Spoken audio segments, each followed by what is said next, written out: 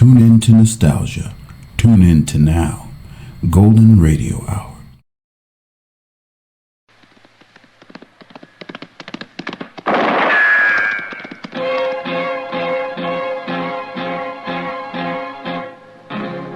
Gunsmoke, brought to you by Chesterfield.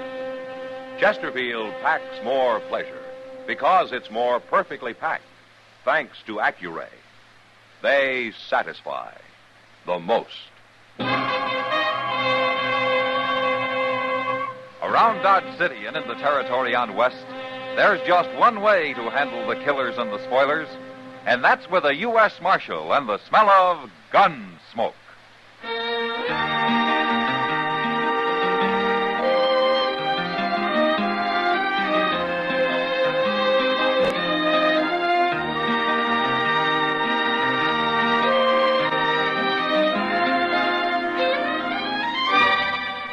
Gunsmoke, starring William Conrad, the transcribed story of the violence that moved west with young America, and the story of a man who moved with it. I'm that man, Matt Dillon, United States Marshal. The first man they look for and the last they want to meet. It's a chancy job, and it makes a man watchful and a little lonely.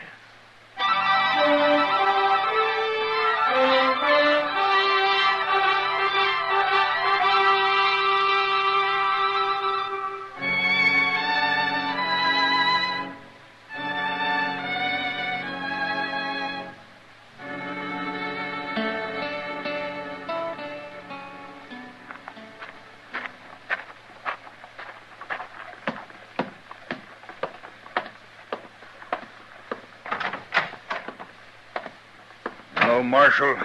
Chester. Well, how are you, Mr. Hello, Jake. What brings you into town? Marshal, are you interested in stopping a killing? A killing? One, maybe more. What's the trouble, Jake? Andy Bowers. Emmett Bowers' kid? He ain't a kid if he's old enough to be bulling around after my daughter. Well, Judy's a pretty little thing. I can't say I blame Andy. I told that boy, if he ever set foot on my place again, I'd shoot him. And you would, huh? I would. Jake, you and Emmett Bowers are the two biggest cattlemen around here. Why do you have to be enemies? There's room for both of you. There ain't enough room in the whole United States for me and Emmett Bowers. All right, Jake. And I suppose you know what'll happen if you shoot Andy. That's why I want you to put him in jail. Let him cool off for a while. He'll forget about Judy.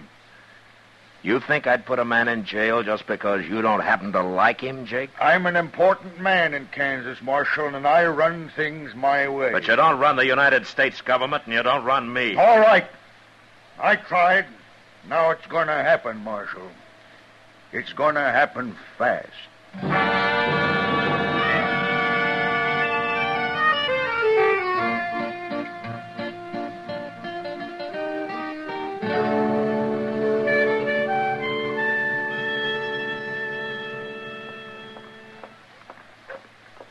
Hey, you two loafers better get saddled up.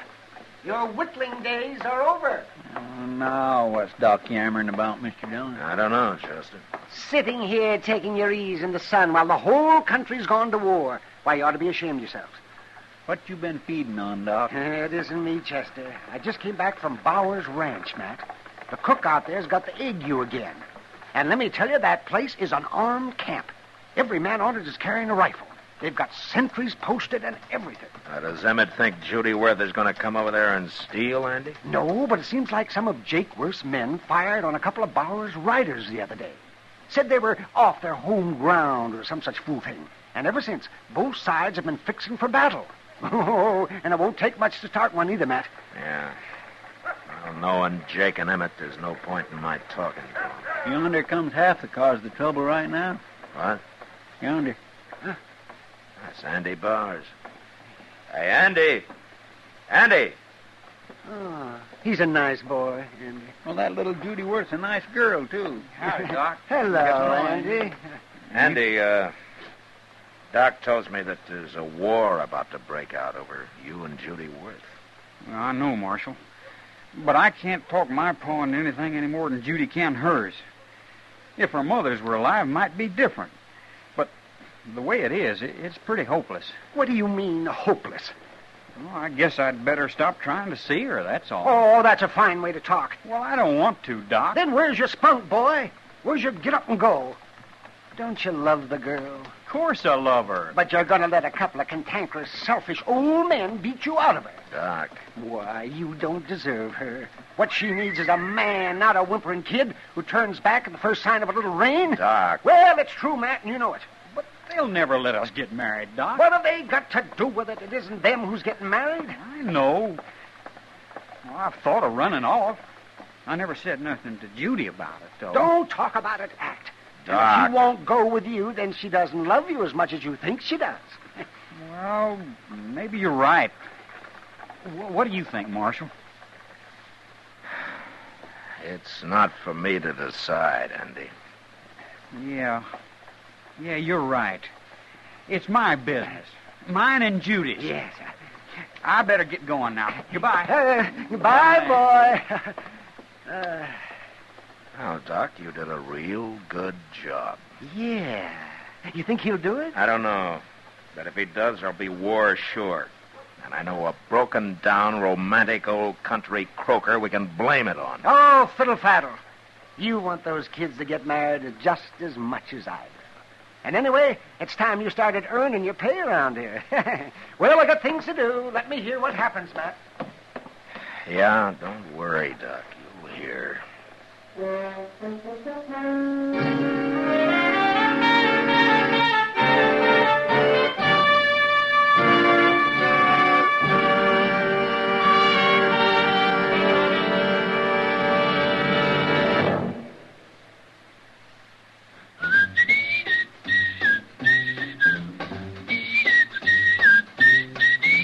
Packs more pleasure, packs more pleasure. Chesterfield packs more pleasure because Chesterfield's more perfectly packed.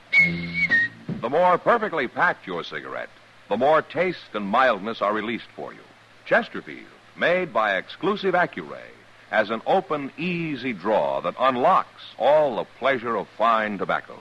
Now, Accuray ensures an even distribution of tobacco from one end of your Chesterfield to the other. Chesterfield is firm and pleasing to the lips, mild, yet deeply satisfying.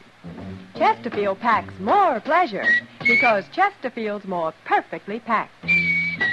To the touch, to the taste, Chesterfield packs more pleasure because it's more perfectly packed.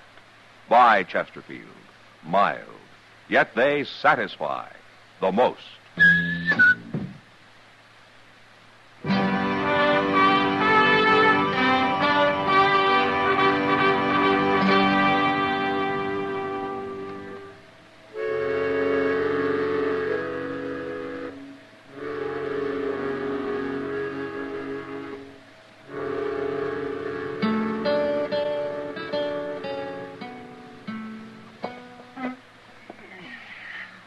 Sure is a quiet night, ain't it, Mr. Dillon? And nobody's lost his temper so far, Chester.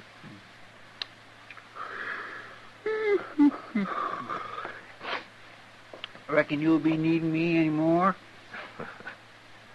No, I won't need you. You can go to bed. Somebody sneaking in back. Yeah. Get over on the other side of the room, Chester. Yes, sir.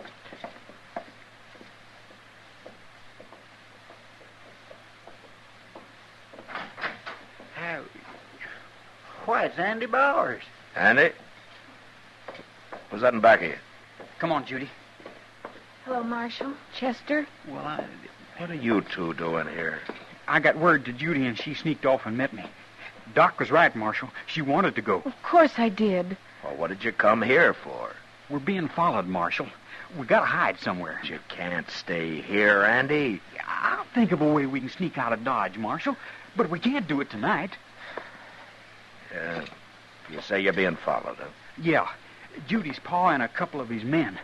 We lost them a few miles back, but they're sure to ride on into Dodge. Where'd you leave your horses? Oh, they're tied out and back. And I gotta do something with them.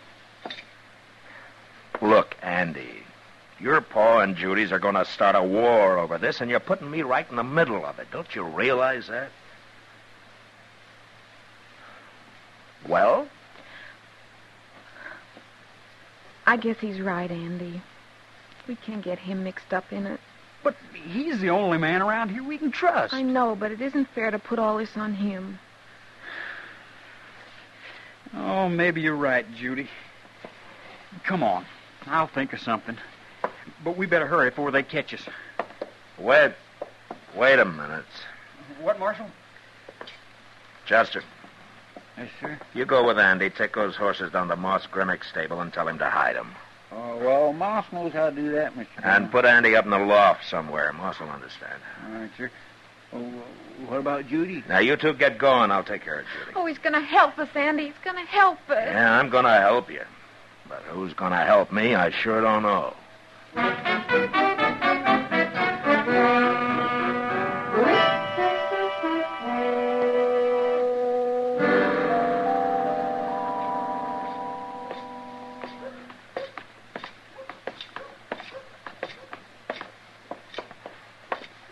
Here we are, Judy.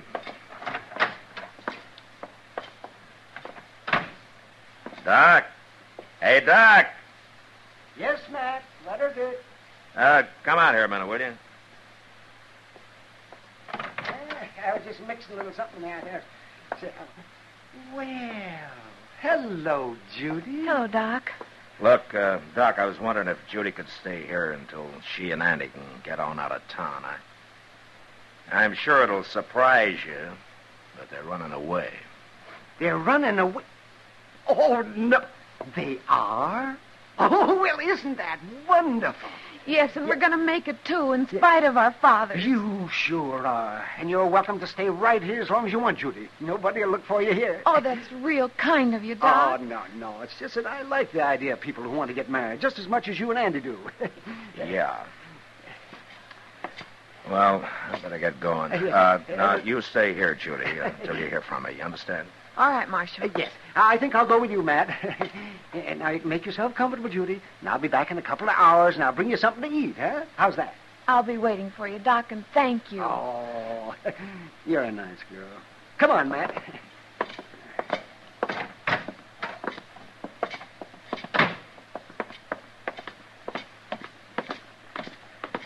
Well, Matt?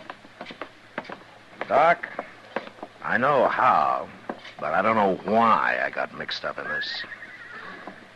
But I'm sure in it now.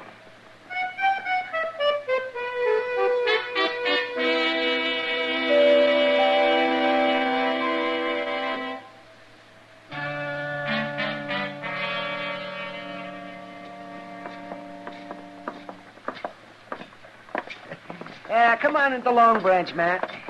You need a drink. Yeah, maybe I do, Doc.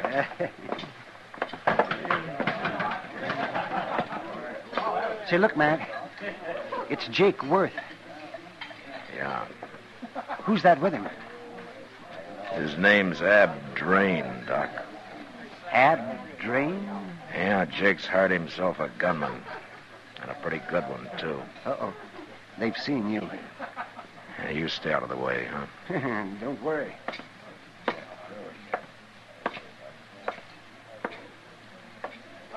Well, I haven't seen you in a long time, Ab. Cheyenne, wasn't it? Me and Jake have been looking for you, Marshal. How's that so? Where's Judy? Judy? Now, don't lie to me, Marshal. You know where she is. You're going to tell me? Is that what Ab's for, Jake? So you can push people around more than ever? Never mind him. I never have. Have I, Ab? You'll get it someday, Marshal. Maybe I'm the one who'll give it to you. Shut up, Ab. I don't want no fighting now. Why do you think I might know where Judy is, Jake? She was in your office, wasn't she? What? One of my men here in town saw her and that rotten Bowers kid ride around back of your office. Now, where is she? All right, Jake, they were in my office, yeah. Keep talking, Marshal. Jake told you to shut up, Ab. Now I'm telling you. Never mind that. Where is she? Jake, why don't you and Emmett Bowers call this off before there's a lot of useless bloodshed? Neither one of you can win anything this way. I ain't even listening to you, Marshal. All right, then go on home. And take Ab Drain with you. Who do you think you're talking to, Marshal? You can't bluff me, Ab. You know that. Now, you get moving. I ain't bluffing, Marshal. Stop it. I don't want no fighting, not yet. But I'm telling you this, Marshal. I'm going back to the ranch. And Judy's there in 2 hours, or I'm coming in here with every man I've got. And you know what I'll do. Don't be a fool, Jake. Let's go, Ab.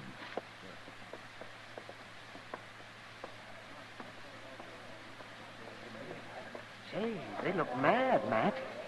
They're coming back in 2 hours, Doc, with an army. Oh, no. Well, what are you going to do? I'm going to get Jim Buck out of bed. He's driving an empty stage west tomorrow morning anyway, and he can leave tonight. And the preacher can tie a horse on behind long enough to get Judy and Andy married. While you stay behind to take on Jake's army. Is that it? Yeah, that's it, Doc.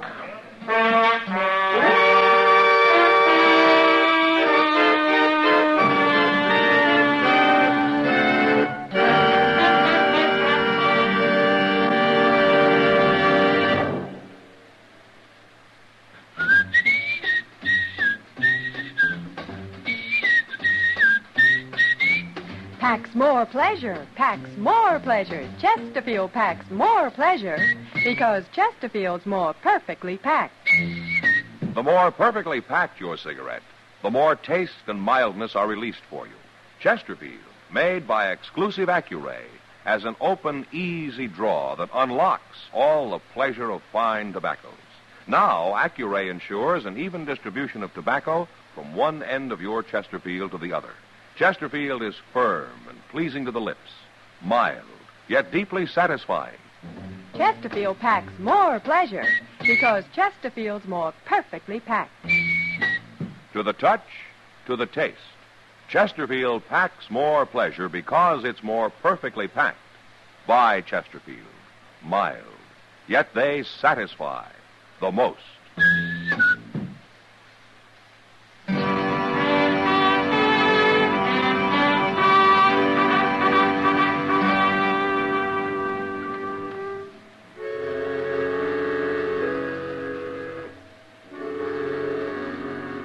Less than an hour later, Jim Buck quietly drove his stage out of Dodge. A couple of miles down the trail, he stopped long enough to witness the marriage of Judy Worth and Andy Bowers.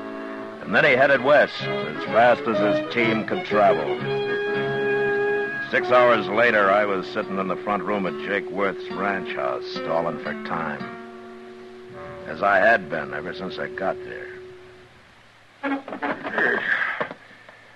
I'm getting tired of this, Marshal. They'll be here any minute now, Jake. Just be patient. I think he's lying to us, Jake. Will you quit poking and hauling at me? Ah, here they are. You men stay outside and close that door. Bring her in here, Chester. Now, where's Judy? Well, Where is she? I wouldn't know where she is, Mr. Worth. What? What are you saying? I'm saying the truth. Marshal, is this a trick? Yeah, Jake, it's a trick. Judy's a long way from here by now. And you'll never find her. Tell me where she is. Tell me, or by heaven, I'll kill you. I'm like Chester, Jake. I wouldn't know where she is. You lied to me. You said Chester was bringing her. Yeah, I lied to you, Jake. Marshal, so help me. Wait a minute, Jake. This is my job. Just get out of the way, Ab. Nah. You couldn't take him. Don't you try it, Ab. Watch me.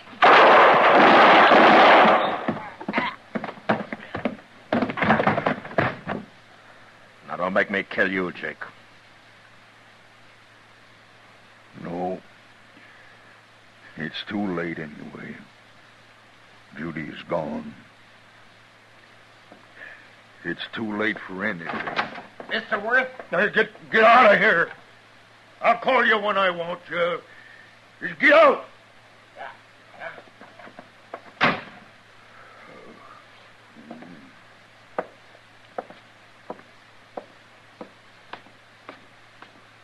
Where's he going? Wait here a minute, Chester. Yes, sir.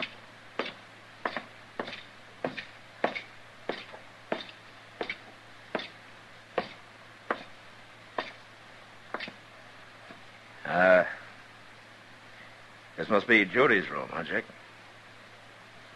I'll keep it for her. Like this. Maybe she'll come back someday. She won't be back, Jake. Don't say that. It's true. You might as well face it. And you drove her away. No. You and Emmett Bowers both. If you'd once thought of Andy and Judy instead of yourselves, they'd be here now. I don't blame them for running off. They wouldn't be any good if they hadn't. You helped. Why should they give up their happiness for a couple of mean, selfish old men? Sure, I helped them. You and Emmett have been too busy hating each other to be of any use to anybody, especially your own kids. Marshal, I'm going to tell you one thing, Jake. They're married now. Married? That's right.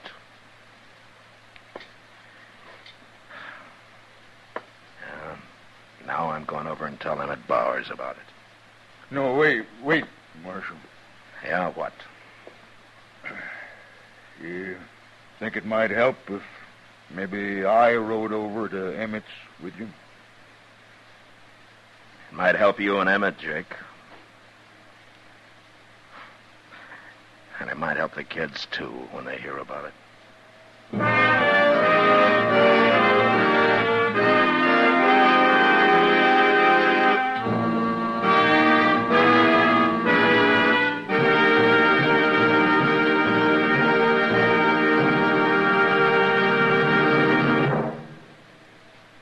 In a moment, our star, William Conrad. Chesterfield packs more pleasure because Chesterfield's more perfectly packed.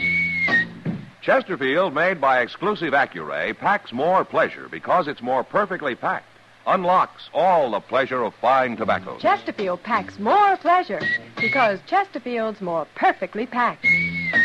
Firm and pleasing to the lips. Chesterfield. Mild. Yet they satisfy the most. You know, a newcomer to the West was often referred to as a pilgrim and made fun of.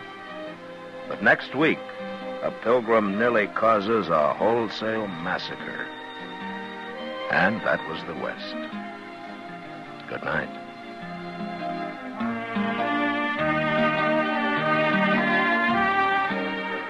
Gunsmoke, produced and directed by Norman MacDonald, stars William Conrad as Matt Dillon, U.S. Marshal. Our story was specially written for Gunsmoke by John Meston, with music composed and conducted by Rex Corey. Sound patterns by Tom Hanley and Bill James. Featured in the cast were Sam Edwards, John Daner, James Nusser, and Joyce McCluskey. Parley Bear is Chester, and Howard McNear is Doc.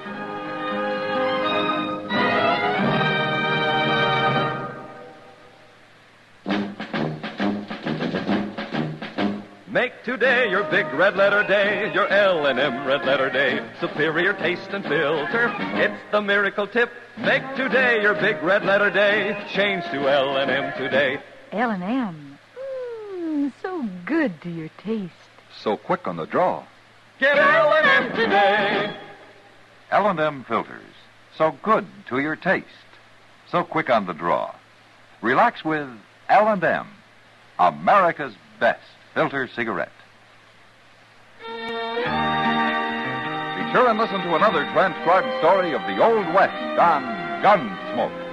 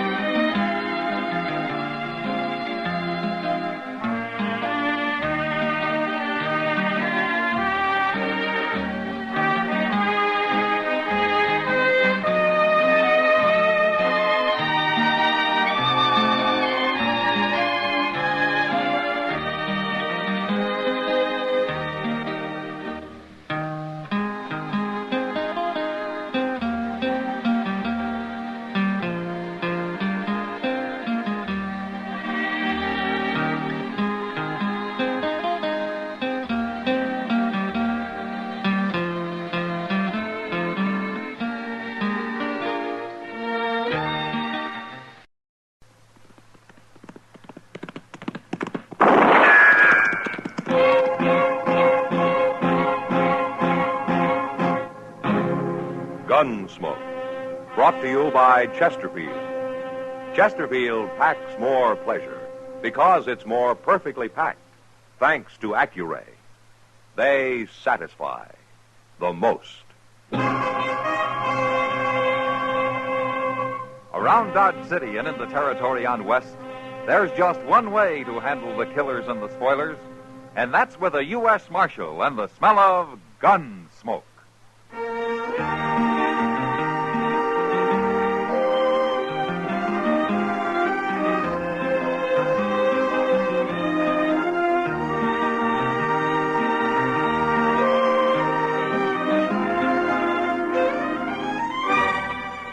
Gunsmoke, starring William Conrad.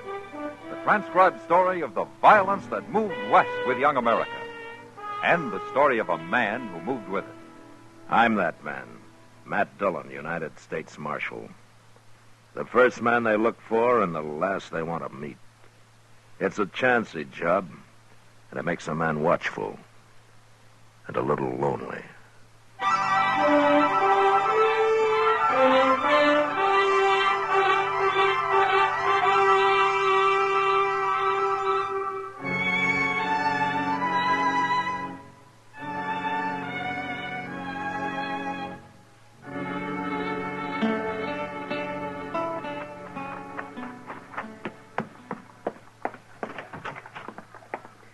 Mr. Dillon, I got a telegraph for you. Oh, who's it from, Chester? Well, I think somebody's playing a joke on you. A joke? What? Why? I never read such a thing. It's plumb crazy. I mean, well, here. Maybe you better take a look at it. Yeah. Now, this is from the War Department. That's what it says. Rex Proctor coming to Dodge has full authority. Bad reports. Take orders from him. You see what I mean? It says they're sending this government man to check up on you. Well, it's an official telegram, Chester. But it says you've got to take orders from him. The way I get it, he's kind of like a inspector general in the Army. But what do they mean they got bad reports about Dodge? Things is getting out of hand. Well, Chester, Dodge isn't the most orderly community in the United States. I don't like it, Mr. Dillon. I don't like no part of it. Well, we'll know more about it when he gets here tomorrow. It's insult. That's what it is. Now, Chester, maybe this Proctor's a good man. Maybe he knows what he's doing. How could somebody from Washington know anything at all about the frontier? No, sir, Mr. Dillon. You mind what I say. You're making a bad mistake if you even let him get off that train.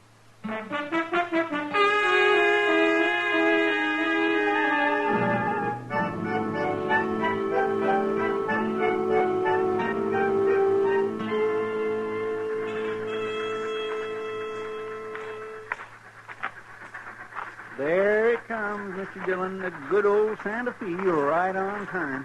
Yeah? I wished it wasn't on time today. I wished it'd never get here. Everything's going to be all right, Chester. No, it ain't. Well, we'll soon find out. You'll soon find out. I know all I need to. You were in the Army, Chester. You know how things go. That's what I mean. You're judging a man you haven't even seen. Well, we're getting off now. Look, I'll bet that's him. Yeah? With a beaver hat. Look at him. He looks like he takes a bath every single day, Mr. Dillon. Rex Proctor? Yes. How'd you know my name? Well, I'm Matt Dillon, Mr. Proctor. Oh, yes, of course. Glad to meet you, Marshal Dillon. This is Chester Proudfoot. Proudfoot. I don't believe I was informed of him.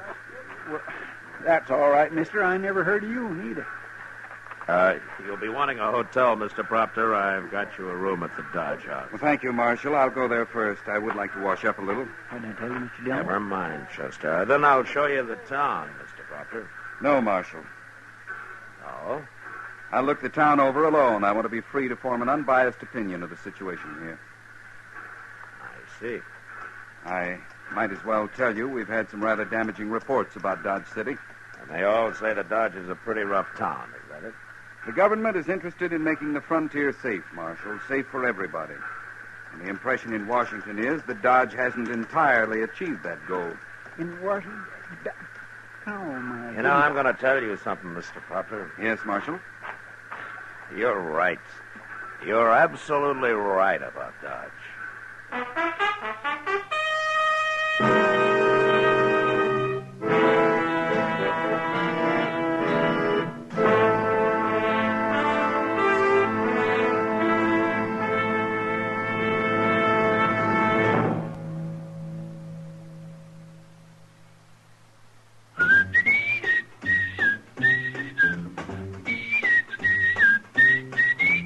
Packs more pleasure, packs more pleasure. Chesterfield packs more pleasure because Chesterfield's more perfectly packed.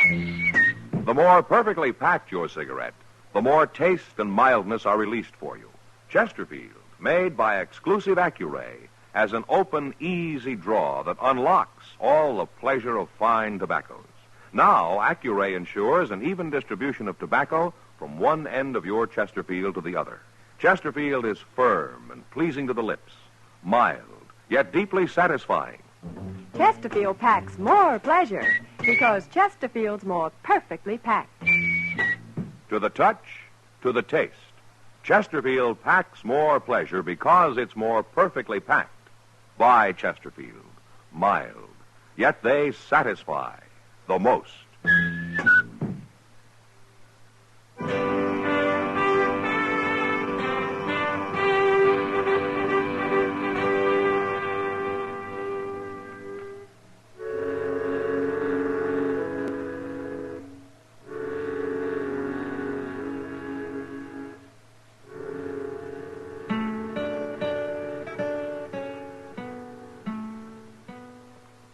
Uh-oh.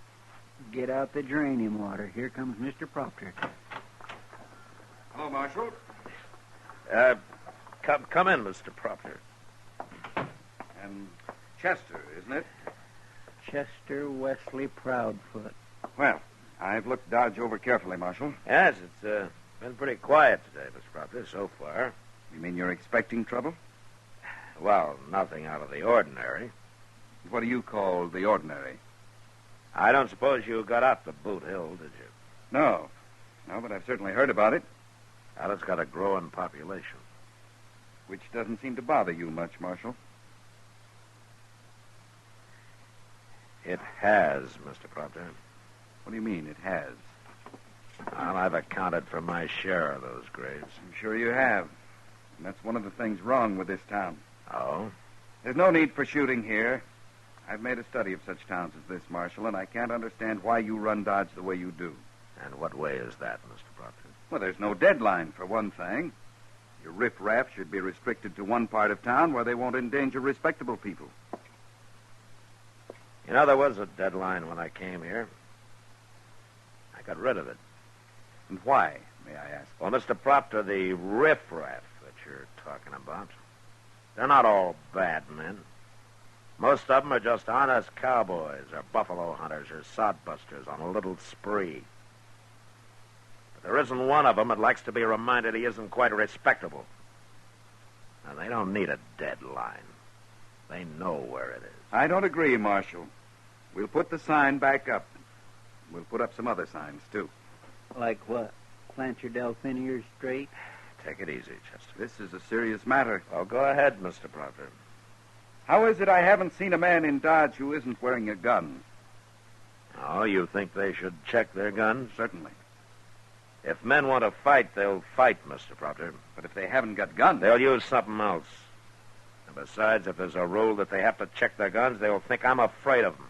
And that'll be the end of any law at all. You're wrong, Marshal. This is going to be the beginning of a strong law here. I want those signs up before sundown. Well, surely you ain't going to do it, Mr. Dillon. Yeah, I'm going to do it, Chester.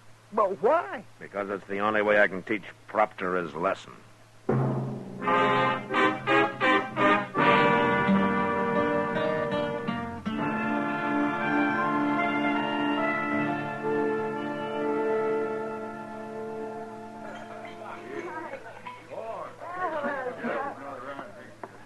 You're not the most popular man in Dodge tonight, Matt. I don't recall I ever was, Kitty. People are saying you've turned into an old maid. Yeah, I know. Oh, because of that idiot Proctor. Look at him over there, staring at everybody like there was bugs. Well, he's trying to do his job, Kitty. The only trouble is he doesn't know how. You really have to do what he tells you, Matt. Well, I'll admit I never ran a town before except on my own terms. Well, then why do it now? Get out and let Proctor handle it. He thinks he knows everything. I never ran from a fight, Kitty. And it's Proctor I'm fighting now. And the only way I can. Oh, well, maybe you're right, Matt. If you quit now, things will only get a lot worse than they are. Oh, Matt. Yeah, I knew this would happen. He's got a gun.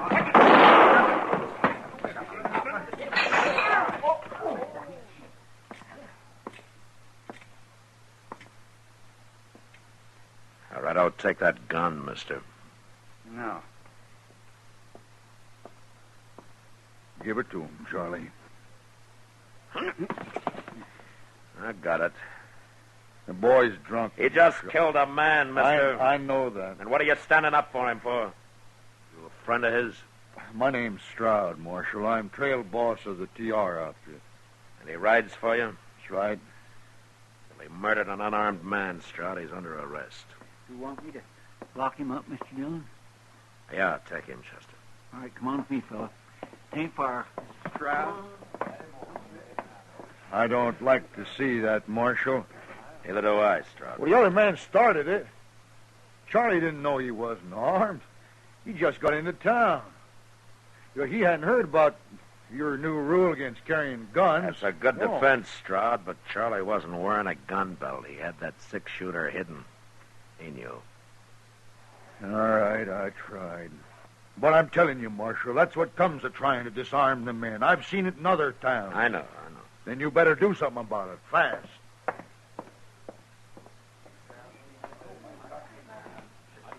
So, you've got another man for Boot Hill, Marshal. Mr. Proctor, did you hear what Stroud just said? I heard him. Good. And we'll count this man as yours. You think about that, Mr. Proctor.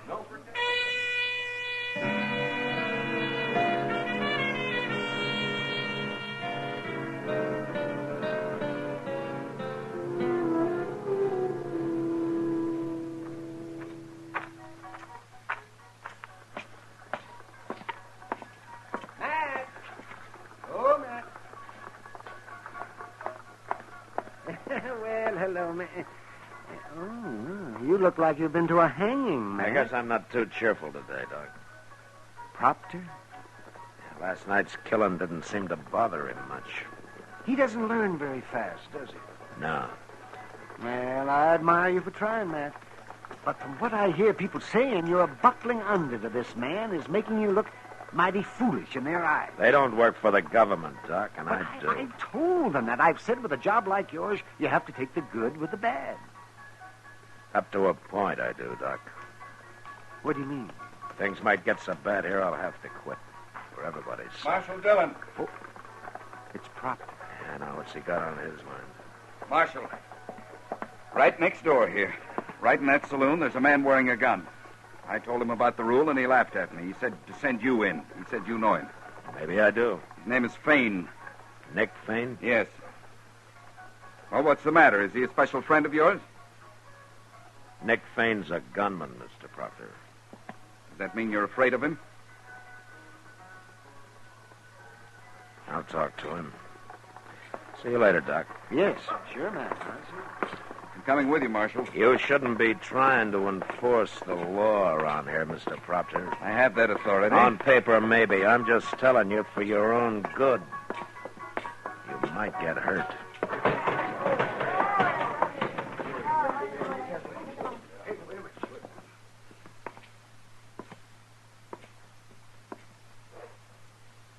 Hello, Fane. Howdy, Marshal. Is he back? Marshal, what's going on here anyway? Got a new rule about carrying guns, Fane. Yeah, I know. I saw them signs. Then why are you still wearing them? Mr. Proctor, why don't you shut up and stay out of this? Marshal, did I ever cause any trouble in Dodge? No, Fane, you never did. And I never will. As long as you run this town the way you have. I respect you, Marshal. But a man like me, I got a lot of enemies. I'm not like most men. I'd take my gun off, my life wouldn't be worth a nickel. No, I don't think it would. I'm not taking it off, Marshal. Not even if it means fighting you. Is it going to come to that? Mr. Proctor, I'm going to have to make an exception in Fane's case here. You're afraid of him. Don't be a fool, mister. He ain't no more afraid of me than I am of him. He can't make an exception. You break the rule for one man, you have to break it for everybody. It's a bad rule, Mr. Proctor. Can't you see that? Are you going to take this man's gun? No. All right. And I'm sending a telegram to Washington. We need a new marshal in Dodge.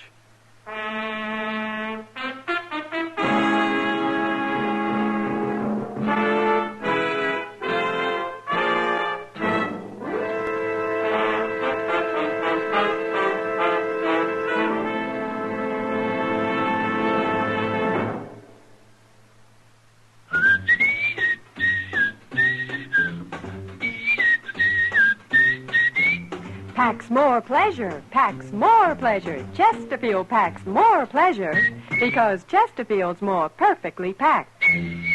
The more perfectly packed your cigarette, the more taste and mildness are released for you. Chesterfield, made by exclusive Accuray, has an open, easy draw that unlocks all the pleasure of fine tobaccos. Now, Accuray ensures an even distribution of tobacco from one end of your Chesterfield to the other. Chesterfield is firm and pleasing to the lips, mild, yet deeply satisfying. Chesterfield packs more pleasure because Chesterfield's more perfectly packed. To the touch, to the taste, Chesterfield packs more pleasure because it's more perfectly packed. By Chesterfield, mild, yet they satisfy the most.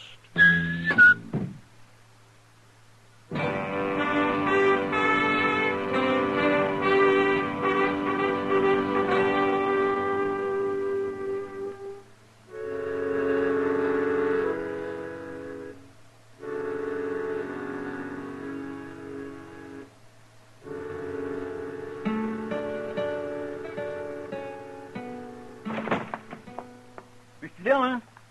Mr. Dillon? Yeah, what is it, Chester? You better come around, and they've got Proctor. What? Who's got Proctor? Down the street there. They're going to tar and feather him.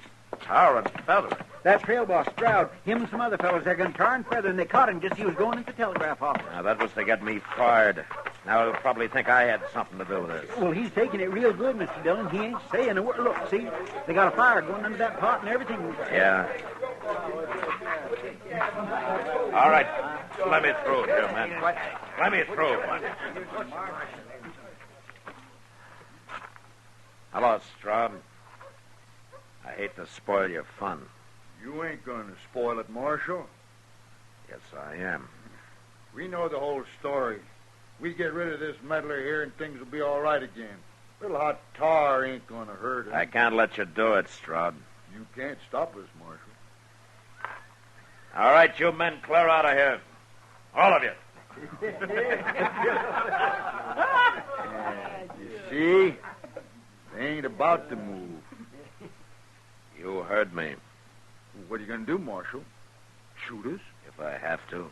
Ain't you forgetting them little signs you put up about not carrying guns in Dodge? Marshal, there ain't a man here that's got a gun on him. You ain't going to shoot no unarmed man. You can't take us no other way. There's too many of us. By golly, he's right, Mr. Of course Dillon. I am. All right, let's get on with the party, boys. To start stripping our friend from Washington there. Car's about cooked. Here. All right, hold it. Hold it! Wait a minute. Well, you're pretty smart, Stroud. You win. You know something? I'm glad of it. What? Chester, Yes, sir. go tear down every sign we put up, and be sure you find all of them. Yes, sir, I'll do it, Mr. Dillon. I'll do it gladly. All right, men, you can go pick up your guns. The game's over.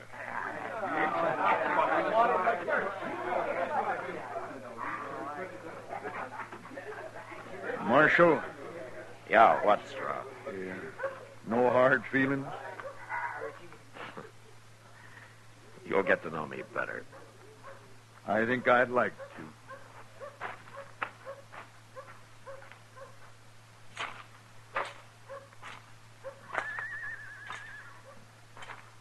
Well, you haven't said much, Mr. Proctor. There was no use in my talking, Marshal. You were taking this tar and feather business pretty well. Man tries to face things as they come. You were facing it like a man. Thank you, Marshal. Coming from you, I consider that a compliment. Coming from me? I've learned my lesson, Marshal. Now I'm going back to Washington and make my report. Well, that's fine. And you'll know how well I've learned it, Marshal, when you get your copy. Well, thank you, Mr. Proctor. Thank you.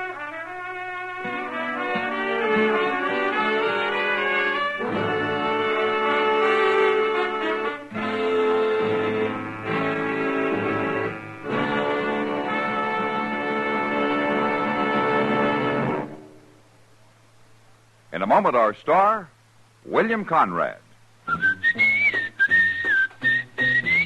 Chesterfield packs more pleasure because Chesterfield's more perfectly packed. Chesterfield, made by exclusive Accuray, packs more pleasure because it's more perfectly packed. Unlocks all the pleasure of fine tobacco. Chesterfield packs more pleasure because Chesterfield's more perfectly packed. Firm and pleasing to the lips. Chesterfield. Mild. Yet they satisfy the most. You know, to build a home on the prairie, men often dug up squares of turf and made sod huts. Well, next week our story centers around such a place and the two men who died there. But that was the West. Good night.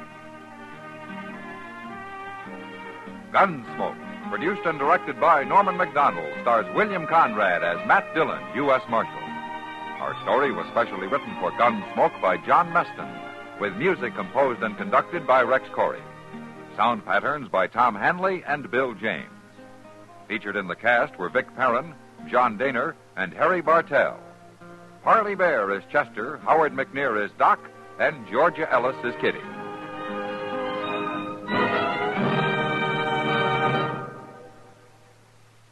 Smokers, this is it. L&M filters. So good to your taste, so quick on the draw. Make today your big red letter day, your L&M red letter day. Superior taste and filter, it's the miracle tip. Make today your big red letter day. Change to L&M today. L&M, so good to your taste. So quick on the draw. Get L&M today. Relax with L&M. So good to your taste, so quick on the draw. Join us again next week for another specially transcribed story as Matt Dillon, U.S. Marshal, fights to bring law and order out of the wild violence of the West in Gunsmoke.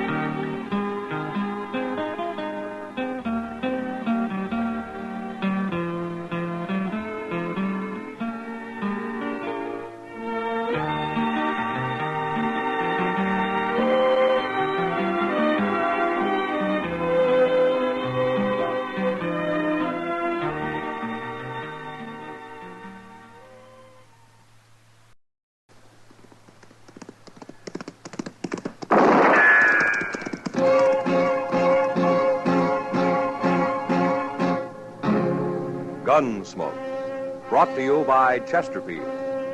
Chesterfield packs more pleasure because it's more perfectly packed, thanks to Accuray. They satisfy the most.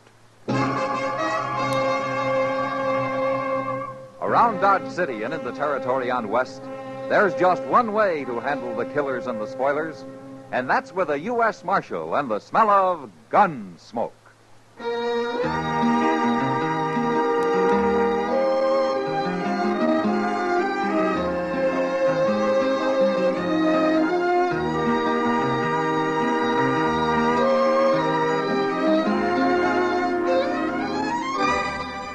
Gunsmoke, starring William Conrad.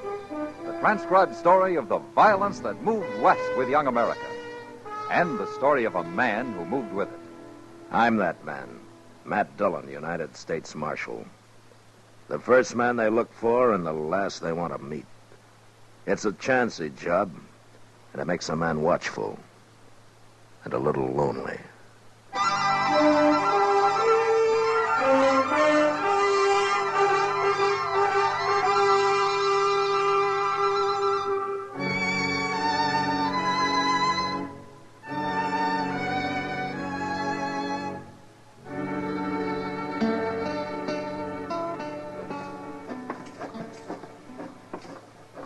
Oh, so that's Enoch Mills' new hotel. Yeah, it will be when they get it built, Chester. I never heard of a cattle rancher going into hotel business before, Mr. Dillon. Enoch Mills is a man of enterprise. Look yonder at him. He's as proud as a new father, ain't he? Well, it isn't every day a man builds a new hotel in Dodge. Hello, Marshal. Chester? Oh, Mr. Mills? That's gone up pretty fast, isn't it? Well, we got most a month before it's finished. Uh-huh. How many rooms you going to have? 15. Could have more, but this is going to be a class hotel. Not some hay tent like Jim Dobie's Dodge house. I bet he's jealous. That Dobie's had a monopoly in this town long enough. You're right about him being jealous, Chester. He's already done everything he can to keep me from building. Oh, what's he done, Enoch? Tried to buy up all the good lumber in town, for one thing. Thought he'd leave me with nothing but a lot of warpy old cottonwood. But I got on to him soon enough. I'm building with the best, Marshal. All of it. Ash, hackberry. Yonder he comes now. He's scouting the enemy, I guess. Yeah. Let him scout. He'll be out of business soon enough. Looks like a town meeting we're about to have. How are you, Marshal, Chester? Oh, Mr. Dobie. We're coming along just fine, Dobie. Of course, it's only a little bitty hotel. You'll never beat me, Enoch. You're getting too old. Old? Dobie, I'll eat the goose that fattens in your grave. Not likely. Anyways, what do you know about the hotel business, Enoch? You won't last a month. Now, look, man. Dodge can use 2 hotels. There's plenty of trade here. Why don't you quit fighting each other? You're just scared of a little competition, Dobie.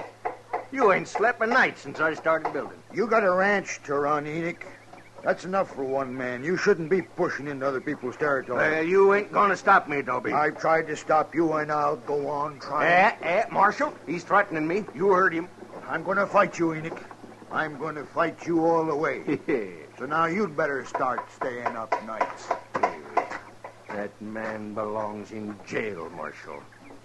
Dobie's a hard one, Enoch. He'll give you a fight.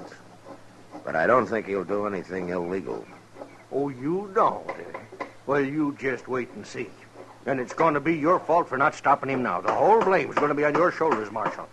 And I ain't going to let nobody forget it.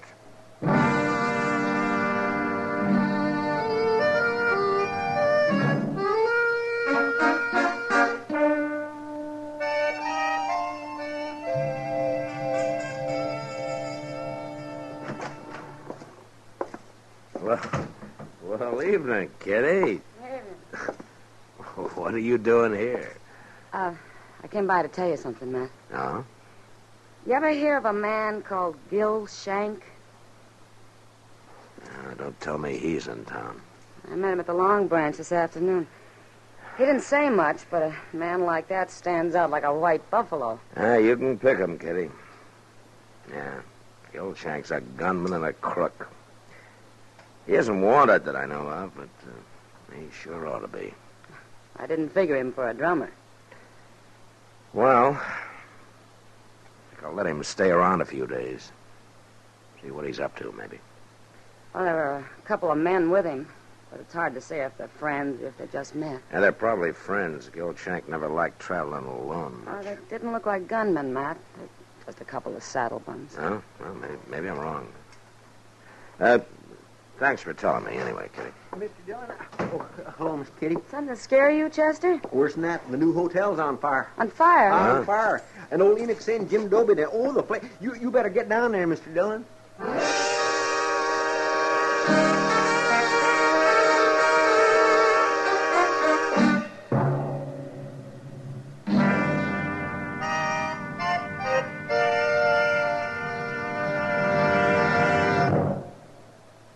Introducing one of the country's best-known jazz musicians and arrangers, Mr. Bobby Haggart. How about whistling along with him?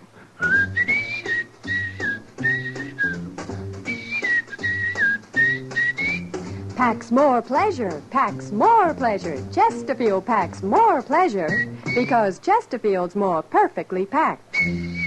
The more perfectly packed your cigarette, the more taste and mildness are released for you. Chesterfield, made by exclusive Accuray, as an open, easy draw that unlocks all the pleasure of fine tobaccos. Now, Accuray ensures an even distribution of tobacco from one end of your Chesterfield to the other. Chesterfield is firm and pleasing to the lips, mild, yet deeply satisfying. Chesterfield packs more pleasure because Chesterfield's more perfectly packed. To the touch, to the taste, Chesterfield packs more pleasure because it's more perfectly packed. By Chesterfield, mild, yet they satisfy the most.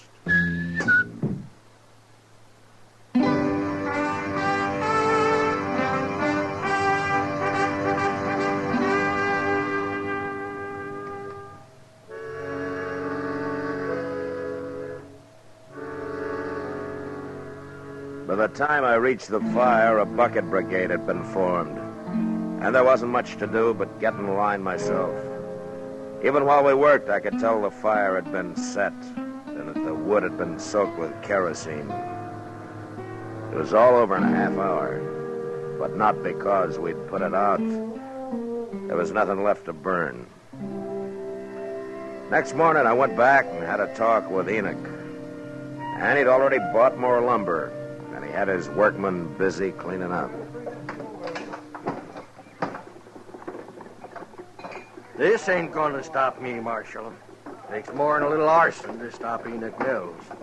Enoch, I guess there's no need to ask you who you think did it, is there? What?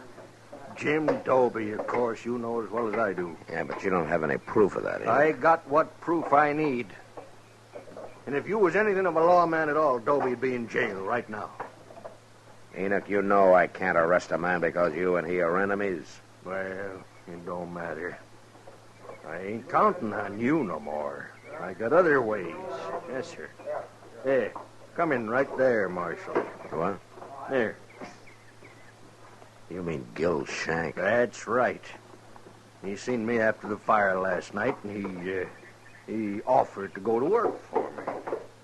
What do you need a gunman for, Enoch? Yeah, that makes you sit up, don't it? Yeah. You and Dobie both. You bet it does. Marshal Dillon. Well, now, this is a pleasure. Yeah, he knows you're working for me, Shank. I told him. Just Shank, Enoch? What do you mean? Well, is he the only one you hired? I'm alone, Marshal, if that's what you're driving at. You're making a bad mistake, Enoch. You don't need a man like this. I could take offense at that, Marshal. No? Well, why don't you let me know when you decide, huh? I'll let you know. Yeah, that's telling him. All right, we'll take care of Jim Dobie next. You won't do a thing to Jim Dobie. Either one of you. Well, you're protecting a criminal, Marshal. But it ain't gonna work. Shank's got a plan. You said you was gonna figure something out, Shank. You done it? Well, Enoch, what with the law being so loose around here, we gotta protect your hotel day and night. How many riders you got out at the range? About 20. I want 15 of them. You what? I want him here in Dodge. We're going to put a guard around this building 24 hours a day. Well, I can't spare 15 men, Shank. Who's going to watch the cattle? You ain't moving cattle this time of year, are you? Of course not. Then 5 riders is enough. You want this hotel to go up or don't you? All right. I'll send for him. Hey. You that Jim Doby over there? Yeah, that's him. Come to enjoy his dirty work, I guess. Shank, What, Marshal? the first sign of any of your dirty work, and I'm coming after you. Fast.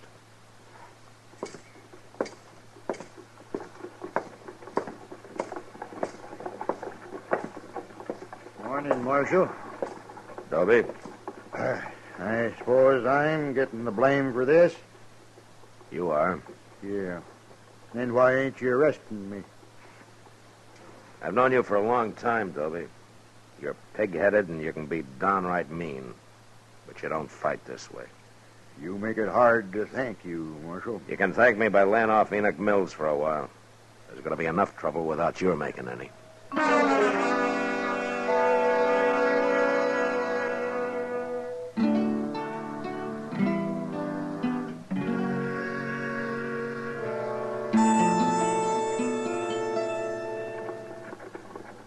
Well, maybe there ain't nothing going to happen after all, Mr. Dillon.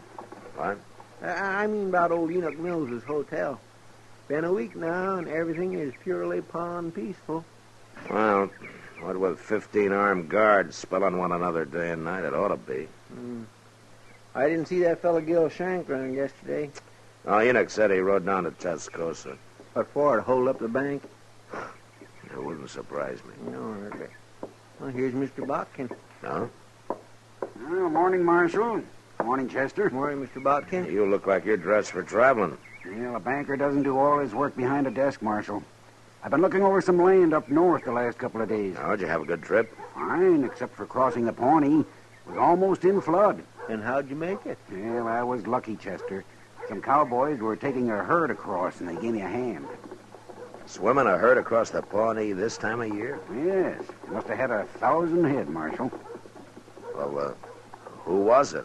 I don't know anybody moving cattle now. They were strangers to me. What was the brand? I'm afraid I'm not much of a brand reader, Marshal. Oh, you think you could draw it for me? Come over here in the dirt, Mr. Bucky. All right.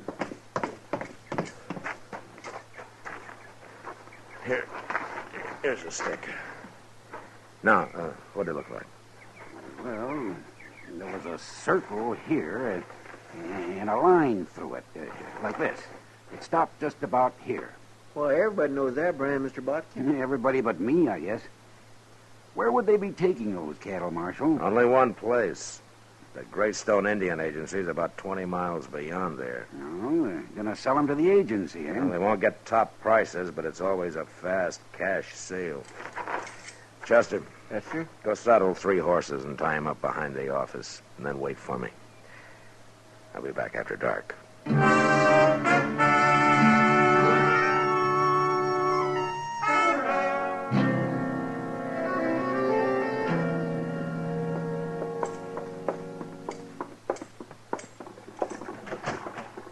Go ahead, Enoch. Don't know what you're bringing me here this time of night for, Marshal. Well, I got everything ready, Mr. Dillon. Oh, good, Chester. You got everything ready for what? Well, I don't know exactly, Mr. Mills. I think you're both crazy. Well, now, here, that's no way to talk. Nobody's done nothing to you. I suppose burning my hotel down was nothing, huh? It wasn't a hotel. It was only the frame of one. Chester, I'm beginning to think you and the Marshal was in on it. Both of you. You're such big friends of that Jim Doby. You'll believe most anything, won't you, Enoch? Anything but what you tell me, Marshal Dillon. Yeah, I guess that's true. Yeah, it's sure enough true. All right, I'm getting out of here now. I got nothing to say to you, and you got nothing to say to me. Don't know why I come here in the first place. Wait a minute, Enoch. Well, make it fast. I will. I was going to try to explain something to you, but I can see that it'd be a waste of time. You all through? No, I'm just getting started. All right, give me that gun, Marshal. I'm going to keep it for you, Enoch. Right here in my belt. You arresting him for something, Mr. Dillon? No, I'm not arresting him, Chester. I'm kidnapping him.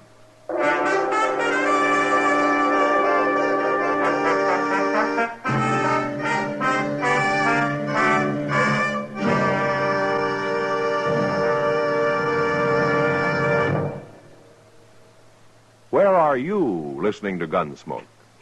In your kitchen? Getting ready for Sunday supper?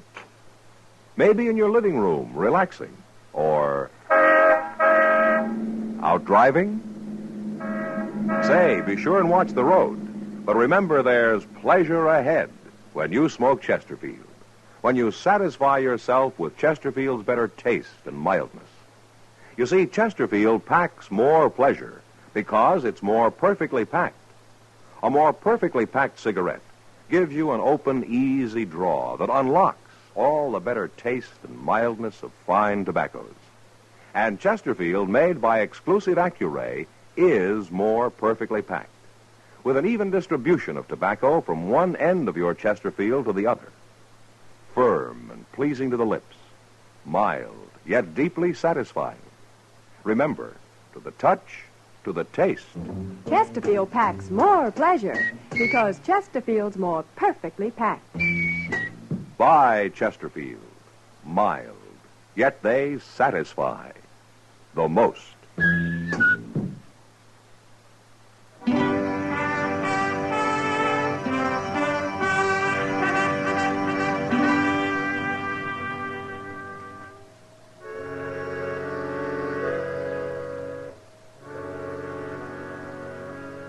Enoch Mills was about as mad as any man I'd ever seen. But I managed to get him on a horse, and then he and Chester and I rode quietly out of Dodge. By noon next day, we'd covered some 60 miles and were at the Greystone Indian Agency. It was run by a man called Albert Leach, who didn't seem too bright, but at least I could tell he wasn't a grafter like most. I had a talk with him, and I brought Enoch in to meet him. Come in, gentlemen, come in. Have a chair. You give me a chair, mister. I'll bash both your heads in with it. Now, really, Mr. Mills. How come you know my name? Marshal Dillon told me. This is Albert Leach, Enoch. He runs the agency. I don't care who he is or what he runs. If he's got anything to do with whatever it is you're up to, Marshal, he's going to end up in jail, too. Good heavens. Don't worry about it, Leach. Enoch was up all night. I think I put him in a bad temper. Look, Leach, I want you to tell him how many cattle you bought yesterday. 1,012 head. Mm-hmm. And you paid? $15 a head. Well, then you robbed somebody. Any couch and walk's worth $20. The government never pays over 15, Mr. Mills. Which is why I never sell to the government. We haven't got much time. Have you paid for those cattle yet, Leach? No, the boss will be here any minute to collect the money. In fact, that's him riding in now. Yeah. All right, you pay him, Leach, and we'll wait in the other room. I understand, Marshal. Come on, Enoch. You're getting yourself in deeper and deeper, Marshal. But I've about decided you won't go to jail. Just going to lock you up in a madhouse. Quiet now, Enoch. Just listen.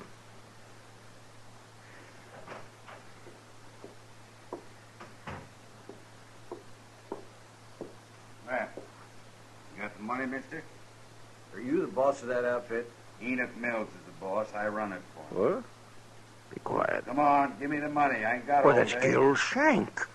Well, hurry it up, mister. Now, where's the money? Oh, I'll kill him. I'll kill him with my bare hands. No, wait a minute, Enoch. Dirty thief, Shank! What are you doing here? Dillon. Hold it, Shank.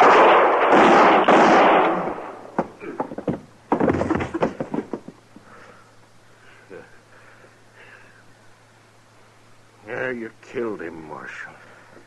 You're not hit, are you, Enoch? Yeah? No, he missed me. That's what he wanted my men guarding the hotel for. That rotten criminal. He had some help. Now, we're going to be a long time finding him. I don't care about them. You got him. He set that fire, Enoch. He planned the whole thing. You had it figured out. Why didn't you tell me? You won't believe anything I say. Remember? I've been a fool, Marshal. Looks like I owe you an apology. Never mind me. What about Jim Doby? You've given him a bad name. I don't know, Marshal. I never should have started that hotel in the first place. I'm a cattleman. I'm no innkeeper. You mean you're not going to finish it? Oh, I'll finish it. But then you know what I'm going to do? I'll go to Jim Doby and I'll ask him to run it for me. You think he'll do it, Marshal? Yeah, he'll do it, Enoch. And whenever you come to town, he might even let you stay there. If you behave yourself.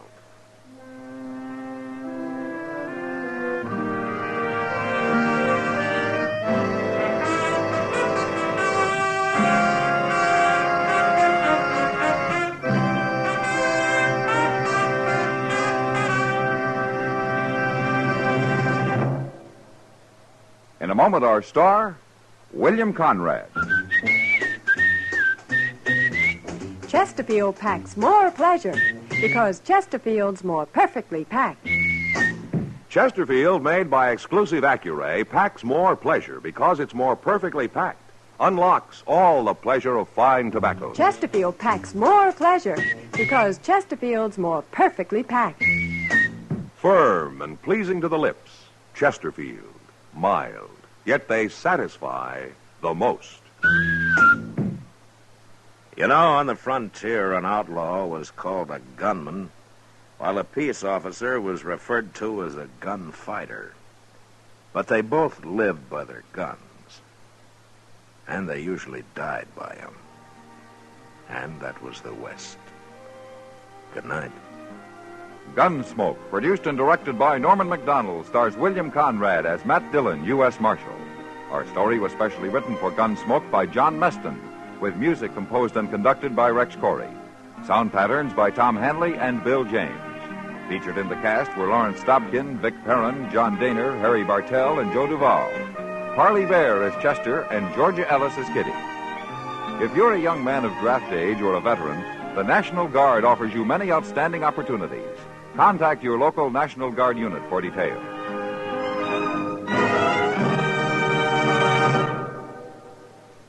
Smokers, this is it. L&M filters. So good to your taste, so quick on the draw. Make today your big red letter day, your L&M red letter day. Superior taste and filter, it's the miracle tip. Make today your big red letter day. Change to L&M today. L&M, so good to your taste. So quick on the draw. Get L&M today. Relax with L&M. So good to your taste, so quick on the draw. Join us again next week for another specially transcribed story on Gunsmoke.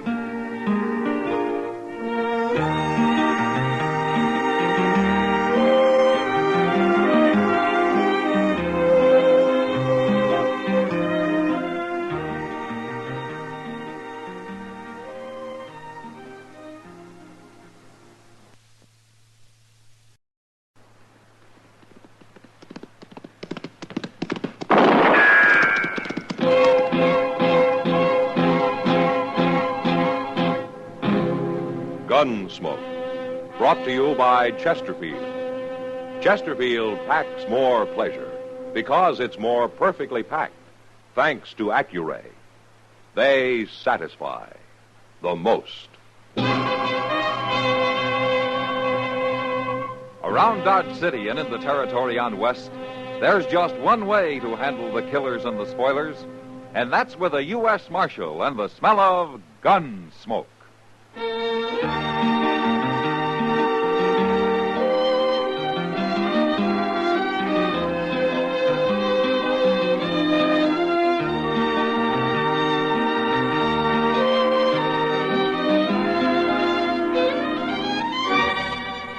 Gunsmoke, starring William Conrad.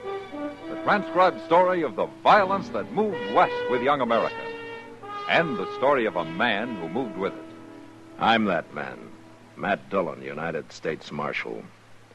The first man they look for and the last they want to meet. It's a chancy job, and it makes a man watchful and a little lonely.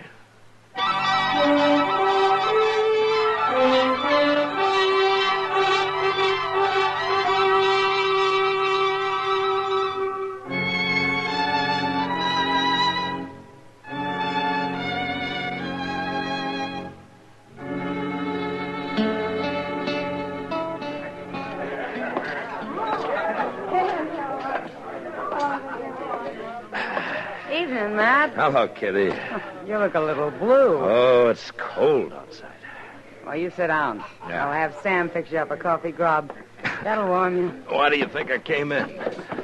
Well, you sure know the way to compliment a lady. Maybe I ought to just... What do you think you're doing? Matt, look. He's been spoiling for trouble ever since he came in here. I asked It's you a Murdoch, question, huh? mister. Do you know him? Yeah. Well, answer. Nothing. You don't need the whole bar. What'd you say? I got as much right here as you. Is that so? Matt, he's got a knife. Wait a minute. Murdoch!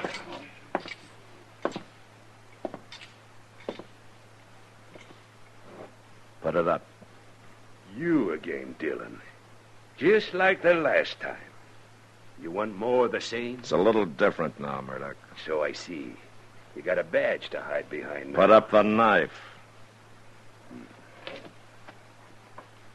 That's better. This man's crazy, Marshal. I didn't do a thing to him. I didn't mean to jostle him. It's all right, son. It's over now. Go on about your business. Yes, sir, Marshal. Yes, sir.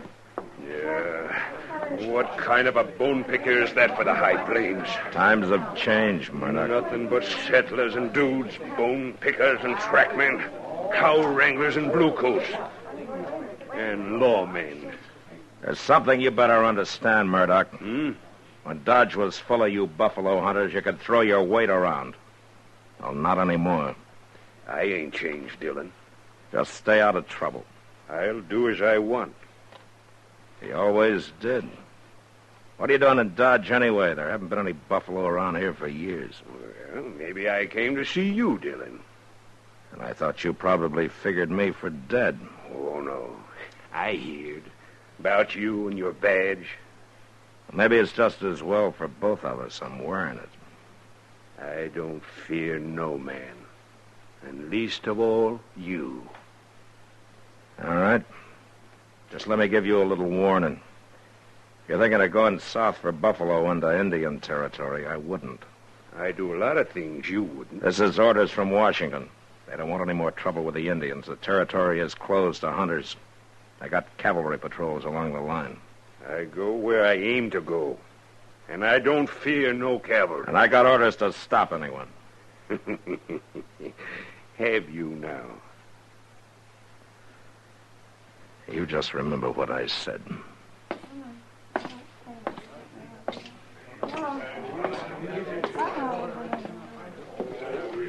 Matt, he's dangerous. There's a crazy look in his eyes. You know, Kitty, when the buffalo herds were running, Dodge was 2,000 like him and not much else. Well, who is he? He's the one the Indians call Long Arm. His name's Jace Murdoch. Oh, I've heard of him. Yeah. Almost a legend on the frontier. Been on the plains maybe 30 or more years. Beaver trapper, buffalo hunter, Indian scout. He lived with the Indians a long time. Matt, what's between you and Murdoch? A grudge? That's the kind of a thing a man doesn't like to talk about or remember, Kitty. when he takes a beating. You? I was just in from Missouri, pretty green. Murdoch and some of his crowd were in town on a spree. But when their fun threatened to include scalping a hide freighter they didn't like, I stepped into it. Like I say, I was pretty green. They beat you, Matt? Left me for dead down by the river. You watch out for him. He's a troublemaker. Yeah. But right now, I want to find out why he's here.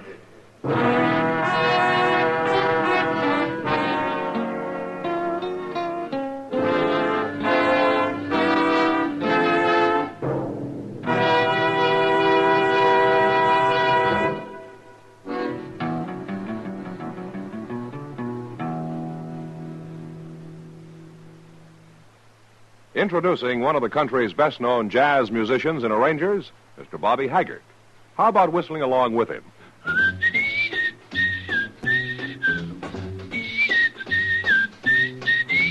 Packs more pleasure, packs more pleasure. Chesterfield packs more pleasure because Chesterfield's more perfectly packed. The more perfectly packed your cigarette, the more taste and mildness are released for you. Chesterfield, made by exclusive Accuray, has an open, easy draw that unlocks all the pleasure of fine tobaccos. Now, Accuray ensures an even distribution of tobacco from one end of your Chesterfield to the other. Chesterfield is firm and pleasing to the lips, mild, yet deeply satisfying. Chesterfield packs more pleasure because Chesterfield's more perfectly packed. To the touch, to the taste, Chesterfield packs more pleasure because it's more perfectly packed. By Chesterfield, mild, yet they satisfy the most.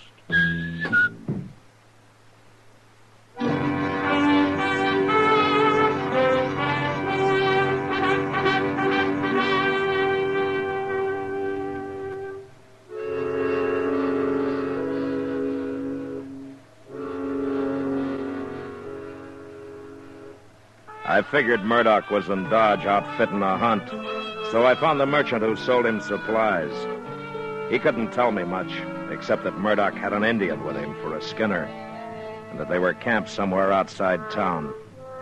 Took me a while, but I found the camp. And when I came up, the Indian was alone.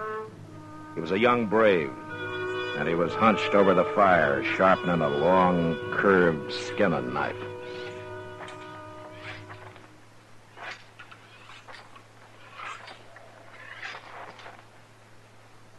It's all right. Go on.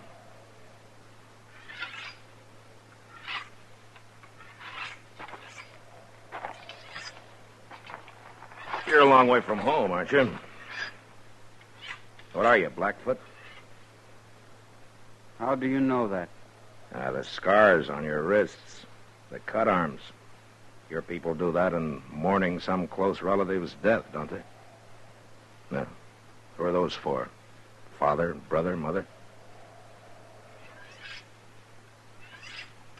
All right. My name's Matt Dillon. I'm a U.S. Marshal. How are you called? Oh, what does Murdoch call you? When he is not angry, Injun. And when he is? Dog eater.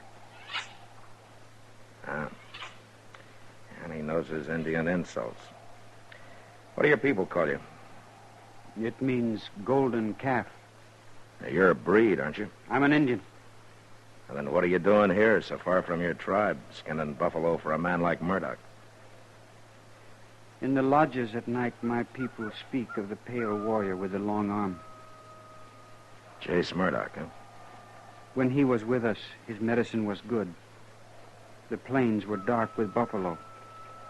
They gave the Indian all he needed: food, clothes, beds, lodge skins. Now we do not have good medicine. The buffalo are gone. So you came looking for Murdoch, for Long Arm, to take him back? Yes. But he would not go, so I stay with him. And now you're going on a buffalo hunt with him into treaty territory, huh? He does not tell me where he goes. But I'll tell you. He's going to hunt among the few small herds that are left, given by the treaty to the Indian. I do not know that. Well, it's true. And if you do this, you're robbing your brothers of the little that's left to them. That's enough, Dillon. Hello, Murdoch. Stand up, dog-eater. Don't hit him again, Murdoch. I'll do as I please. You got no right to come snooping, Dillon. Asking questions, trying to turn my skin agin me. The way you treat him, you'll turn him against yourself. And he may not be so friendly once you two are alone down in the Indian nations. I don't fear no Indian.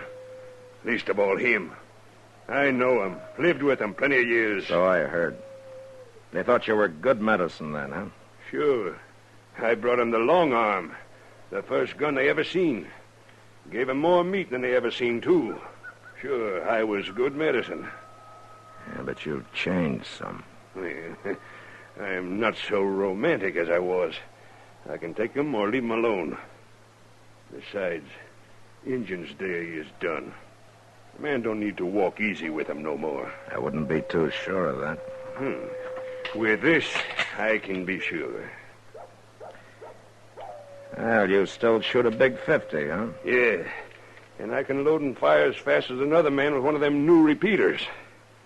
And I can drop a buffalo near a mile. Or a man. Hey, killed an Injun once at 1,200 yards. Like to took off his head. You enjoy killing, don't you, Murdoch? Oh, I don't mind it. You know, 30 years on the plains have done something to you. Something crazy. Maybe you were a pioneer once, opening up the West, a loner doing what you had to do, making your own law. But your day's finished, Murdoch. You have to abide by the law now. Are you through, Dillon? I see by your outfit you're going light and fast. That must mean south. Well, I'm warning you, don't try it. I'll go where I aim to go. No cavalry will stop me. And I just hope you try. All right, if that's the way you want it. You cross that line and I'll come after you.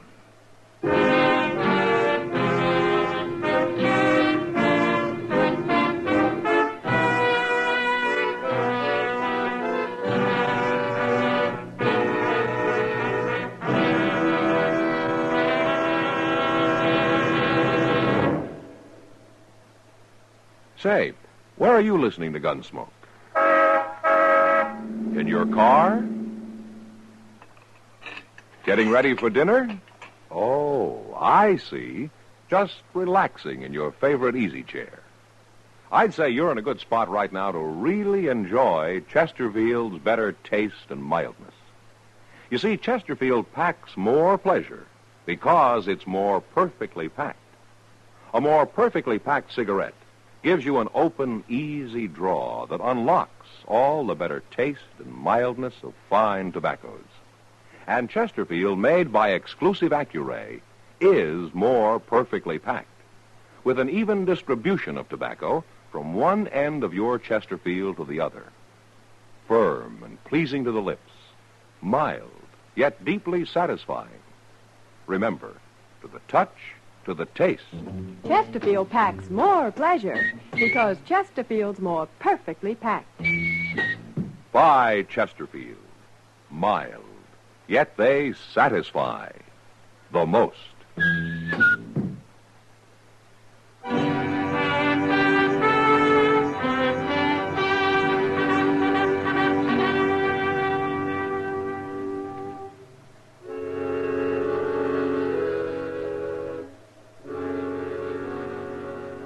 I could have sent word to the colonel out at Fort Dodge and let the cavalry handle Murdoch. But this was something personal. It was a job I wanted to do myself. I couldn't touch Murdoch until he crossed the line into the Indian nations, so the next morning I just watched him drive out of town. I gave him a couple of hours, and then Chester and I started on his trail. Went straight south, across the Arkansas, into the nations.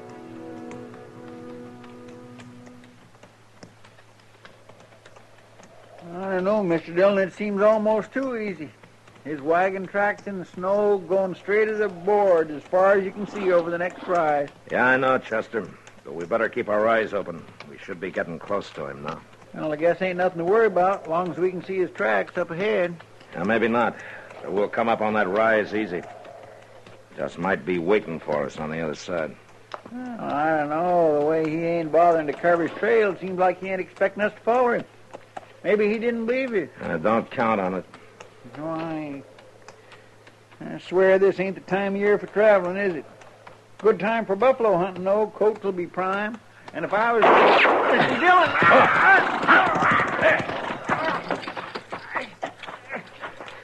Chester, you hit? No, sir, he didn't get me. He got my horse, but I'm pinned down. All right, I'll get you out. Mr. Dillon, look out. He's still shooting. All right, just stay flat behind the horse. Now, you pull your leg out when I lift up on the saddle, huh? Yes, sir, I will. Oh. There. Now, stay low. Mr. Dillon, where'd that shot come from? Well, I'm not sure, but Yeah. From over in that rim of rock there. He must have circled around. Yeah, we rode right into a trap. How's your leg? Well, it ain't broke, I don't think. But it hurts some, all right. Oh, I'm afraid I ain't going to be much use to you, Mr. Dillon. Now, don't worry about it, Chester. But what are we going to do? We can't just lay here in the snow. We'll freeze. That's probably what Murdoch's thinking. He sure planned it, and he got us pinned out here in the open. No cover anywheres near. Mr. Dillon, my rifle's under the horse. Maybe we can... No, it wouldn't do any good anyway, Chester. It's too far. Only his buffalo gun has this range. Yes, sir. I got it. Where is it? No, he shot your horse, Mr. Dillon. There was no need for that. Yeah. He's showing us how great a hunter he is, Chester. What are we going to do without horses? We'll worry about that later. Right now, there's one thing we can do. Get up to those rocks and rush him. But how? Well, his big 50's a single shot. He's got to reload between shots. He's doing it mighty fast. Yeah, but while he is, I could be moving. Oh, Mr. Dillon, you wouldn't never make it. Why, that's 500 yards or more. You got any other ideas, Chester? No, sir, I ain't. That darn this leg. It's all right, Chester. This isn't your fight anyway. Well, I think I'll draw a shot and see just how fast he can reload. No, Mr. Dillon. 1, 2. You're taking awful three, chance standing up like that, 4, Mr. Dillon. 5. No. Gracious. All right. Now we know. 5 seconds. That ain't very long. Now, that'll have to be long enough. Oh, Chester? Yes, sir. Good luck, Mr. Dillon. Yeah. Same to you, Chester. Hey, Murdoch! 1, 2, 3, 4, 5.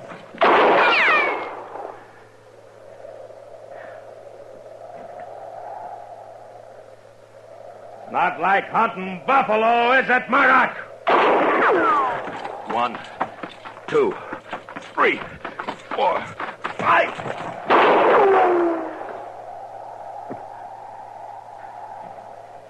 Well, you're getting closer, Murdoch. 1, 2, 3, 4, 5.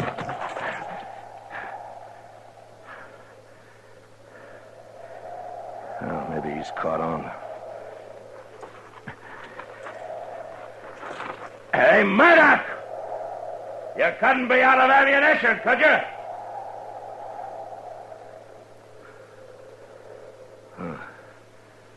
I wonder. Hey, Murdoch!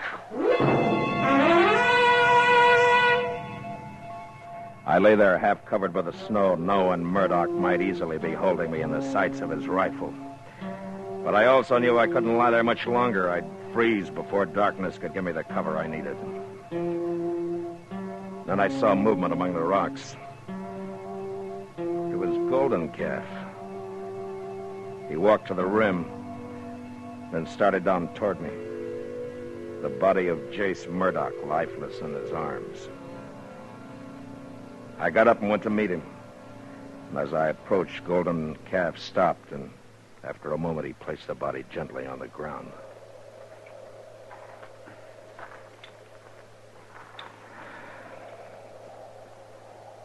Why did you do it, Golden Calf? I know now you spoke the truth. His medicine was not good. Not anymore. Is that the only reason you killed him? Here? Now? All right, thanks, anyway. I'm going to have to take you back. But nobody will convict you for saving the life of a U.S. Marshal. Well, we're going to have to bury him. Yes. Here, wait a minute. Let me see your wrist. That's a new gash. Was Murdoch a relative of yours? He was my father. I am Golden Calf, the son of Long Arm. Oh. Well, all right, Golden Calf. Let's get started.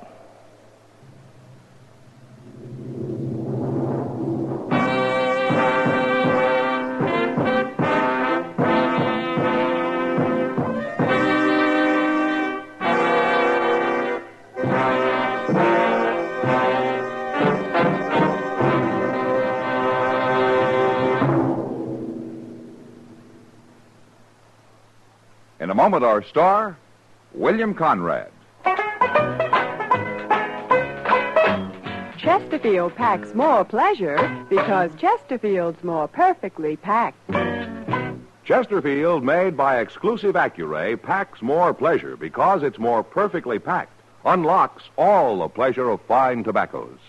Chesterfield packs more pleasure because Chesterfield's more perfectly packed. Firm and pleasing to the lips. Chesterfield. Mild. Yet they satisfy the most. You know, the arrival of a Texas herd in Dodge usually meant celebrating and the general hurrahing of the town. But next week, our herd arrives with a murdered man. And that was the West. Good night. Gunsmoke. Produced and directed by Norman McDonald, stars William Conrad as Matt Dillon, U.S. Marshal. The special music for Gunsmoke was composed and conducted by Rex Corey.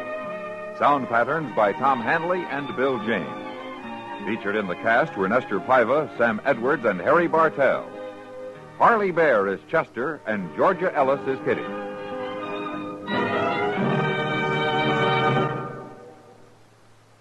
Smokers, this is it. L&M filters. So good to your taste, so quick on the draw. Make today your big red letter day, your L&M red letter day. Superior taste and filter, it's the miracle tip. Make today your big red letter day. Change to L&M today. L&M, so good to your taste. So quick on the draw. Get L&M today. Relax with L&M. So good to your taste, so quick on the draw. Join us again next week for another specially transcribed story on Gunsmoke.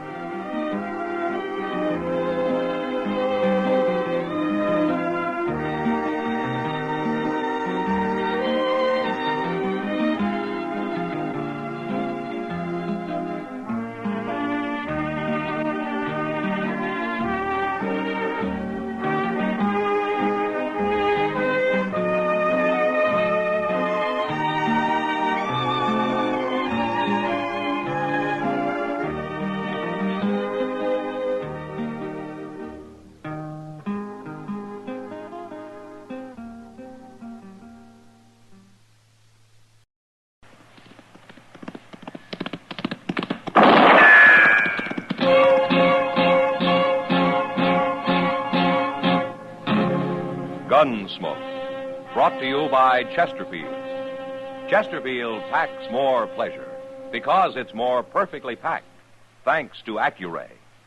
They satisfy the most. Around Dodge City and in the territory on West, there's just one way to handle the killers and the spoilers, and that's with a U.S. Marshal and the smell of Gunsmoke.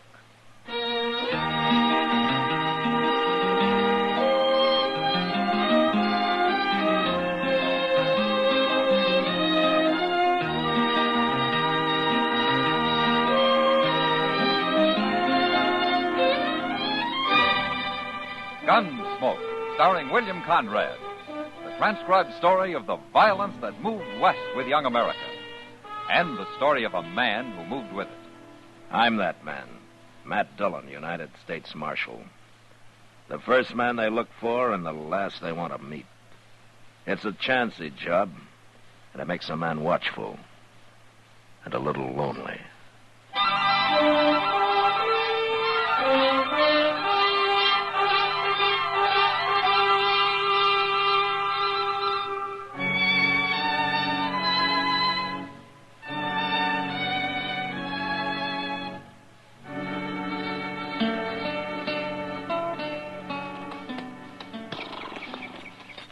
You stay with the horses, will you, Chester? Yes, sir. I won't be long.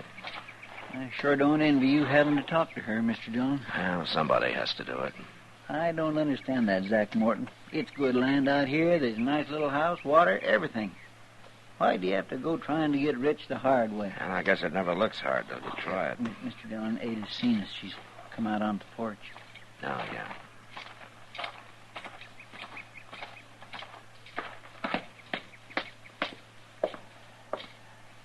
Hello, Ada. Marshal Dillon. Ada, I sent a man out here a few days ago to tell you what happened to Zach. He told me. Well, I kind of thought you'd come into Dodge. No, They had to bury him, Ada. I'd have brought him out here, but I was off chasing his partner. Did you catch him? He was killed swimming the Cimarron. He killed Zach right on Front Street. Well, I had no choice, Ada. I told him not to go back to town. I told him you'd probably have found out who robbed that express office. I said you'd be looking for him. I'm sorry it happened, Ada. For your sake. Zach turned bandit, Marshal. I lost pride in him for a long time now. Ada, there's been some talk going on in Dodge. What are they saying? Well, everybody thinks that Zach brought the money out here and hid it. I think you know where it is. Is that what you think, Marshal?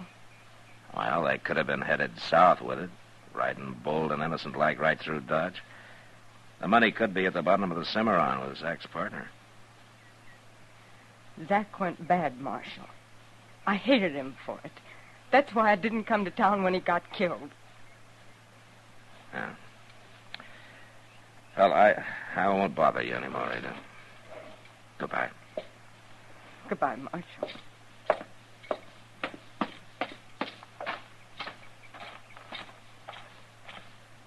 What'd she say, Mr. Dillon? I don't think Ada knows anything, Chester. Well, he buried that money out here somewhere. No man would be fool enough to ride back into Dodge with it. I think that woman's fooling you, Mr. Dillon. I think she knows where the money's at. Chester, let's ride back as far as the creek and build us a fire, huh? I'm hungry.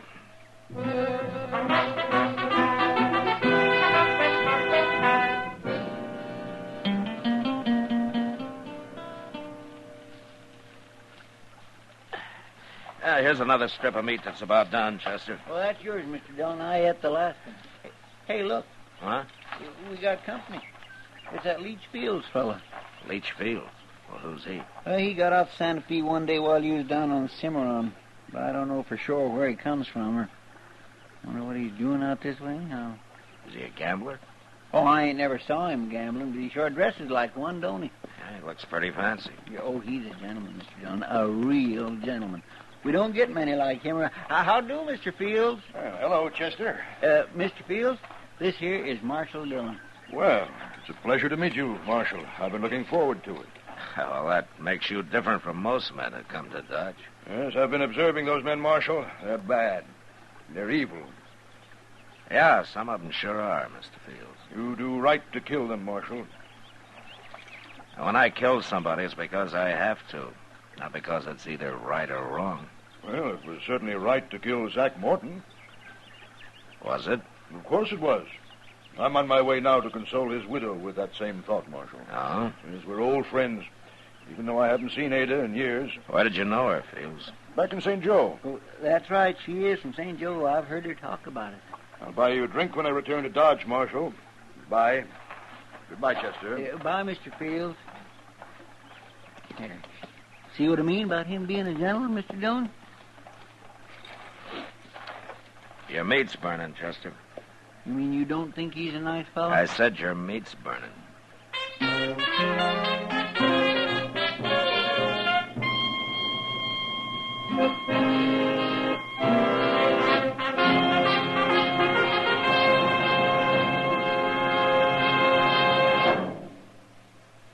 Where are you listening to Gunsmoke? In your kitchen? Getting ready for Sunday supper? Maybe in your living room, relaxing? Or out driving? Say, be sure and watch the road. But remember, there's pleasure ahead when you smoke Chesterfield.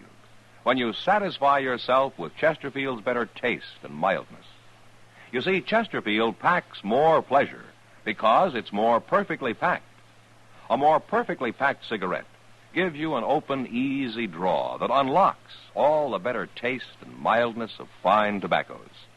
And Chesterfield, made by exclusive Accuray, is more perfectly packed, with an even distribution of tobacco from one end of your Chesterfield to the other.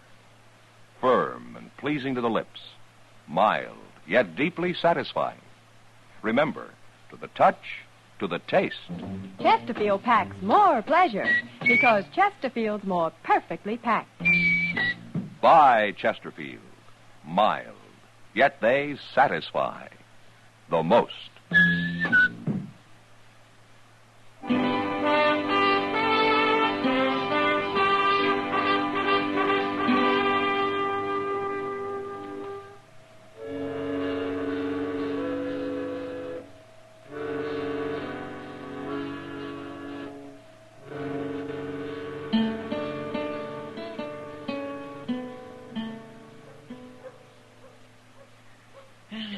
Front Street sure is deserted today, ain't it?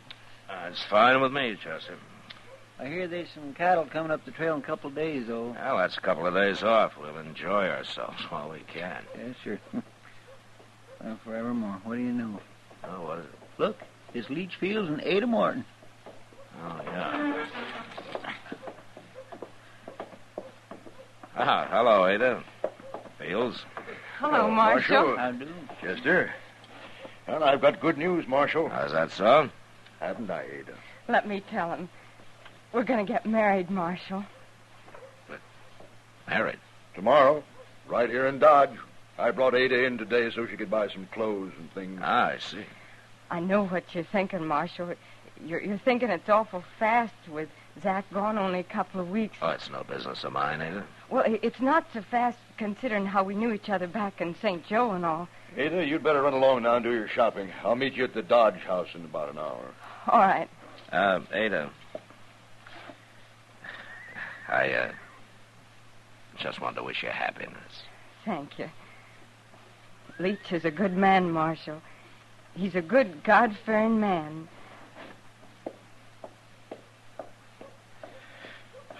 Well, that's quite a compliment, Fields, from a woman like her. She's endured a lot of evil in her life, Marshal. I want to help her to forget it. Look, Fields, the evil that you mentioned, it never brought her a thing.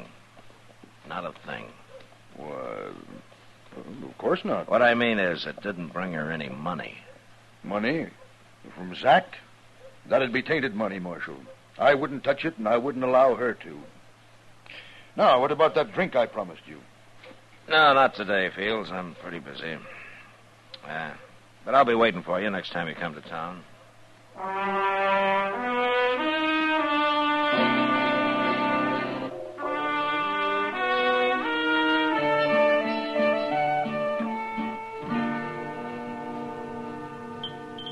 Well, I'm glad that meal's over. They got a new cook here, Kitty. Didn't I tell you?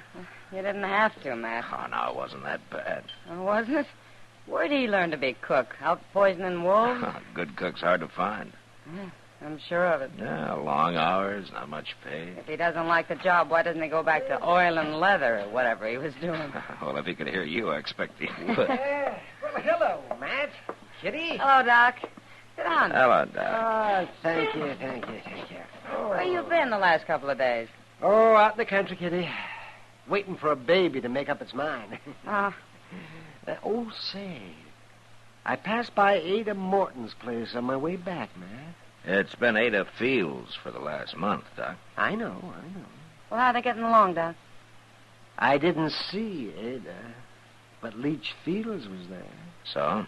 You know how nice he usually is, Matt? He's so gentlemanlike and everything, but he wasn't this time. Oh, no. He acted like he didn't want me around. He wouldn't even invite me into the house. Well, maybe he was busy. Oh, Doc. yeah, he was, but he was sitting there on the porch doing nothing. Matt, I don't like it. I've got a feeling something's wrong out there. You better go and have a look.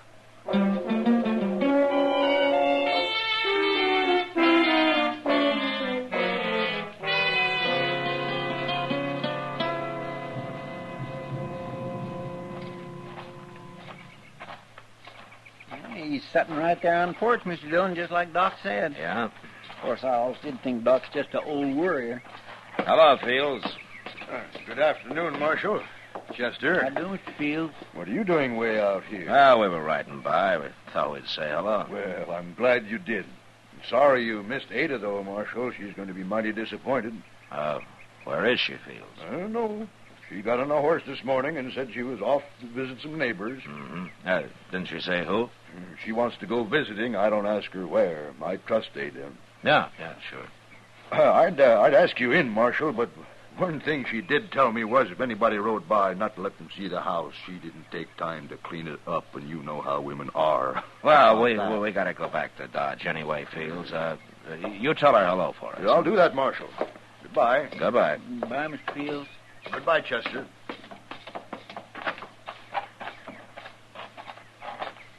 Well, now, he wasn't acting mean, Mr. Dillon. Chester. Did you ever hear of a country woman riding off and not telling her husband where she's going? Well, no, sir, come think of it, I never did. You bet you didn't.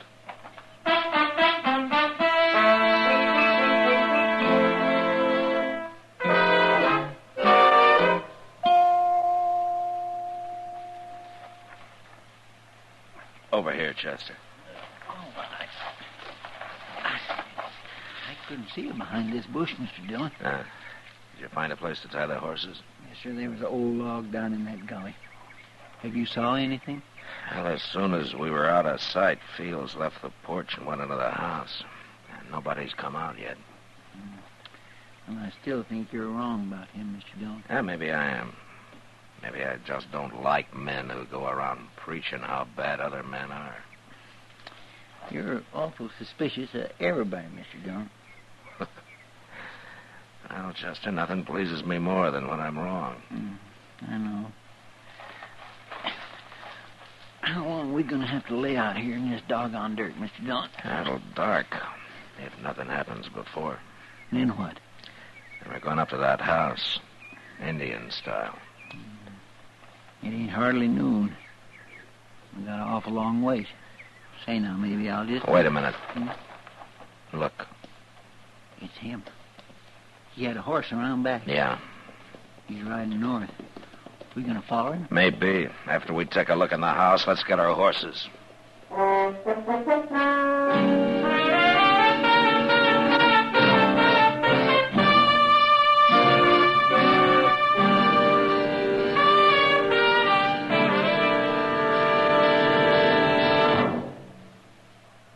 That whistling man, Bobby Haggart, really started something. Tonight, we'd like to introduce a player piano that could have come right out of the Long Branch in Dodge City. Packs more pleasure, packs more pleasure. Chesterfield packs more pleasure because Chesterfield's more perfectly packed. The more perfectly packed your cigarette, the more taste and mildness are released for you. Chesterfield, made by exclusive Accuray, has an open, easy draw that unlocks all the pleasure of fine tobaccos. Now, Accuray ensures an even distribution of tobacco from one end of your Chesterfield to the other.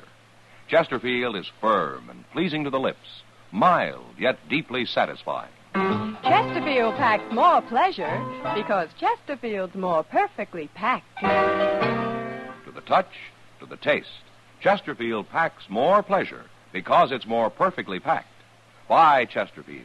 Mild, yet they satisfy the most.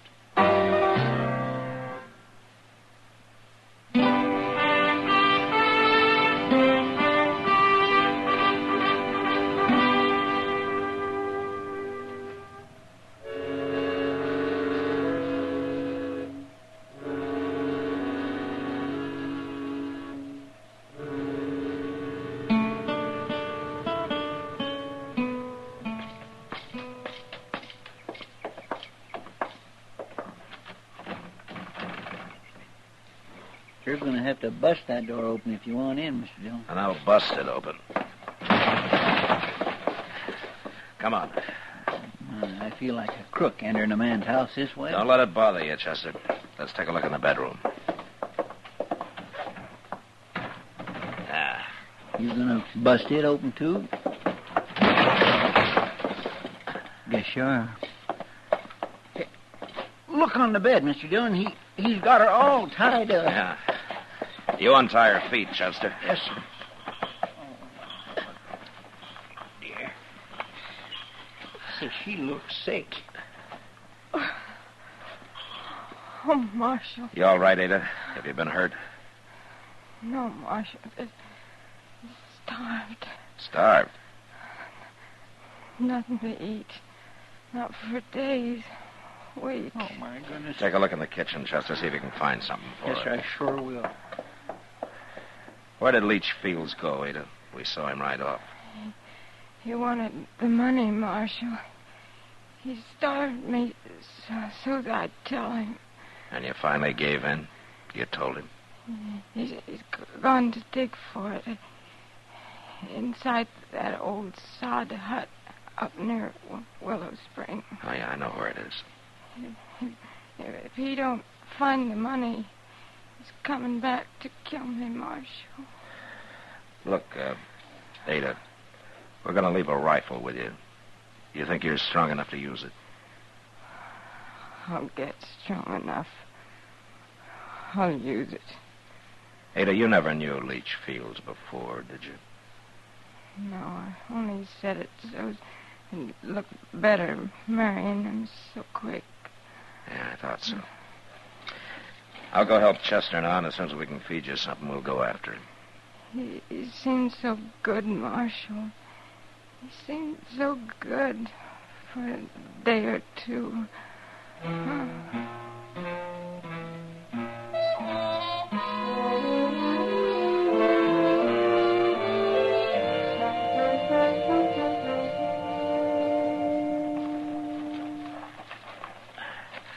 All right, this is far enough, Chester. It's so dark I can't hardly see nothing. Now, he's in there. You can hear him digging. Listen. I'll hear him. We gonna rush him? I'd like to take him alive, if possible. What do you mean we'll wait for him to come out? No, let's jump him. Maybe it'll scare him so bad he won't put up a fight. All right. Now, you walk about 10 feet to the left of me, Chester. I'll go inside alone. If he takes me, will you get him, huh? Yes, sir.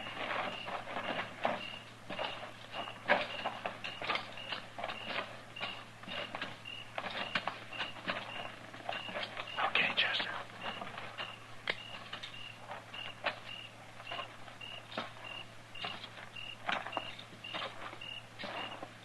I got the drop on you, Fields. Don't move. What are you doing here, Marshal? Get your hands in the air. Well, sure. Sure. But I don't understand. Don't be a fool!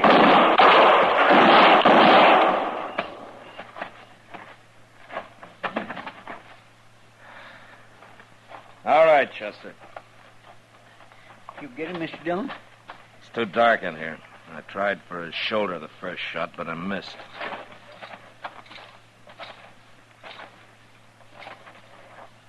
You sure he's dead? I couldn't afford to miss the next two, Chester. No, sir. Oh, Mr. Dillon, I sure was wrong about him. Yeah. I guess he didn't find the money, though, did he? He would have, if there'd been any.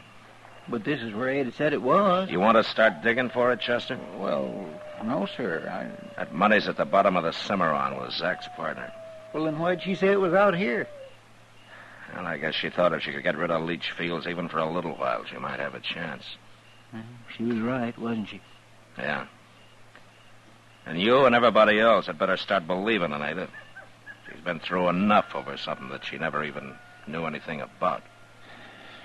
Man sure can be wrong sometimes, can't he, Mr. Dillon?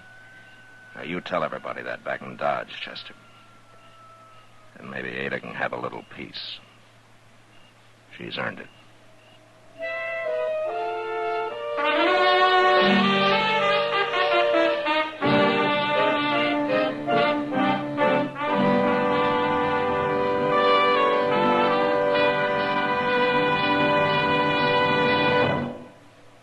In a moment, our star, William Conrad. Chesterfield packs more pleasure because Chesterfield's more perfectly packed. Chesterfield, made by exclusive Accuray, packs more pleasure because it's more perfectly packed. Unlocks all the pleasure of fine tobacco. Chesterfield packs more pleasure because Chesterfield's more perfectly packed. Firm and pleasing to the lips. Chesterfield. Mild. Yet they satisfy the most. To kill a man in a fair fight or in self-defense wasn't too unusual on the frontier. But next week, a man kills to avenge the death of his brother without firing a shot. But that was the West. Good night. Gunsmoke, produced and directed by Norman McDonald, stars William Conrad as Matt Dillon, U.S. Marshal. Our story was specially written for Gunsmoke by John Meston, with music composed and conducted by Rex Corey. Our thanks to TV Radio Mirror and to you, our listening audience, for again selecting Gunsmoke, the favorite Western program of the year. The results of this annual poll appear in the current issue of TV Radio Mirror.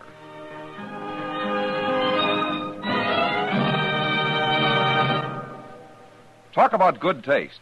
Friends, there's plenty of talk about good taste among the people who have changed to L&M cigarettes.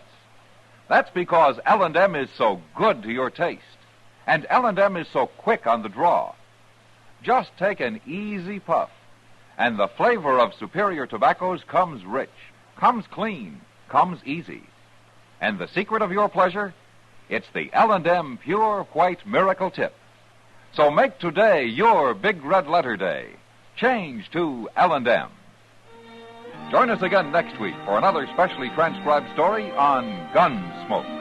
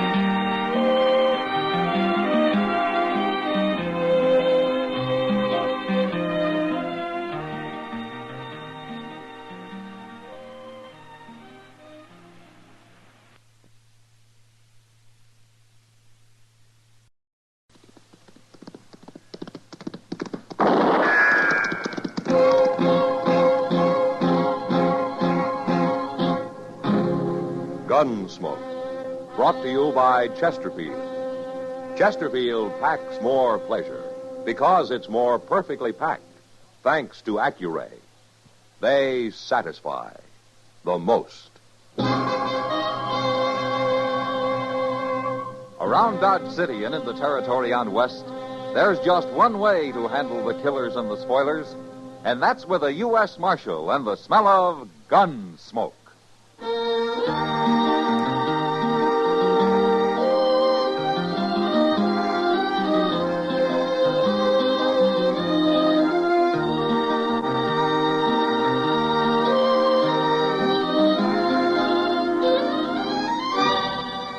Gunsmoke, starring William Conrad. The transcribed story of the violence that moved west with young America. And the story of a man who moved with it. I'm that man, Matt Dillon, United States Marshal. The first man they look for and the last they want to meet. It's a chancy job, and it makes a man watchful and a little lonely.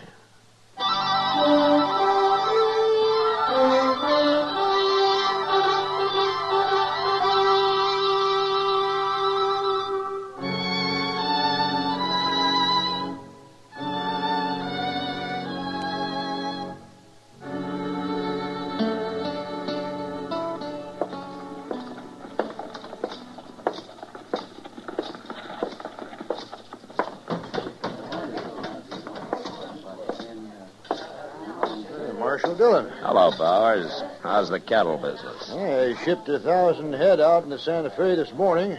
Guess I can afford to buy you a drink? Well, thanks, Bowers, but I hear Doc Adams has been looking all over for me. I better go find him. I was in here a while ago talking to Kitty. No? Oh, here she comes. Maybe she knows where he went. Matt? Oh, Kitty. Hello, Mr. Bowers. Hello, Kitty. Doc had to leave, Matt. They called him out to the Smith place on an emergency. But he asked me to give you a message. Oh? You know Ed Thorpe and his wife? Well, sure, I know. Yeah, they got a little piece of land right on the south edge of my ranch. They're not doing very good, though. Well, they sure aren't, according to Doc. He was out there last night, and he'd planned to go back for him today. To go back for him? They have to be brought into town, Matt. They've got spotted fever, both of them.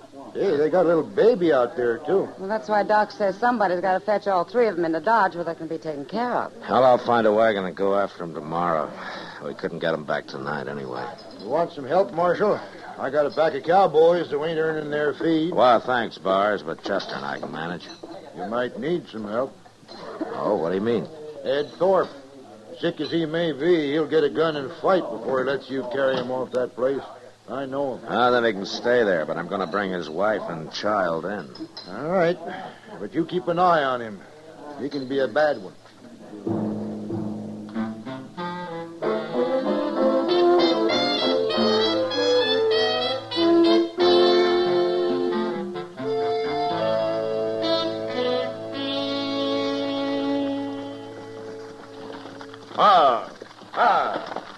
This ain't Ed Thorpe's place, Mr. Dillon. Yeah, I know, Chester, but I want to meet these people. They must be new. Come on. How do you know they're new? You ain't been out this way in over a year. Well, all the more reason to meet them. Now, let's walk around back. I thought I saw somebody there. Nothing but a sod hut and blow dirt. You must be living on nothing. Well, it doesn't look like it, Chester. Huh? Why, he's butchering a calf. Now, where'd he get that? Well, he sure didn't raise it on those weeds his woman's trying to hoe. Hello. What are you men doing here? I'm Marshal Dillon from Dodge. This is Chester Proudfoot. How you do? Something wrong, Marshal? No. Except your hat's going to get all bloody where you laid it on this calf. Leave it be. Here. You get sunstroke without a hat. All right. So I was trying to cover up Emmett Bauer's brand. We're starving out here, Marshal. I had to kill that calf. You ain't going to arrest my husband, are you, Marshal? No, ma'am. Not unless Emmett Bowers complains. Well, Joe had to do it, Marshal. We just can't go on without something to eat. Look where I've been hoeing over there. I couldn't plant enough for hardly anything to come up. We can't afford no more seed. Our credits run out in Dodge. Well, that ground doesn't even look like it's been plowed. I done the best I could. It ain't easy. No, ma'am. Not for a woman. We're on our way over to Ed Thorpe's. I guess you know that they got spotted fever. I was there this morning. Ed Thorpe's dead. Died in the night, I guess. She didn't tell me that, Joe. You mean you left Miss Thorpe and the baby alone over there? I ain't gonna chance catching no fever. But, Joe, the baby. My woman's always worrying about babies. It's only 'cause she can't have none, I guess. She's like one of them there dry gourds. Don't, Joe. You're putting shame on me. Chester. Yes, sir? Let's get out of here. Oh, Miss Nader, Yes, Marshal? next time you're in Dodge, come see me, huh? I'll get you some seed to plant.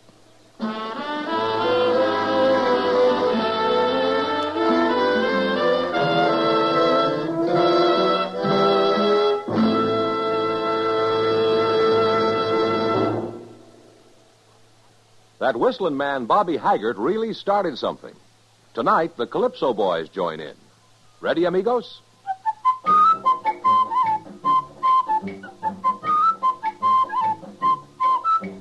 Packs more pleasure, packs more pleasure.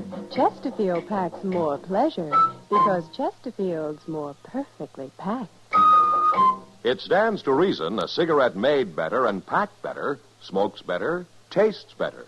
And Chesterfield is more perfectly packed by Accuray. This electronic miracle removes human error in cigarette manufacture. So Accuray Chesterfield is firm and pleasing to the lips, mild yet deeply satisfying. Yes, Chesterfield gives you something no other cigarette can give you. Chesterfield packs more pleasure because Chesterfield's more perfectly packed. To the touch, to the taste, Chesterfield packs more pleasure because it's more perfectly packed. By Chesterfield, mild, yet they satisfy the most.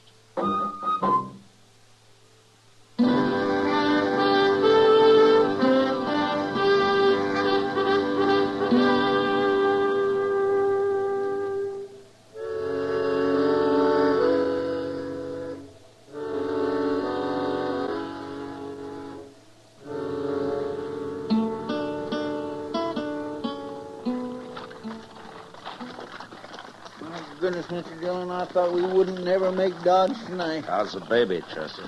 Well, it's asleep anyway. Guess I've been holding it right, huh? Just like a mother. Oh, I am not. Oh, there's Doc waiting for us. Oh, there. You just sit tight a minute, Chester. We'll help you with the baby. I hope it don't wake up or anything. Matt, where are Ed Thorpe and his wife? Well, Ed died before we got there, Doc. Miss Thorpe's lying down in the wagon back there. We covered her up good. She's been asleep most of the way. Oh, yeah. Mrs. Thorpe? She's still asleep. Give me a hand up, Matt. Yeah. Okay. Oh, Mrs. Thorpe? Oh. Oh, my.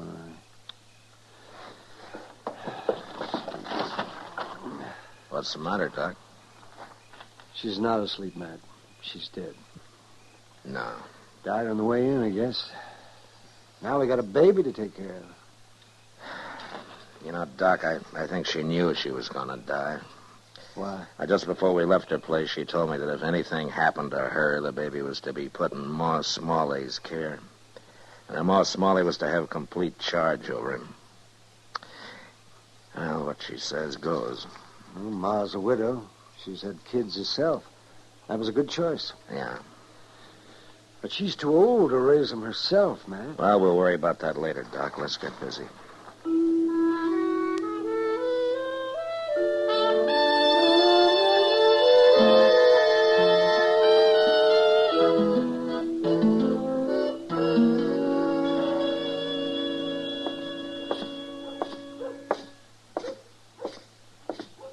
Hello, Ma. Howdy. How have you been, Miss Nadler?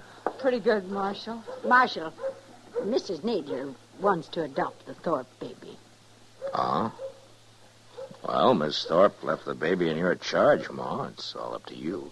Well, I've had him over a week, Marshal, and I'm going to keep him a while longer so he'll be near Doc just in case. But Mrs. Nadler here seems like a mighty fine woman to me. And I'd let her take that baby, only I'm worried about one thing. I told her, Marshal, and the truth, and she's afraid maybe Joe and I can't make a go of it out there. You remember what you said when you was leaving that day? I said to come to see me. I'd help you get some seed to plant. Well, now, that's all I need. I get a little corn up there. I might even raise a few hogs. I work awful hard, Marshal. I promise I will. She gets started. She can have the baby, Marshal. Miss Nadler, why don't you come by my office before you leave town?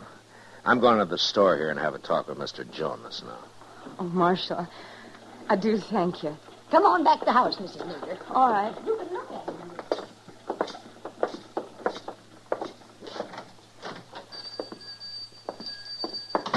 Oh, hello, Marshal. Hello, Jonas. Well, what can I sell you today? I came by to see you about Miss Nadler. You know her, don't you? Yeah, of course I do. Joe Nadler's out back in the stock room right now. Oh, he is? Yeah. Nadler, come in here a minute. He's buying himself a new pair of boots, Marshal. I thought their credit had run out. Oh, well, Nadler's doing better now. He started bringing meat into Delmonico's and a couple other eating places and paid up part of his bill already, ain't you, Nadler? I don't know as I like you talking about my private affairs, Jonas. Oh, no harm. It's only Marshal Dillon. Come on, Nadler. Those are good-looking boots. They ought to be. Them's the best I stock. Them's $20 boots. $20. I'd buy a whole wagon load of seed, Nadler. You telling me how to spend my money? Does your wife know you've been doing better lately? Family matters ain't no concern of the law. Yours are. And if it wasn't for your wife, I wouldn't bother just warning you. But because of her, I'm telling you to take off those boots and buy some seed and whatever else you need to grow corn with. Now, you look here, You Marshal. shut up!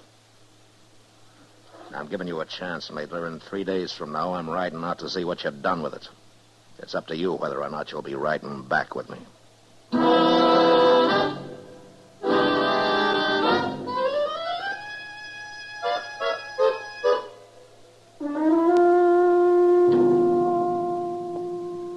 Today's Thursday, Mr. Dillon. Ain't we riding out the Nadlers? Well, we can wait another day, Chester. You know what? I don't think you want to go at all. Yeah, you're right, I don't. Hello, Marshal. Bars? Chester? Oh, Mr. Byers. I was just up at Delmonico's, Marshal, having myself a feed. Oh, good. How was it? It was fine, till I went out back and got a talking with the cook. Oh? Marshal, I reckon any man's got a right to complain when he goes to a restaurant and finds himself eating his own beef. I know about that, Bars. You do? And why ain't you done nothing about it? Oh, because of Miss Nadler, I guess. Look, Marshal, I'm a rich man. I don't mind a nester slaughtering one of my calves when he's starving. And nobody's going to start selling my beef. I'll kill him. He keeps that up. All right, I'll handle it, Bowers. I admire that woman, too, Marshal, but letting him get by with rustling ain't going to help her. By the way, Ma Smalley brought some pies down to the kitchen while I was there. She's waiting outside here. She wants to talk to you. Get you right out, man. Thanks, Timmy. Hello, Ma. You riding out to Nadler's, Marshal? I am. Then you tell her I'm sorry. Tell her I think she's a good woman, but I can't let that baby go into the home of a cow thief. No.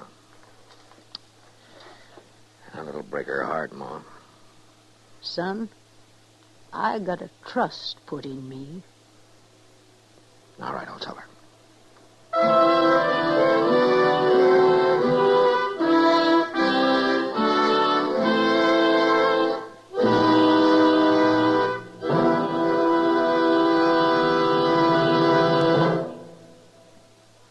Say, where are you listening to Gunsmoke?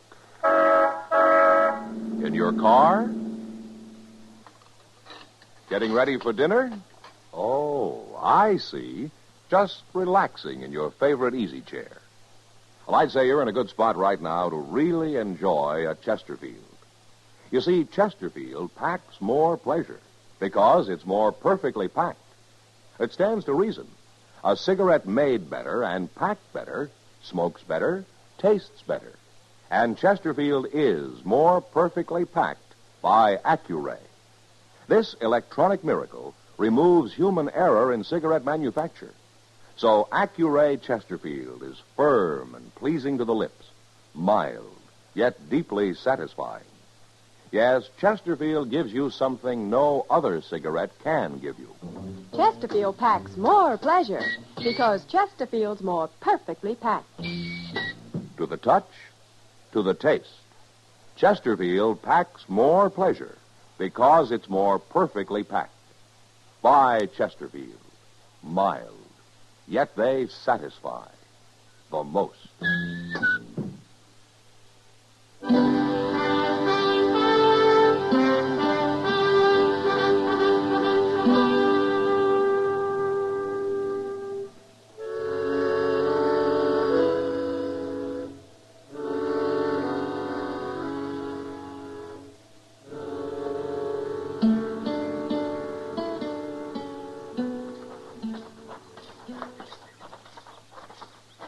Hello, Miss Nadler.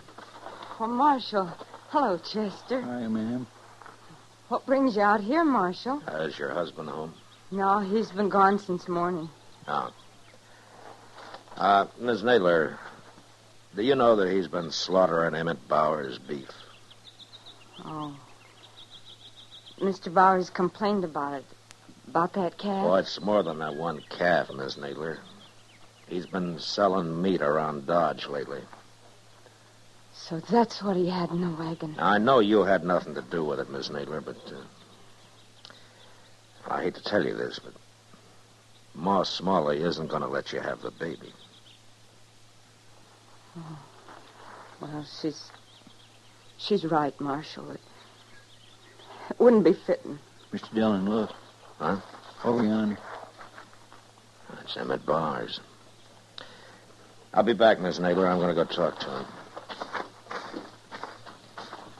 Them other two must be riders of his, huh? Yeah.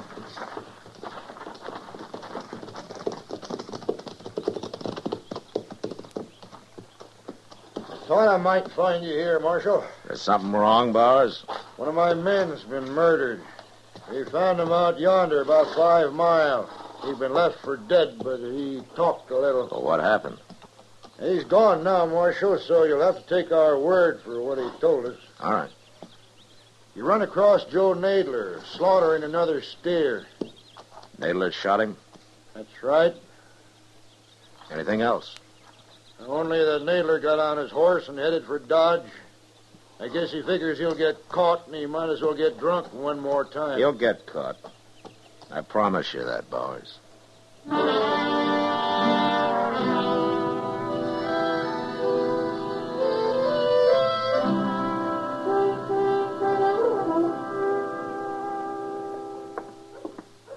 Finally found him, Mr. Dillon. He's in there getting drunk at the bar. Well, it's taken us long enough. Everybody in town must know I'm after him by now. There, see him? Yeah, I see him.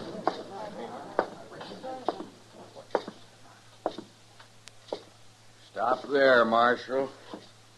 Don't you come no closer.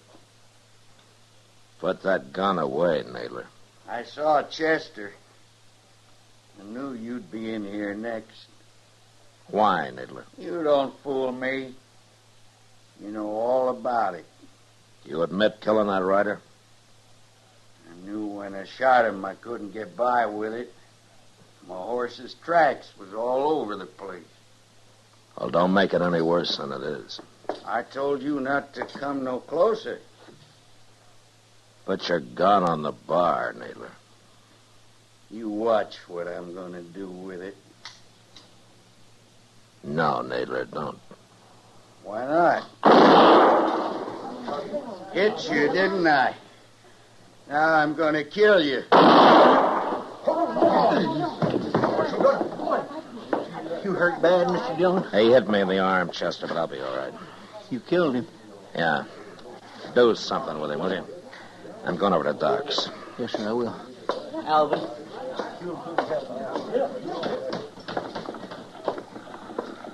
Marshal Dillon? Huh? Oh, Ma Smalley. Why, you've been hurt. Oh, it's not bad, Ma. What about Joe Nadler? He's dead. I figured he would be. I heard you was looking for him. That's why I followed you down here. Look, my arm's bleeding some, Ma. I better get over to Doc's. Well, you hear me out first, Marshal. Yeah, of course, Ma. Go ahead. You'll be the one to tell Mrs. Nadler about him, won't you? I guess so. Take a wagon with you, Marshal. What? A woman can't live out there alone. Now, I got an extra room at my house if she'll help with the work. Well, what about the baby? It'll be her baby, Marshal. And tell her I won't interfere none, neither. Yeah, I sure will, Ma. I'll tell her all that. I'll go out first thing in the morning. Well, you won't go nowhere. You just stand here gabbing all night. That arm's bleeding, Marshal. You ought to go get it fixed, you hear? Yeah, you're right, Ma. But then you pretty off on the hard.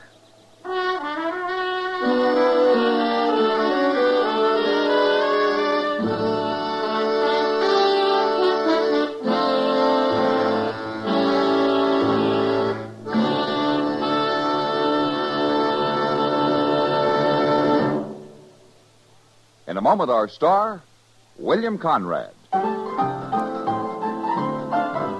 Chesterfield packs more pleasure because Chesterfield's more perfectly packed. A cigarette made better and packed better, smokes better, tastes better. And Chesterfield is more perfectly packed by Accuray.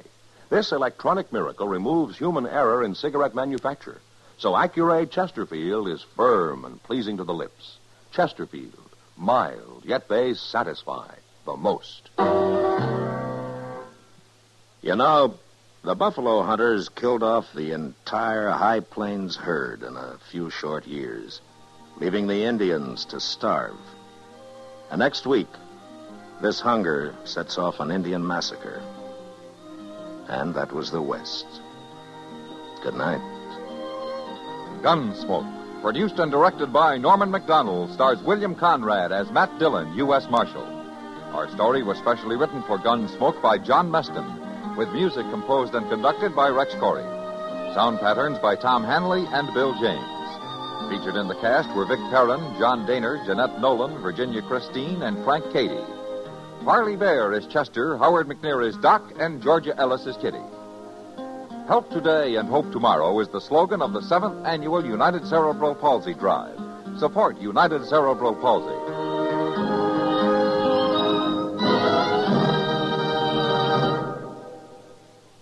Live modern. Smoke L&M. Live modern. Change to L&M.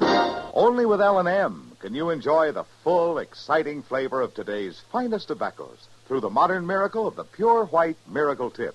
So light up, free up, let your taste come alive. Live modern. Smoke L&M. Live modern. Change to L&M. Join us again next week for another specially transcribed story on Gunsmoke.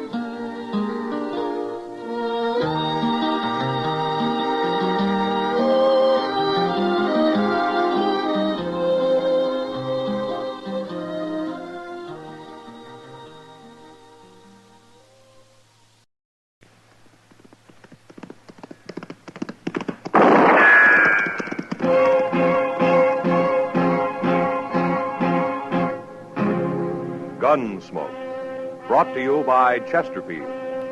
Chesterfield packs more pleasure because it's more perfectly packed, thanks to Accuray. They satisfy the most.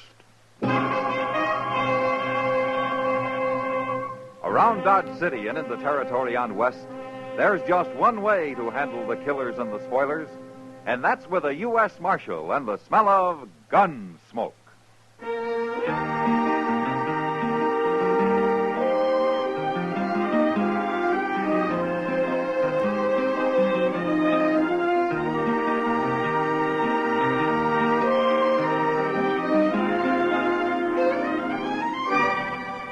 Gunsmoke, starring William Conrad. The transcribed story of the violence that moved west with young America. And the story of a man who moved with it. I'm that man, Matt Dillon, United States Marshal. The first man they look for and the last they want to meet. It's a chancy job, and it makes a man watchful and a little lonely.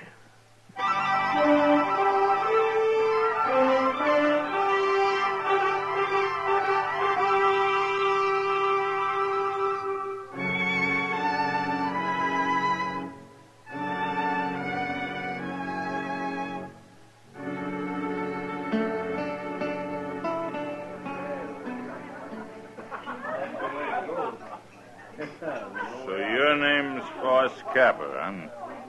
Yeah, that's right, mister. Well, you say your name out like you got nothing to hide. Well, now you're right again. Well, I guess a man wanted to hide something. He'd be wearing a gun to help him do it. Maybe.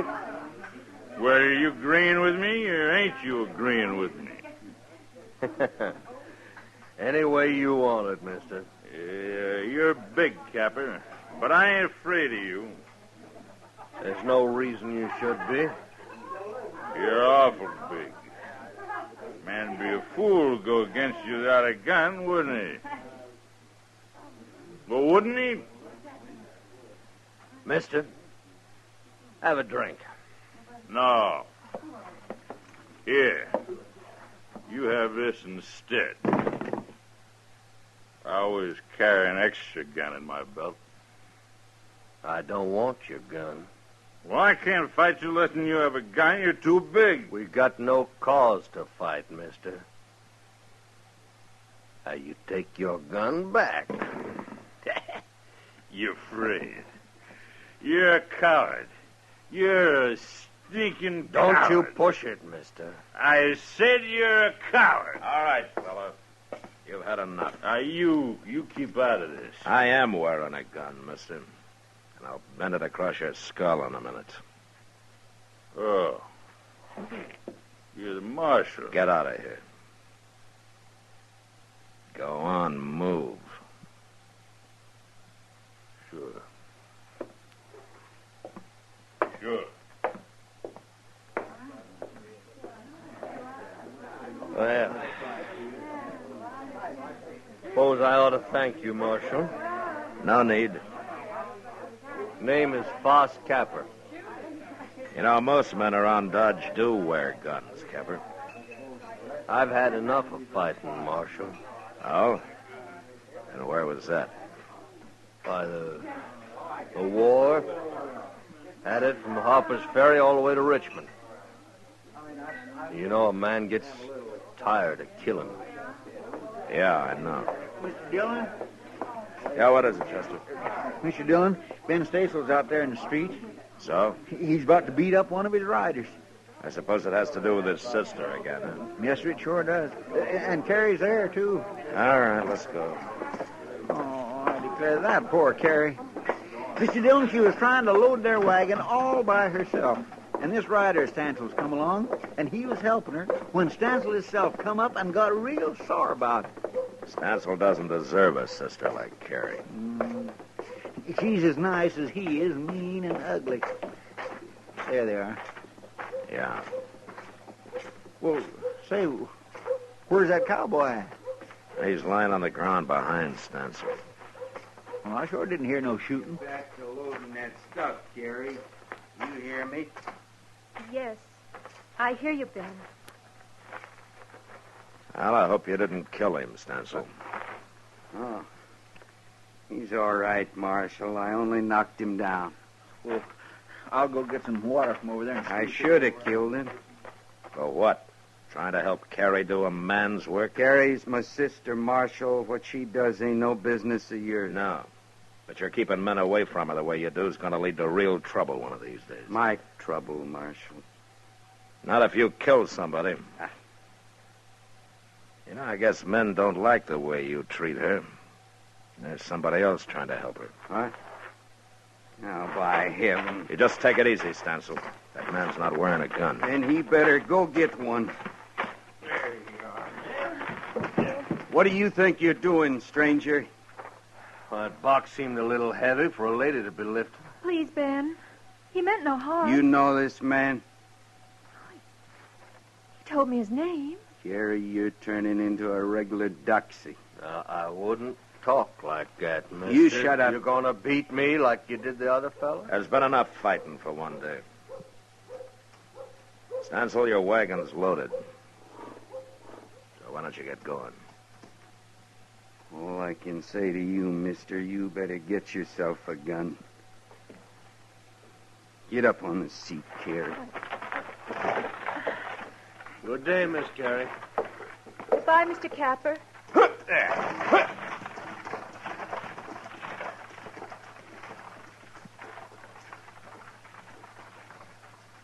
Well, how did you get mixed up in this, Capper? I was curious, so I followed you out. And I seen her struggling with that box. Couldn't just stand there and watch her, could I? Uh-huh. You just remember something. Someday Stancil's going to kill somebody over her. Well, I sure hope it won't be me. And you know what to do, huh? Yeah, I know what to do, Marshal.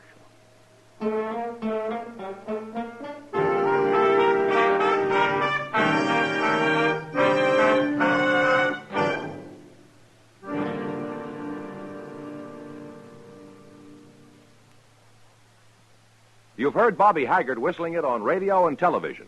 Right now, a country-style version. Okay, partners?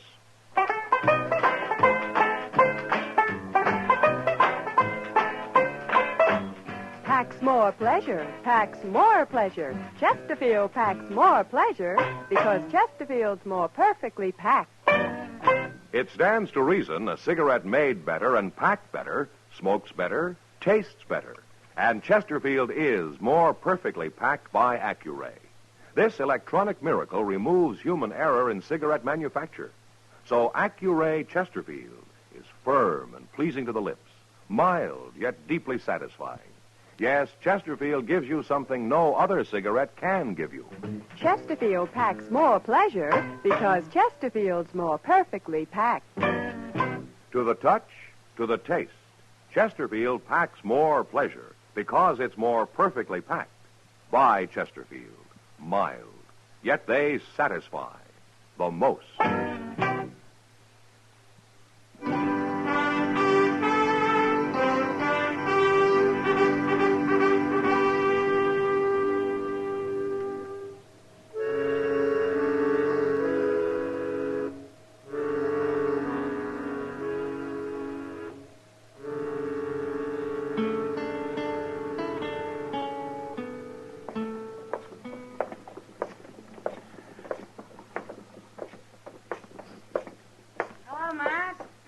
Ah, Kitty. Are you shopping? Well, I guess a woman's always shopping, Matt. Whether she buys anything or not. I believe that. Well, now. What? That's Carrie Stancil. Huh? Oh. Well, sure. But isn't that Foss Capper driving her wagon? Well, where you been the last few weeks, Matt? He drives her wagon every time she comes to town. He does. Well, sure. He rides out, meets her part way, carries his horse behind, and they drive in together. And this has been going on for a couple of weeks or so? Oh, but at least. Ben Stancil hasn't found out, I take it. I doubt if Capper's ever showed himself anywhere near the ranch, Matt. You think he's afraid? Don't you? Maybe he only wants to avoid a fight. Isn't that the same thing? No, not necessarily, Kitty. Well, if he wasn't a coward, he'd be wearing a gun, wouldn't he? I don't know, Kitty.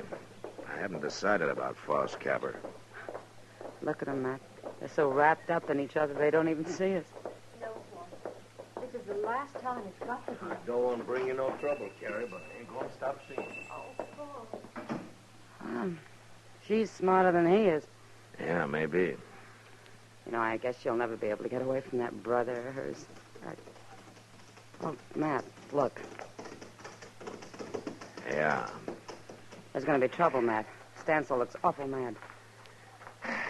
Well, I don't like to interfere in family matters, but this time I guess I better. Yeah, you better hurry, too. Yeah, I will.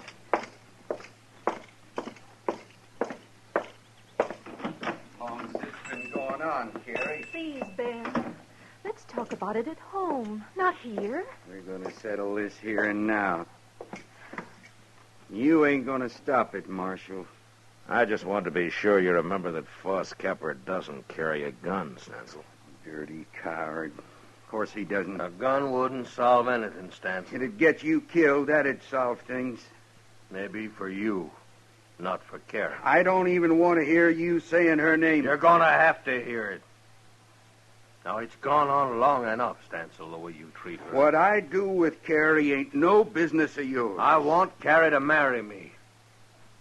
Foss, you never told me that. Well, I've been thinking on it, Carrie. I figured to wait, but I guess there ain't time now for waiting. Oh, Foss. Carrie's worked hard for you, Stansel. And you never gave her a thing of her own. You kept everybody from her for fear of losing her. She ain't a woman to you, a sister. She's nothing but cheap labor. I'll kill you sure now. No, you won't, 'cause you'd hang for it. I'll get you, Capper, one way or the other. Carrie, Yes? you go on back to the ranch and get what things you need. I'll be waiting right here for you tomorrow noon. No, Carrie, You no. can't stop us, Stansel. You're going to be free, Carrie. You make up your mind later about marrying. But you're going to be free. Carrie. Stansel, you shut up. And don't you lay a finger on her, or I'll just beat you to death. Go on now, Carrie. All right, Foss. Noon tomorrow, Carrie. I'll be waiting. And you mind what I said, Stansel. Don't you try to stop her. I won't try to stop her. It's you I'm going to stop.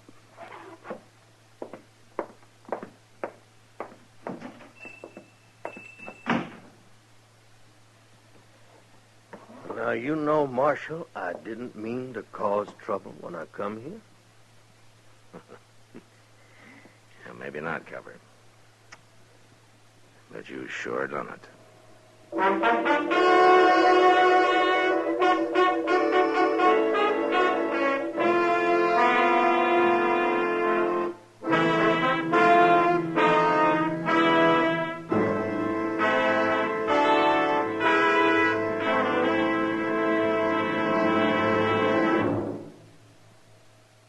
Where are you listening to Gunsmoke? In your favorite easy chair? Or out driving? Oh, there you are. In the kitchen. Say, you want to make whatever you're doing more enjoyable? Have a Chesterfield. Enjoy Chesterfield's better taste and mildness. It stands to reason a cigarette made better and packed better, smokes better, tastes better. And Chesterfield is more perfectly packed by Accuray. This electronic miracle removes human error in cigarette manufacture. So Accuray Chesterfield is firm and pleasing to the lips, mild yet deeply satisfying.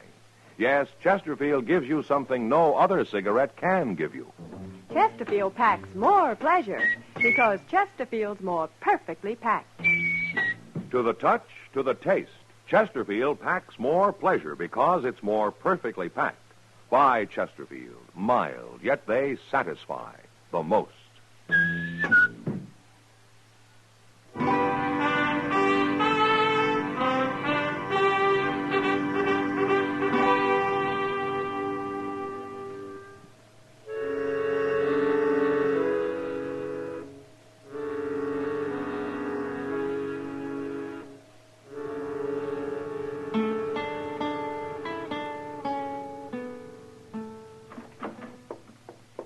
Dillon?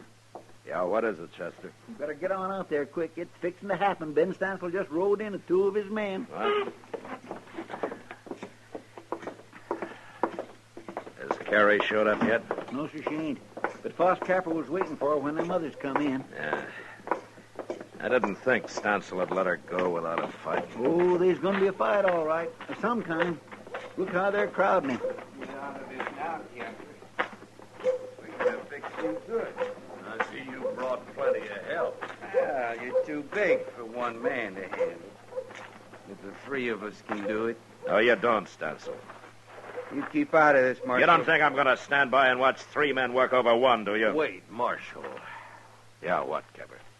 Now, there ain't no other way. I'll take them on, all of them. It's got to be done. Wait a minute. Look who's coming yonder.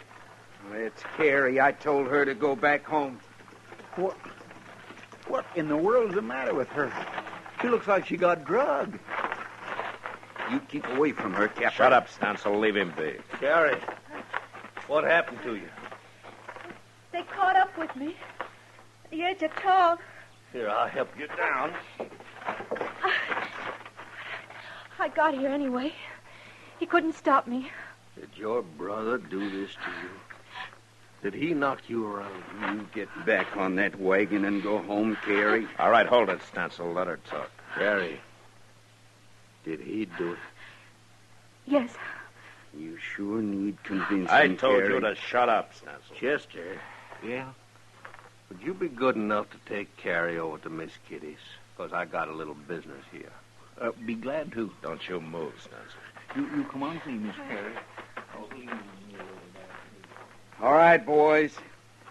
Let's get to work. Wait just a minute, Stansel. I've changed my mind. What? I ain't gonna fight you. Not now, not that way. We're gonna settle this for good and all. What are you talking about? Marshal Dillon, could I ask you a favor? What, Capper? Lend me your gun. Well.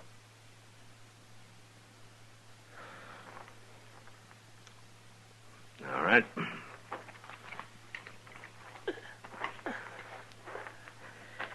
All right, here it is. Thank you.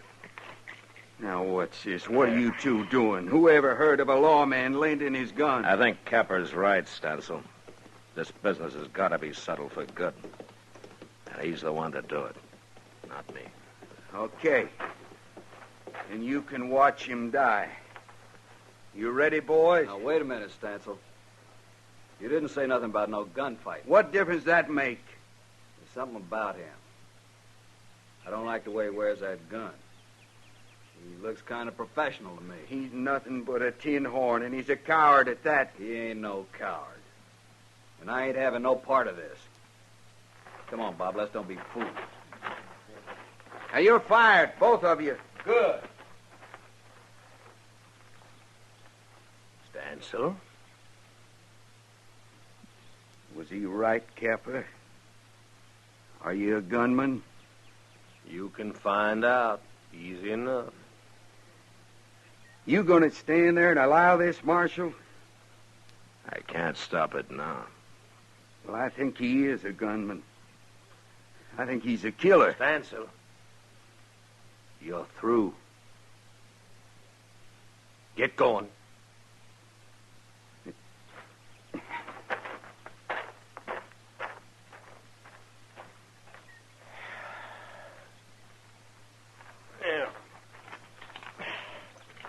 Marshal, your gun. I thank you. Sure. You remember I told you how a man gets tired of killing? I had a feeling it was more than the war that did it, Capper. I thought I was all through wearing a gun. That's why I asked Carrie to marry me. So? You tell her for me, Marshal. Tell her I was ready to kill her brother. I can't ask her to marry me now. That day will always come when I'll have to put on a gun again. Not against Stansel. Well, there's others. A man like me's got enemies. Why don't you tell her about it yourself, Capper? Wouldn't be fair. I'd be influencing her the wrong way just being there. Will you do it? It's too late. Huh? I'm behind you. Oh. She didn't go to Kitty's. She was waiting to see what happened. Yeah. She saw you, Capper, gun and all. She doesn't look like she's coming to tell you goodbye. No. Oh, she doesn't, does she?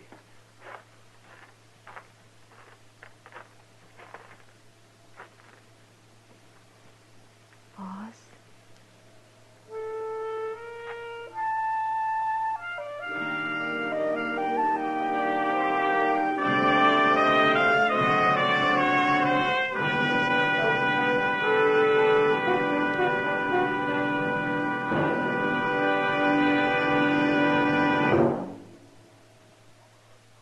In a moment, our star, William Conrad. Chesterfield packs more pleasure because Chesterfield's more perfectly packed. A cigarette made better and packed better, smokes better, tastes better. And Chesterfield is more perfectly packed by Accuray. This electronic miracle removes human error in cigarette manufacture. So Accuray Chesterfield is firm and pleasing to the lips. Chesterfield, mild, yet they satisfy the most. You know, writers like Ned Buntline drew exaggerated word pictures of the West, yet they did no real harm. But next week, 2 writers from New York come to Dodge under the cause of an Indian massacre. And that was the West. Good night. Gunsmoke. Produced and directed by Norman McDonald, stars William Conrad as Matt Dillon, U.S. Marshal. Our story was specially written for Gunsmoke by John Meston, with music composed and conducted by Rex Corey. Sound patterns by Tom Hanley and Bill James. Featured in the cast were Lawrence Dobkin, Vic Perrin, Gene Bates, Barney Phillips, and Harry Bartell. Harley Bear is Chester, and Georgia Ellis is Kitty.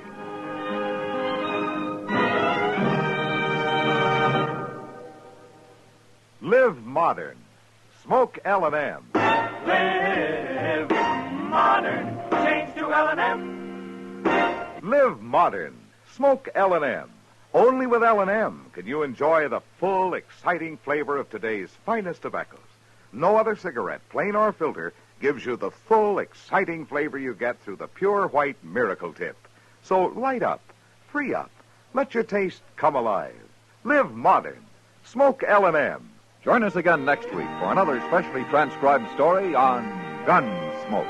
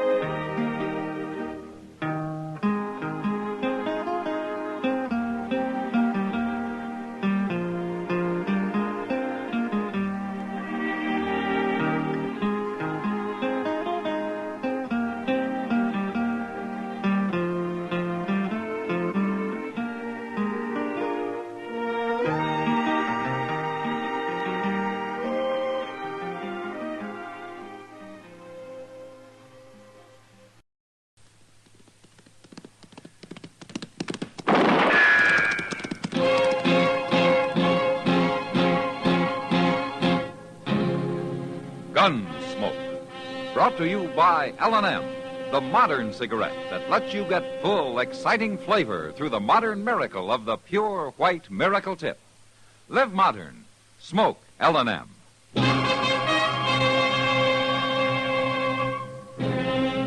Around Dodge City and in the territory on West, there's just one way to handle the killers and the spoilers, and that's with a U.S. Marshal and the smell of Gunsmoke.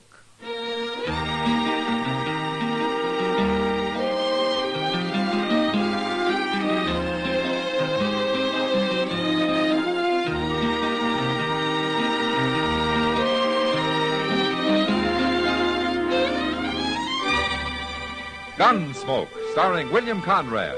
The transcribed story of the violence that moved west with young America. And the story of a man who moved with it. I'm that man, Matt Dillon, United States Marshal. The first man they look for and the last they want to meet. It's a chancy job, and it makes a man watchful and a little lonely.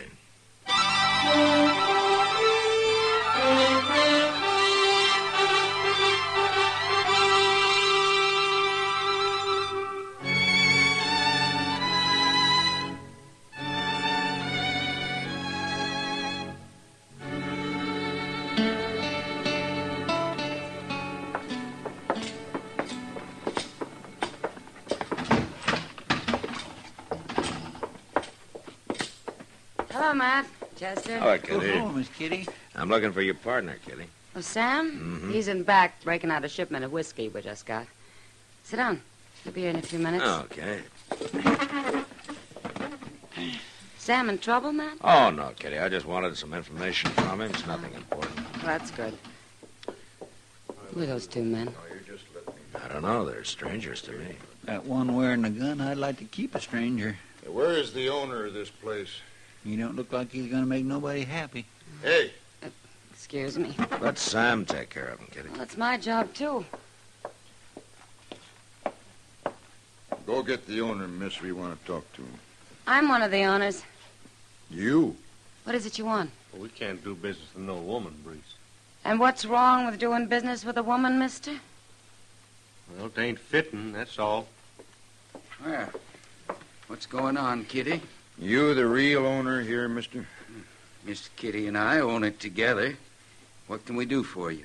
My name's Tom Brees. This here is Red Temple. I'm Sam Noonan. They say this saloon's worth about $15,000. Is that right? I guess that's about right. Why? We want to buy it. What? I said we want to buy it. We'll give you $10,000 cash. You just said yourself it's worth 15. I hadn't finished.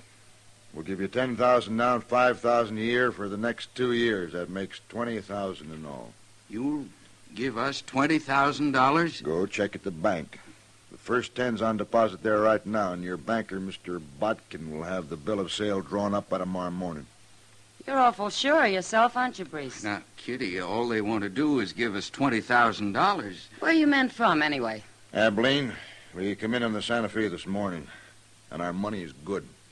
This is kind of sudden, but $20,000? Well, what do we want to sell for, Sam? This is a good business. Sam knows a good deal, miss. You trust him. Sure, if it's legitimate, why not? Well, I don't know. Look, why don't you two talk it over, and we'll come back in the morning and settle everything. We'll talk it over, all right. Sam can't sell without me. Oh. Well, you listen to him now. He knows what he's doing. We'll see you in the morning. Come on, Temple.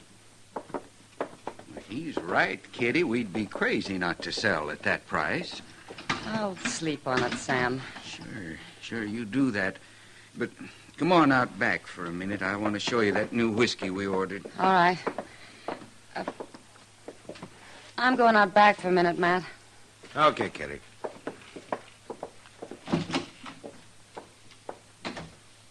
Well, I'll be doggone.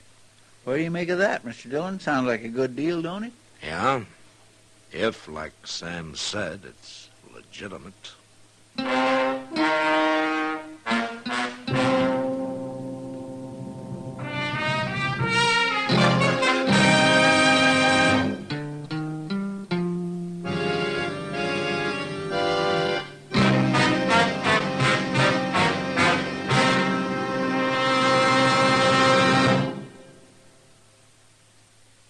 Why don't you live modern? Live modern. Live modern.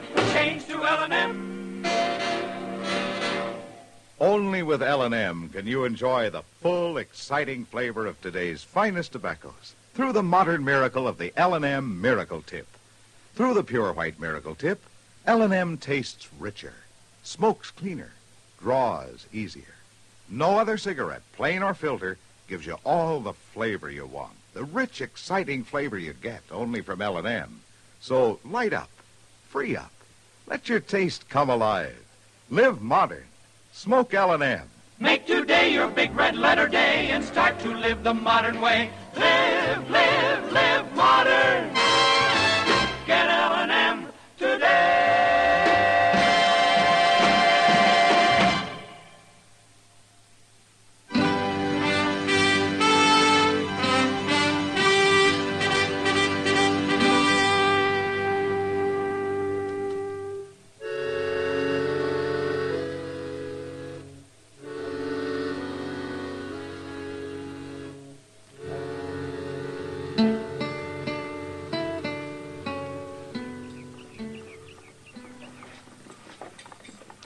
I just ate and I'm still hungry. But it's a nice morning, though, ain't it, Mr. Dillon? Yeah, nice enough to get Kitty out bright and early. What? Oh. Say, she looks mighty pretty, don't she? Mm-hmm. Good morning, gentlemen. Good morning, Miss Kitty. Well, are you in business or out, Kitty? In. I told them this morning I'm not selling. No? Well, how's Sam feel about it? Sam's hardly speaking to me. I'll bet. Oh, what decided you? I honestly don't know, Matt. Maybe I just don't like those two. And I don't like their big hurry, either. They insist the deal has to be settled by Wednesday, day after tomorrow, no later. So I told them I needed more time, that's all. But they can't wait, so I made a definite no. Well, it's your right, Kitty. It sure is. Well, drop around later, huh? Okay. So long, Miss Kitty. Bye. Well, that's that. Yeah. Hey, look, Mr. Dillon. What? Them two fellas. You think they're fixing to follow her? It won't do them any good. When Kitty makes up her mind, she doesn't often change it. Marshal Dillon. Hello, Priest. Temple. How'd you know our names? I've heard. Oh, through Kitty Russell, no doubt. Do you want to see me? They say you're a good friend of Kitty's. Yeah, that's right. She tell you about turning down our offer? She mentioned it, yeah. She's making a mistake, Marshal. Well, I think it's up to her what she does, don't you? Oh, sure. Maybe you could kind of change your mind. What? By Wednesday. There's $1,000 in it for you. Better take it, Marshal. I had, huh? Tell me something, Temple. Is that more or less than he's paying you? Huh? Hey, now, look at Easy, Temple. What do you say, Marshal? I don't know what your game is, Brees, but if I find out and I don't happen to like it, you're going to be in trouble. Both of you. Come on, Temple. Yeah. We'll meet again, Marshal. Any time.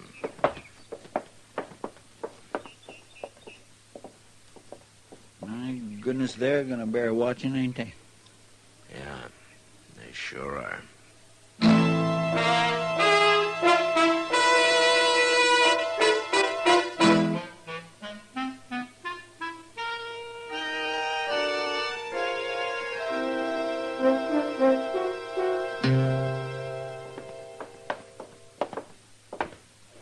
Well, this is number 9. Go ahead, Temple. Knock.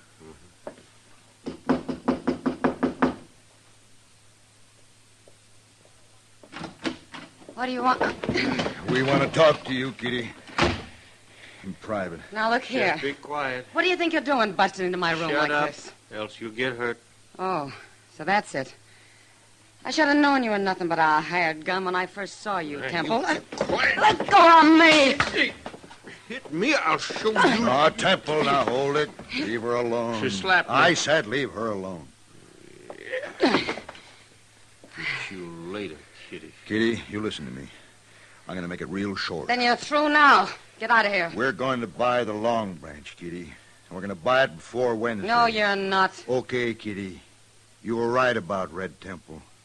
He is a gunman. So? You're going to have him shoot me? No. Your partner, Sam Noonan.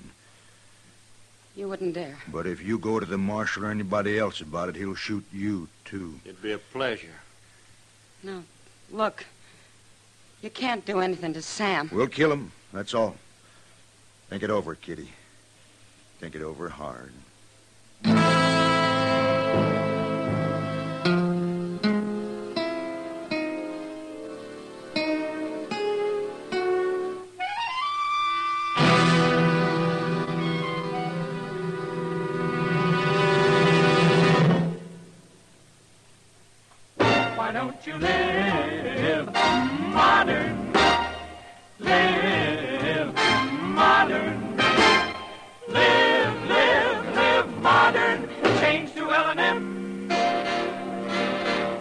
L&M is the modern cigarette that lets you get all the full, exciting flavor of today's finest tobaccos.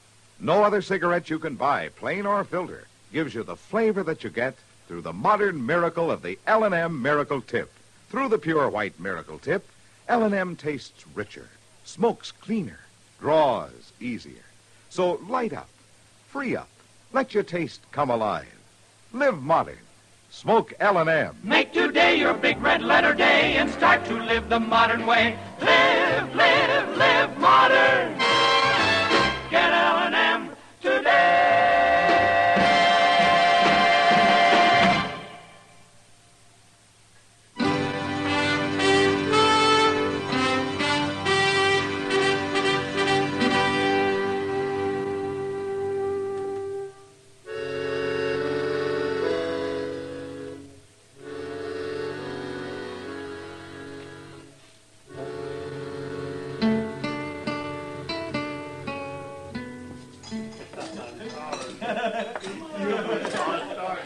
Evening, Marshal. Hello, Sam. Well, did you hear the news? Oh, what news? Kitty. She's changed her mind. We're going to sell the Long Branch after all. You are? Here, ask her. You tell him, Kitty. Well, about selling? It's true, Matt. Why should I turn down all that easy money? I was just being stubborn, I guess. Well, you had to think it over some, Kitty. I understand that now. But at least it's your decision. Nobody pushed you into doing it. No. Come by tomorrow afternoon, Marshal. Drinks will be on the house. Tomorrow? Well, after we get through signing the papers at the bank. We're going to have a little celebration. I'll see you then. Okay, Sam. Kitty? How come you changed your mind? You really want to know? Well, if you want to tell me. I did it for a friend, Matt. I did it for Sam.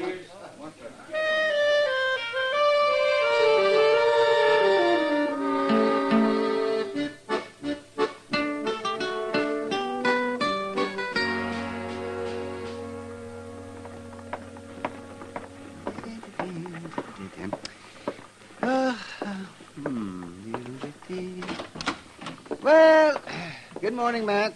It's past noon, Doc. Well, then it's time to go eat some dinner. All right. As soon as Chester gets back from the depot. Depot? You go to meet somebody? Oh, Chester meets everybody who comes in. But his excuse is that he's picking up the mail. Oh, sit down, Doc. Thank you, Matt. That's good. Say, you know, Dodge ought to put Chester on the payroll as a kind of official greeter. Yeah, he'd like that. He wouldn't either. But it's kind of funny.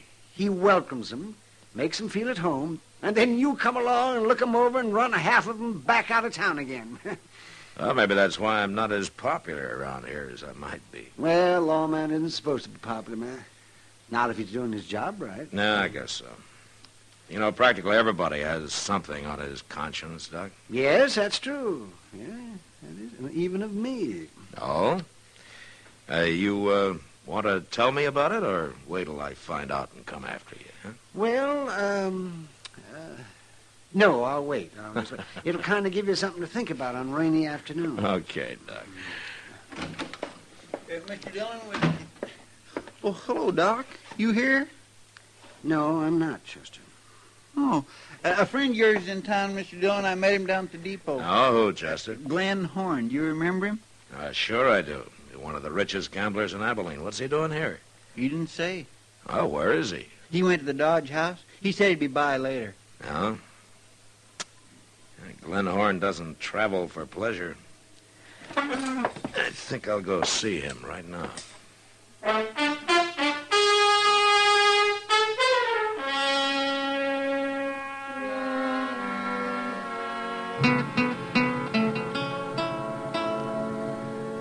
Well, Glenn, the whole thing begins to make sense, doesn't it?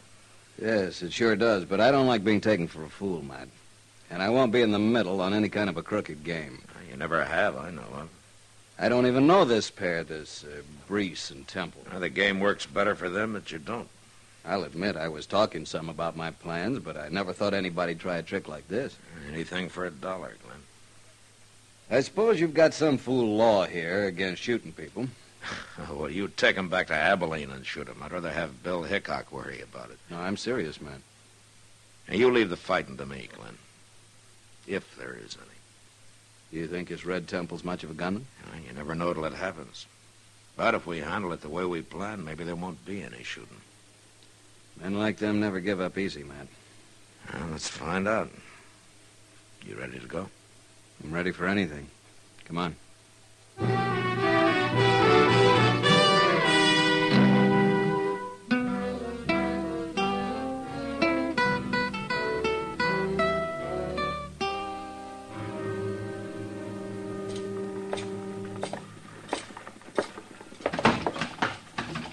Hey, Marshal. Come over to the bar. Have a drink. Yeah, we just started celebrating, Marshal. What'll you have? Ah, you can draw me a beer, Sam. Coming right up. The deal's all set, huh, Kitty? Signed and sealed, Matt. Uh-huh. Hello, Breeze.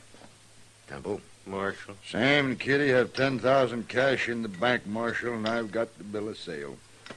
Right here. Ah, that's fine. Breeze. Yeah. Glenn Horn. Hmm? He got here just right, didn't he? Sure did. Let me handle this now, Temple. Yeah. Who is he, Matt? Wait a minute, Kitty. Well, Marshal Dillon. Hello, Mr. Horn. What are you doing here? Oh, just business. How you been, Marshal? Oh, fine, thank you. Oh, this is Kitty Russell, Glenn Horn. How do you do, Kitty? Hello? Here's your beer, Marshal. Oh, thank you, Sam. Sam, this is Glenn Horn. Sam Noonan. Hello, Sam. Have a drink. We're celebrating.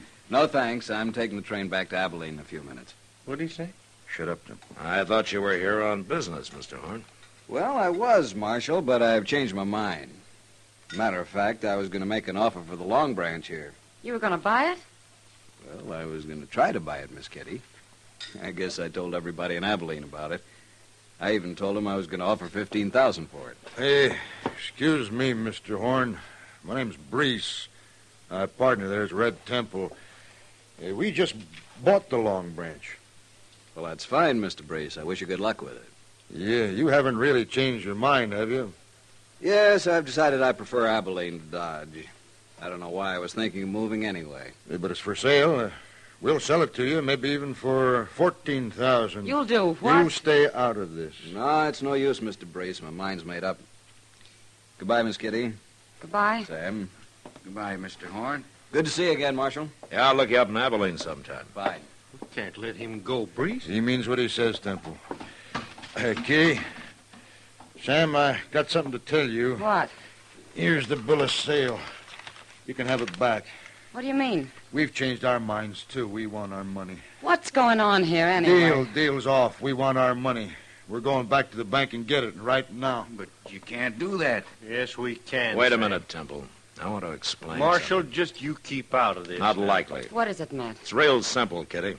Glenn Horn was thinking of offering $15,000 for the Long Branch, and these two heard about it. So they bought it for $10,000, and we're going to make a fast $5,000 profit on it. But they were going to pay us another $5,000 a year for 2 years. Yeah, if you could find them. Men like them can disappear pretty easy. Rotten crooks. I should have known. You forgetting something, Kitty? All right, Temple. I haven't said anything. Oh. So that's it, huh? They've been threatening you, Kitty? No, Matt. You're looking at me, Temple, and you keep looking at me. Shoot him, Temple. I'd do it, Marshal. Nobody else is armed, Temple. I guess it'll have to be me. You first, anyway.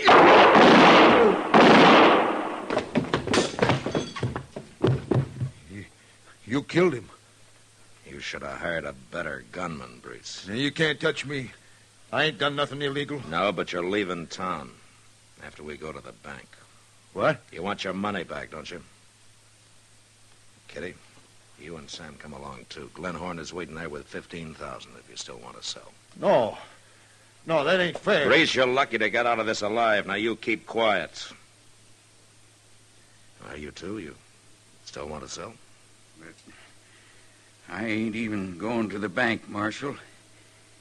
After this, I'm leaving all such matters with Kitty. Good. Then we're still going to be running this place, Sam. Let's go, Matt.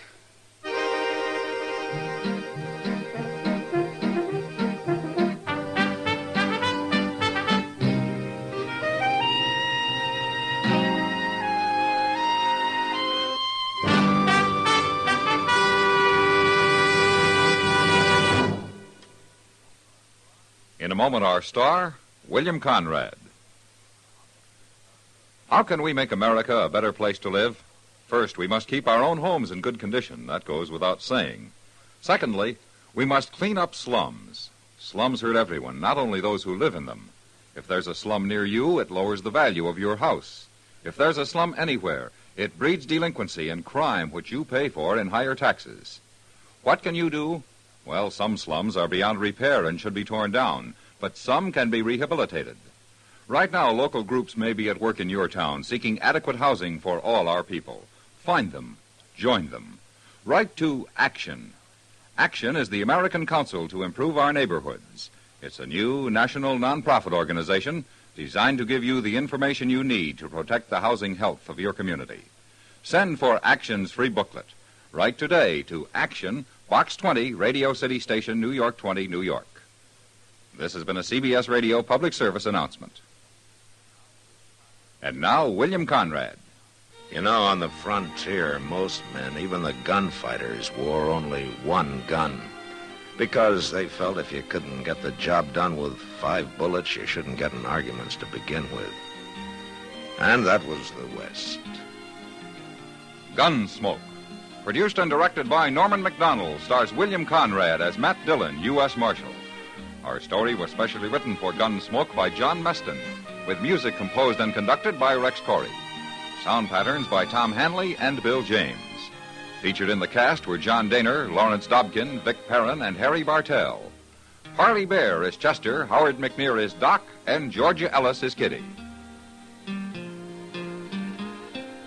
Join us again next week for another specially transcribed story as Matt Dillon, U.S. Marshal, fights to bring law and order out of the wild violence of the West in Gunsmoke.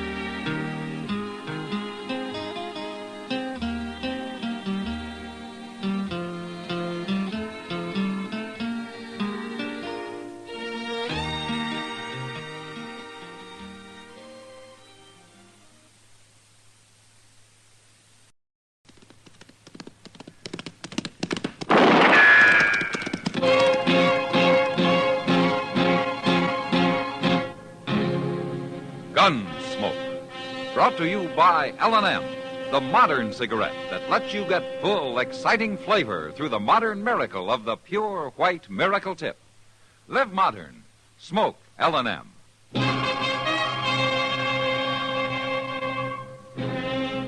Around Dodge City and in the territory on West, there's just one way to handle the killers and the spoilers, and that's with a U.S. Marshal and the smell of gun smoke.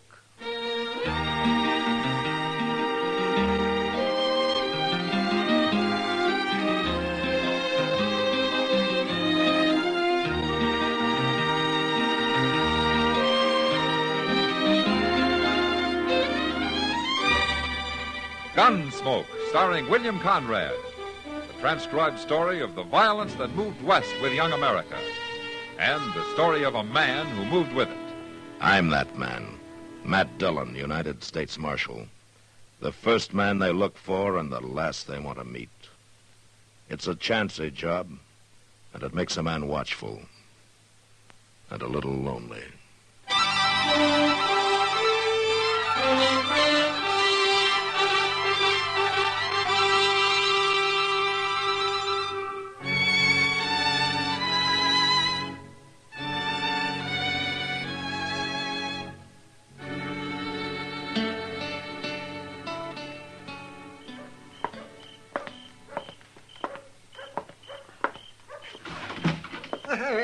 Good evening, Matt. Hello, Doc. I've been waiting for you. I'm all set up. Ah, well, might as well put away that cribbage board. We won't be playing tonight. Oh, why not? You found an easier mark? No, but you're going to hightail it up the street once you hear the news. Yeah? Matt, Belle's back. Belle? Belle who? Belle who? Belle Ainsley, that's who. You got a mighty short memory for a man who used to eat dinner out at her place 2 and 3 times a week. Well, she was a good cook, that's all. Besides, that was 3 years ago. Oh, Matt, you know doggone well you... Why don't you forget it, Doc? Is Jess Kreider with her? No. She's come back alone. Well, that's too bad. Too bad? Why? Jess Kreider's no good. That's just why. He was wanted 3 years ago when he left here with her, and he's wanted even more now. Here, take a look at this bulletin from Wichita. Hold up at the Stockman State Bank, wounding 2 bank guards. Santa Fe, 3 counts of highway robbery. Lordsburg, hold up at the Butterfield stage, driver killed. All right, so Jess Kreider's a thieving killer. Everybody knows that. Well, that's why I'd like to see him come back. Mr. Dillon? Yeah, what is it, Chester? Guess who is back, Mr. Dillon? I already know, Chester. Yeah, but that ain't all. Chester, if one more person comes in here and tells me about Belle Ainsley, so help me out. You're what, Matt? Belle. She was right outside, I was going to say. Well, come on. Come on, Chester. And I'll buy you a beer. Well, Gosh. Well, I'll see you later, Mr. Dillon.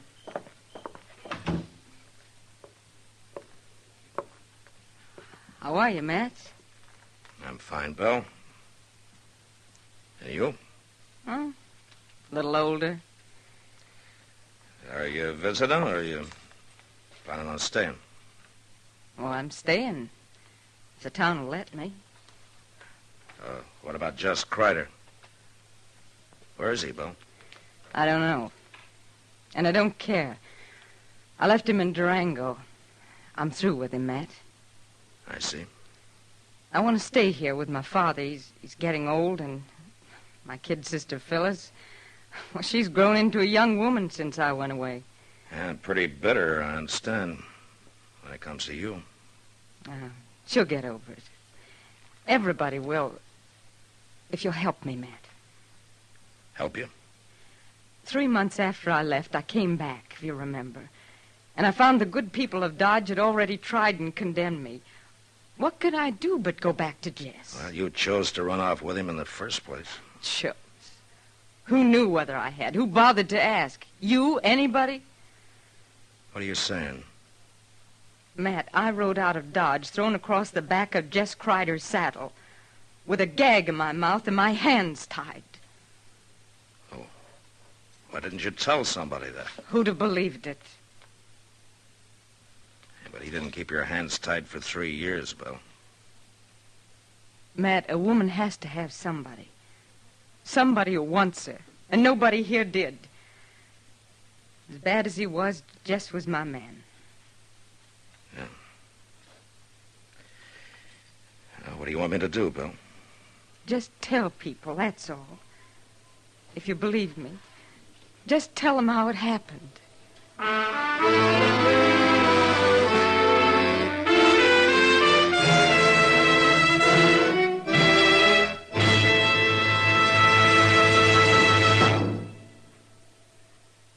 Why don't you live modern? Live modern. Live modern. Change to L&M. Only with L&M can you enjoy the full, exciting flavor of today's finest tobaccos through the modern miracle of the L&M Miracle Tip. Through the pure white Miracle Tip, L&M tastes richer, smokes cleaner, draws easier. No other cigarette, plain or filter, gives you all the flavor you want. The rich, exciting flavor you get only from L&M. So light up, free up, let your taste come alive. Live modern. Smoke L&M. Make today your big red letter day and start to live the modern way. Live modern. Get L&M today.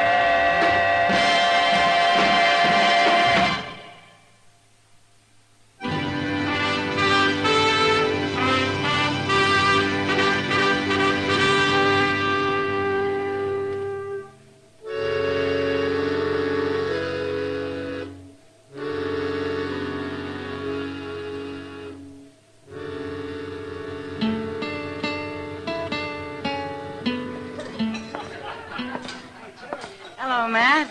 Evening, Kitty. Where'd you get all the crowd? The trailherd's in. The bar Double D from the Panhandle. No? I understand an old friend of yours came back last week. You know, a man tips his hat twice to a woman around here, and he's married. Is that really all you did, Matt? Tip your hat twice? Yeah, just about. Have you talked to Bill? Well, in passing. I heard his story. You believe it, Matt? That's possible. It's the kind of a thing Jess Kreider would do. I don't know for sure. Well, if it did happen that way and she's left him for good, then I guess maybe she's got some sympathy coming to her. Yeah. She sure didn't get much at home. What do you mean?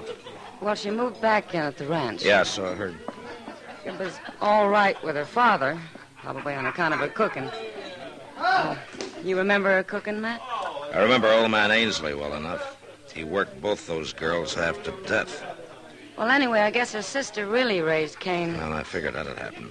She's hated Belle ever since the night she ran away with Kreider or was taken away. But I didn't think she'd carry it so far. Now, what do you mean? Phyllis left the ranch yesterday and moved into town, Matt. She's got a room over at the Dodge House. What? Uh-huh. A 15-year-old kid living here alone? Yeah, I know. I'll go see her and talk to her, Kitty. But I don't think it'll do any good.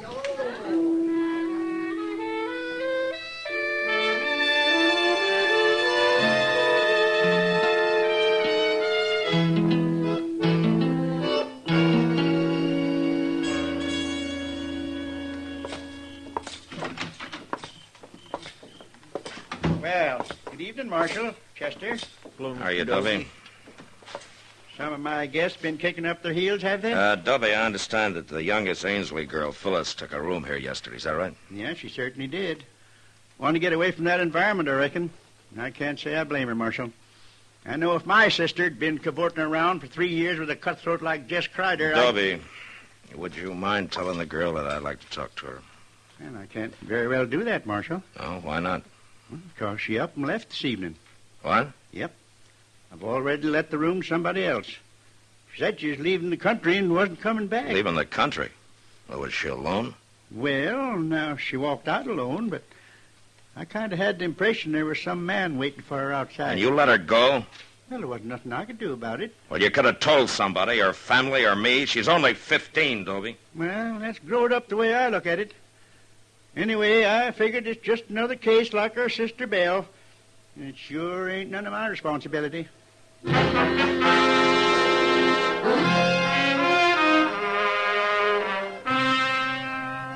Chester and I saddled up and rode out to the Ainsley Ranch, or a homestead it was, actually.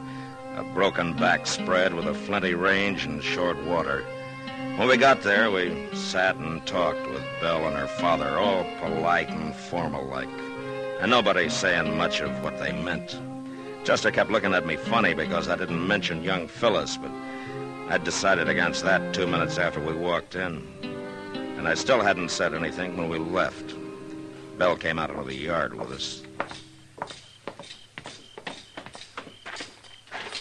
It was nice of you to ride out, Matt and Chester. Well, Nobody else from town's even been near the place. Yeah, they're slow people to change, Belle. It takes them a while, I guess. They got to get over feeling kind of awkward around you, I guess. Well, it's not only the outsiders who feel awkward around me. Oh? Well, I guess you wondered where Phyllis was. She's moved out, Matt. She took a room in town. Well, she'll get over it.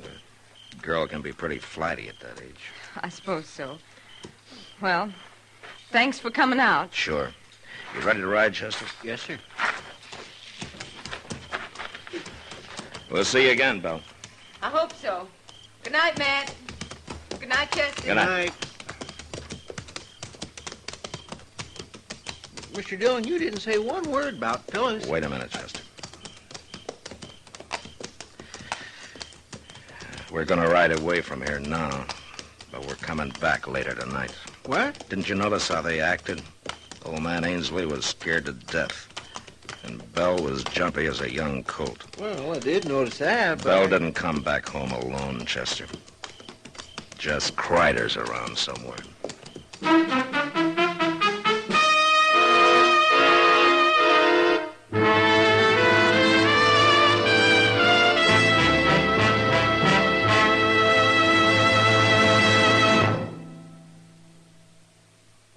Why don't you live modern? Live modern. Live modern. Change to L&M. Yes, live modern. Smoke modern. Smoke L&M. Enjoy a modern cigarette. L&M gives you the full, exciting flavor of today's finest tobaccos. No other cigarette, plain or filter, gives you the flavor you get through the modern miracle of the L&M Miracle Tip. Through the pure white Miracle Tip, L&M tastes richer, smokes cleaner, draws easier. So light up, free up, let your taste come alive. Live modern. Smoke L&M. Make today your big red letter day and start to live the modern way. Live modern. Get L&M today.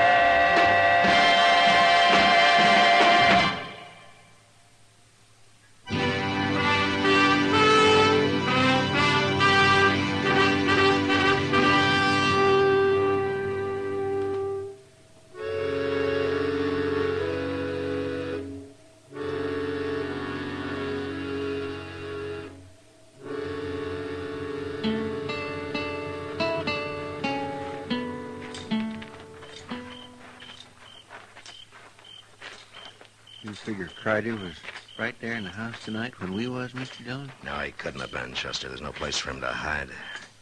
Probably holed up in the barn. We'll look there first. Yes, sir.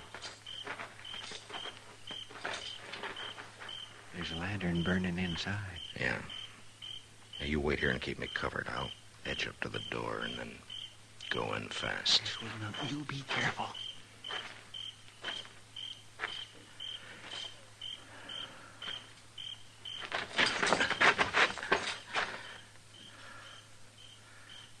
Crider?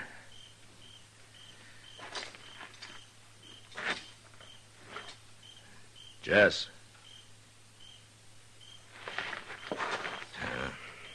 Come on in, Chester. He ain't here? No, but he has been. You see that blanket on that straw there? It's made up for a bed. Well, maybe he's up at the house now. I don't think so. The only horse in here is that old Spavin mare Ainsley uses on the buckboard. Jess Crider'd have the best mount he could lay his hands on. Maybe the two of them got spooked up and made a run for it. Yeah, maybe, but I don't think so. Get your hands up, Mac. Well, You too, Chester. Oh, Jess? Jess? Forget it, Bill. He's too far away by now to hear you. What are you talking about? Well, take a look around. Didn't you have a couple of horses in here? Well, sure we did. Now, don't move. Either one of you. They're gone. Jess! Jess! You might as well save your breath, Bill. He took both saddles and the packs. You know where he went? Well, I can guess. Where? When's the last time you saw him this evening? Just before dark. I brought him out some coffee. He said he was going to try to sleep. Matt, where'd he go? Tell me. There's not much point in holding a gun on us. Not now. Stay back, Matt. Let's have it, Bill. No. Thanks. well, now, a man can breathe a mite easier without that thing staring him in the face. What's happened to Jess? Tell me. What do you care? You've left him, haven't you? You said you had. Oh, I only came and told you that so you wouldn't get suspicious. Jess caught a bullet in that hold-up at Elko. It was bothering him some, and we had to find a place to stay for a while. So you brought him home to the family, huh? And in less than a week, your kid's sister ran away from home. She didn't run away. I sent her into town. And why? What's the difference why? Because Jess was bothering her, is that it? What are you saying? He's always been known for it, Bill. Was that the reason? All right, that was a reason. She's my sister, Matt. And she's only 15. And Jess is your man, huh? Isn't that what you told me when you came to my office? Sure, that's what I told you, but never mind that now. I want to know what's happened to Jess. The same thing had happened to Phyllis, I guess. She checked out of the Dodge house this evening, Bill. She said she was leaving the country for good. What? A man was waiting for her outside. And Jess Crider left here with 2 horses. Get him, Matt. Go after him and get him. You know where he might be. Of course I know. I know everything about him. I've had 3 years to learn, haven't I? All right, then where is he? He'll only ride at night. He'll stop at sunup. There's an abandoned shack about a mile west of where Little Deer Creek runs into the Arkansas. Yeah, I know the place. Well, that's where he'll be. We've used it before. We stopped there on our way in. All right, Bill. That business about your hands being tied, being thrown across the back of Kreider's saddle. That part was true, Matt. All right, Bill. Come on, Chester, let's ride.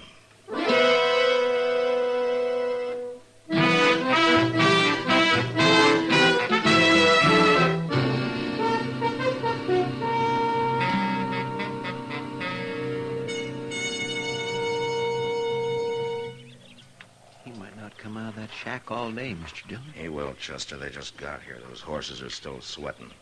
He won't leave them standing there saddled for long. It wouldn't be too hard a chore to slip up through that plum thicket there at the back. No. If he fights, I don't want the girl in it. We'll just wait till he comes out. Doggone if I can understand women at all, Mr. Dillon. I've had the same trouble myself a time or two, Chester. But why would that nice young girl want to go running off with a murdering outlaw like Jess Kreider? Maybe it's more a matter of hitting back at her sister. She's let her hate for Belle build up till it's driven her half crazy, I guess. Somebody's coming out. It's him. Yeah. Easy now. We'll just let him get clear of the cabin. You stay down now.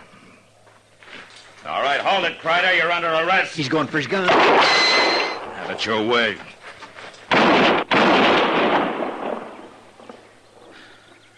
Okay, Chester.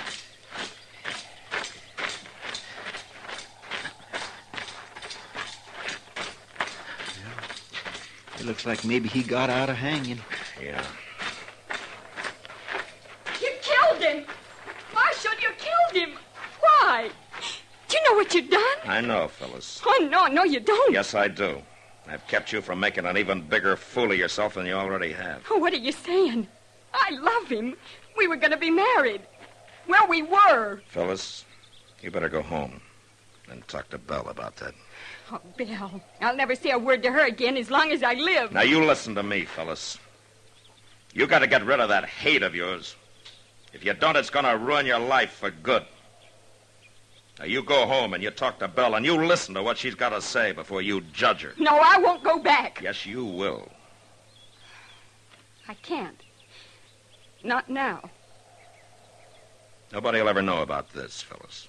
I promise you. Jess Kreider was alone when I found him. Now, there's your horse. And he's still saddled. I can't. I don't want to.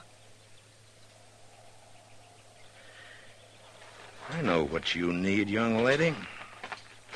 You see that plum bush over there? Well, I'm going to cut me a switch off of that, and if you're not out of here in 1 minute, Oh, you wouldn't. Oh, I wouldn't, huh? Well, you just watch me. Marshal? Yeah? I've been thinking, Marshal. Maybe I'll go home after all.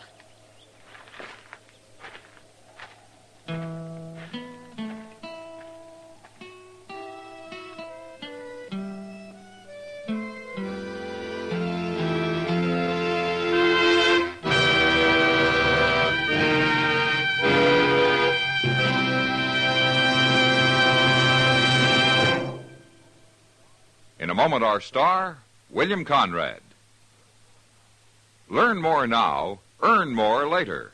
That's a motto CBS Radio wishes every college student would paste inside his or her wallet. A lot of those collegiate wallets are a good deal fatter than usual these days, thanks to summertime jobs. And as a result, quite a few young men and women are finding themselves tempted to forget about school this fall and keep on with that job. This isn't such a smart idea as it may seem. It's a plain and simple fact that dropouts from college are less likely to find and keep better-paying jobs. Quit school before you've finished, and you're not only cutting down on your chances for a really good job, you're also throwing away thousands of dollars of possible future income. Finish college, get all the education possible, and your lifetime income is many thousands of dollars higher. America needs well-educated young men and women, and the rewards are sure. So if you're wavering now that school's about to open, don't decide against your future. Go back. And remember, learn more now, earn more later. And now, William Conrad. You know, when men on the frontier were able to prove up some good land, they were usually content. But next week, after building a prosperous ranch, 2 lifelong friends nearly lose everything, even their lives, because of some side meat and hominy grits. And that was the West. Gunsmoke. Produced and directed by Norman McDonald, stars William Conrad as Matt Dillon, U.S. Marshal. The script was specially written for Gunsmoke by Les Crutchfield, with editorial supervision by John Meston. The music was composed and conducted by Rex Corey.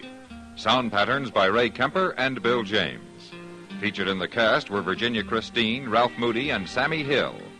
Parley Bear is Chester, Howard McNear is Doc, and Georgia Ellis is Kitty. Join us again next week for another specially transcribed story on Gunsmoke.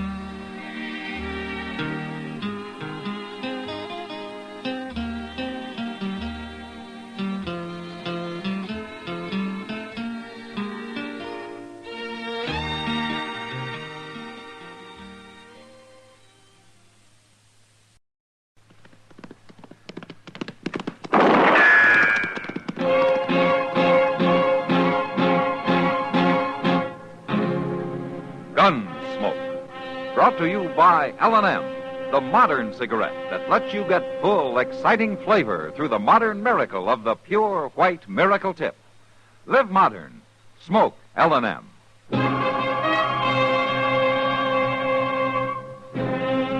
Around Dodge City and in the territory on West, there's just one way to handle the killers and the spoilers, and that's with a U.S. Marshal and the smell of Gunsmoke.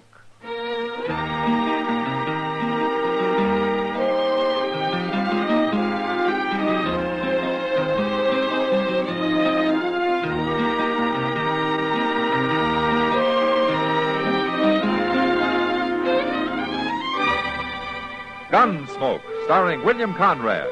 The transcribed story of the violence that moved west with young America. And the story of a man who moved with it. I'm that man, Matt Dillon, United States Marshal. The first man they look for and the last they want to meet. It's a chancy job, and it makes a man watchful and a little lonely.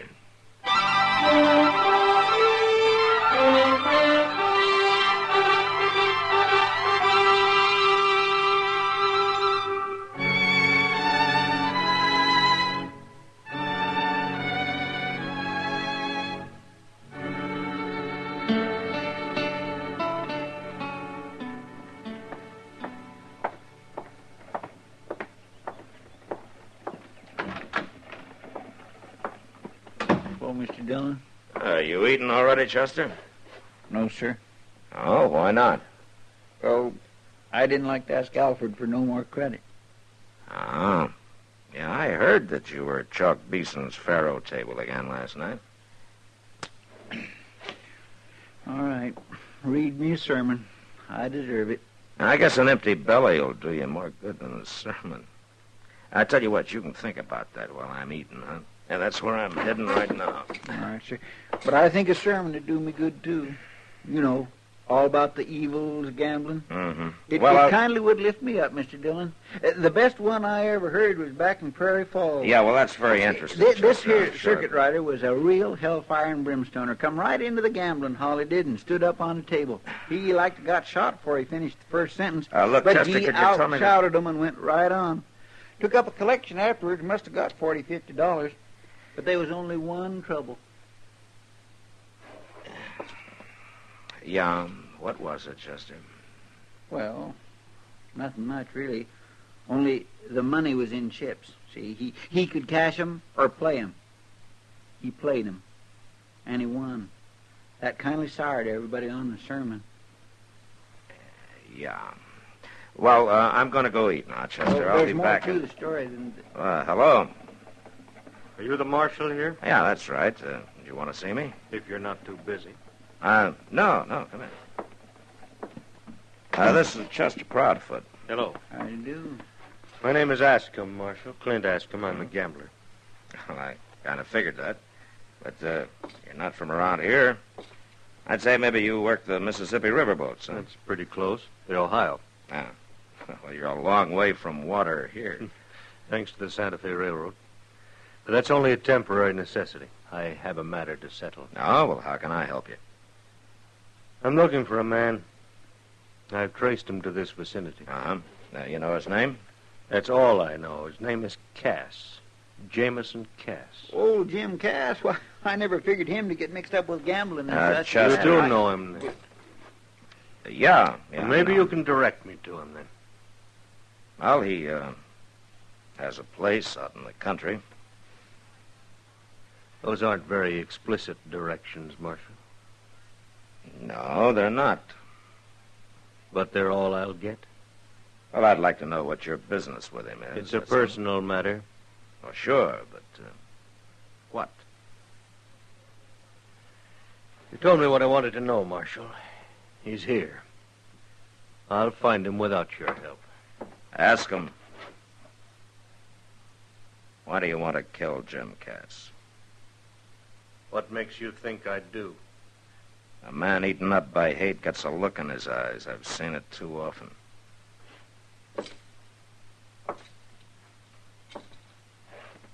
Now, why? I've got reason. Better be a good one. You say you've never even seen Jim Cass, huh? Nope. Well, he's a peaceful little man. He doesn't even wear a gun. And murder is illegal around here. I'll remember that. You better remember something else, too. Jim Cass is a friend of mine. You go anywhere near him, and it'll be a pleasure to run you clear out of the country. It wouldn't do any good, Marshal. I'll get him, sooner or later. Good afternoon. Well, what in the world? He don't mean that. I'm afraid he does, Chester. But why? There ain't a nicer, harmlesser little fella anywhere than old Jim Cass. Now, what do you suppose could bring a man to hate him so? I don't know, but I better find out. Chester, you watch things here. I'm going to ride out to Jim's. Huh? All right, sure, but ain't you going to eat? Oh, I can do that later. You keep an eye on Ascom, and if he should head that way, you follow and warn me, All huh? right, sure I will. Well, Matt, how I just came down to eat with you. What's you going out? I'm just riding out to Jim Cass's, Doc. You are? Now, that's a long, hot ride to make for nothing. Now, what do you mean, for nothing? You won't find anybody there. I saw Jim Cass over at the Long Branch now 15 minutes ago.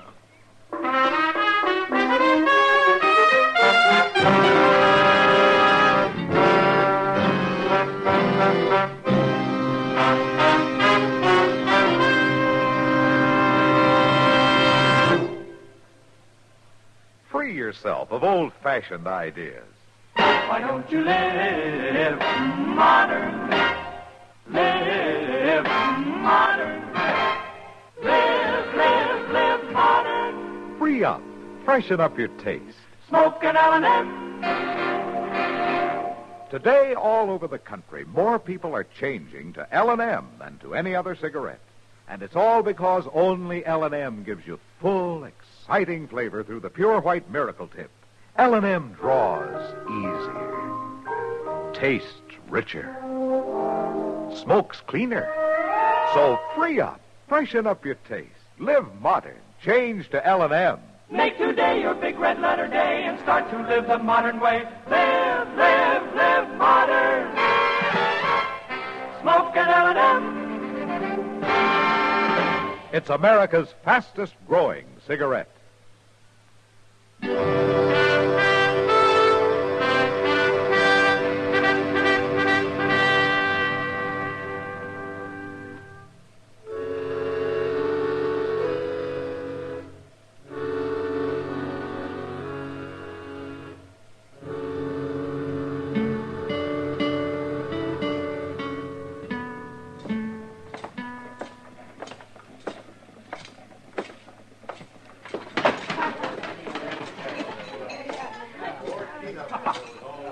Well, hello, Matt. Hello, Kitty.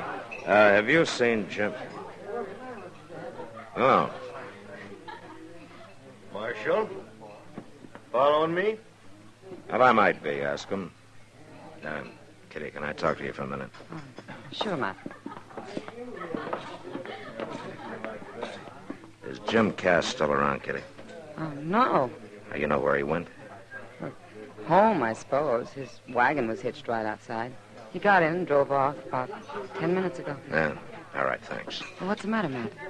And I just want to see him alive. Alive? Jim Cass? Kitty, do me a favor, will you? Yeah. When I leave, you see that Ohio River gambler's entertained for a while, will you? Sure, as long as he's got money. Okay, thanks, Kitty. Marshal, have a drink. No thanks, ask him. Marshal, I've never had any trouble with the law. I don't want any now.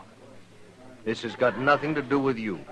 A deliberate killing is the business of the law anywhere, ask him. He'll have his fair chance. Sure, house odds, huh? I told you Jim Cass is not a fighting man. So you'll do his fighting for him? If I have to. I'm sorry, Marshal. Sure. But you won't stop it, will you? No.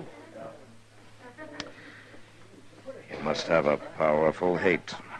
I have. I could lock you up, you know. Mm-hmm. And postpone it for a few days, that's all. And as for running me out of town, I'm leaving anyway, to go out to Cass's. If you want to warn him, you'd better go now. So you can follow me? I can find him without your help. Ask him, I'm going to warn you. You harmed Jim Cass, and I'm going to jail you or kill you. Fair warning, Marshal. If you can do it. I can do it.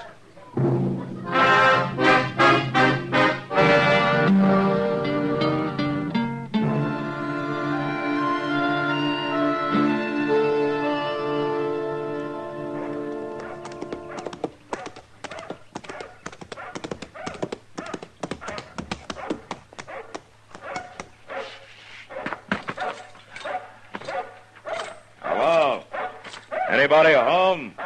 Hey, Tom! Hush up out there now. Hush up. Stop it. Who is it? It's me, Jim. Matt Dillon. Oh, Matt. Good to see you. What brings you out here? Can I come in? Well, sure. I'll set the coffee to boil. It won't take a minute. Hey, I'm scorching, ain't it? Yeah, it sure is. Yes, sir. Gonna be a late winter. Must be something important to bring you way out here on a day like this. It is, Jim. Something about me, Matt? Yeah. Well, say it. You know a man named Ascom? Clint Ascom? Ascom? Nope. A gambler, slick, young, dark-haired? Oh, no, not likely. From Ohio, riverboats. No. I was back east, Pennsylvania, a couple of years ago. You remember that? Yeah, I remember. I met some people, but I don't remember no gamblers. Not no Ascom. Jim, is there any reason why a man you've never even seen before would want to kill you? Kill me? Yeah, that's right.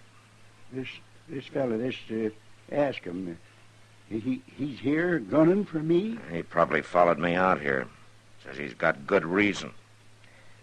Well, it seemed to me like you ought to know about it if there was a reason like that. I don't know why any man I ever met would want to kill me. Okay. That's good enough for me, Jim. What are you going to do? Wait for him to come, then take him. Well, seems like I ought to help. No, you just sit tight. Well, at least I'd like to ask him why.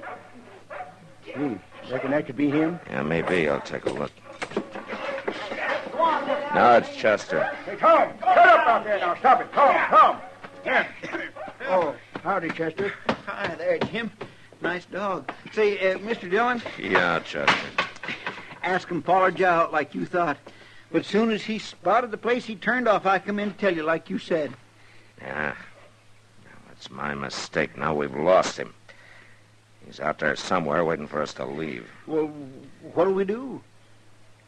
Jim, maybe you better ride into town with us, huh? And let a gunman scare me off my place?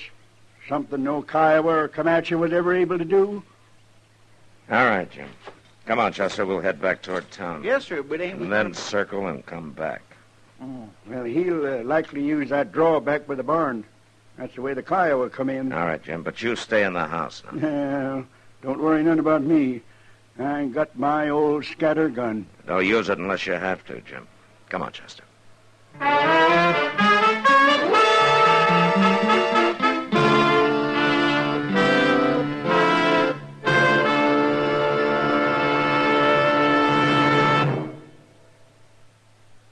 Free yourself of old-fashioned ideas. Why don't you live modern? Live modern. Live modern. Free up. Freshen up your taste. Smoke an L&M. Only the modern miracle of the pure white miracle tip can bring all of L&M's full, exciting flavor through to you. And that's the big reason why today more people are changing to L&M than to any other cigarette. Remember, L&M draws easier, tastes richer, smokes cleaner. So live modern. Change to L&M. Make today your big red letter day and start to live the modern way. Live modern. Smoke an L&M. It's America's fastest growing cigarette.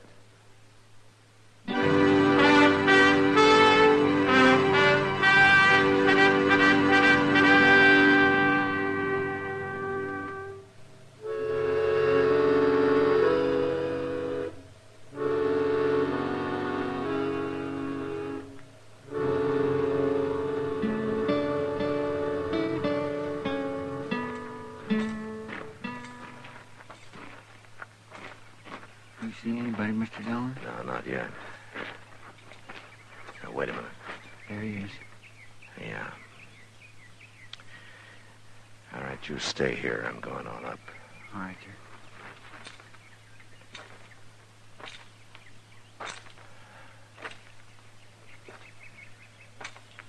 All right, hold it, Askham. What? You're covered. Don't make a move.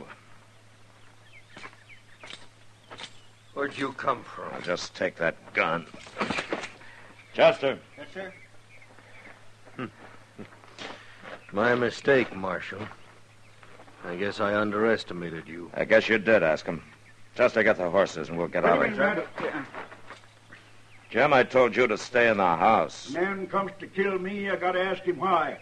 Just holster your pistol, Matt. This scatter gun will keep him quiet. Now, wait a minute, Now, do Jim. like I said, Matt. You too, Chester. Mr. Dillon? All right, Chester. Maybe I'd like to hear this, too. Yeah, but I don't like the look in his face. All right, now, mister.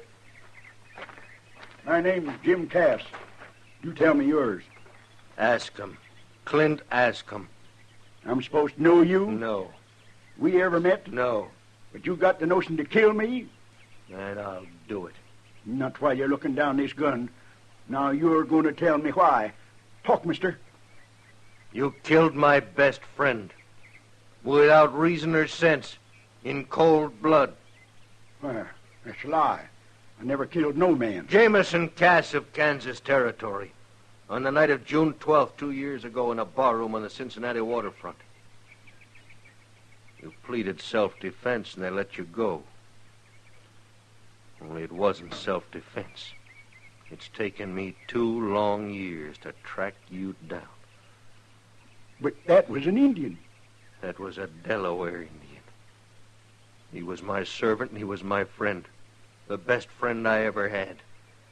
He was as good a man as you are, or any other white man. Jim, is this true? Well, Matt, ain't nothing to kill an Indian, you know that. You had no reason. Well, he jostled me, bothered me. Had no right being there at all with white men. Oh, I'll kill you with my bare hands. Stand back Ask now. him. You're still taking his part, Marshal. You hate Indians, too. No, ask him. I hate killing of any kind. But Indians don't count. Is that it? If it'd been my friend, I'd probably feel like you do. Eh? Not this murder. Ask him, did you ever think maybe Jim's got a reason for the way he feels, too? A reason? What reason? Well, out here there are plenty who feel his way. The situation's different. Indians aren't all like your Delaware. You take a look up there behind the house. That little grass plot with the flowers and the 3 headstones. Now, those are Cass's reasons. His wife and his 2 kids. And Kyle was put him there. Now, I don't hold with what Cass did, but what you're doing's no better. I don't care what his reason is. I come here to kill him. I'm going to do it. Ask him. All right, Mr. Indian lover, you will get your chance. Give him back his gun. Now, Jim. Stand back, Matt. This is between him and me. You stay out of it. Give him the gun, Chester. No, Chester. Jim, can't you see that you're making... he ain't going to be satisfied short of blood. Well, now I ain't either. Now, wait a minute, Stand Jim. back, Matt. I'd hate to have to blast you. Use your head, Jim. Man comes to kill me. It's him or me. Mr. Dillon, that's a shotgun. Stay back, I told you. Put it down, Jim. Matt, I won't be stopped. Mr. Dillon, look out.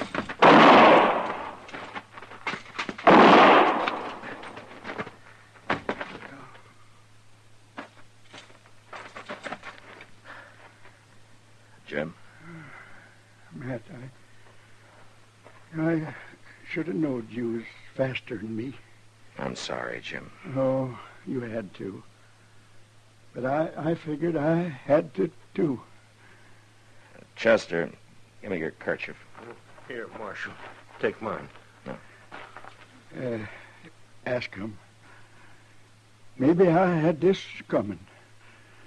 I never thought much about that Indian. Maybe I should have. You be quiet, Jim, and lie still. Marshal, I'm sorry I caused this. It's a little late to be sorry, isn't it, ask him? Now, why don't you get out of here? All right, I'm going. Matt. Is he dead? No, he just fainted. Chester, ride into town and get Doc out here as fast as you can. Will you let me get him, Marshal?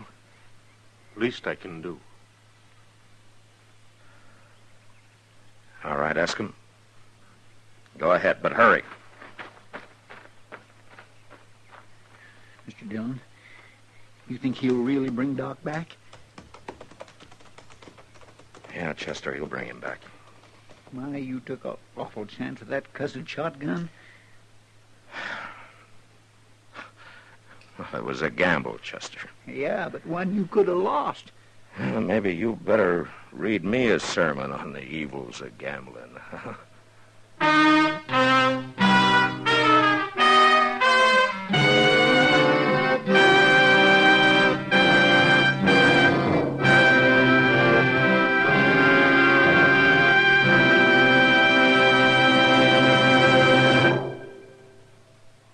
In a moment, our star, William Conrad. When your child raises his hand in the classroom, does the teacher have time to answer his questions?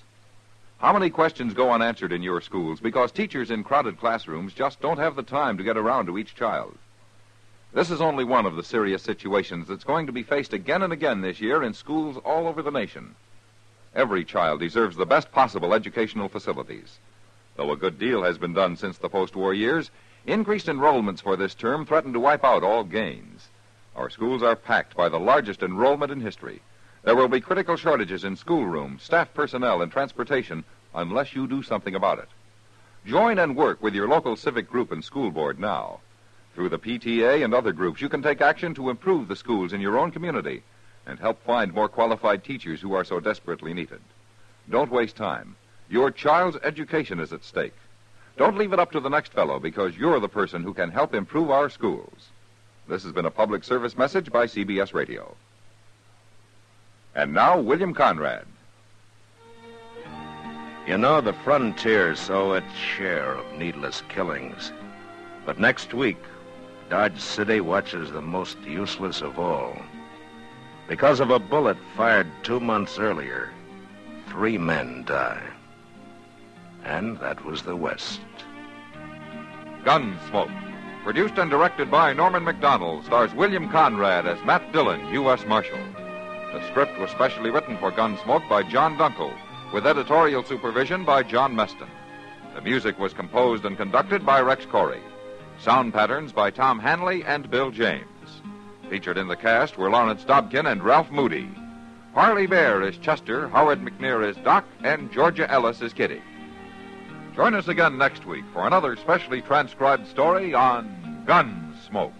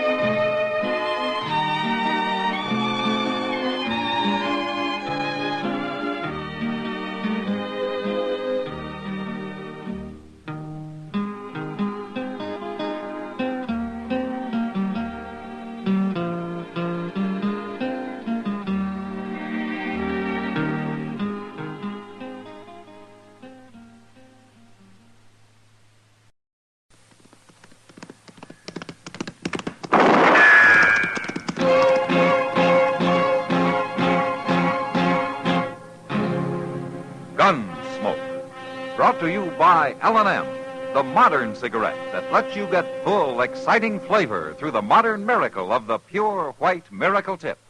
Live modern. Smoke L&M.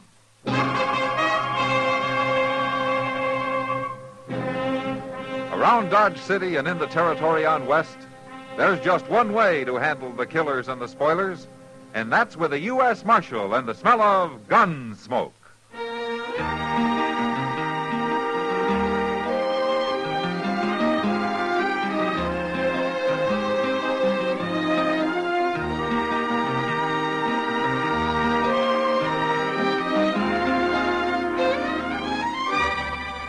Gunsmoke, starring William Conrad. The transcribed story of the violence that moved west with young America. And the story of a man who moved with it. I'm that man, Matt Dillon, United States Marshal. The first man they look for and the last they want to meet. It's a chancy job, and it makes a man watchful and a little lonely.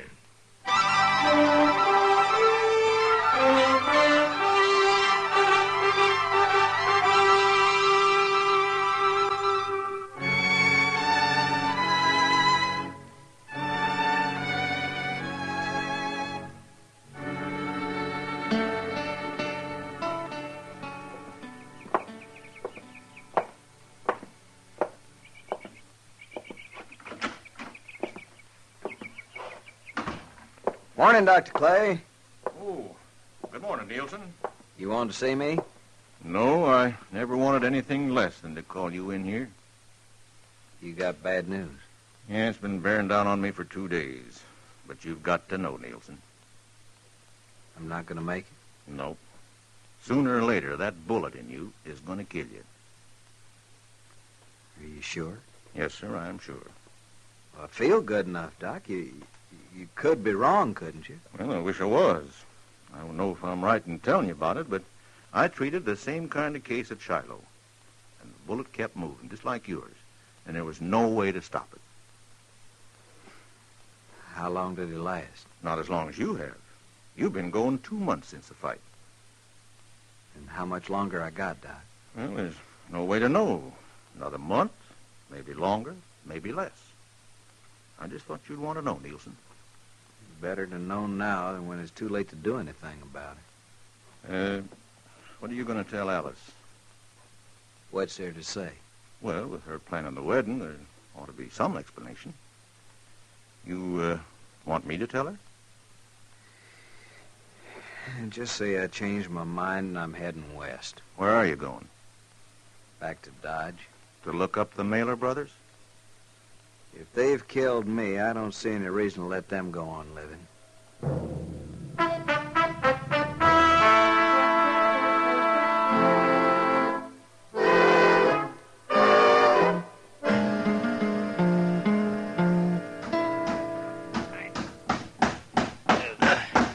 Chester, can you force it up a little more? Well, no, not much, Mr. Dillon. Come on. Yeah, that's better.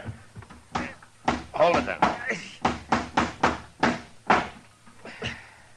Well, can it turn loose now? Now, let's just try one more nail. Oh, the only thing that's going to fix this door is a whole new door, Mr. Dillon.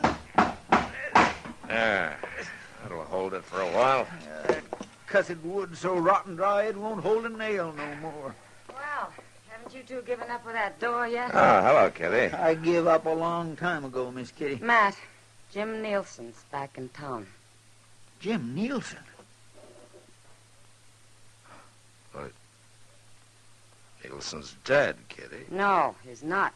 He's at the Long Branch right now, spreading the word that he's come back to kill the Mailer brothers. Are you sure? I've seen him. I've heard him. Well, have the Mailer boys heard about it? It won't take long, the way it's getting talked about. Tom Mailer rode up to Clay City, Mr. Dillon, day before yesterday. Charlie's the only one in town. I guess I better go see him. What about Nielsen? Well, if he's spreading the word, he'll be where I can find him anytime I want.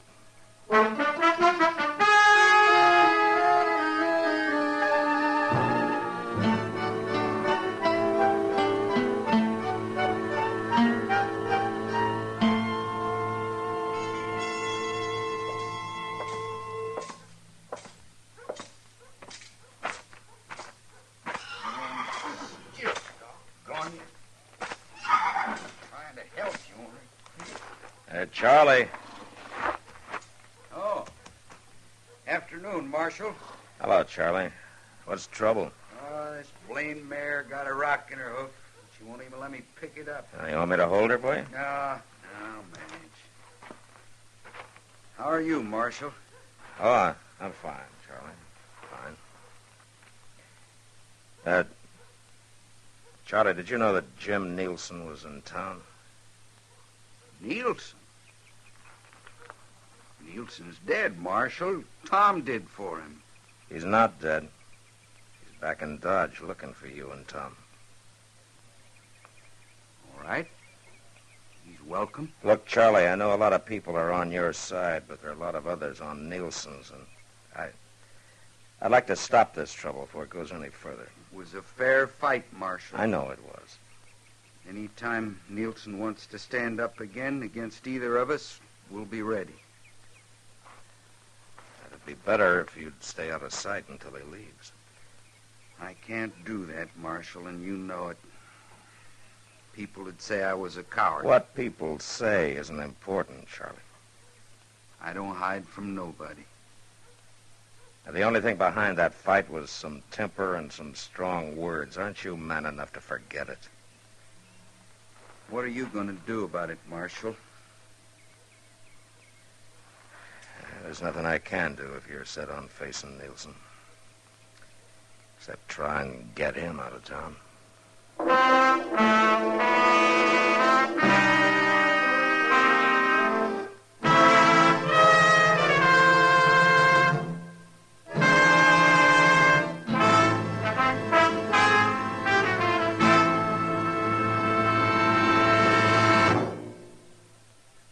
Free yourself of old-fashioned ideas. Why don't you live modern? Live modern. Free up. Freshen up your taste. Smoke at L&M. Only the modern miracle of the pure white miracle tip can bring all of L&M's full, exciting flavor through to you. And that's the big reason why today more people are changing to L&M than to any other cigarette. Remember, L&M draws easier, tastes richer, smokes cleaner. So live modern. Change to L&M. Make today your big red letter day and start to live the modern way. Live, live, live modern. Smoke at L&M. It's America's fastest growing cigarette.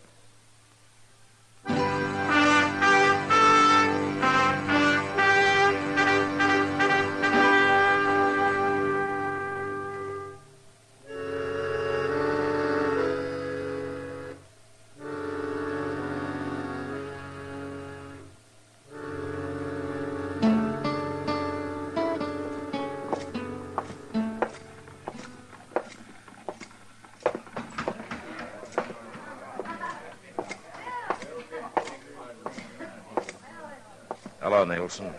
Marshal? Well, I didn't expect you'd ever get to Dodge again. Guess you thought I was dead, Marshal, along with a lot of other people. You didn't look very healthy when they took you out of here. I'm still alive, for a little while anyway. What good's it doing you to be back here? Well, everybody figured the fight was over, but I don't happen to think that way. It's a lot of trouble over nothing. You and the Mailer brothers are good men and peaceful ones. You were drinking and there were some names called. But that's sure no reason for you to come back and stir it all up again. They thought they'd kill me, Marshal, and they were proud of it. I don't think they were. Look, Jim, I'd like it if you'd go back to Abilene. I'm not going to do it, Marshal. I got nothing to go back to, nowhere. What does that mean? I'm going to die from that gunfight we had. The bullet's still in me. Oh. There's nothing to be done about it, huh? No. Nothing but try and settle the score. I don't see how you're going to be any better off trying to kill two good men, Jim. Marshal, it's a funny thing knowing you're going to die. I had too much to live for when I faced up to him the first time. I was going to get married. I owned some land. Those were the things I was thinking about. I got scared and tightened up. Man shouldn't have anything to think about in a gunfight. It was kind of hard not to. But I don't have now, Marshal. I don't have a thing to lose. Jim, you're a bad man to have in town. I won't be here long. You can count on that. Drink with me, Marshal? No. No. Not tonight, thanks. Nielsen. I hear you're looking for me and my brother. You forget it, Charlie, and get out of here. Where should I get out to, Marshal?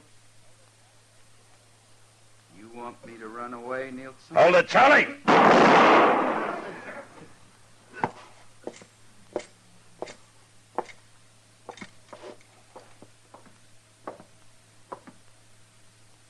Is he dead, Marshal? Yeah, he's dead. You satisfied now, Nielsen? It was a fair fight, just like the first one. And just as needless. Not to my way of thinking. Tell me, Marshal, when's Charlie's brother going to get back to town?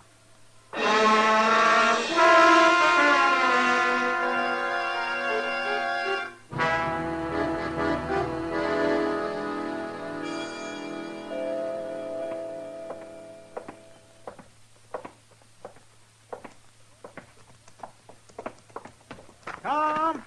Hold up a minute, Tom! Well, hello, Chester. What you doing way out here? Mr. Dillon wanted me to stop you before you got up to the plaza. Yeah, what for? Well, Jim Nielsen's waiting for you. Nielsen? Wait. What about my brother? Charlie's dead, Tom. Did Nielsen do it? Charlie come after him. I thank you, Chester. And thank the marshal. Tom, you gonna ride in anyway? I got no place else to go.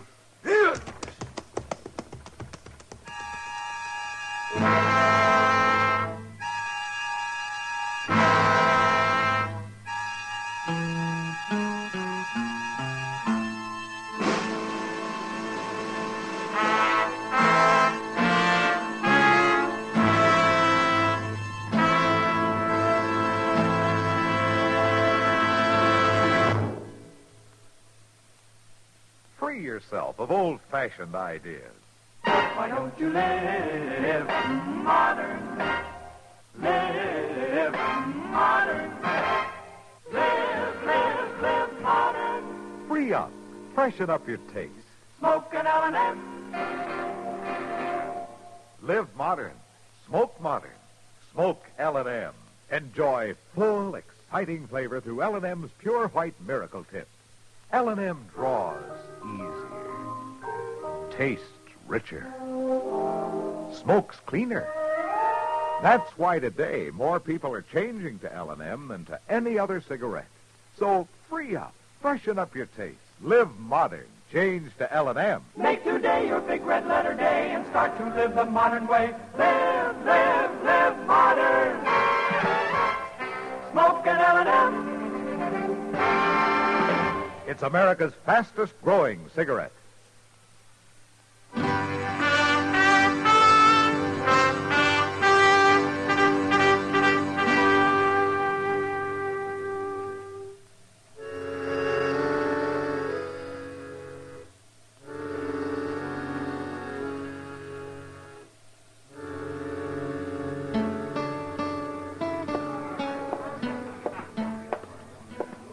Hello, Kitty. Tom, I thought you were in Clay City. I was. I did real well, too. I signed up for Charlie and me. Take a pack train clear to Lincoln County. Charlie's dead. Can I get you a drink, Tom? Maybe later. I thought Nielsen was here. He left about a half hour ago. Happen to know where he went? No. Can't you get your pack train together and go, Tom? Oh, you know I can't, Kitty. What good's it gonna do you looking for Nielsen or waiting for him? It's something I got to do. If he kills you, what are you gonna be proving? My brother's dead. Killing Nielsen won't bring him back. Some men ought to be killed, sure, but not you and Nielsen. You're fine men, both of you. My brother was a good man, too. Kitty, what would you have me do? I don't know, Tom. Being the kind you are, and after what's already happened, I guess I got no right trying to tell you what to do. Now, do you know if Nielsen figured on coming back here? I don't know, Tom. I'm going to my room. I was just about to order that drink. Then you'll have to have it without me. Thank you for sitting with me, Kitty. Matt, how long have you been here?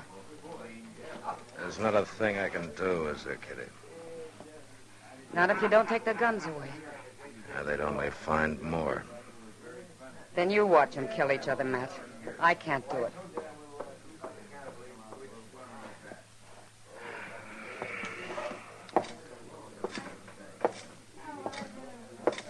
Mr. Dillon. Yeah? He's coming, Mr. Dillon. How long, Chester? It won't be but a few minutes. He was looking for Tom over at the Alfraganza. All right. You get out of sight someplace. All right, sir.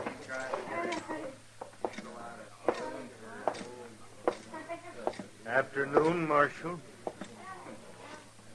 Hello, Tom.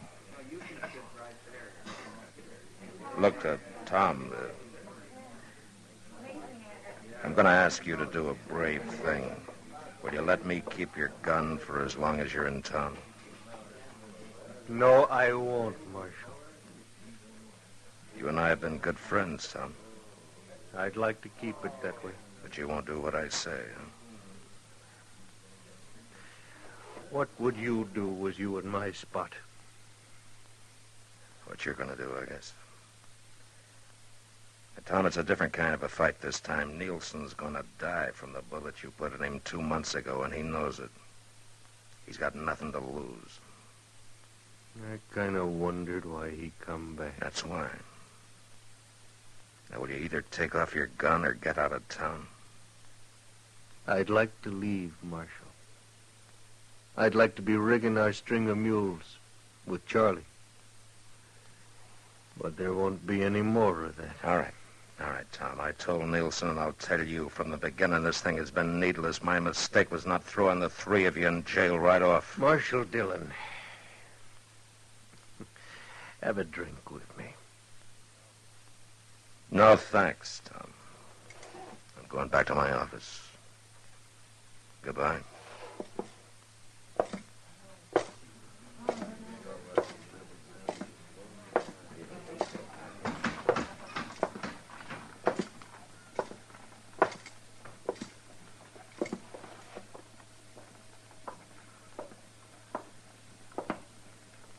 Well, Nilsson, I guess there's no reason trying to talk any sense into you either. It's gone past talking, Marshal. You aren't figuring on stopping me. There's nothing I can do. I'll see you later.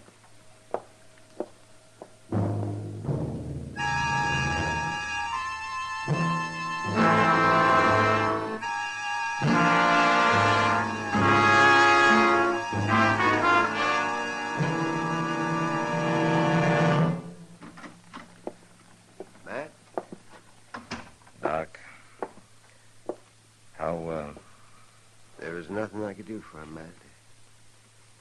He's dead. Oh, my goodness.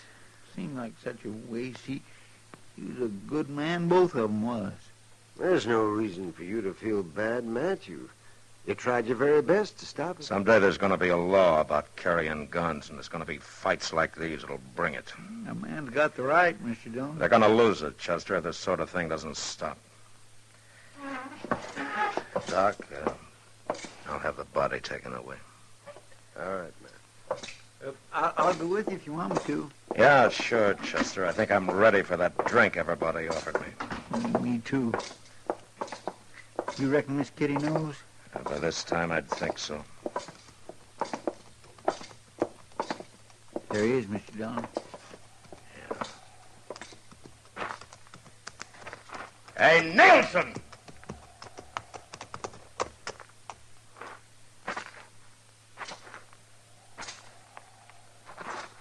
Well, you made it, huh? You killed both the Mailer brothers. Yeah? And in fair fight, huh? Yeah. I want to ask you something. Make you feel any better? No. Tell you the truth, it don't.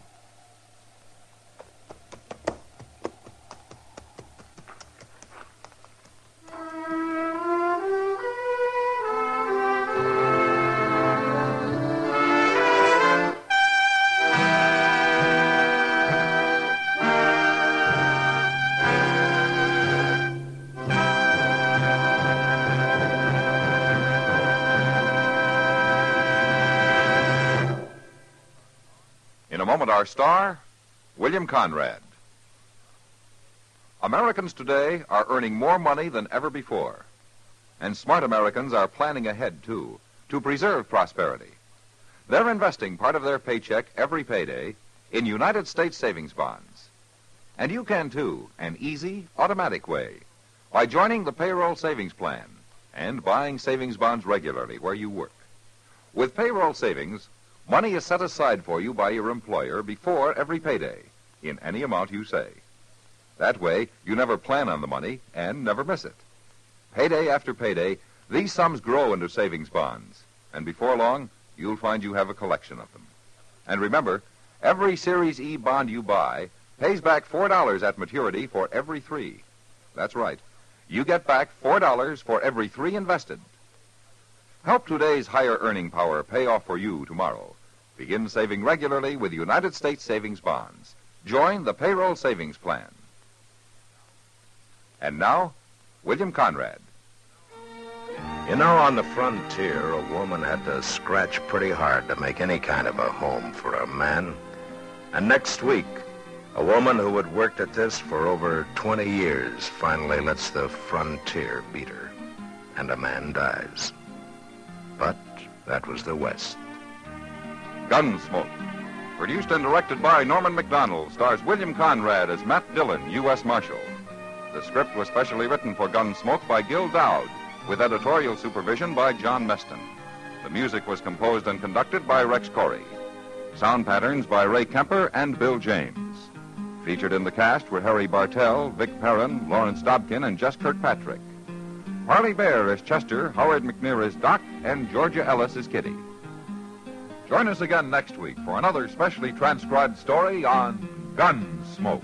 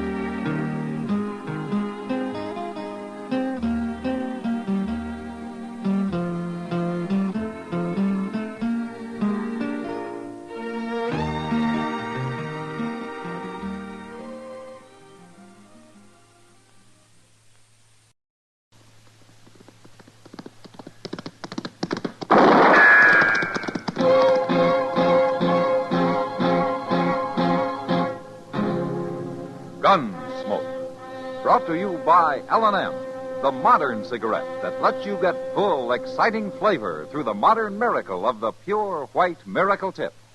Live modern. Smoke L&M.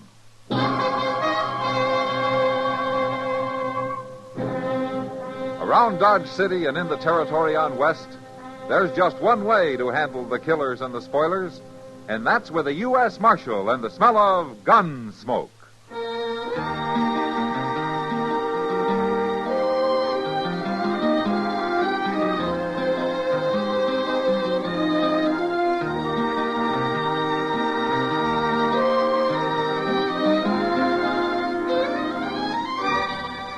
Gunsmoke, starring William Conrad. The transcribed story of the violence that moved west with young America. And the story of a man who moved with it. I'm that man, Matt Dillon, United States Marshal.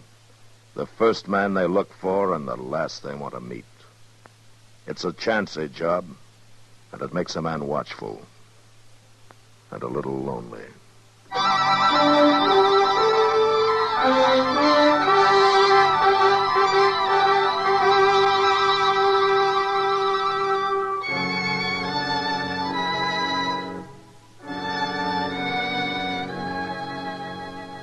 Her name was Rose, and she was pretty. And that's all anybody in Dodge knew about the girl. She'd come in on the stage from the South a month before and opened a blackjack table in the Long Branch, working on a 50-50 split with the house. The game got a big play, of course. A woman gambler was a new thing in Dodge. And some of the smartest and crookedest cardmen in town started coming around to try their luck. But with Rose dealing, the house never lost. And after a 3-week run of that kind of luck, I figured it was time to look into things. Oh, doggone it, Matt. We've been sitting here for an hour and a half. How long's it going to take to catch her cheating? Doc, we're not going to catch her. We're not? Yeah, the way she handles that deck, we could sit here till doomsday and never see a thing. Well, maybe she's dealing honest. Yeah, maybe. Chester. Chester. Oh, yeah, Chester. Maybe he noticed something. You know, playing right there at the table with her. That's the last place in the world to spot a crooked game, Doc. I swear, I just don't know what you could have been thinking of, Mr. Dillon. Why, she's as nice a young lady as you'd ever care to meet. Now, how much did she let you win, Chester? $14.20. Yeah, but that ain't got nothing to do with it. I watched her every second. All right, Chester. Who was the heavy loser, then? Well, that Elko Dean must have lost about $200 before he pulled out, but just by betting foolish, Mr. Dillon, why, he didn't have no more reason to do what he done. Who else? Well, the ones there now, I reckon young Slim Raddick's out about 150 as the game stands. He's been losing every night for 2 weeks, the way I hear it. Well, he gets to making calf eyes at Rose and don't pay no attention to his cards. Oh, yeah, maybe that's how she does it, Matt. She gets them so all fired up over it that they don't care if school keeps an eye. Somebody like young Raddick may be, but not the professional gamblers, Doc. You sit down for a while, Chester. I'm going over and talk to her. What you sip on? 17 showing. Another card is 10. Hit me again. Yet it is. 6 of hearts, 23 and busted. Much obliged to you, Mr. Raddick. You doggone sure ought to be. Seems all I do. Oh, evening, Marshal. Hello, Slim. Your luck turning on you? It ain't turning, no way. It's been against me right along. Then maybe you won't mind if I interrupt the game for a while. That is, with your permission, ma'am. I'd like to talk to you. Why not? All right, gentlemen, the game is closed. If you want to step over to the bar, the drinks are on me.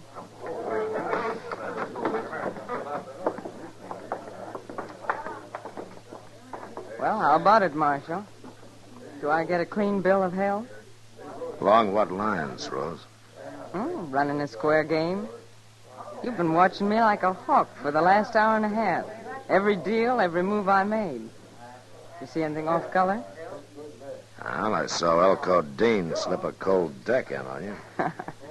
So did I. But I'll give you 10 to 1. You didn't see me slip it right back out. No, as a matter of fact, I didn't. Neither did Elko. And that mistake cost him $230. More eventually, because he'll be back here tomorrow night trying to get even. So the game is crooked, huh? Marshal, the man who taught me how to handle cards used to say, you can't cheat an honest man, Rose, so don't bother to try. But a crook is fair game any day. Uh-huh. Tell me something, Rose. How does that fit young Raddick? Slim? Yeah. That's different. Different how? He's been losing steady here at your table. It can't all be bad luck. I've tried to keep him away. I told him over and over again to stay out of it and leave me alone. Stay out of what, Rose? It doesn't matter. Here, Marshal. Take a look. Go on, count it if you want it. That's the money I've taken from Slim. $2,642. And when I leave Dodge, he'll get it all back. Every cent of it. Can I ask you something, Rose? What's a girl like you doing in this business, anyway? Earning a living, for one thing.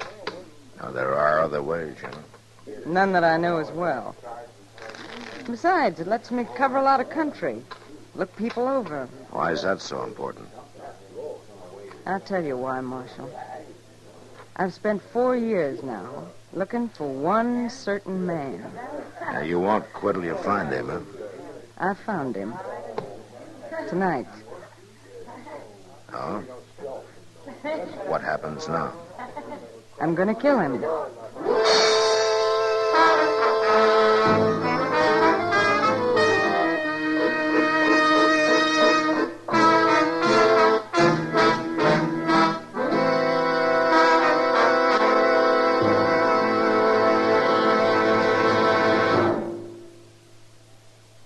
Free yourself of old-fashioned ideas.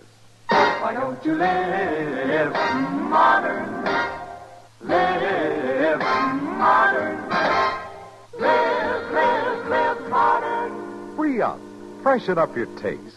Smoke an L&M. Only the modern miracle of the pure white miracle tip can bring all of L&M's full, exciting flavor through to you. And that's the big reason why today more people are changing to L&M than to any other cigarette. Remember, L&M draws easier, tastes richer, smokes cleaner. So live modern.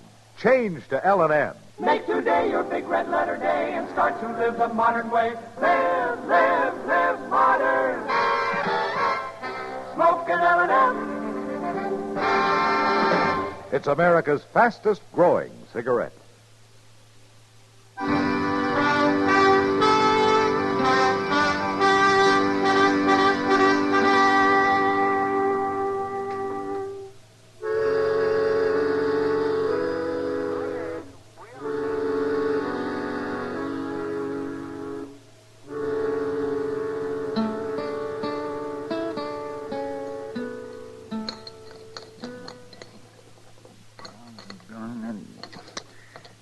Just as well ordered jerky. You know something, Mr. Dillon?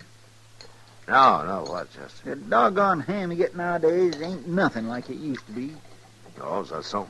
Well, just look at that.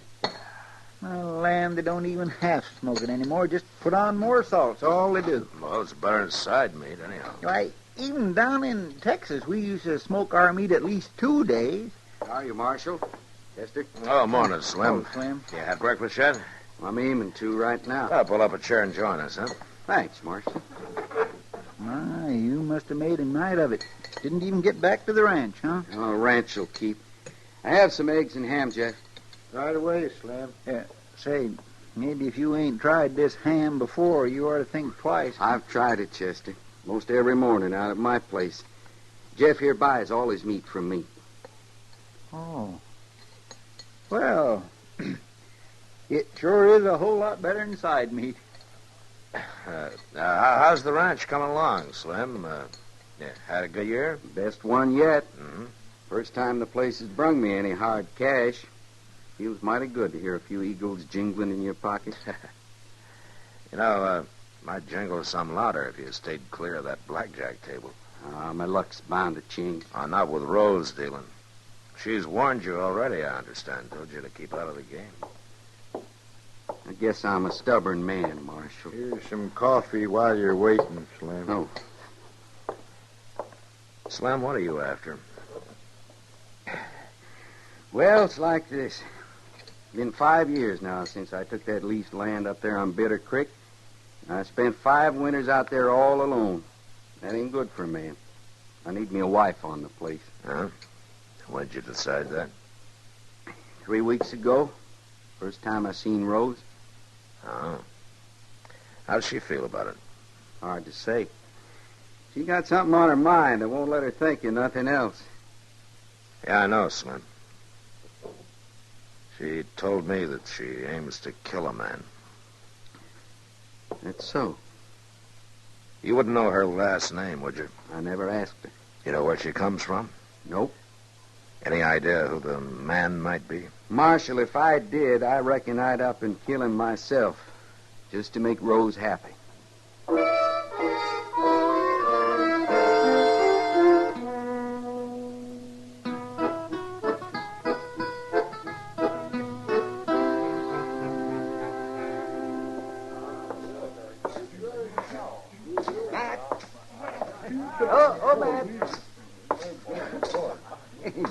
You're just the man I was looking for. How even, Doc? Yes, here, sit down. Sit down, Matt. You're just in time. Time for what? A poker game.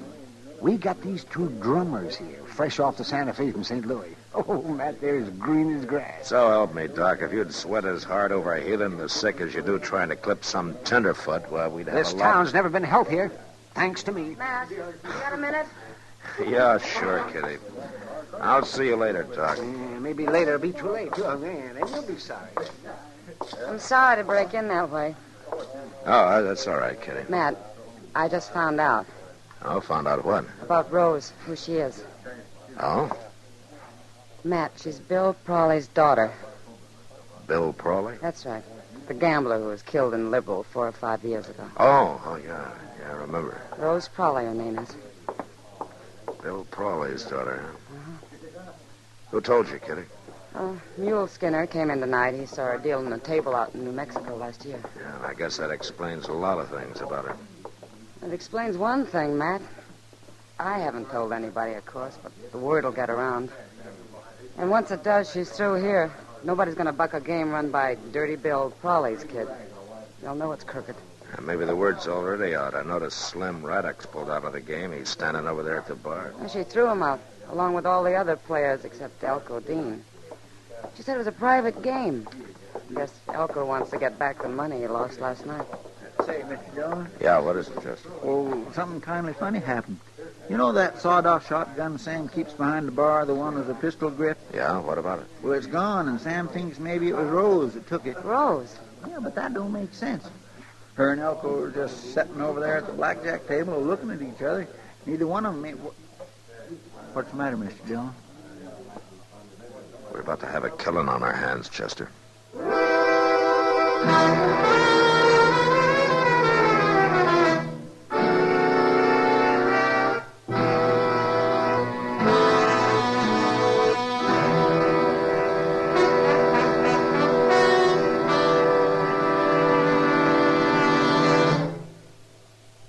Free yourself of old-fashioned ideas.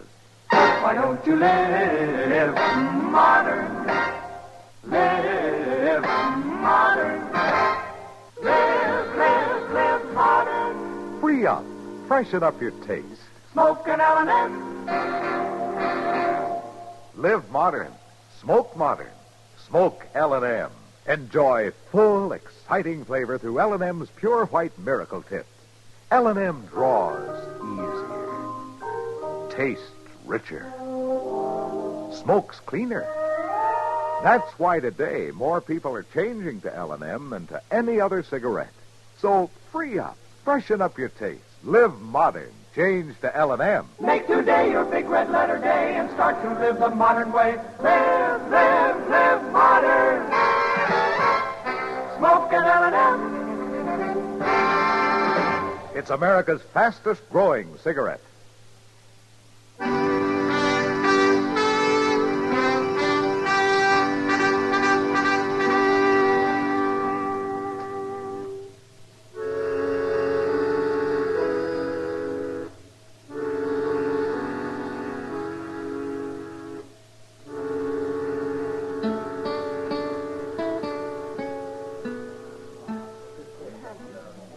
Matt, what are we going to do? I don't know, Kitty. What do you think she's planning? Well, I can guess. Chester, is Sam sure that Rose took that shotgun? He says she come back to the bar just before he missed it. Yeah. She could have hid it in the fold of her skirt. Elko's looking pretty white, Matt. Yeah, just look at them sitting over there facing each other.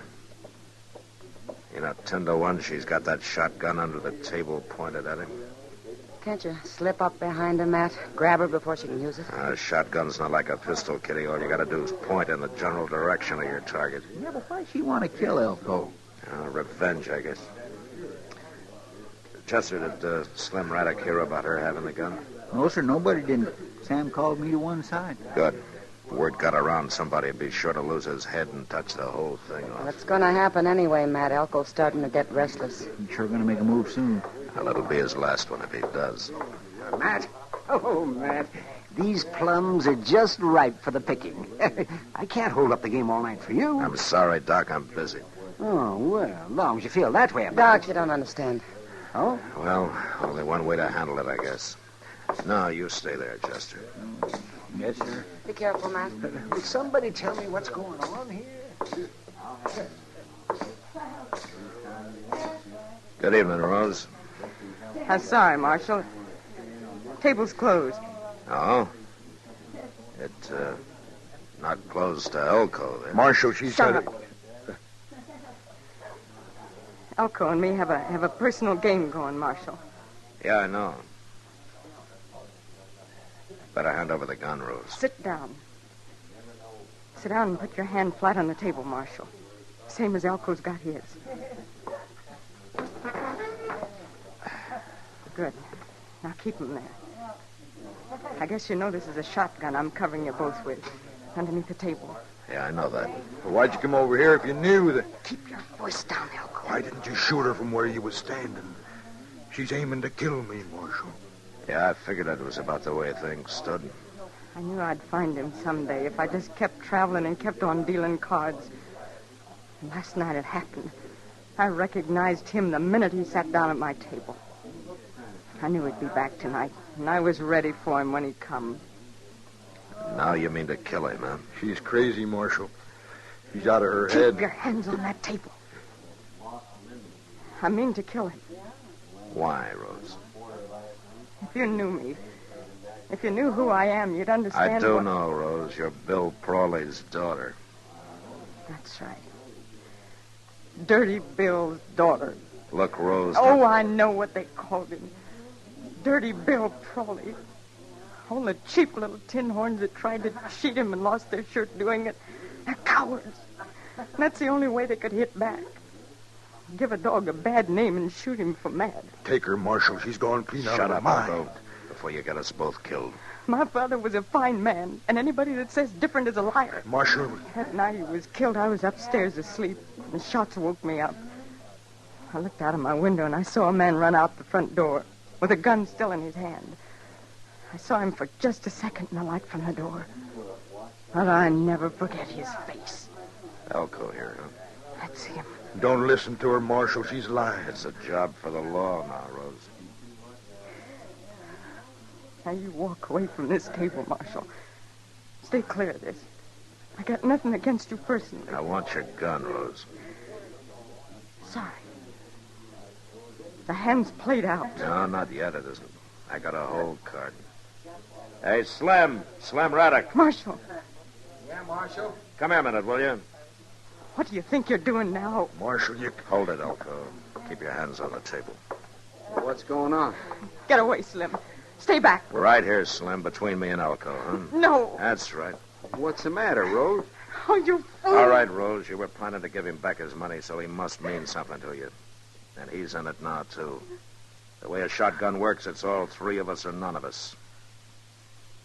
Now, you hand over that gun. No. Oh, Slim, why didn't you stay clear? Now, what's this all about? Rose, I want that gun, and I want it now.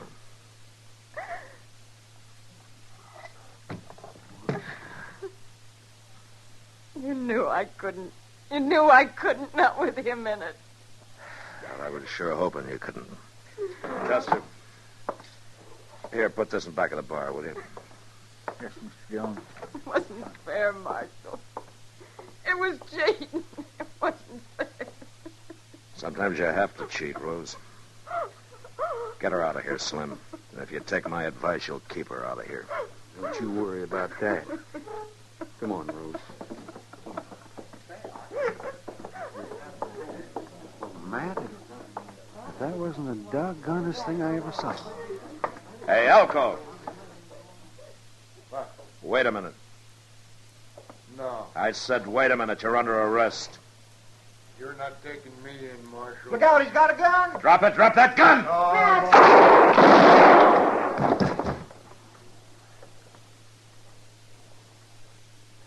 Well, Matt, I guess a man's luck can't last forever. His sure didn't, did it?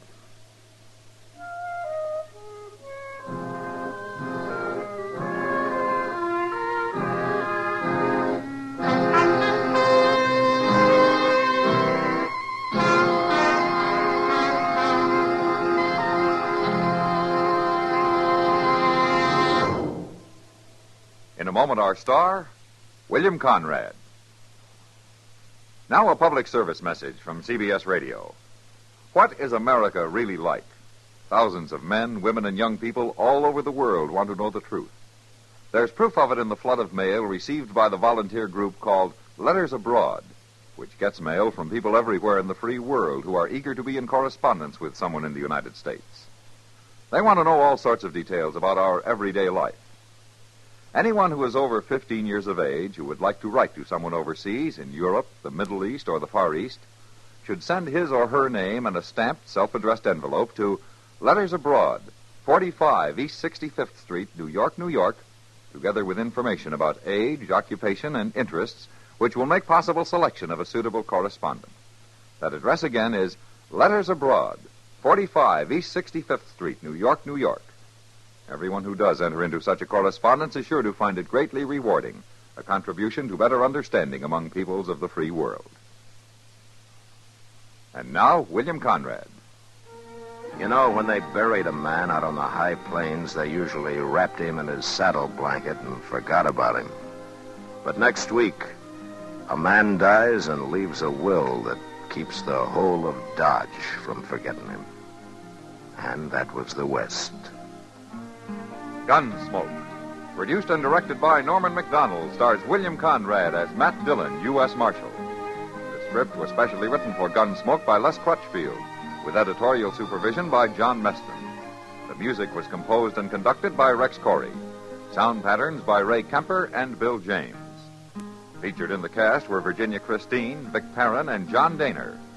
Harley Bear is Chester, Howard McNear is Doc, and Georgia Ellis is Kitty. Join us again next week for another specially transcribed story on Gunsmoke.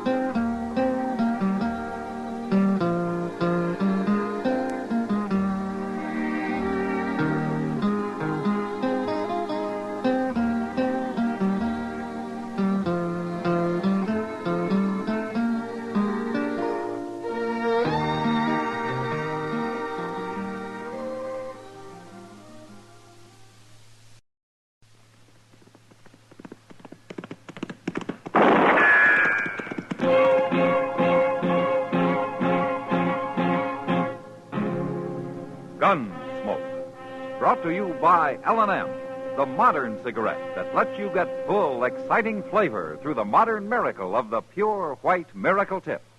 Live modern. Smoke L&M.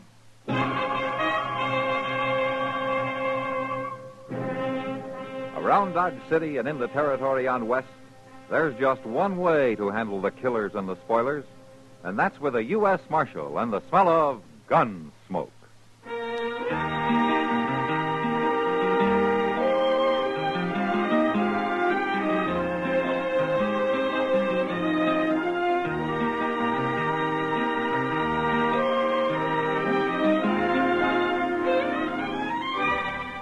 Gunsmoke, starring William Conrad. The story of the violence that moved west with young America. And the story of a man who moved with it. I'm that man, Matt Dillon, United States Marshal. The first man they look for and the last they want to meet. It's a chancy job, and it makes a man watchful and a little lonely.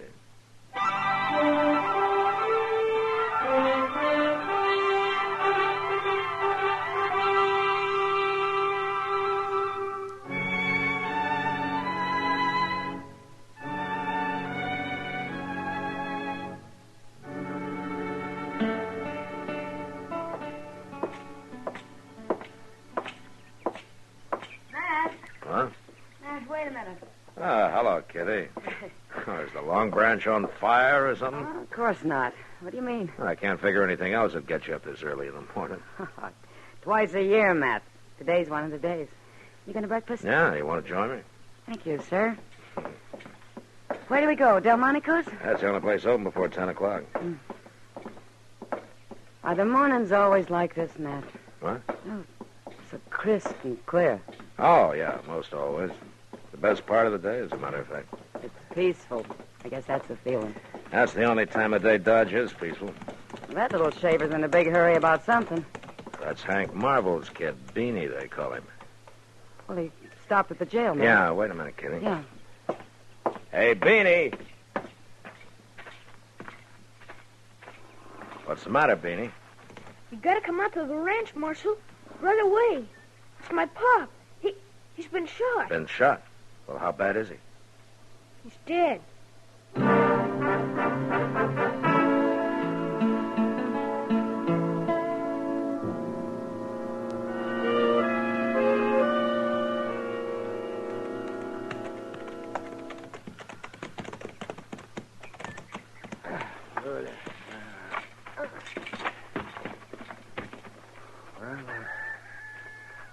Where is he, Beanie? In the barn, Doc. I'll show you. You coming, Matt? No, Doc. Chester, you go on with Doc, huh? I want to talk to Miss Marvel first. All right, Chester.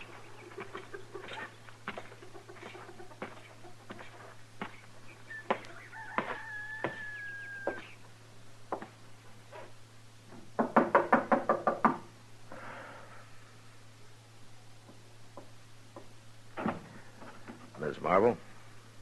Come in, Marshal. Thank you, ma'am.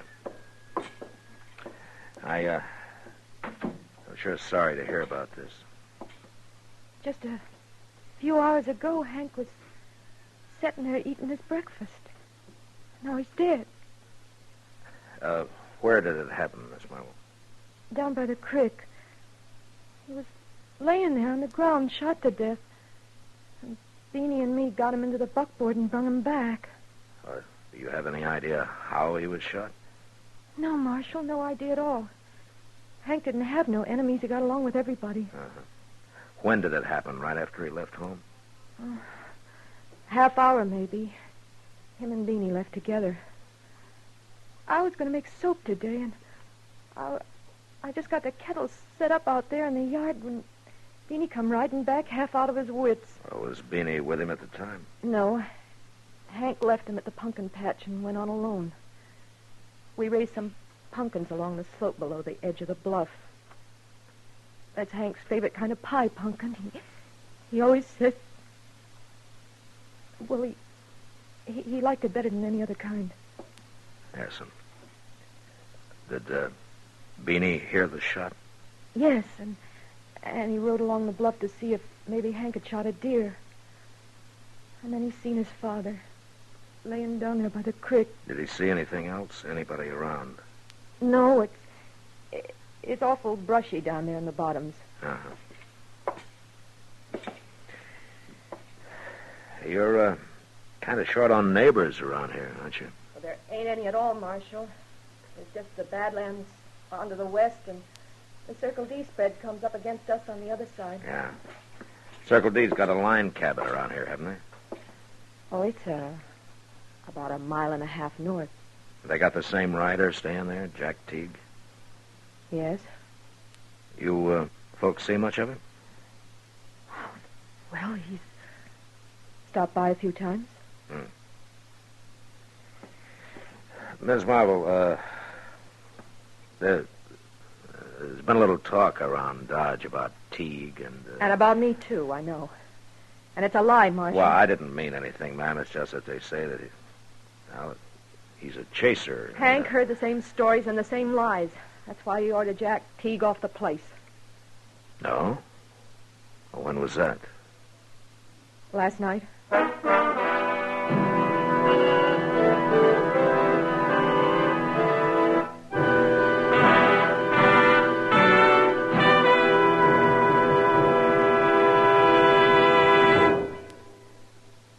Free yourself of old-fashioned ideas. Why don't you live modern? Live modern. Live modern. Free up. Freshen up your taste. Smoke an L&M. Live modern. Smoke modern. Smoke L&M. Enjoy full, exciting flavor through L&M's Pure White Miracle Tip. L&M draws easier. Tastes richer. Smokes cleaner. That's why today more people are changing to L&M than to any other cigarette. So free up. Freshen up your taste. Live modern. Change to L&M. Make today your big red letter day and start to live the modern way. Live modern.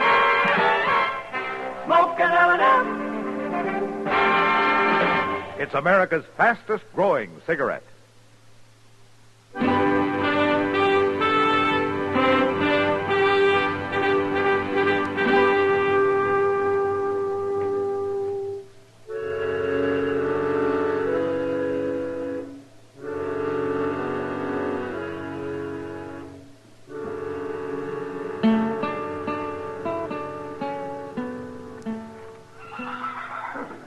Well, Matt, I guess that's it. The bullet caught him in the back, right on the shoulder blade. He never knew what hit him. Did you get the bullet, Doc? Yeah, rifle of some kind, looks like. Yeah, small caliber, though. Nothing like a Sharps 50. No, more like one of those light Winchesters. That won't help you much. Plenty of both kinds around. Yeah, I know. Well, you and Chester riding back into Dodge now? Now I want to take a look at the place where it happened. The kid's going along in Shaw's. Where'd you get to, Mr. Dillon? Oh, in the house with his mother, I guess. She's pretty upset. But at least she's lucky to have the boy left. Be mighty hard for a woman to keep this place up by herself. Yeah, it sure would. It's an awful nice little ranch. I wished I had it. You wish it? Are you thinking about the ranch, Chester, or the widow? Oh, no, Doc. That's all right. I can't see as I blame you. She's a mighty pretty woman. Well, sure she is, but... And so doggone young looking. It's hard to think of her as having a kid like that, 8 or 9 years old. She sure is a pretty little thing. Don't you think so, man? Yeah, she's pretty all right, Doc. Maybe she's too pretty.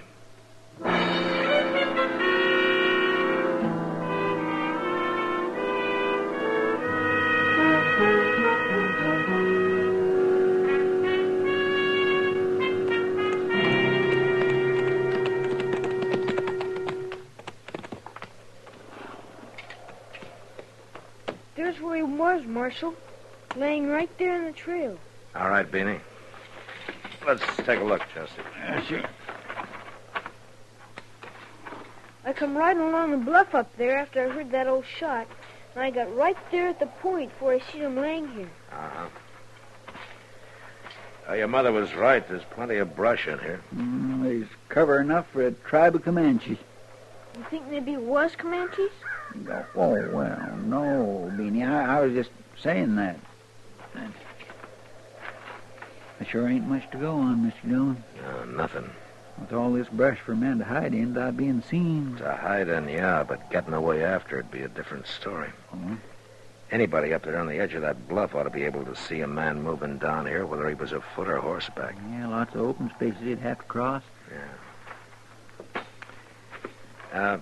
Beanie, you were up there on the edge of the bluff, huh? Well, yes, sir, I was. But I didn't see nobody. Nobody at all, Marshal. Uh-huh. Were you there last night when your pa ordered Jack Teague off the place? Yes, sir. There's quite a ruckus, I imagine. It sure was. Pa was mad and he got Mama crying. And Mr. Teague was awful mad, too, when he left.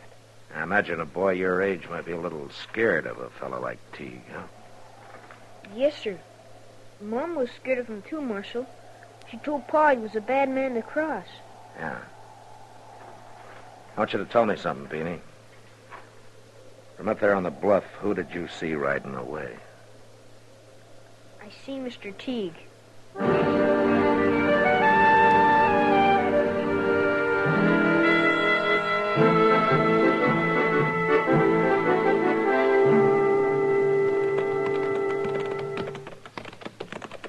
I think that line cabin's just around the next turn yonder, Mr. Dillon. Yeah, I caught a glimpse of it from back up the trail away. Doggone it all, you'd think they'd clear out some of this cussed brush from along the trail. I bet there'd be some good hunting along these bottoms, though, when the deer starts drifting down from the north. Well, maybe we'll give it a try in the next couple of weeks or so. Yeah, I'll get my old Springfield out and clean it up some. Pull up, Chester. Huh? There's the cabin. Yeah. Let's go on foot from here.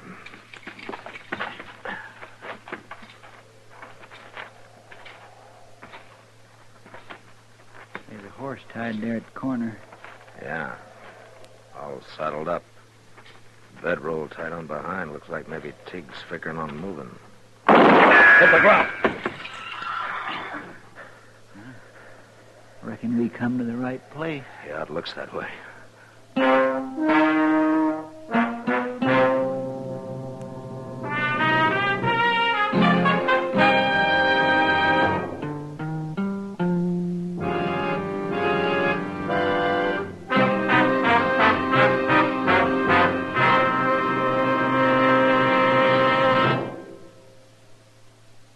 Free yourself of old-fashioned ideas.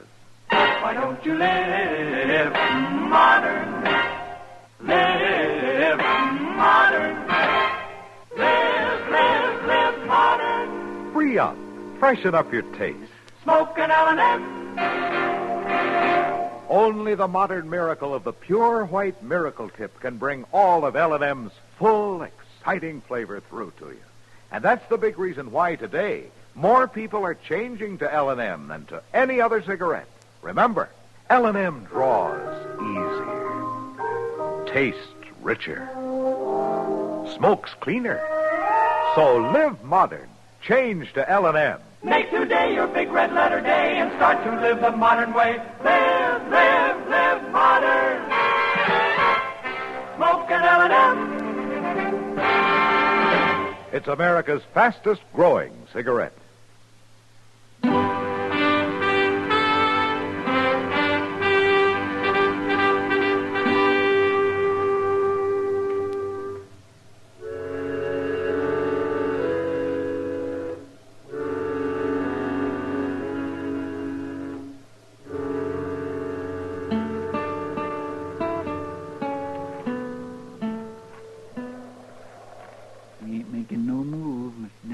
Still there, though.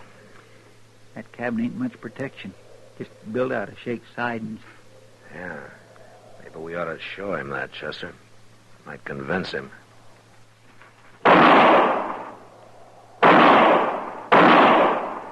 Hey, Tig! He don't act very convinced, does he? Don't be a fool, Tig. Those walls won't even slow down a bullet. Now come out with your hands up. All right, then. Oh, hold it. Marshal, hold it. I give up. All right, come on out, then. That last bullet must have breathed on him.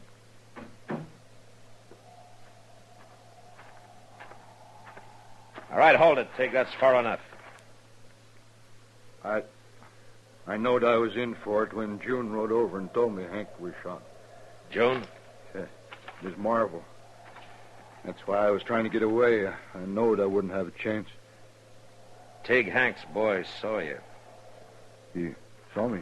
He saw me what? Right away, right after his dad was shot. Well, that's a lie. I weren't even near them bottoms this morning. You got a rifle here? Sure. I got a Sharps 50, and it's been fired, too.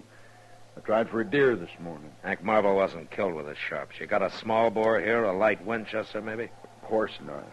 That's a woman's gun, Marshal.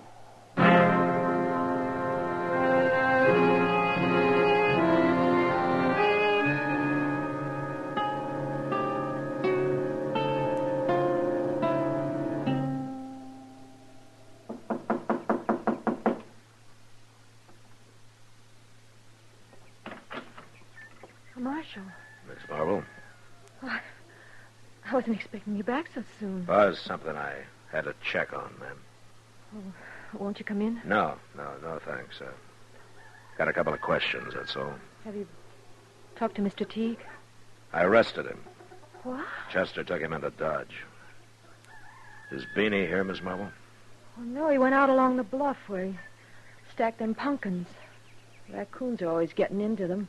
They come out sometimes just before dark. Why do you want to see Beanie, Marshal? I just want to talk to him, that's all. Well, if it's something I can tell you... There's one thing you can probably tell me. What kind of a rifle did your husband own? Well, the only one he ever used was the Sharps 50. Uh-huh. Is that the only one he owned? No, there's a light Winchester out in the barn, but... Marshal, if you've arrested Mr. Teague, why are you asking all these questions? Do you know how to use a rifle, Miss Marvel? Of course I do. Hank taught me. You figured anybody living out here on the prairie ought to know how to shoot. Uh-huh. All right, I won't take any more of your time now, Miss Marvel. Goodbye.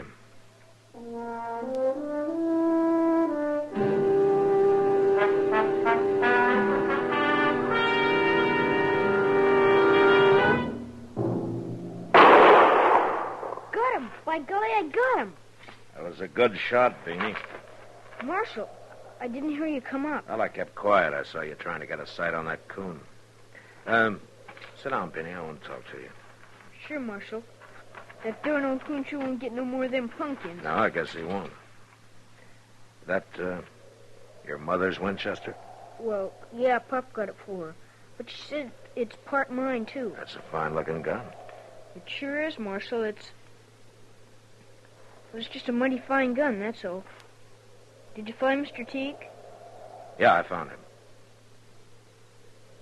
Beanie, he said he wasn't down there in the bottoms this morning. But I seen him, Marshal. Plain as anything. I was just talking to your mother. She's a mighty fine woman, Beanie. She ain't no woman. She's a girl. Oh? She's a lot younger than Pop was. She's pretty near 11 years younger. She and your pop get along pretty well, did they? Well, he made her cry sometimes. Like last night, after Mr. Teague left. And again this morning, too. What happened this morning? Same thing. He was jawing at her about Mr. Teague. She was going to make soap, and mostly I help her when she does. Them kettles is real heavy. But this morning he wouldn't let me. Is that so? Maybe come here to the pumpkin patch. Said a little work would be good for her. Help get her feet back on the ground. I don't like it, Marshal. When he makes Mama cry, I get all funny inside. I see. Beanie, I guess you'd do just about anything for your mother, wouldn't you? Sure I would. Beanie Teague wasn't down there this morning. Well, sure he was. You didn't see him. You know that, and I know it. Now, why did you say you did? I hate him, Marshal. And you kept saying I must have seen somebody, so finally I said it was him. Why do you hate him? Because if it hadn't been for him, it wouldn't have happened. Pop wouldn't have made her cry if Mr. Teague hadn't have come around. With Pop gone, he'd have kept coming back, and he'd have kept bothering her. So I said it was him I seen. Ma and me don't need nobody like him coming around. You really didn't see anybody this morning, did you? No, sir. You shot your father yourself, didn't you? Yes, sir. I didn't go to do it, sir. It was just all of a sudden. Them pumpkins could have waited, Marshal. Them soap kettles are so heavy. Yeah, I guess they are, Beanie. How old are you? 8. Pretty near 9, sir. Pretty near 9, huh?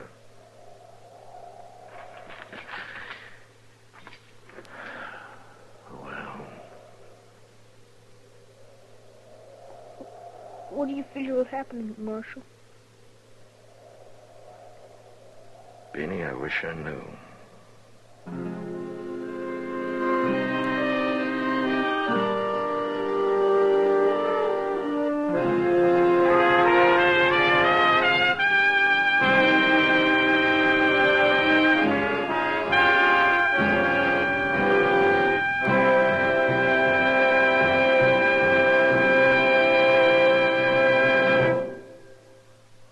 In a moment, our star, William Conrad.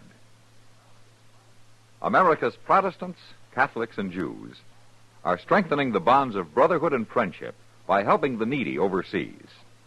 Through their houses of worship, these three faiths are sending voluntary relief to virtually every free country in the world. Hundreds of millions of pounds of goods, clothing, and medicine will go to victims of war, disaster, and famine in many parts of the world.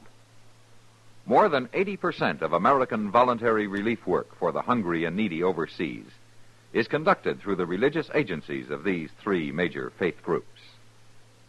When you share with needy persons overseas through your house of worship, you are promoting the spirit of democracy that unites all peoples for peace and goodwill. You are keeping faith with the finest tradition and heritage of America. CBS Radio urges you to keep faith with those in need overseas by giving as much as you can through your faith. And now, William Conrad. You know, on the high plains, a man lived hard and worked hard, and the years slipped by in a hurry. Well, next week, a man returning to Dodge finds that everything has changed because he stayed away too long. And his plan for changing things back calls for the murder of his brother. And that was the West. Gunsmoke, produced and directed by Norman Macdonald, stars William Conrad as Matt Dillon, U.S. Marshal. The script was specially written for Gunsmoke by Les Crutchfield, with editorial supervision by John Meston. The music was composed and conducted by Rex Corey. Sound patterns by Tom Hanley and Bill James. Featured in the cast were Gene Bates, Butch Bernard, and John Daner. Parley Bear is Chester, Howard McNear is Doc, and Georgia Ellis is Kitty. Join us again next week for another story on Gunsmoke.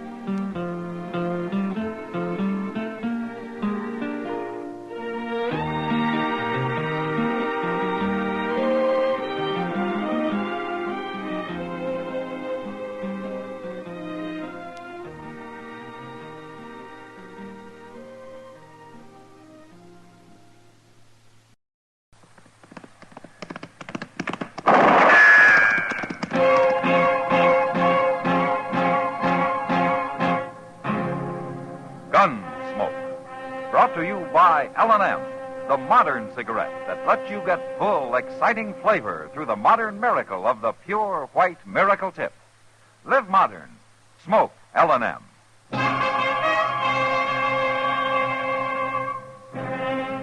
Around Dodge City and in the territory on West, there's just one way to handle the killers and the spoilers, and that's with a U.S. Marshal and the smell of Gunsmoke.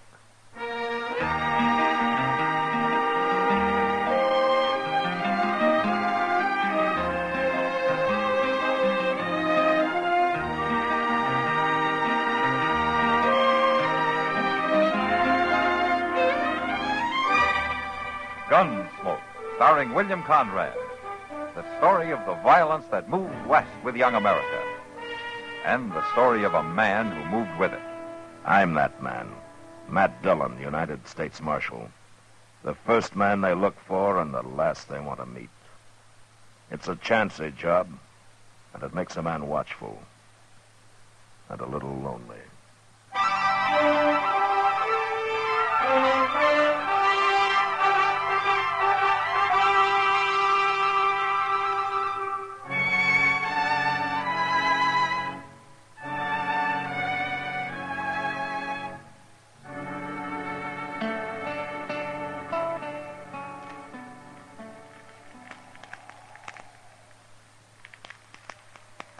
Good thing we packed in all that stove wood, Mr. Dillon.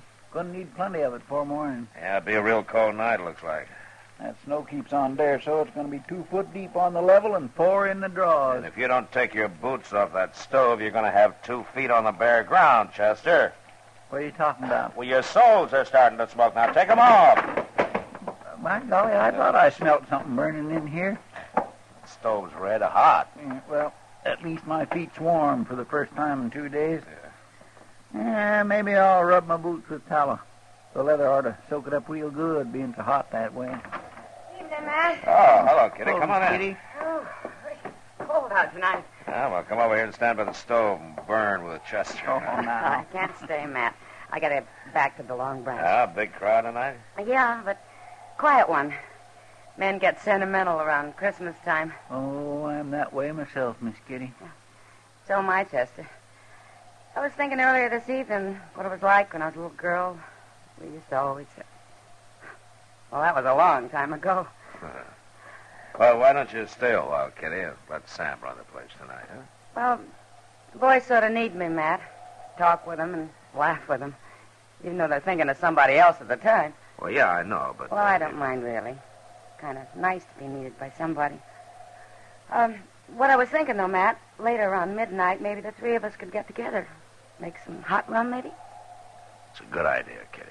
Yeah, doggone, maybe I can get old Mr. Jonas to rustle up some chestnuts. And I'll be counting on it. All right. I'll come here if that's all right. I'd kind of like to get away from the Long Branch. Okay. Oh, well, how are you, Mr. Beaker? Good evening. Well, I'd better get on back. I'll see you later. All right, Kitty. Come on in, Jethro. You look like you could stand some warming up. Marshal Dillon, got some trouble out in my place. Oh, what kind of trouble? I've been invaded, attacked it on my own property, shot at. Look here, at that there hat. Ah, that bullet come much closer, you'd have been shot, not shot at. Who was it, Jethro? A couple coming through in a wagon. They took over my barn and won't let me put a foot inside. What do you mean a couple? A man and wife? How do I know whether they're a man or wife or not? Well, maybe they just wanted shelter from the storm. Marshal, I don't care what they want. They took possession of my barn without so much as to buy your leave. And I want them throw it out tonight. Oh, now, can't we leave it till morning, Jethro? No, sir. Will Ross ain't spending the night on my property. Will Ross? Yeah. Is your daughter with him? Harmony? Marshal, I ain't got no daughter.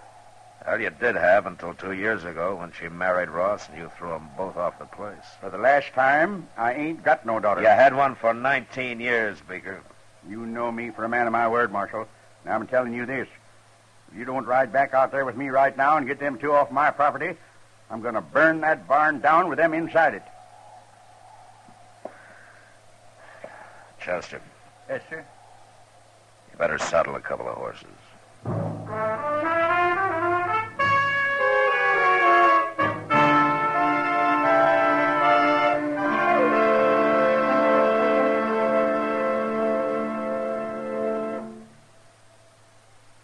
Free yourself of old-fashioned ideas. Why don't you live modern? Live modern. Live modern. Free up. Freshen up your taste. Smoke an L&M. Live modern. Smoke modern. Smoke L&M. Enjoy full, exciting flavor through L&M's Pure White Miracle Tip. L&M draws easier. Tastes richer. Smokes cleaner. That's why today more people are changing to L&M than to any other cigarette. So free up. Freshen up your taste. Live modern. Change to L&M. Make today your big red letter day and start to live the modern way. Live modern. Smoke an L&M. It's America's fastest growing cigarette.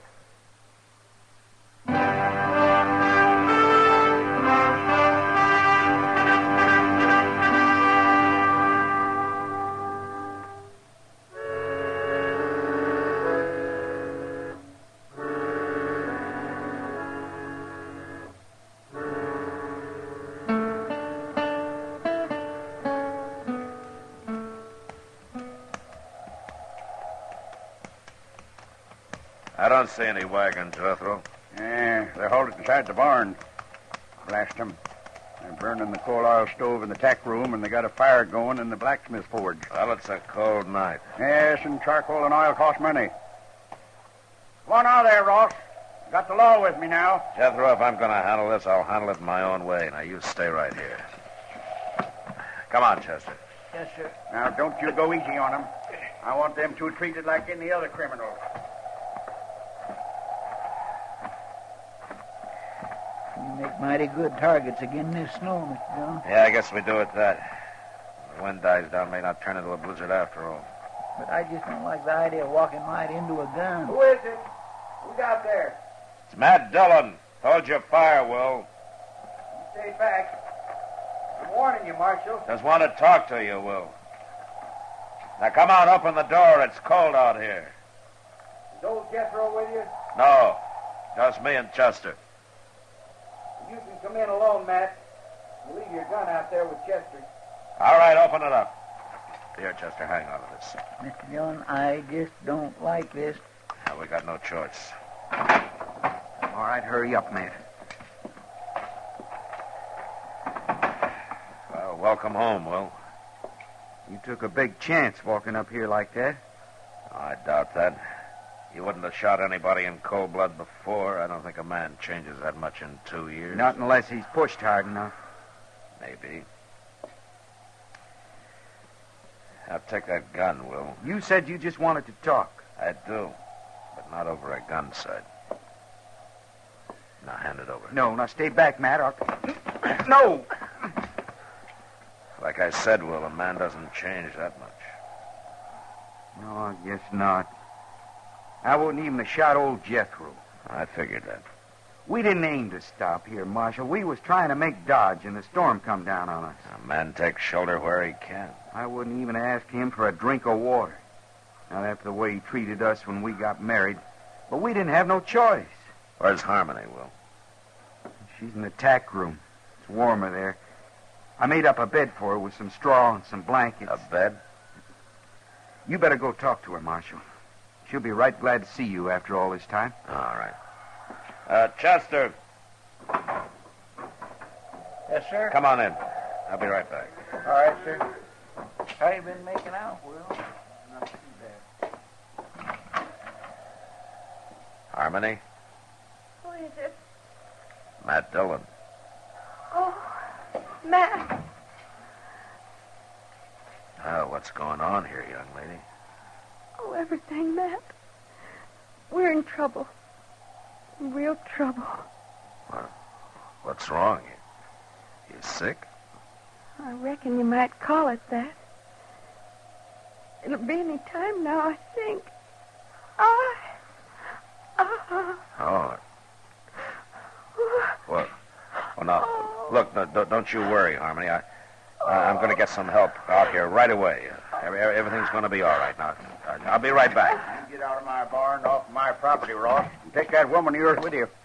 Jethro, I told you to stay outside. I'll remind you, these is my own premises, Marshal. We'll worry about that later.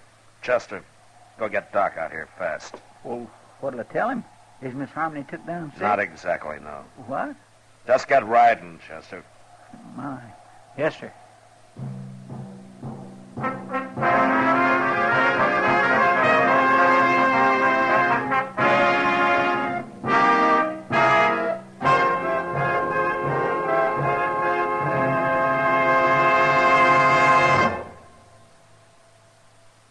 Happy holidays from L&M. And here's how to say it to your friends. Give modern. Give L&M holiday cartons.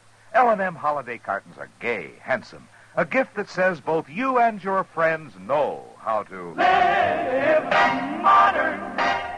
Live modern. Live modern. free up, freshen up your taste. Smoke an L&M. Remember, when you smoke L&M, you always get full, exciting flavor through the L&M Miracle Tip. L&M draws easier, tastes richer, smokes cleaner. That's why today more people are changing to L&M than to any other cigarette. So smoke L&M, and remember, your friends appreciate your gift of L&M holiday cartons. Live modern. Smoke an L&M.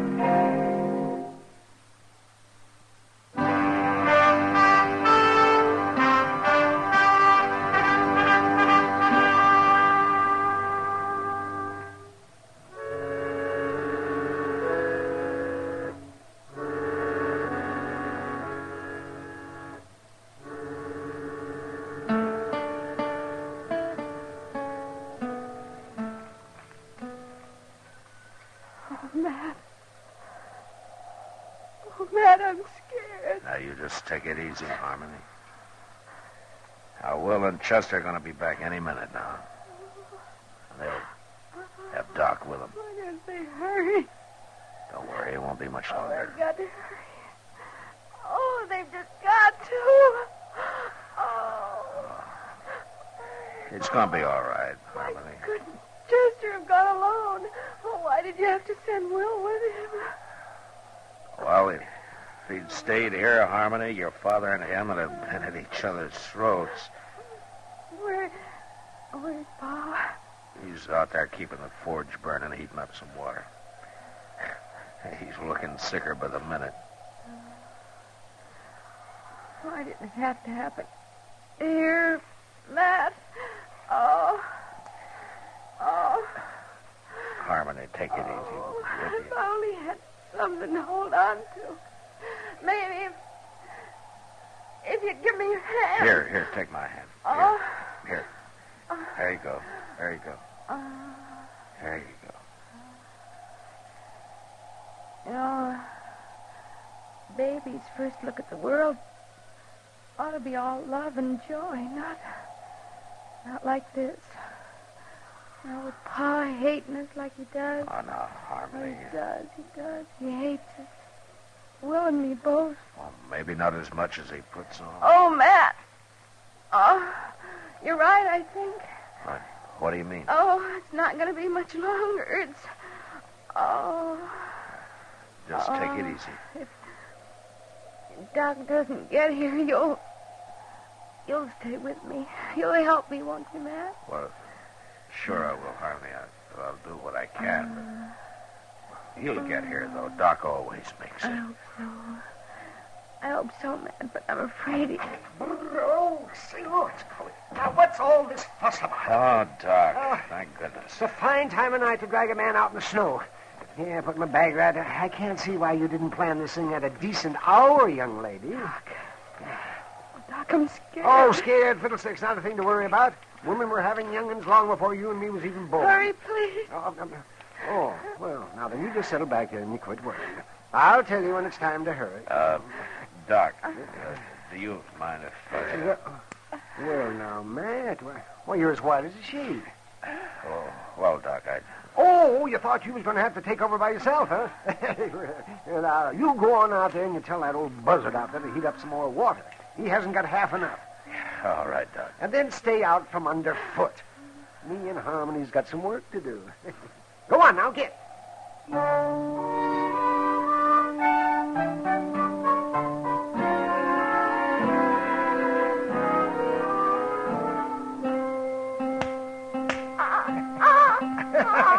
Oh, howdy, young fella. Welcome to the world.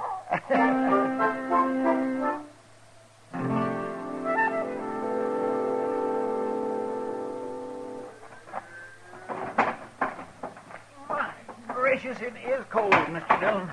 Stopped snowing, though. Clear as a bell. There you are, Mr. Beecher. Better put some more wood on that forge, I guess. It's burning down pretty low. And so's my wood pile.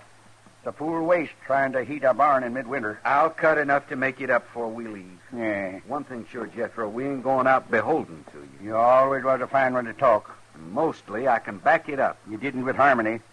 We don't need your old man's farm, you said. We'll have us one twice as big, you said. We run into bad luck. Yeah, sure you did. And you come crawling back with your tail between your legs. Not to you, we didn't. We got caught here tonight by accident. Bad luck accident. That's all you was born for. Just what I told Harmony when she defied me and up and married you. That's so. Now, you listen to me, Jethro. All right, that's enough. Settle down, both of you. Well, I didn't give you back your gun just to have you start another argument. I'm sorry, Marshal. I'm just kind of on edge, I reckon. Well, it ain't no wonder when a man's got a new little boy less than an hour old. Yeah, the rich get richer and the poor have young'uns. Jethro, shut up. Marshal, I'll remind you that all of you are trespassers on my property. I thought we settled that. I'm here because you called the law in, remember? Well, you sure ain't done nothing. Force of circumstances, Jethro. Huh. Now, they'll leave as soon as your daughter's able to. You can count on that. I ain't got no daughter, Marshal. Well, anyway, while they're here, you're going to keep the peace. And ain't no law against talking. There is if the talk leads to violence. And just remember that Harmony and Will don't like putting up with you any better than you like putting up with them. Real high and mighty, ain't they? And without a ruff over their heads. A lot of folks might figure that makes you look worse than them. Now, what kind of talk is that, Marshal? Well, with a ranch this size, a big house on it, and a man your age trying to work it all by himself while his own kin roam the countryside.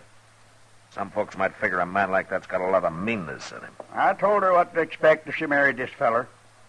Man might tell somebody most anything when he's mad, Jethro. But it's plain stubbornness that makes him stick to it afterward. And they come sneaking into my barn like bandits, Marshal. Didn't even knock on my door.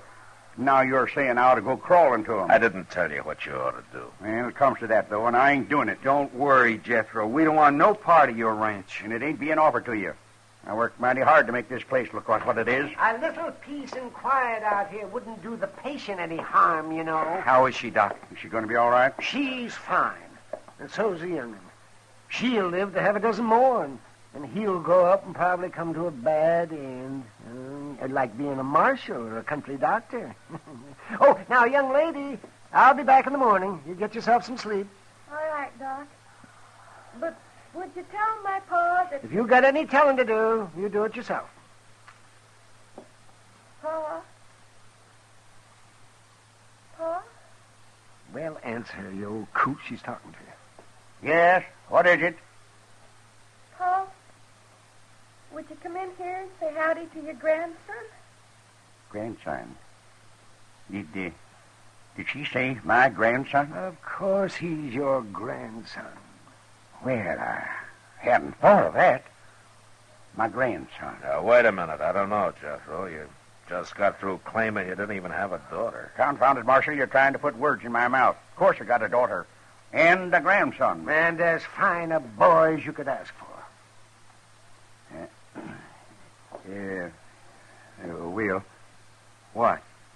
Will, I'd be much obliged to you if we could shake hands and kind of forget about things. Well, can't see no reason not to, Jethro. Yeah, good. Good. Now, come on, Will. Let's look him over. By golly, a grandson. Oh, look at him, the crazy old fool. Young'un's born every day. It's nothing to get all worked up about. Who you fooling, Doc? Huh?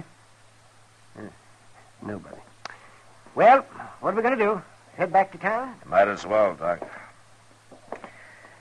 You know, they'll probably have some ups and downs yet, but I guess the four of them will be able to work it out now. They'll spoil that kid rotten.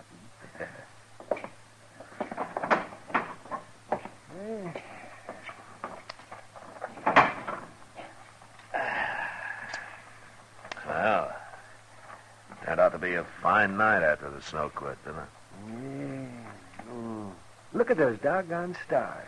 Say, Doc, why don't you come by the office when we get in town? Kitty'll be there, and we thought we'd have a little something to drink and sit around a while and talk. Oh, that sounds fine. Yeah, hold on. It's pretty near 4 o'clock in the morning, Mr. Dillon. That's right, Chester. Well, Miss Kitty won't still be waiting up. You want to bet?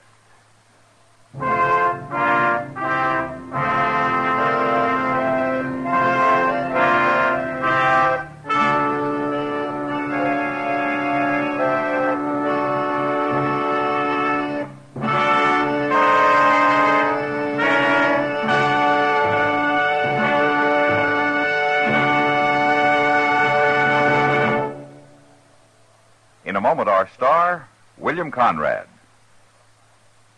Just one person can make the mistake that causes an accident. Pedestrian, passenger, or driver. Any one of us can go into the kind of solo mistake that spells trouble on the road. It can happen even though we know better. Most drivers know how their cars operate and what the traffic rules are. We know that speed kills and that alcohol and gas make a bad mixture. Yet an impulse sometimes takes over. We show off, act defiant, or let off steam. We take the gamble that figures in the majority of accidents today. Don't be sorry later. Be sure now. Drive with courtesy and care. Use posted signs and signals. They were placed there for you to know the road ahead. Keep in mind that just one person can cause an accident when a dangerous impulse takes over behind the wheel. It's what psychiatrists call emotional immaturity. Whatever your age, on the road, grow up and live. Remember, careless driving is kid stuff. And now, William Conrad. You know, the frontier cowhand was pretty proud, and he'd fight anyone who had bad to say of his horse, his hat, or his saddle. And next week, it's because of an old spotted hound dog that 2 men nearly died. And that was the West. Gunsmoke. Produced and directed by Norman McDonald, stars William Conrad as Matt Dillon, U.S. Marshal. The story was specially written for Gunsmoke by Les Crutchfield, with editorial supervision by John Meston. The music was composed and conducted by Rex Corey. Sound patterns by Tom Hanley and Bill James. Featured in the cast were Ralph Moody, Vic Perrin, and Virginia Gregg. Parley Bear is Chester, Howard McNear is Doc, and Georgia Ellis is Kitty. Join us again next week for another story of the Western frontier, when Matt Dillon, Chester Proudfoot, Doc, and Kitty, together with all the other hard-living citizens of Dodge, will be with you once more. It's America growing west in the 1870s. It's Gunsmoke.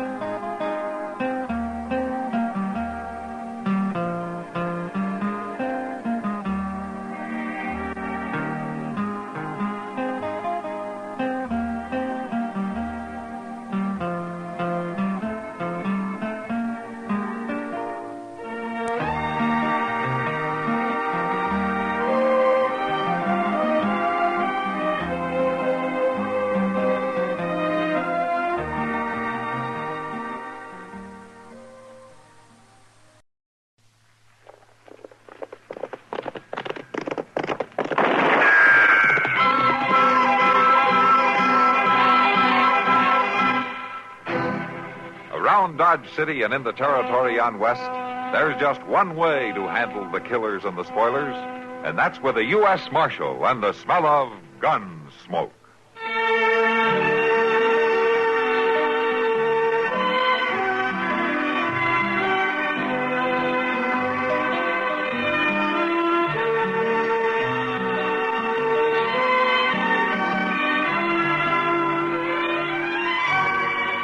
Gunsmoke, starring William Conrad. The story of the violence that moved west with young America.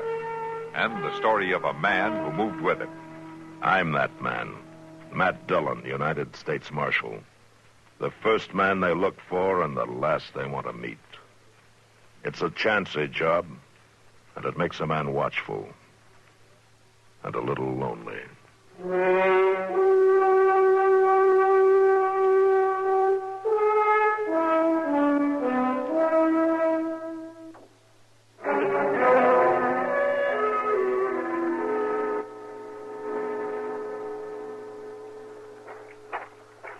No sense trying to save the cabin, Chester. The barn, the sheds will choke them down good. All right, Mr. Dillon.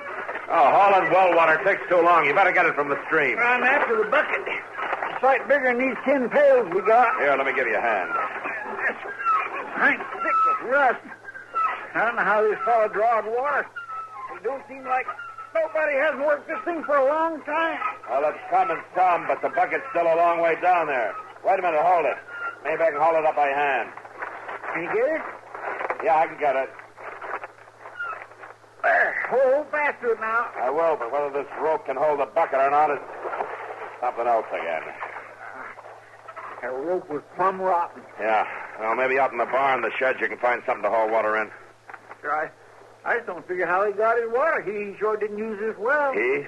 Well, the fellow that lived here, the one that'll be dragged out of the cabin. Well, where'd he take him? Yonder, on them trees. You check the barn, Chester. I'll see to Albie.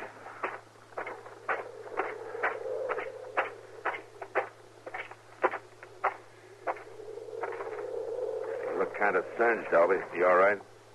He's just a cinder. That's all I can think. He's just a cinder. Out under the blanket here? He ain't a man at all. He's a cinder. Yeah. That's all, Albie. Could you tell, was he alone in the cabin? I couldn't believe it. He was sitting at the table. His head was slumped forward, and there was fire all around. And then I seen he was on fire. He was just sitting there, on fire. Take it easy now. And I got to him, and he toppled off right onto the floor, and he laid there, burning. You didn't know it, Albie. I seen trees burn. I seen fields. I seen logs. I never seen a man burn before. Just forget about it. You know, it's funny. A man on fire. First thing you do is put a blanket on him.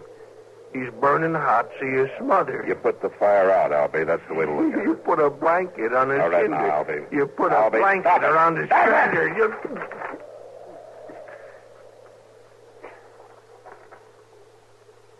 Were you talking to me, Marshal? Yeah, the blanket. It was in the cabin? A blanket. Oh, it was on the floor right by the table. Well, it's wet. It felt wet when I grabbed it. Uh-huh. That's a funny smell, isn't it, Marshal? Yeah. Whiskey and kerosene together make a funny smell, Albie. That what that is? That's what it smells like. Mr. Dillon, can you come back here? Yeah, right away, Chester. You rest yourself, Albie. You've done more than your share. Oh, I'm all right, Marshal.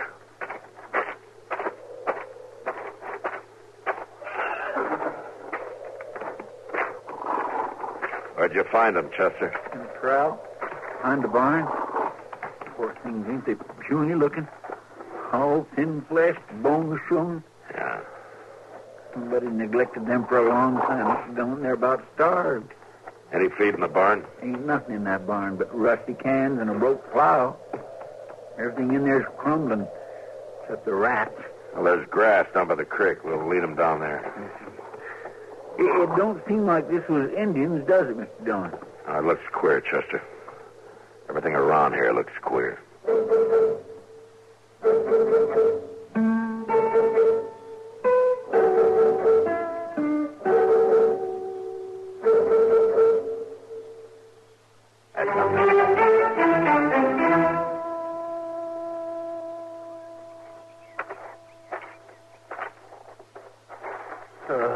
At least the barn is still standing, and a couple of sheds.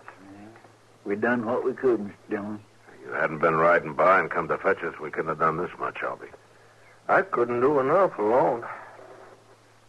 Funny, in a way. It ain't too far from Dodge, but you know, I didn't pass one settler on the way in. You didn't see anybody around here? No, not a soul. It's just odd, that's what it is. Odd as can be. Well, you got to figure he was alone, except for them two starving horses. I don't know his name, so can't mark his grave. Can't help wondering about him, though. What's a man like that lives alone, lets his place go to rust and rubble, his horses starve? And that well? I don't know when that's been used. I don't think he drank water, Chester. You mean that smell of whiskey on the blanket, Mark? Yeah. Might be he drank himself into a stupor, knocked the whiskey over, along with it a kerosene lamp. That'd start a fire that'd burn a man to death. Yeah, that must have been the case. Well, if he was all alone, maybe it doesn't matter what we know. Well, for the love of... What? Mr. Dillon, look. Coming up in the creek bed yonder. Maybe he wasn't alone after all. Well, that's just a child. She can't be more than 9 or 10. I'm afraid I'm no judge. Who are you? I'm Marshal Dillon from Dodge City. Who are you? Charity. How's that? Charity Gill, that's my name.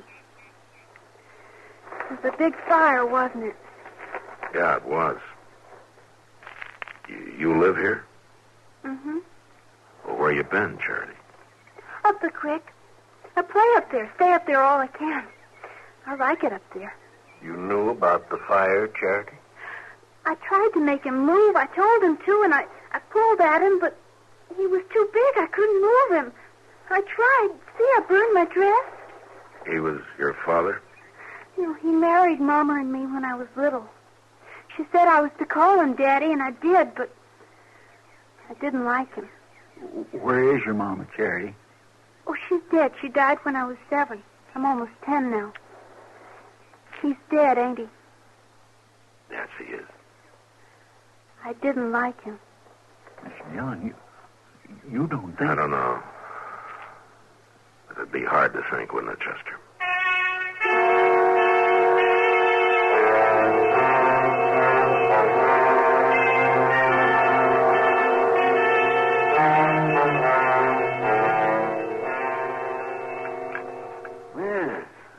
I'd say you're a pretty healthy young lady. I've never been to a doctor before. You never have. Well, you take a tip from me. You stay away from them all you can, Charity. You're funny. Well, some folks think so. Now then, I guess you can slip into your dress yourself. I always do. Oh, well, Marshal Dillon, I'll be waiting for you in the other room when you're ready. I won't be long. All right.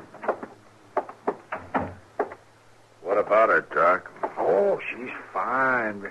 She sure could use some more meat on her bones, but there's nothing really wrong with her. The way her dress was burned, I thought maybe the fire got to her, too. Well, it's not a sign of a burn. You know something? She seems a lot older than 10, doesn't she? I don't know anything about kids, Doc. Well, I don't mean she is older than that. She just seems it. Older than her years. I guess she's seen a lot. You talked to her much about the fire? She said she tried to move her stepfather. Couldn't, I suppose. She didn't like him. She keeps saying that. I'm hungry, Mr. Dillon. Yeah, well, we'll fix that pretty quick now. Yeah, just Matt, get Chester to eat with her. Hey, he sets a mighty good example. Yeah, he does at that, doesn't he? Charity, will you tell us about the fire? What about it? Oh, how it started, for instance? Well, it's almost happened lots of times. Mama used to tell him it happened sometimes if he wasn't careful. He'd drink out of that jug, and then he'd fall asleep, and if the lamp was near, he'd knock it over. That's what happened this morning? I guess so. I went down to the creek to get my breakfast. He didn't talk to me ever, so I didn't talk to him. He was just sitting there with the jug. Your breakfast, Charity? Yeah, the berries are nice down by the creek. Oh, you ought to eat more than berries for breakfast. I thought you wanted to know about the fire. That's right, we do. When I came back from breakfast, the lamp was on the floor and everything was burning. I tried to make him move, but he was too big. And when my dress started to burn, I ran away. It was just you and your stepfather. That's all that lived there, huh? Mm-hmm. And Coley and Sue. Coley and Sue? Yeah, the horses, Doc. We brought them in the moss. Oh. Marshal? Yeah, Charity. Will I live with you now? Well, no. We'll find a place for you, but... But I like you. Well, yeah, but you Don't see... you like me? Well, sure. Sure, I like you all right, honey. You want to say something, Doc? Huh? Oh, no, I don't. Oh, come on, Doc. Help me make her understand now, would you? You wouldn't let me be alone, would you? Well, no, Charity. I wouldn't do that.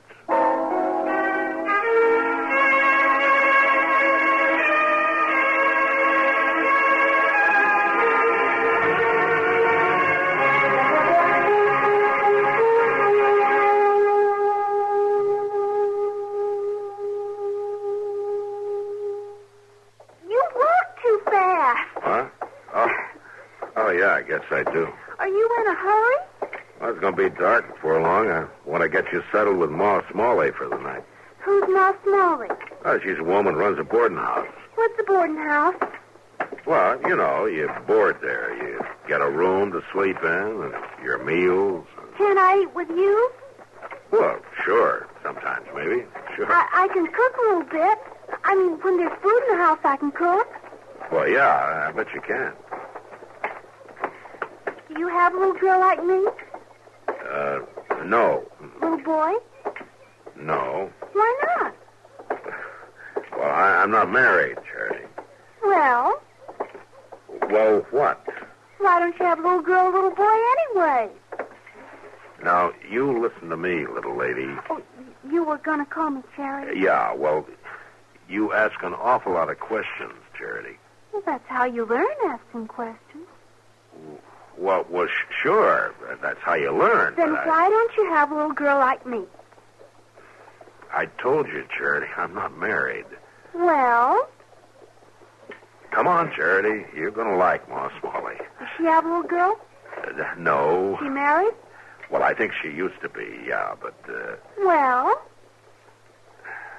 Charity? I just don't understand. I know you don't, honey, but I just don't figure I'm the one to make you understand. Now, come on.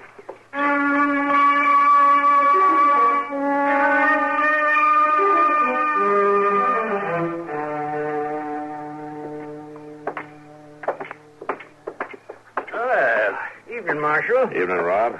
What's that you got there? This is Charity, Rob. Why, she's a young'un, a girl. Yeah? Do you have a little girl? Now, don't start that again, please. Well, you talk right up to her, don't you, Marshal? Is Ma around, Rob? Can't start that soon enough with a young'un. Girls especially. Can't give 'em their heads, you know. Gotta lay down the law right early in life. I was asking after Ma. Where is she, inside? No, she is not. Well, then where is she, Rob? Meddling. That's where she is, thinking and talking free with a whole sewing circle of half-wit women who should have been buggy-whipped a long time ago. Is he mean, Marshal? Yeah, he's mean as a butterfly. Ain't no mean about it, just setting down the facts, stating the case, you might say. Now, if someone had put Ma and them others in their place when they was this young'un's age, we'd have had a warm supper this evening and a few of the comforts us men folks are entitled to. Rob, you're going to run down pretty soon and tell me where Ma is? Clean all the way to Wichita. Wichita? Mm-hmm. Left on the morning Santa Fe, big as you please. Her and the Dorsey girls, Boss Grimmick's wife, Fanny Dorsey, Rob, Clara Jones. Hold up a minute, will you? You're calling off every woman in Dodge. They can't all be in Wichita. Well, you're the marshal. Make yourself a house-to-house search. There ain't a woman left in town, and they ain't going to be for 5 days running. Well, what's going on? Suffering. Rob, you talk straight to me now, That's or so... what they call it, suffering. They all met for it. Women from all over the state, according to Ma, pouring into Wichita, and every single one of them's got suffering on their minds. Suffering?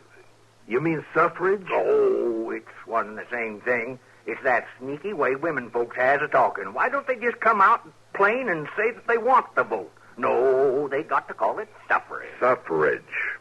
Well, you let them vote a while and see if the country ain't suffering.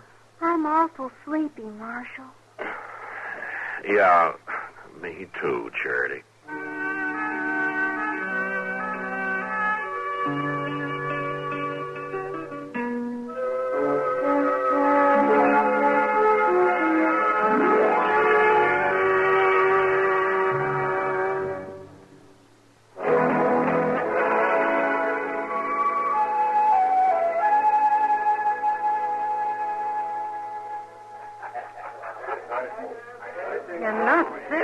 Matt. You're the only woman in town, Kitty. It's only natural that you'd want to take care of her now, isn't it? In a saloon?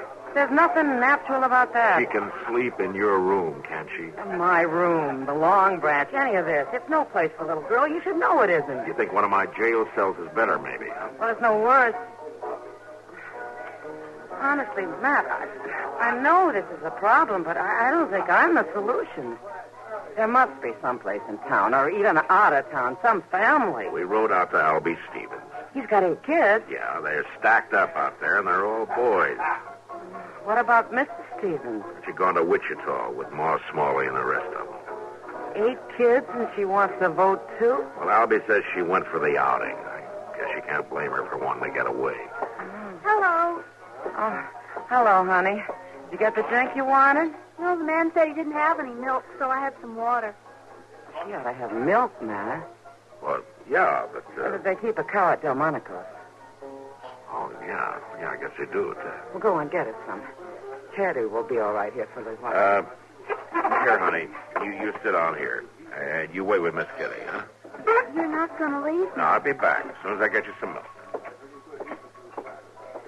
I like him. Yeah, I like him, too. You're pretty. Do you think so, honey? Mm-hmm, and you smell pretty, too. Only... Only what? You got your face painted.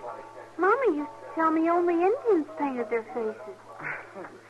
Maybe your mother was pretty enough without using powders and things.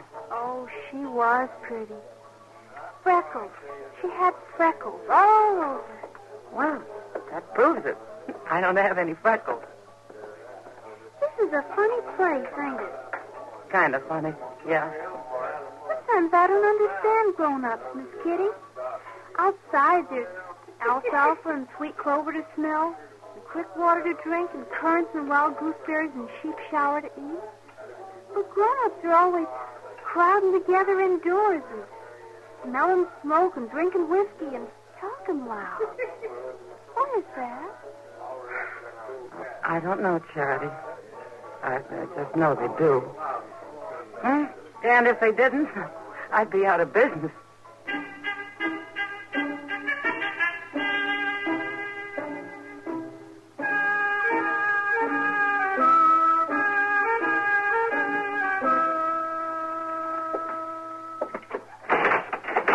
Now, Mr. Dillon, I just don't see the need of this at all. I never been in jail before in my life. Stop acting like an old woman, Chester. You're not in jail now, really. Poor Igert McPeters was in the same doggone cell just last week where they took him off to Hayes City to hang. Now, you listen to me, Chester. It's been a long day. I had about all the jawing I can handle. Charity's going to sleep in your bed. I'm going to sit up in mine, and you're going to sleep on that cot there, and that's the end of it. Now, shut up. Yes, sir, I understand, but I don't see why I got to be locked up to You're accomplish not it. locked up, Chester. You closed the door shut on me, Mr. All right, Dillon. all right, there. Better? Is that better? Huh? Yes, sir, it is. A sight better. Good night, Chester. Night, Mr. Dillon. Yes, I guess Charity's asleep by now, all right? Now, she probably was before we started this ruckus, yeah. Oh, that poor little thing.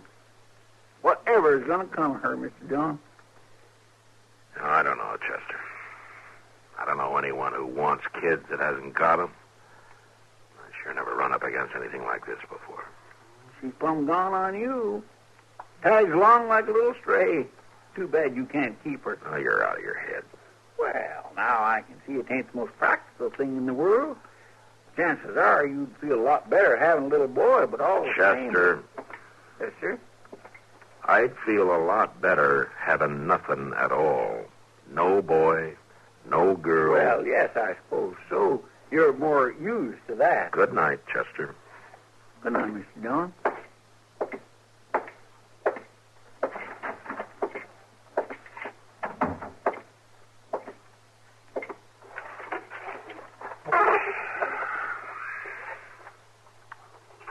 Ain't you going to get in your bed, Marshal? Huh? Hey, you're supposed to be asleep, young lady. I know, but I keep thinking. I never can sleep when I'm thinking. I guess the secret's to quit thinking then, huh? I'm worried about you, Marshal Dillon. Worried? You don't know what to do about me, do you? No, honey, I sure don't. I guess you're tired of me, too. I'm not tired of you, Charity. I just don't rightly know what to do with you. You don't want me to live with you, do you? Well, honey, you can't very well. You've seen how I live here. It's not the right place for a little girl. You ought to have a home. A real home, Charity, with folks close to you who see that you're cared for, who will love you. Mm-hmm. Like my Aunt Annie. Aunt Annie? Oh, maybe I haven't told you about Aunt Annie. Oh, maybe you haven't. At first, I thought it'd be nice to live with you. But mostly you and I just walk around. I get tired. Charity, where does Aunt Annie live? Just on yonder from where I used to live before the fire. Maybe 5 miles, not far. I like you, Marshal Dillon. Yeah. Well, I like you too, Charity. And tomorrow morning, we're going to ride out to Aunt Annie's, huh? Mm-hmm. Oh, I think I'll sleep better now. Yeah. Me too, honey. Me too.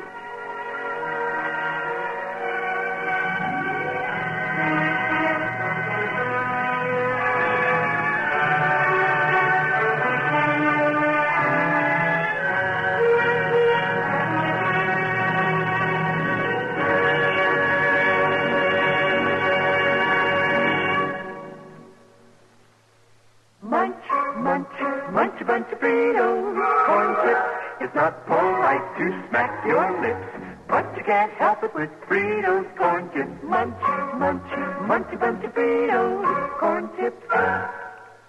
Some things you eat because they taste good, and some things you eat because they're good for you. But Fritos corn chips are one snack you can eat for both reasons.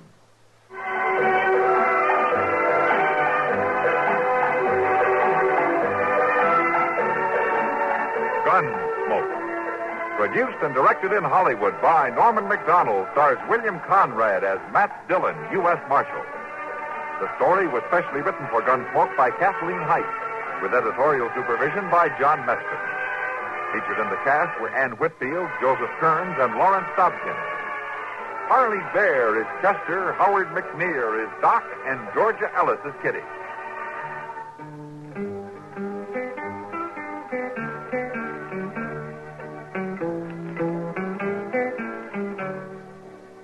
This is George Walsh inviting you to join us again next week when CBS Radio presents another story on Gunsmoke.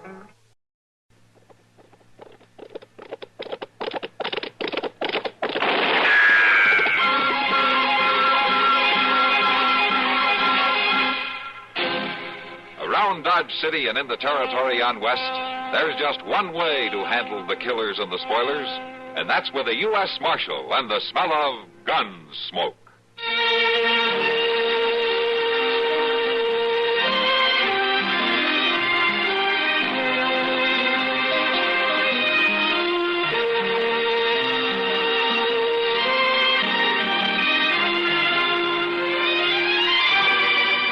Gunsmoke, starring William Conrad, the story of the violence that moved west with young America, and the story of a man who moved with it. I'm that man, Matt Dillon, United States Marshal. The first man they look for and the last they want to meet.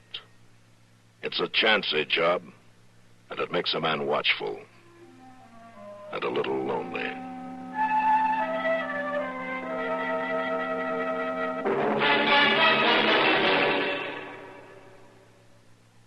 Have you noticed, Minna, the new houses all seem to be on one floor? I'd like that. With nagging backache and the muscular aches and pains I've had lately, it's no fun climbing stairs. I know. With nagging backache, all I'd want is relief. How? Try Doan's pills. Right. Doan's pills are an analgesic and mild diuretic to the kidneys. Nagging backache, also headache, dizziness, and muscular aches and pains, may come on with overexertion, emotional upsets, or everyday stress and strain. Doan's pain-relieving action is often the answer, and they also offer mild diuretic action through the kidneys. So if nagging backache is making you feel worn out, tired, and miserable, with restless, sleepless nights, don't wait. Try Doan's pills, used successfully by millions for over 60 years. See if they don't bring you the same welcome relief. Get Doan's pills today. To save money, buy Doan's big economy size.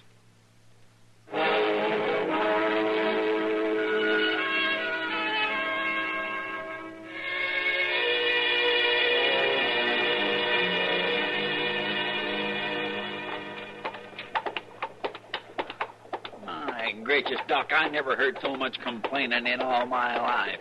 Well, it's just that I don't like walking all the way to the end of Dodge to look at some horse that you want to buy. Well, he's a pretty good horse. Oh, they're probably poor as a crow. Doc, if you remember, I didn't even ask you to come with me. Well, I wouldn't let you go alone.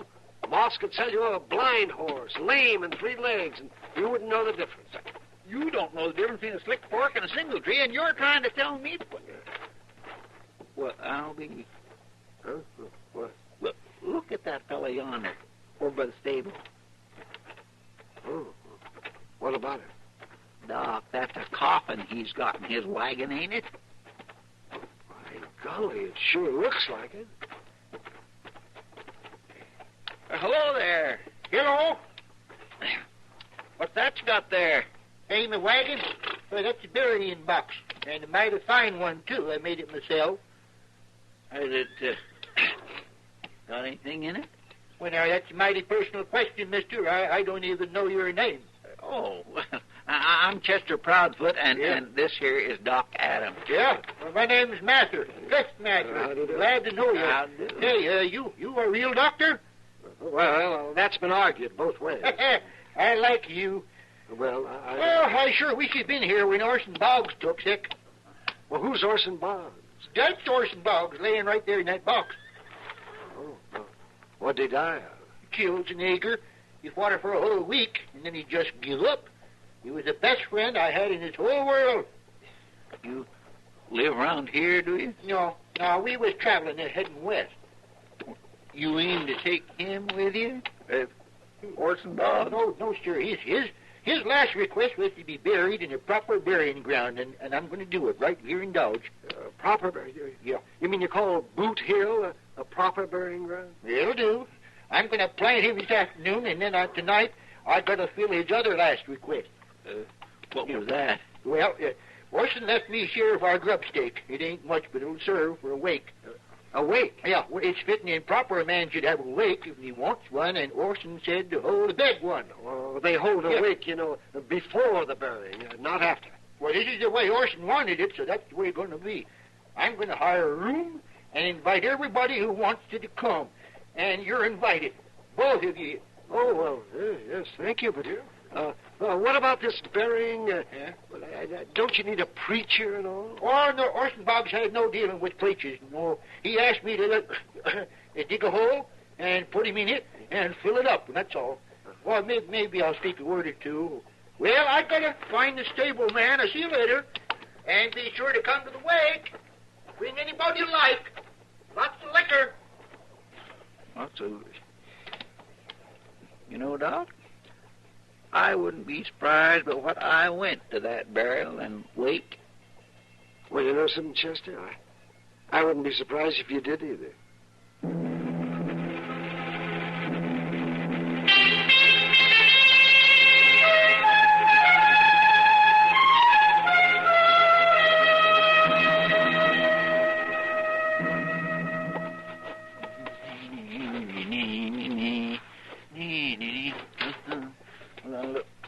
Wow, Mr. Dillon. Yes, sir.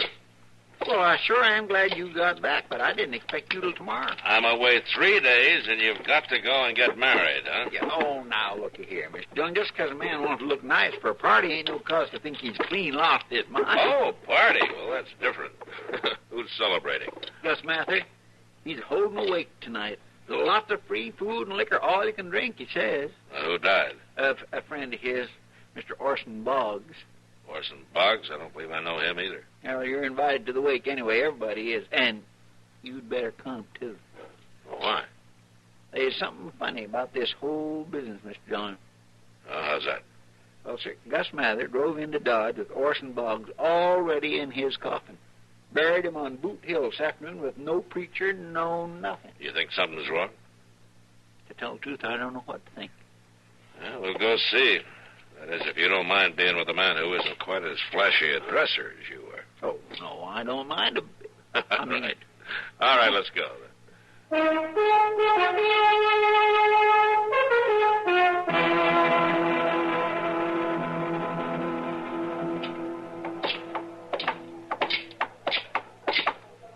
I hope we ain't going to be late. From the sound of things, they're just warming up. No, I mean for the victuals. I hope it ain't all gone. And if I know you, you'll make out somehow. And I want to thank all of you for coming tonight. Orson Boggs would have been mighty pleased. Orson Boggs was the best friend I ever had. He was the best man ever to come out of the Red Bank country. Here's to him. Here's to My goodness, what a way to mourn for a man. Yeah. Of course, if he's dead, I guess it don't matter now. Anyway, that Gus Mather sure doesn't know how to throw a party, don't he? Well, it must be worth it to him. How do you mean? This whole business could be a way to let the world know that Orson Boggs is dead, Chester. Mean you think he ain't? It could be. Well, why would a man want people to think Boggs was dead if he ain't? To escape the law would be a good reason. But we ain't never heard of no Orson Boggs being wanted. Maybe he hasn't been found out yet. Now, let's go say hello to Gus, huh? We're not being polite. Well, I guarantee we won't find out nothing from him. Well, we can try. Hey, hello there.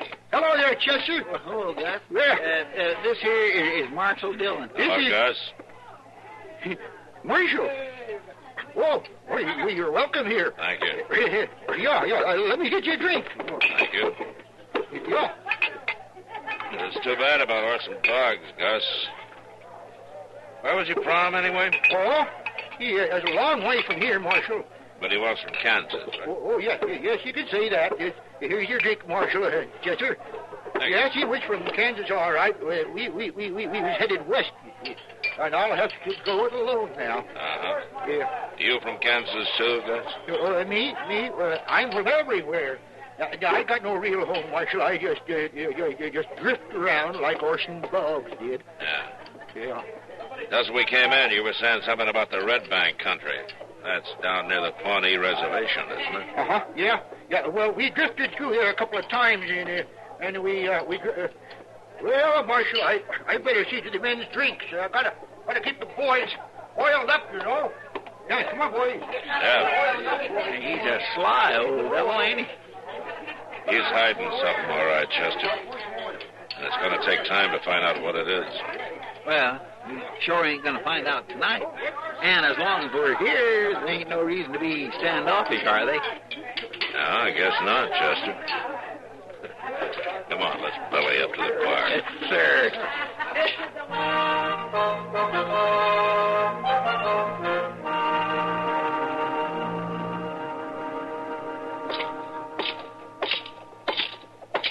Mr. Dillon? Huh? Mr. Dillon? Yeah, what do you want, Chester? Nothing. I just wondered where you was going. Well, I was going into the Long Branch for a beer. You want to join me, or have you sinned enough for one day? You put it that way, and I don't know what to say. Then don't say anything. Come on.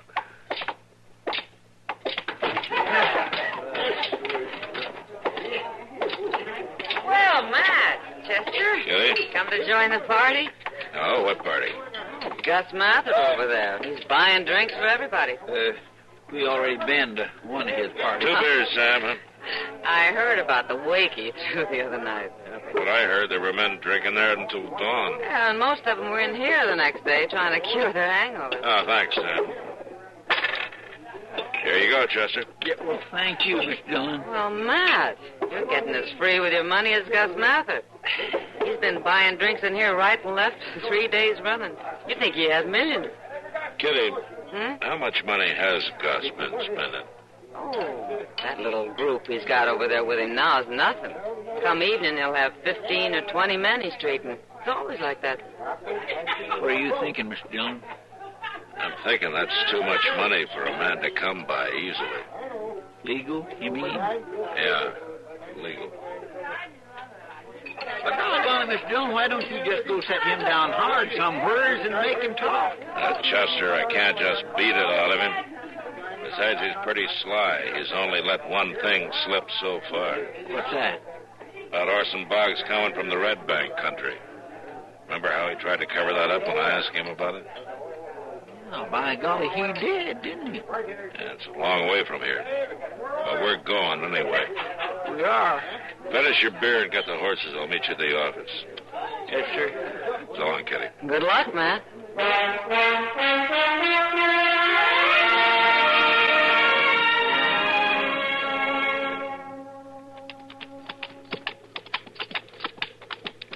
Well, there sure ain't much of a place. I reckon that fellow was right. Lee said he thought the Boggs lived on Ash Creek. This is the only cabin we've seen in 10 miles. Well, there's somebody out in front, pulling the dust. Must be her, huh? Yeah.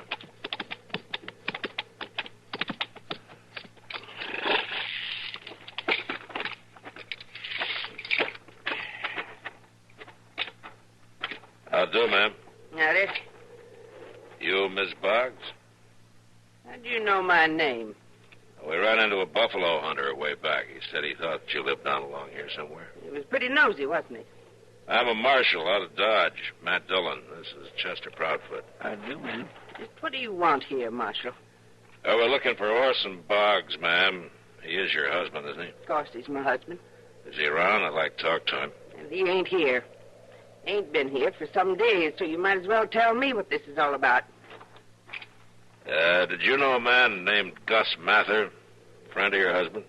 My husband don't have no friends, Marshal. We come out here to lead a moral life, to keep away from people and temptation and sin and worldliness. You sure picked a good spot for it. Miss Boggs, do you know where your husband is? He went off on a hunting trip. Said he was getting restless. And he went alone? Of course he went alone.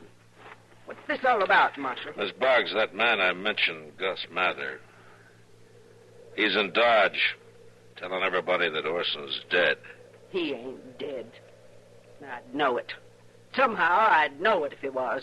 Gus Mather claims he's Orson's best friend. He's lying. He's got to be. You sure you don't know him? About 55, spry, gray-haired. I told you. Orson don't have no friends. Well, then how did Gus Mather know Orson's name? How should I know? I ain't responsible for this Gus Mather. Now, if you leave me be, I got work to do. Good day to you, Marshal. Well, if that ain't the cold-bloodedest woman I ever did meet. She's hiding something, Chester. Too bad it ain't her face. We going back to Dodge now? Yeah. And I have a hunch it won't be too long before she's there, too.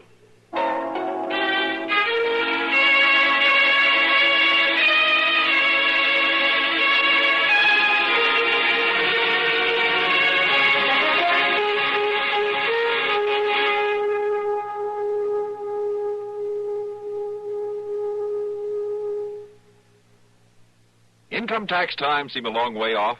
Not for the smart taxpayer, it isn't. It's time now to round up all the facts and give them a leisurely going over. Haste makes waste of possible tax savings. Haste also makes for mathematical mistakes, which result in returned returns. File early, now, while there's time to make sure you have passed up no legal chance to save yourself tax dollars. Assistance, free assistance in any aspect of your income tax return, is available for the asking by phone or in person at any Internal Revenue Service office, listed in your phone book under the United States government listings. Don't hesitate to ask. Don't hesitate to learn which form it's to your best advantage to use. Having decided that, do a slow, careful job with all the help you need to get your return mathematically correct, factually accurate. And take advantage of every legal means to cut your tax bill, something you can best do when you leave plenty of time for the job.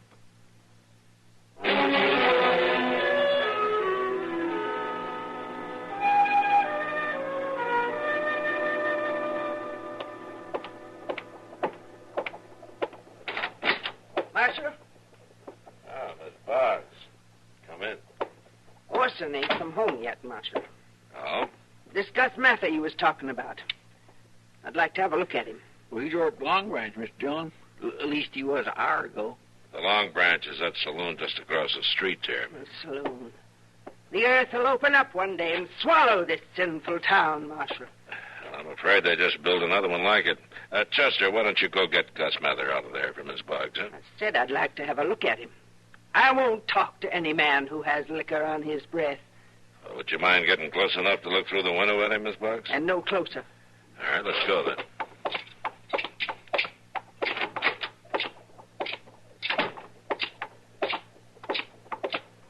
He might maybe have went, but now. We'll see. From what I hear about Gus Mather, he'll be there, all right.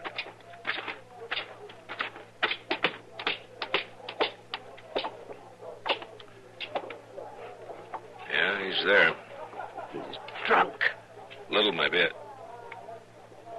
I thought you said you didn't know Gus Mather. I've seen him, but I never knew what he called himself. Then he is a friend of your husband's, huh? Marshal, that man in there is no friend of my husband or of mine. Never was. We wouldn't endure such sinful ways, lying, living in corruption. He's going down to the eternal fires of damnation. You feel mighty strong about Gus Mather, don't you? My husband was a fine, upstanding man. What's that got to do with Mather in there? Precious little, I can tell you. Well, Marshal, I've seen what I come to Dodge to see. Orson would be better off dead than in there. Yes, ma'am.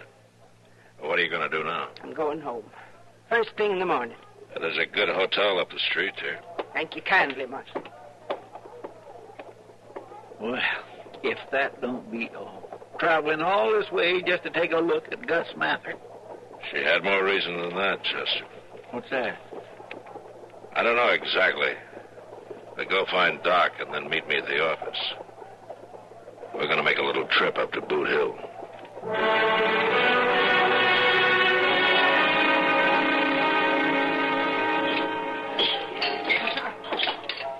Well, where in the world have you two been? Covered with dirt? What have you been doing?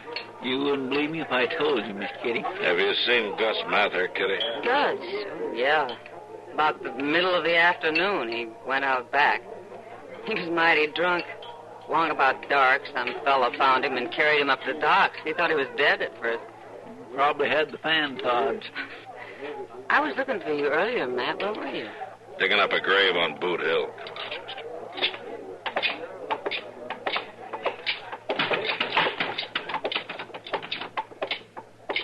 Doggone him, he's been in there 24 hours a day, every day since that wake. Now, when we want him, he's passed out. There isn't much we can do about it now. Let's get some sleep. We'll see Gus in the morning.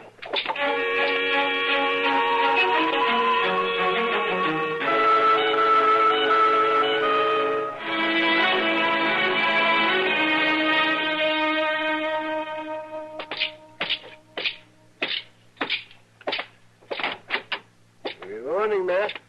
Doc, how's your patient this morning? Well, his patient ain't the man he used to be, Marshal, but, I'm sure drinking forever. Well, you'd better be, or you'll have no insides left. Oh, yeah. Come in. Oh. Yes, ma'am? You don't look so sick to me. Well, he was sick, ma'am. Mighty sick. This is Mrs. Boggs, Doc. Mrs. Orson Boggs. I heard about him being drunk in an alley. Now, some men drug him up here. Well, now, Mrs. Boggs... By rights, that ought to be your deathbed you're lying on. Hey, it would be a blessed thing if you was to have a forgiving nature. Forgiveness belongs to the Lord. Well... Not to us here below. Get your pants on. Excuse me, Miss Boggs, but this is a mighty sick man. Get your pants on. Yeah? He was sick. And it done him good, but he's coming home now. I'm getting him on. Marshal, he just tried to do away with Orson Boggs, but it didn't work. No man can escape himself. Then Gus here is Orson Boggs? Wait, you don't seem too surprised. Last night, Chester and I spent some time on Boot Hill. We found the coffin here buried. There was just a log in it. No body. No Orson Boggs. Oh, I thought I heard everybody plumb fool. He run off. What? Stole our savings. Spent every penny. The miserable sinner. Yeah, that's all true, Marshal. I thought up the whole plan myself. I just got tired of being good all the time. Well, you're going back to being good. Yeah. And you're going to stay good the rest of your life. Now, come on. Let's get started home. All right, come on.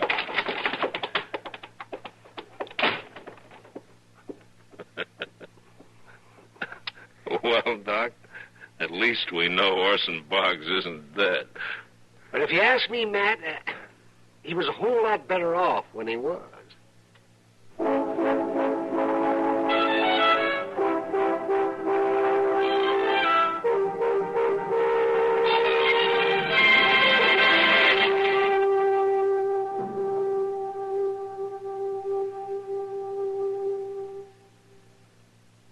Hi, this is Dennis James to make a point about reliable, effective Kellogg's All Brand. Repeat after me, please. What do you want when you need brand? What do you want when you need brand? Reliability.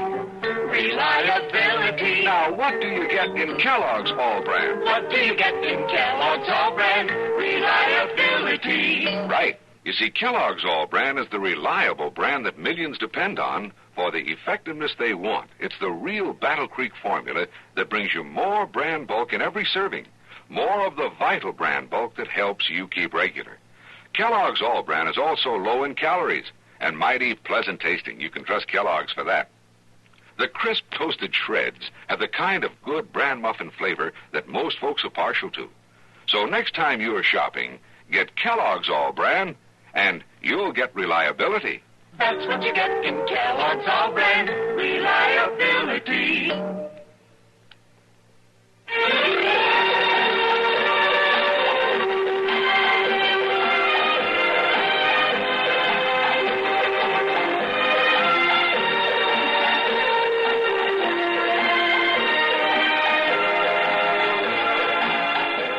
Gunsmoke. Produced and directed in Hollywood by Norman McDonald, stars William Conrad as Matt Dillon, U.S. Marshal.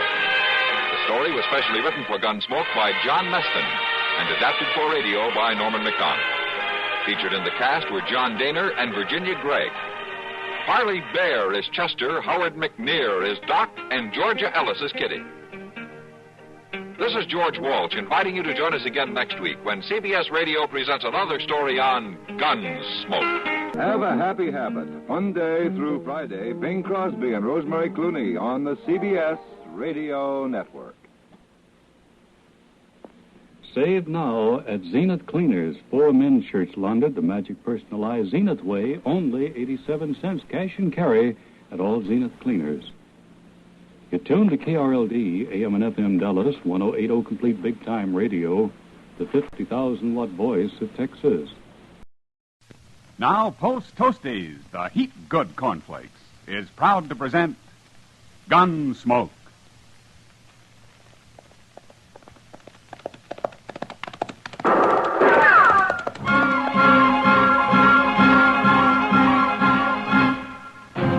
Around Dodge City and in the territory on west, there's just one way to handle the killers and the spoilers, and that's with a U.S. Marshal and the smell of gun smoke.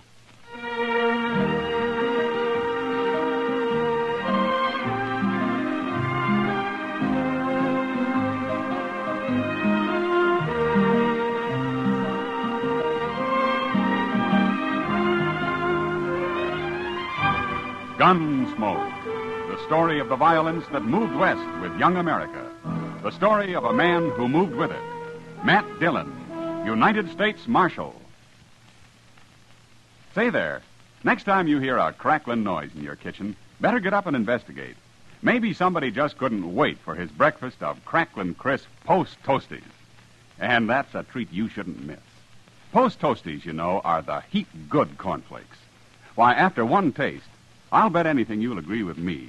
Post Toasties is just the best thing that's happened to corn since the Indians discovered it.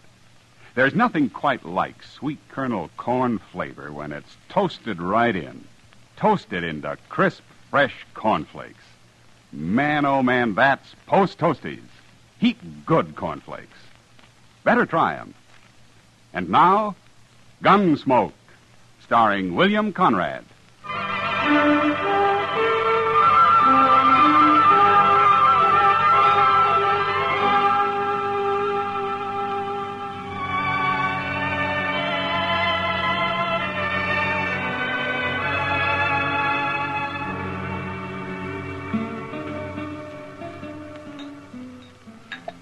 You sure are slow with that beer, Doc. I'm ready for another. You had enough last night, Chester.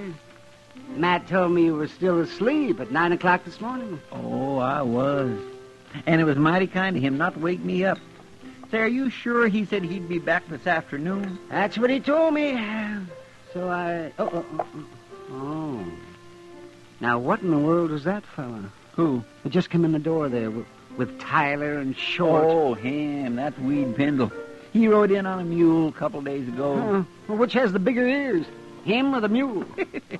Oh, he is funny looking, all right. And he acts peculiar, too. That's a mighty scrawny mule, Pendle. I seen you on him this morning. Pendle here's kind of scrawny yourself, Short. Maybe some beer to fatten him up a little. I'd like some beer, all right, but I got no money. Why don't you sell that guitar of yours? Sell my guitar? No, I'd never do that. You must have a nickel at least. Last money I had got stole. Now, who'd dare steal money off a tiger like you, Pendle? I was asleep. I started to wake up, but they kicked me in the head. You call that a head?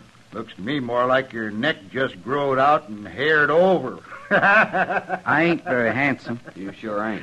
Hey, what'd your old lady think of you when she saw you, Pendle? I don't know. She died. Yeah, laughing, I'll bet. Oh, now that's enough, Tyler. That's too mean.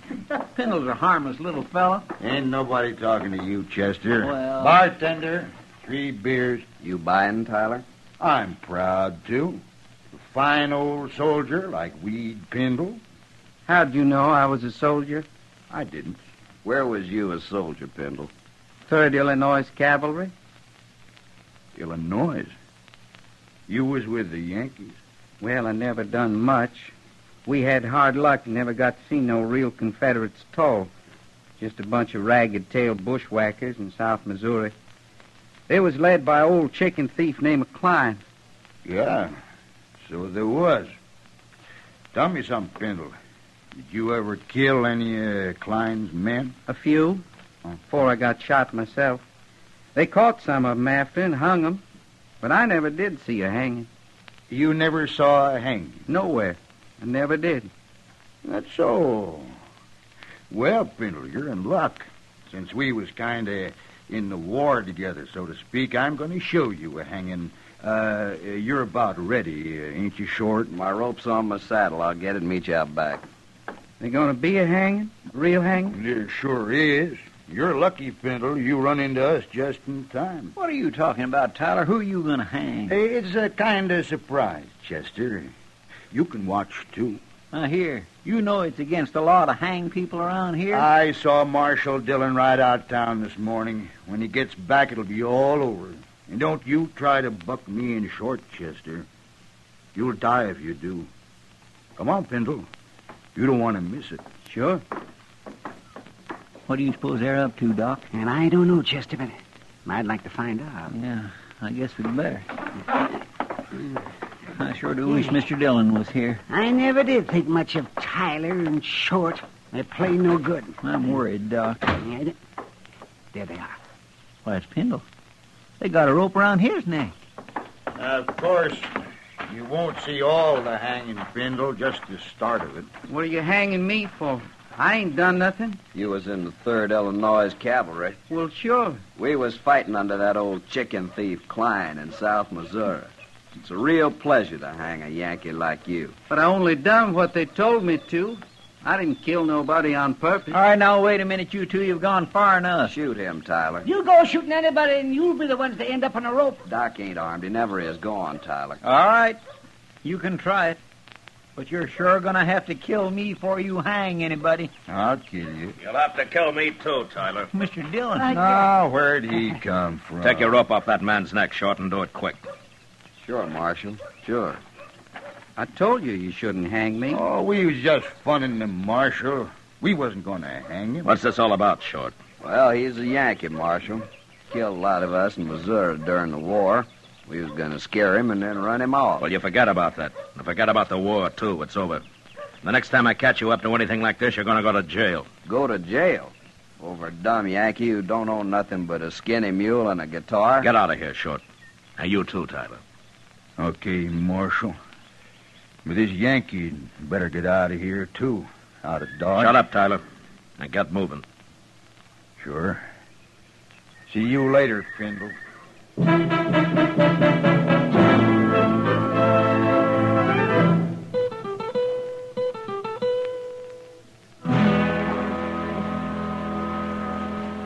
Pendle, Marshal Dillon's here. He wants to see you. I sure do thank you for letting me sleep in your jail last night, Marshal. Where you been sleeping before, Pendle? With my mule. I always do. Huh? I hear you broke. What do you do for a living? I never did nothing much, Marshal. Just ride around on my mule. Well, what about your guitar? Don't you ever play and take up a collection or something? Oh, no, Marshal. I wouldn't do that. Well, why not? Can't you play well enough? I don't know, Marshal. I never played it for nobody to hear, except me. Ah. All right. Chester, take him over to the Texas Trail, huh? Maybe Sam can give him a job of some kind. Well, it wouldn't be steady, would it? Well, I don't know, but why shouldn't it be? Because I'll be leaving in a day or two. Oh? Where you headed? Nowhere. Nowhere? Just ride around on my mule. I always do. Pendle, where are you from, anyway? I was born San Benito. Oh, on the Rio Grande? Yes. I left soon after. Took my guitar with me, though. Never did go back. Well, if you're from Texas, how come you fought in the Union Army? I don't know. One army's just like another, I guess. Yeah, well, maybe you're right at that. Chester, take him over to Sam's. All right, sir. I left my guitar out back. I'll go get it. sure is a peculiar little fellow, Mr. Dillon. Yeah, pretty helpless, too. You think Short and Tyler will bother him any more? Well, knowing them, I believe they'd have hung him yesterday if they could have. You tell Sam to let me know if they even start talking to him again, huh? Yes, sir, I will. They're about the meanest pair of men I ever knew. Yeah, they are. And they'll think of something. Well, Pennell said he's leaving in a day or two.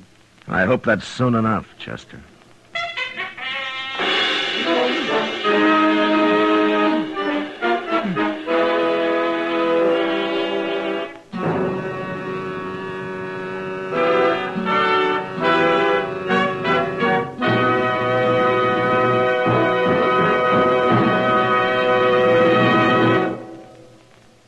Say, how are morning appetites at your house? If they're pretty drowsy, here's a real good way to wake 'em up. Set a bowl full of Post Toasties, the heap-good cornflakes, at everybody's place. Just watch your folks take notice when they see how crisp Post Toasties are. And wait till they taste that sweet kernel corn flavor toasted in. Bet your whole tribe will agree with you. Post Toasties are the best thing that's happened to corn since the Indians discovered it. And here's a thought, if you'd like to make a good thing even better. Try topping Post Toasties with your favorite fruit. You'll find that's a mighty good way to start the day. Fact is, it's a downright delicious way. So next time you shop, be sure to ask for Post Toasties. They're the heap-good cornflakes. You'll see.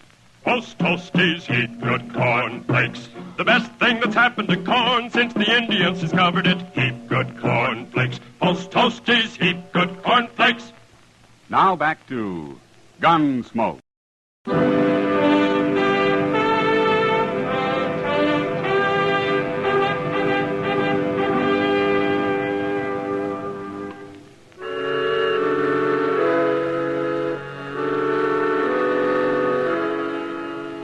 Sam gave Weed Pendle a job sweeping up the saloon and let him live in a tiny shack out back. He tried to get him to play his guitar, but Pendle wouldn't do it. And we all began to think that he probably didn't even know how. It's hard to believe that anyone as simple as he was could learn to do anything. I looked up Short and Tyler and warned them again to leave him alone. And they did. Until one morning a couple of days later. Chester and I had just come out of Delmonico's and we're walking up Front Street. Look at there, Mr. Dillon, across the plaza. Yeah, I saw them. Let's go over there, Chester. It's Pendle and his mule, all right. Yeah. And Tyler and Short, too. I told them to keep away from him. What are they laughing at? They're laughing, but he isn't. What do you suppose they've done to him now? Look at his mule, Chester. That's what they've done. Oh, my goodness, Mr. Dillon, he's lost an ear. I thought Yankees liked their mules that way, Short. At least I always heard they did. I guess there's just no pleasing some men, Tyler. You shouldn't have done that to my mule. Well, it's the marshal again. Did you men do this? Now, Marshal, we ain't done nothing to Pendle. Did they do it, Pendle? I tried to stop him, but Tyler held me. And they gave him a mule's ear, Marshal. It's right here. See? Yeah. Turn around, both of you. Turn around, I said. Now take their guns, Chester. Yes, sir. Can't do nothing to us, Marshal. We didn't hurt Pendle, no. I don't like what you did to his mule. I got him, Mr. Dillon. Now, Rhett, you can turn around again. I ought to cut an ear off of each of you. But I can't do that. So I'm going to do the next best thing. Now, look here, Marshal. Now, leave him there, Chester. Pendle, I'm sorry about your mule. He ain't much of a mule anymore. Well, you better go take care of him. And maybe these two will leave you alone now. Poor mule.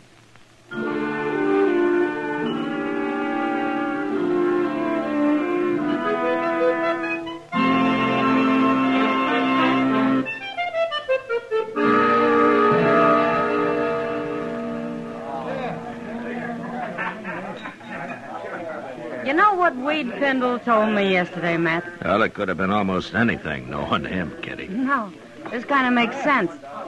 I asked him if he was ever lonely, and he said, no, he never stayed anywhere long enough to get to know anybody that well. He's a little strange, all right. Now what are they up to? Who? Tyler and Short. They just came in with Pindle. No? Look, Matt, he's got his guitar with him. Yeah. Hey, listen, everybody. Hey, listen, everybody. Little Yankee is going to play his guitar for us. At least he's going to try. Ain't you, Yankee? Don't shoot my mule. We ain't going to shoot your mule. Not if you play good enough. Go on, get started. If you know how. They threatened to kill his mule, Matt. You got to stop them. No, wait a minute, Kitty. Go on, Pindle. Go on, play. All right.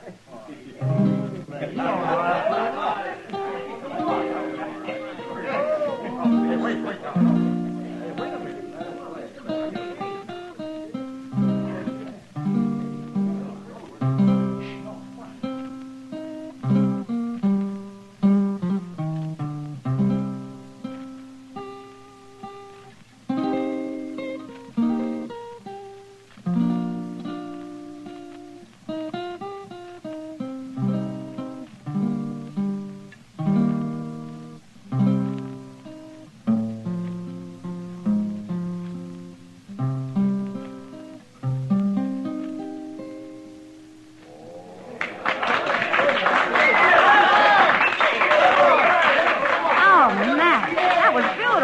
Yeah, he kind of surprised everybody, didn't he?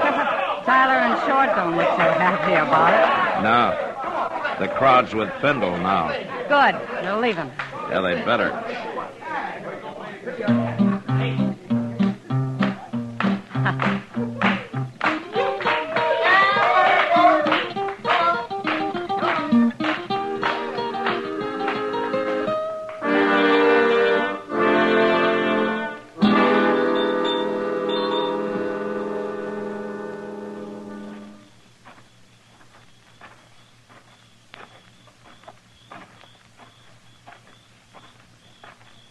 Hello, Yankee. Hello. You've been playing that guitar a long time in there, ain't you, Pindle? They wanted me to. They liked it. Well, me and Short been waiting to tell you how we liked it, too. Yeah. Let me see that guitar, Pindle. No.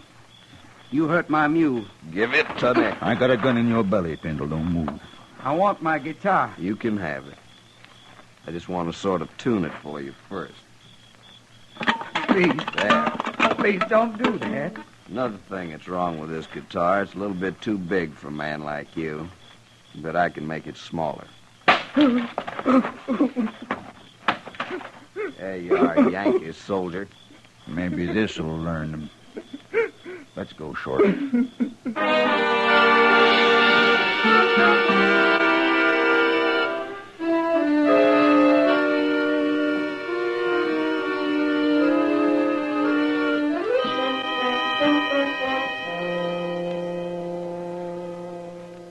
Are they both dead, Doc? Oh, my, yes. Real dead. For several hours, at least. Why, they must have been asleep when it happened, Doc. It looks like Short there struggled a little. I guess Tyler got his first, and it woke Short up for a minute. He wasn't awake very long, Matt. Just long enough to see who was cutting his throat, probably. Well, he can't talk now. No. Yeah, I guess I'm all through here. What do you want to do with him? We'll let the hotel worry about him. I guess it's Weed Pindle I want now. My, and him such a mild little fellow. Any man can take just so much, Chester. I sure hate to see poor Pindle hang for killing these two buzzards, man. Chester, wait for me at the jail, huh? I'll bring him over as soon as I can find him.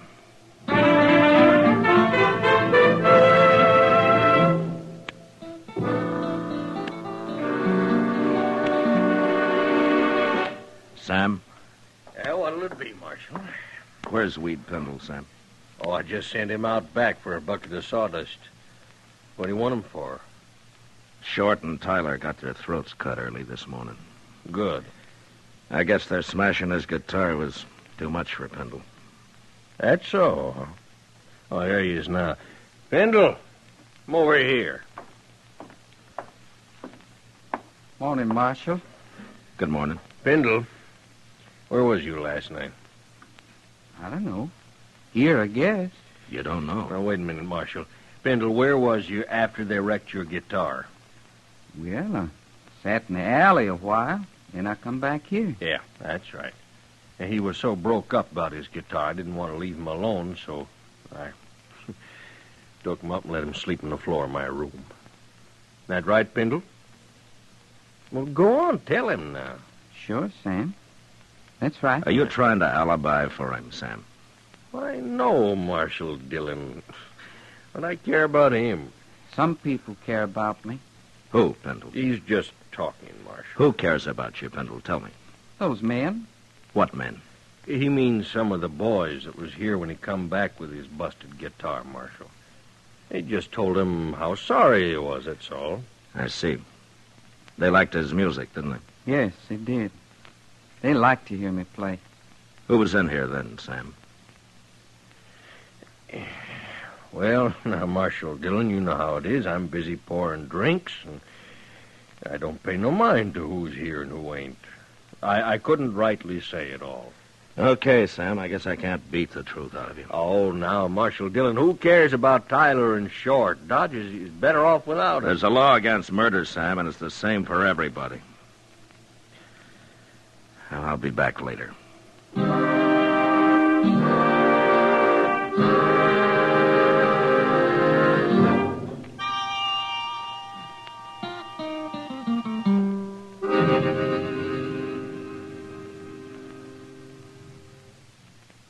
What are you going to do now, Mr. Dillon? Well, I've done all I can, Chester. The whole town's just plain quit talking.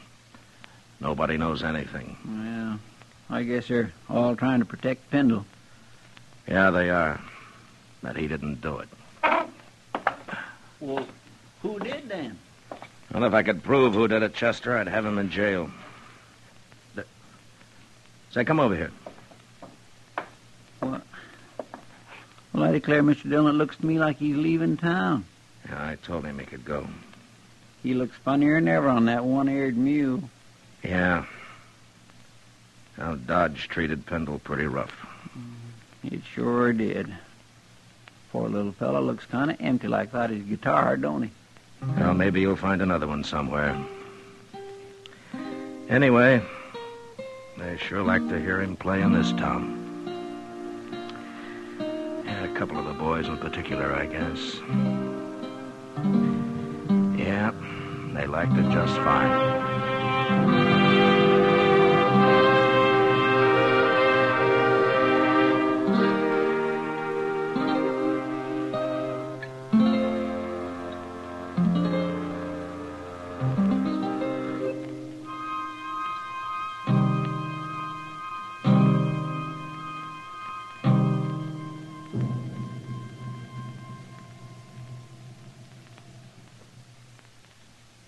Say, Mother, want to see your small fry eat a better breakfast than ever?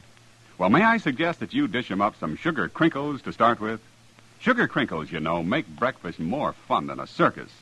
Sugar crinkles is the sugar rice treat that's just right sweet. It's high time to forget the sugar-coated cereals that seem too sweet to you and those others that don't seem sweet enough to the kids.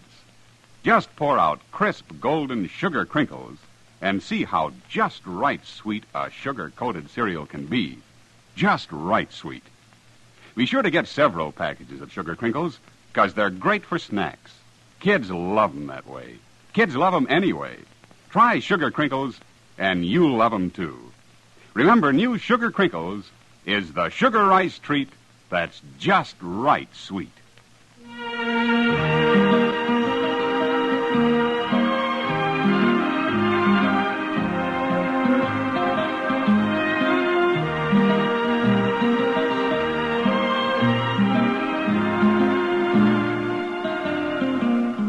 Gunsmoke, under the direction of Norman MacDonald, stars William Conrad as Matt Dillon, U.S. Marshal.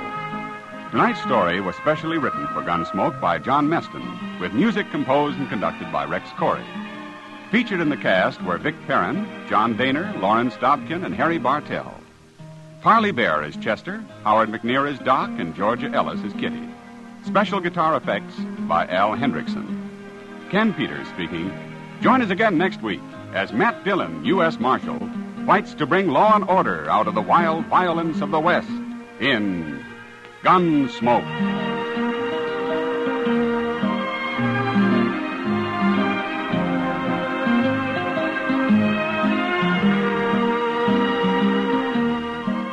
Gunsmoke was brought to you tonight by Post Toasties and Sugar Crinkles.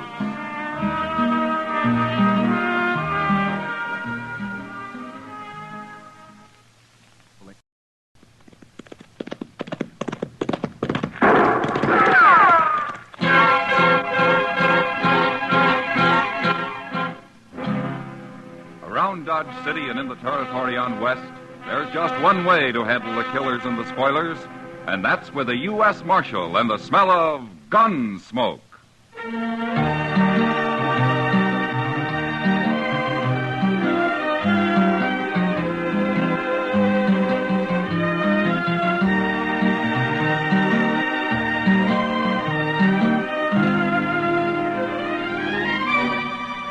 Gunsmoke, starring William Conrad. The story of the violence that moved west with young America. The story of a man who moved with it. Matt Dillon, United States Marshal.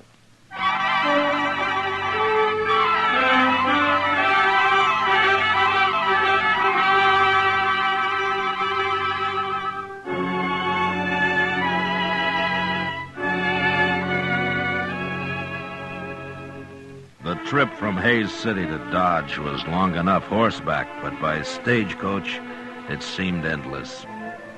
There were only 2 passengers besides me, and after the first hour on the road, we stopped talking and just sat there in silence, waiting for the ride to be over. I'd been up late the last few nights, so I braced myself into one corner of the coach and fell asleep.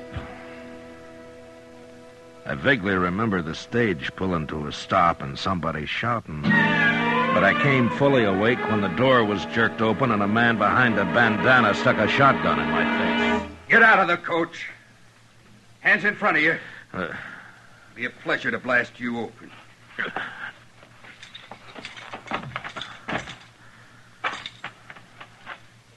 All right. Take his gun, Charlie. Yeah.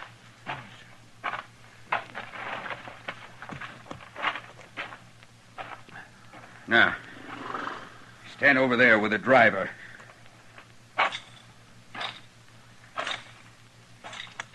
You 2 next. Now get on out and don't try nothing. How come you didn't start shooting when they stopped me, Marshal? Well, I was sound asleep, Hank. Well, I'm sure glad of that. If we put up a fight, that fella with the shotgun would have blowed me clean off the seat. Yeah. How many of them are there? Just these 2? That's all I've seen. Well, there could be somebody with a rifle hiding in that clump of elder over there. Could be. That'll learn him, Charlie. Hey, look. He killed him, Marshal. Yeah, the man was a fool to try that.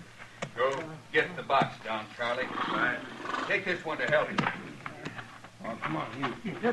I'll keep an eye on these 2 here. So, you're a marshal, huh? I am. Well, that greenhorn got himself killed. He shouldn't have tried to shoot Charlie. No, he shouldn't. Not with a little derringer. Charlie got hit. Right in the arm. Yeah, I saw it. I just don't want nobody chasing us for murder. Under the circumstances, it was murder. It was, huh? Well, then the only thing to do is shoot the whole bunch of you and have done with it. No, you can't do that. Mister, I got a wife and 2 kids in Dodge. What I hear, Dodge ain't a very good place to raise a family anyway. Look, you're in enough trouble already. Besides, you didn't kill that man. Your partner did. Hey, that's right. It's Charlie they'll be after. How much money is there in that box, driver? I don't know. They never tell me. We'll find out. He's got it open now. Load it in them saddlebags, Charlie. I got an idea you're new at this game. Look, if a man was holding a shotgun on me and I was unarmed, I wouldn't have no ideas about nothing, Marshal. You always carry a shotgun, mister? Why? Well, we might meet sometime when you don't have one. You're gonna make me shoot you yet? Hey, look, your partner's ready to go. Okay. Don't you make a move till we're out of sight. We'll ride back and kill every one of you. You understand? I guess there's nothing we can do but stand here. That's all, Hank. For right now, anyway.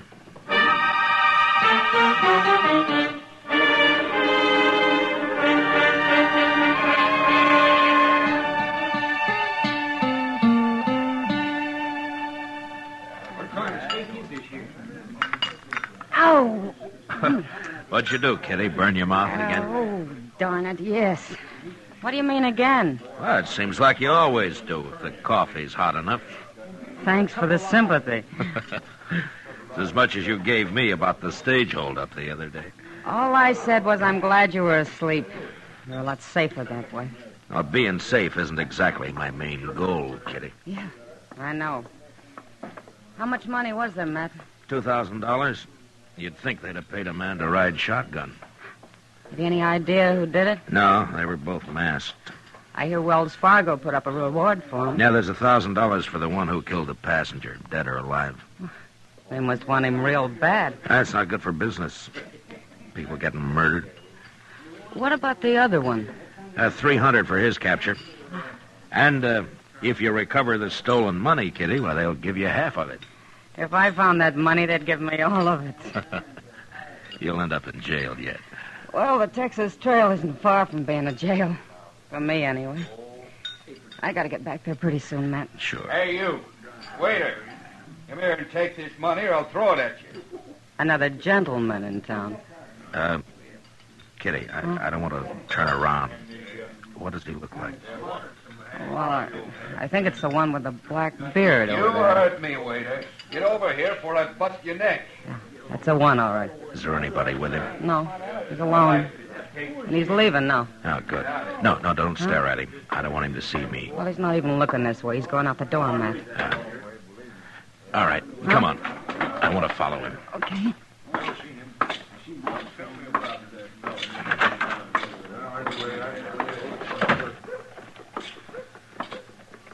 Is that him ahead of us there? The big man, yeah. Who is he, Matt? I'm not sure. But he sounds an awful lot like somebody I want. You gonna arrest him? No, not till I'm sure. Maybe not even then. Look, he's going up the docks. Yeah, so he is. Kitty, I'll leave you here. Okay. Thanks for the supper, Matt. Sure, anytime. Tomorrow? Well, I might be real busy tomorrow. I figured that. So long, Matt. Goodbye, Kitty.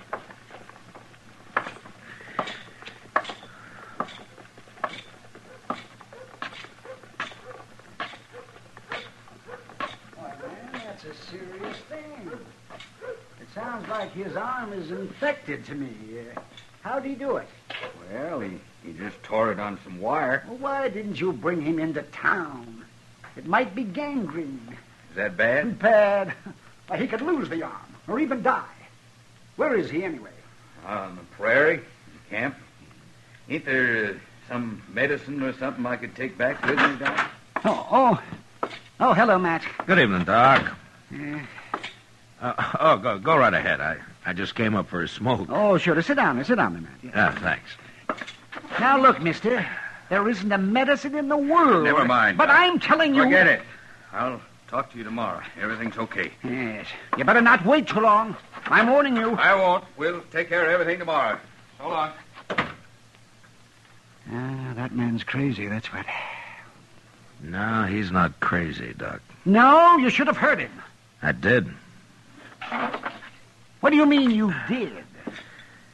I was outside the door, Doc. Well, he's going under the Oliverganza. I guess he isn't too worried. What's this all about, Matt? Doc, I'll explain it to you later. Right now, I gotta find Chester. Oh, Chester, yes, he's down in the office. I just left him. Oh, good. I sure hope he's had a lot of sleep lately. What's that? He's gonna be pretty busy tonight. I'll see you later, Doc.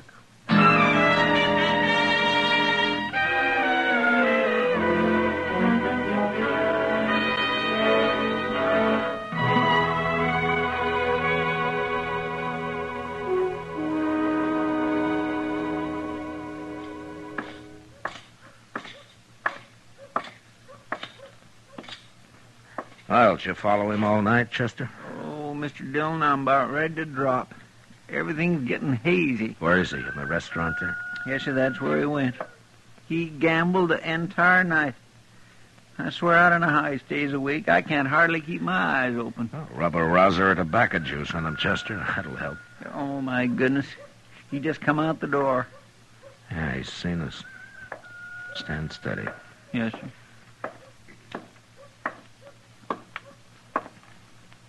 Marshal, I got a complaint. No, is that so? Sure is. I had an idea this man's tracking me all night had something to do with you. Oh, how'd you know I was following you? Mister, you might as well have been wearing snowshoes with cowbells tied on them. No, that's not true. That's a doggone Never lie mind, now. Chester, never mind. What is your complaint, mister? Well, you. Can't a decent citizen ride into Dodge and do a little gambling without being haunted by your man here? Well, that depends on how decent the citizen really is. What name do you go by, anyway? My own? Jeremo. Jeremo? Is that all there is to it? That's all. Yeah. Well, Jeremo, I just didn't want you to leave town without my knowing about it. Why not? I ain't done nothing. Well, Doc told me about your partner. The one who tore his arm on some wire. What about him? Well, I'm curious to see if you're going to take care of him, that's all. Well, of course I am. He'll die if you don't hurry. Well, I'm going after him. When? Well, it's no business of yours when.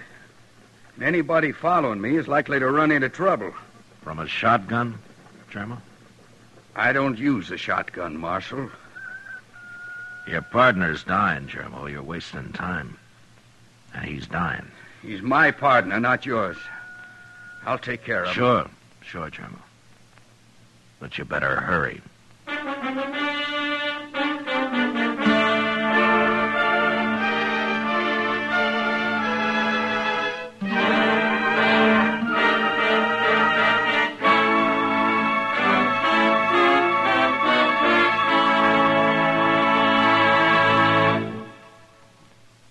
We will return for the second act of Gunsmoke in just a moment. But first, since 1910, the work output of each of us has more than doubled, and the average annual income has gone from $2,400 a year to about $4,000. Yet about 18 hours has been cut off the average work week. These facts add up to the better we produce, the better we live. Now the second act of Gunsmoke.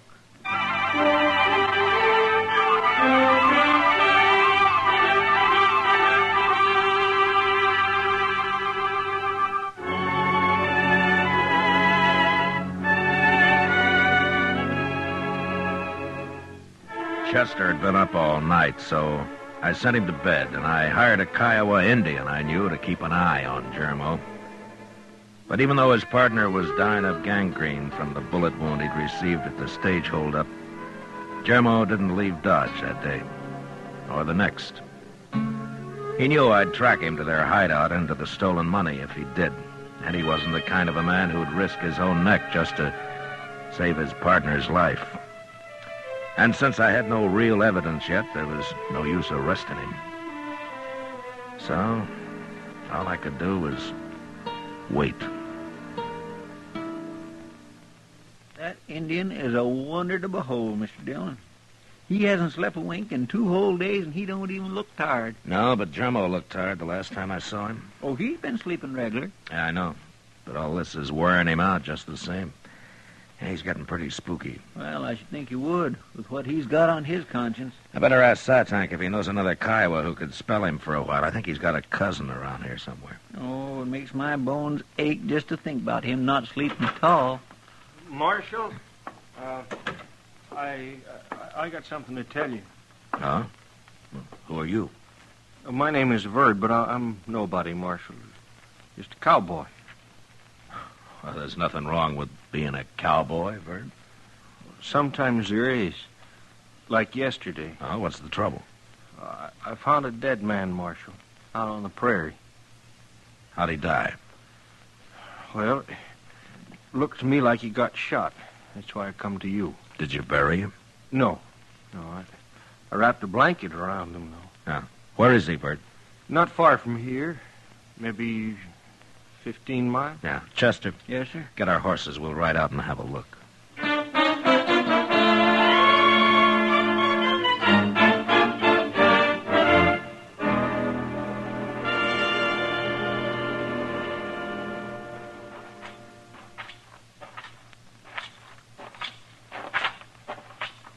Yeah, he's still there, Marshal. Nothing's been eaten on him. He sure got himself hid out here. My, it's a wonder anybody ever found him. Verd, you want to take the blanket off of him? Sure. There. Yeah. How did you know he'd been shot?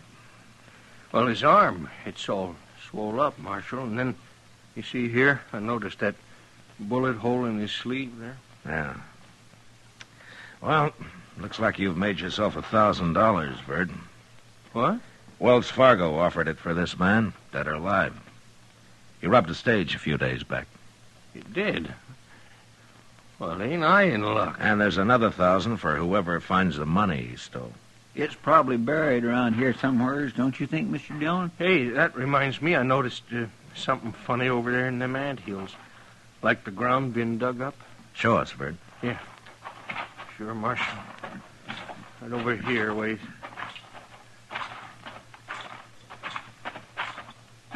There. See it? Right there? Right by that big one? Yeah. Well, I declare. Huh. By golly, I think he's right, Mr. Dillon.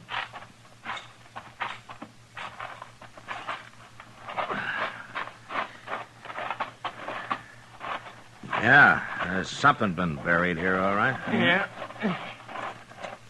I think I can... See? Yeah, there it is. There, I got it. Hey, looky there, Marshal. It's a money bag. And I found it, didn't I? Yes, sir. That's right, Verd. Here, look at that. That's real money, all right. Marshal, I found it, so I get the reward, won't I? I knew where it was. Yeah, you sure did, Verd.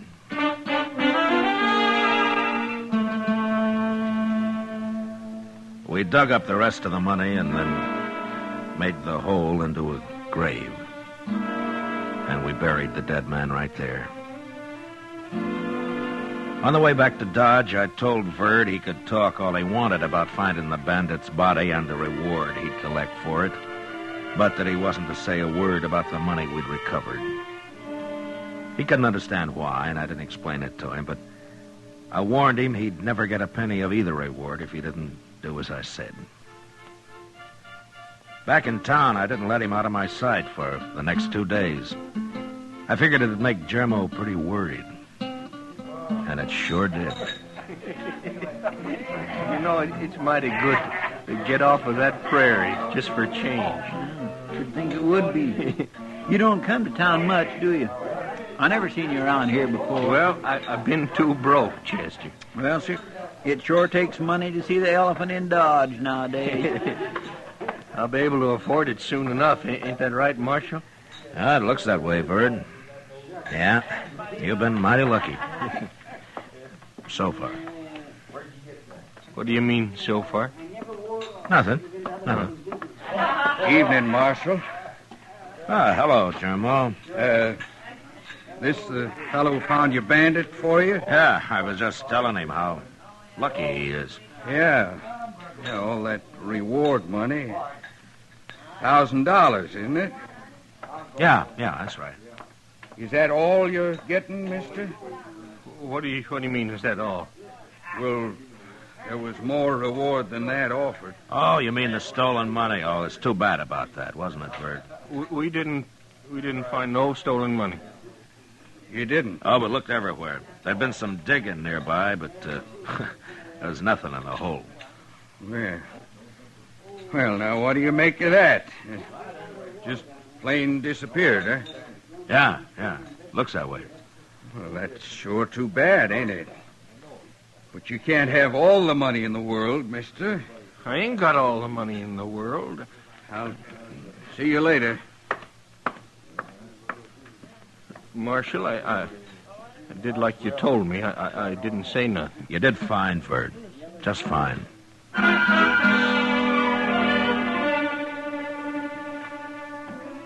When we left the saloon a little later, I noticed Germo standing in the darkness of the alley, waiting.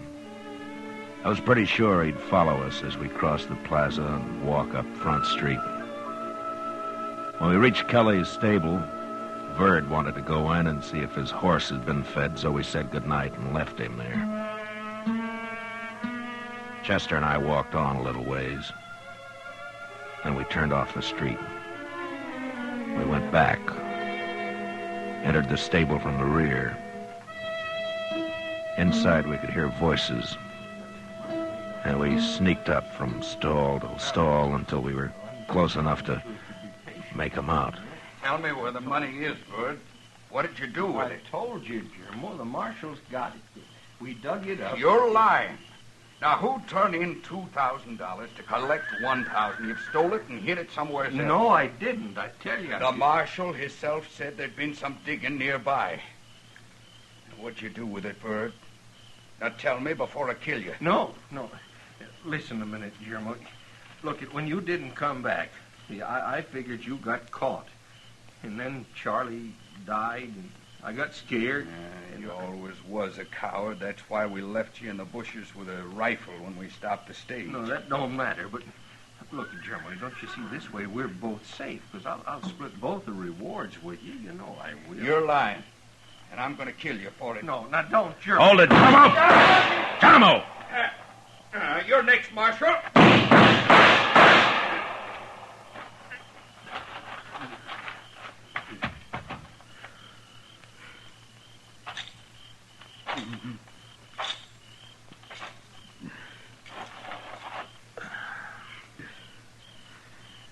You should have had your shotgun, Germo. I should have killed you with the holdup. That was my big mistake. No. If you'd have trusted Verd, you both could have got by with us. He was telling me the truth? He was. And you'd have never been convicted on what evidence I had. Well, I guess every man's entitled to make a few mistakes. Marshal?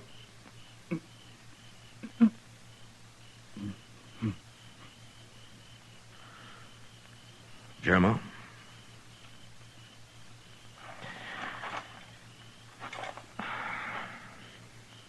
Well, you won't make any more.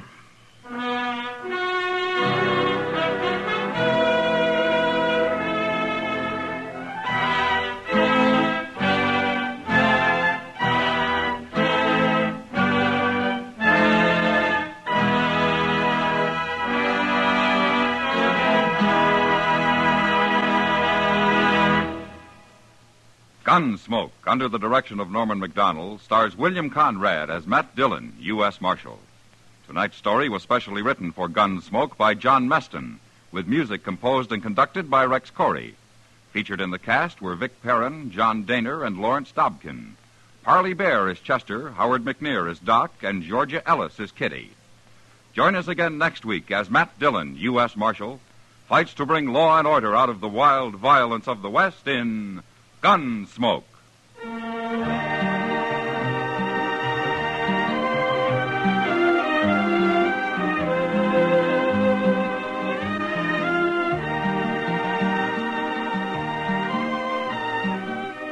This Monday night, Frank Lovejoy stars on CBS Radio's Suspense. Remember, Monday night, Frank Lovejoy in On a Country Road, presented by radio's outstanding theater of thrills, Suspense, over most of these same stations. George Walsh speaking. For mystery mixed with merriment, join Mr. and Mrs. North Tuesday evenings on the CBS Radio Network.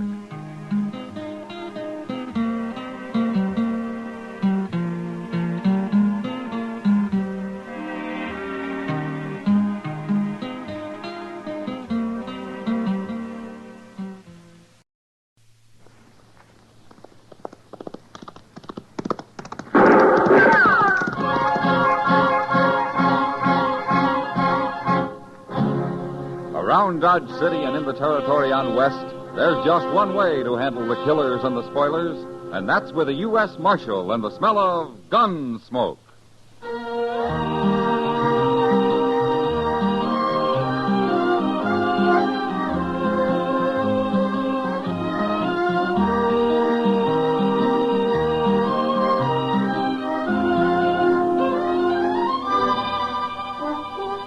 Gunsmoke, starring William Conrad. The story of the violence that moved west with young America. The story of a man who moved with it. Matt Dillon, United States Marshal.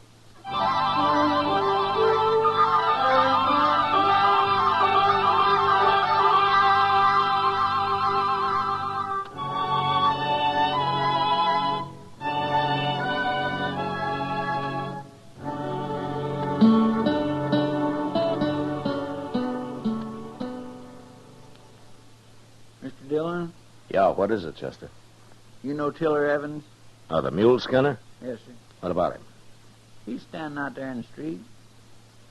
Looks like he's about to head down Santa Fe Trail with a big load of supplies. Well?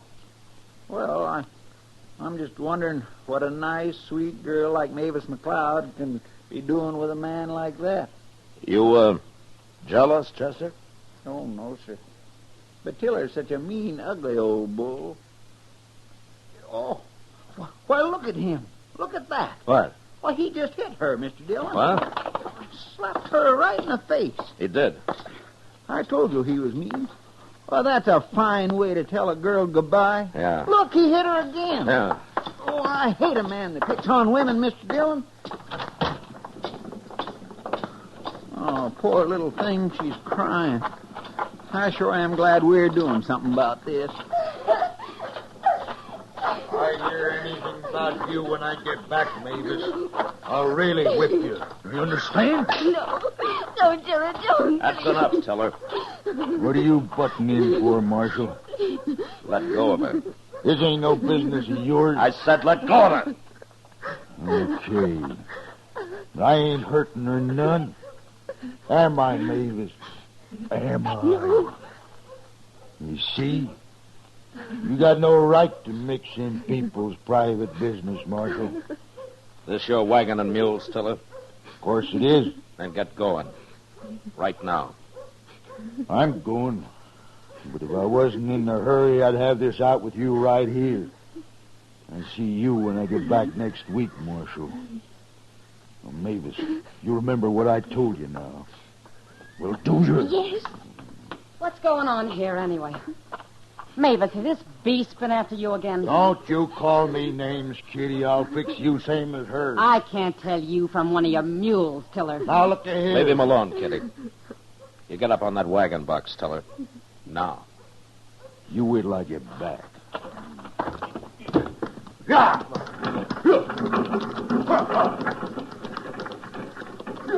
He's been hurting you again, hasn't he, Mavis? Oh, I hate him. Well, what are you doing with him if you hate him so much? Oh, he's a bully, Chester. She's afraid of him. At least he'll be away for a few days now. I hope he never comes back. Will you come with me, honey? Thanks, Kitty. I'll make you some coffee. Come on, Chester. Poor gal. You think old Tiller's going to start trouble when he gets back? I don't care if he does, Chester. No, I feel the same way. Only he's a mite too big for me. What? Look, there's somebody here. Are you Marshal Dillon, sir? I am. My name is Marcus France. How do you do? This is Chester Proudfoot. Mr. Proudfoot? Mr. Proudfoot. Well, how do you do, Mr. France? I witnessed that scene in the street there, Marshal. That man should be horsewhipped. He sure should.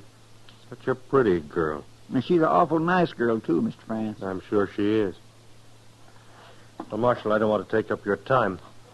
I thought it best we have a talk before I go to work here. You're a stranger in town, huh? I arrived this morning. I'm from Philadelphia, Marshal, and I'm a gambler. Oh? They gamble much in Philadelphia? Men gamble everywhere, sir. The weakness is universal. I suppose. Well, you can gamble here all you like, as long as you don't run a crooked game. That's precisely what I wanted to see you about, Marshal. What? It's not that I'm dishonest, but I've often been accused of being so. Sometimes makes for unpleasantness. Around here, it usually leads to gunplay. Yes, of course. I can handle myself on that score. Mr. France, I never heard a gambler yet come out and admit he was a crook, but if he is, sooner or later, either he or somebody else winds up dead. That's why I don't tolerate anything but an honest game in Dodge. You impugn my honor, sir? He what? Never mind, Chester. Now, just what is it you want to tell me, Mr. France? I am a gentleman, Marshal. Well, if you are, you're about the first one that ever rode into this town. But for the time being, I'll believe you. Thank you, sir. And don't be so touchy about your honor. It'll just get you into trouble. I'm afraid I haven't explained myself, Marshal. There are reasons why I've often been accused of dishonesty. Oh, like what? A bad loser will grasp at any straw to save face. He'll even call the deal crooked. Yeah, I've seen that happen. There are likely to be many losers in a game I run. Is that so? It may sound like bragging, Marshal, but I possess great skill at cards. Also, I'm extremely lucky. I see. Now, you may send a man to watch the deal if you like. Perhaps Mr. Proudfoot here. Oh, sure. Why, I'd be glad to come. No. You run your game, Mr. France. If it's crooked, I'll find out soon enough. All right. But don't get the idea you're going to start shooting down every man that bothers you, no matter how good you might be with a gun. Do you include self-defense in justifiable homicide, Marshal? If it is self-defense. But you take to killing people, even in self-defense, and I'll have to run you out of town. Oh, hello, Matt. Chester. Hi, Doc. Fella's been trying to sell me a new horse, Matt. I thought you'd take a look at it for me when you're through here. Well, sure, Doc. This is Marcus France, Doc Adams. I'm pleased to meet you, Doctor. Doc'll do. Of course. Where are you from, mister? Philadelphia, sir. Not much sun there. Sun? Well, you look peaked. I've had a long journey, sir. Well, now, when you get rested up, you come see me, and I'll give you some good tonic. $1 a bottle, Mr. France. He gave me some once. I appreciate your interest, Doc. Perhaps I will call on you one day. Anytime. Now, if you gentlemen will excuse me, I'll be going. Goodbye, Mr. France. Goodbye.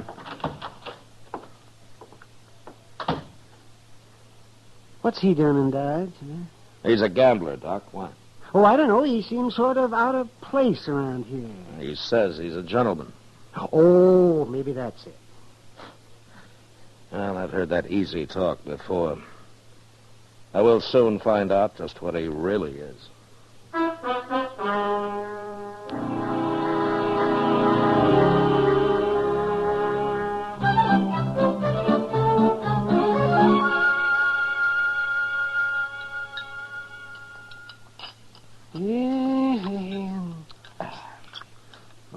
You'd think a restaurant like this could serve something besides beans with their meat, wouldn't you now, Matt? Honest. Oh, you got potatoes, Doc. I'm sick of them, too. Potatoes. Once you get married, Doc, then you could eat fine. Oh, the last woman that wanted to marry me was a hog and hominy cook. I don't think she ever heard of any other kind of food. Why, didn't you ever take her out? Oh, take her. Oh, man. That was in Arkansas. She didn't even wear shoes. You old liar. No, I swear. Her pappy had a saying that every woman's entitled to a baby and a bonnet. But shoes were never mentioned in that house. You must have made a handsome couple. Oh, well, of course, I was somewhat younger then. A lot younger, I hope. I was, and good thing, too. They lived in a place called Rip Shin Thicket. Rip Shin Thicket. The courting that girl was a day's work, man, believe me. Doc, why don't you finish your supper? I'm not even listening to you. Oh, and she had a brother called Spotted Jack, and he claimed he never slept in a bed his whole life. Or took a bath. There must be something else we can talk about, Doc. Oh, man, well, anything at all. Gee. Well, what are you going to do about that gambler, that Marcus France, for example? Well, I don't know yet, Doc. Well, he's been here for a week, and he's already killed a man. That was self-defense, all right. But if it happens again, he's through. You think he's dealing honest, Matt? So far, he is. Mr. Dillon. Doc? Well, Chester? Chester? I've been over at the Texas Trail. Miss Kitty asked me to find you. Huh? Trouble? I don't know. But she said it was really important. Okay. Doc, you didn't tell me that Arkansas girl's name. Oh, well, it's a funny thing, Matt. She never told me.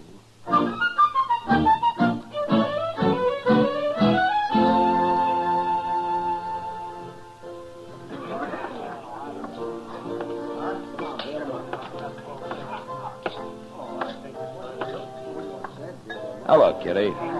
You wanted to see me, huh? Sit down, Matt. All right. It's about Marcus France over there. Oh? He's going to be killed, Matt. What? Tiller Evans is due back tomorrow. Well, what's Tiller got to do with it? You remember the day he left, when you stopped him from slapping Mavis around? Mavis? You mean Mavis and France? She says she's in love with him, Matt, and she doesn't care who knows it. Underneath, she's scared to death. Well, does France know about Tiller? Well, Mavis told him. Matt, I don't know what you think about him, but to me, he's the most decent man I've met in a long time. Well, he may be, Kitty. But he's sure causing a lot of trouble. Well, Tiller's going to kill him. I know he is. You got to stop it, Matt. Kitty, how did a nice girl like Mavis get started with Tiller in the first place? Oh, she didn't have much choice. The big ape just moved in on her and took over. She's awful young, Matt, and pretty helpless. Well, if she and France are so much in love, why don't they get married? I've thought of that, too. So has Mavis, by the way. Well, maybe France isn't so honorable after all, Kitty. Give him time, Matt. Tomorrow isn't very far off. Before I said you're cheating, and I meant it. No man can call me a cheat. I just did, didn't I? Stay here, Kitty. Yeah. You better leave the game, mister. You're cheating, you're dealing crooked cards. You got a gun, mister. Now use it. Leave that gun where it is. Now, France, I warned you once. You heard what he said, Marshal. I meant it, too. He's dealing crooked cards. Can you prove it, mister? I don't have to prove it. He's got over $100 of mine. I ain't won a hand at this table in an hour. See, Marshal? Just like I told you, some men can't take losing. Did you see him cheating, mister? I didn't have to. Look at that pile of money. You talk pretty loose for a man that doesn't have any more to go on than that. Now, why don't you forget about it and get out of here? Forget about it? You heard me. This game is closed for the rest of the night. Well, just as you say, Marshal. Gentlemen, the game is closed. I'll see you later.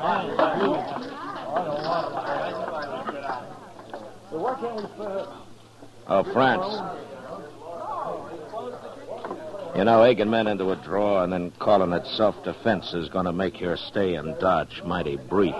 I'll have to chance that, Marshal. How many men have you killed because of that tender pride of yours, huh? Well, it doesn't matter. But there's something I would like to know. What are you going to do about Tiller Evans? Oh, you've heard. Yeah. First time in my life, Marshal. I love a woman. Then why don't you get her out of here while there's still time? Run away from a fight? Tiller's a pretty tough man. You mean he might kill me? And where would that leave Mavis? Sorry, Marshal. I've got to stay. You know, France, I can't figure you at all. There's something wrong with you, and I don't know what it is. You'll find out, Marshal. Soon enough.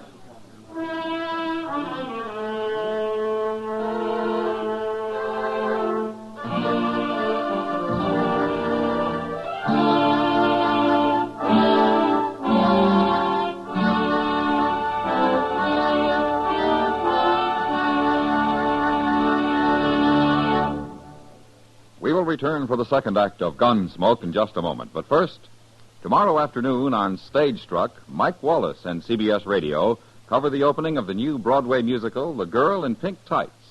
Its star, Jean Mayer, Charles Goldner, and others in the cast will be heard. Stage Struck on most of these same stations tomorrow afternoon, opening The Girl in Pink Tights, a promising newcomer full of Sigmund Romberg's music. Now the second act of Gunsmoke.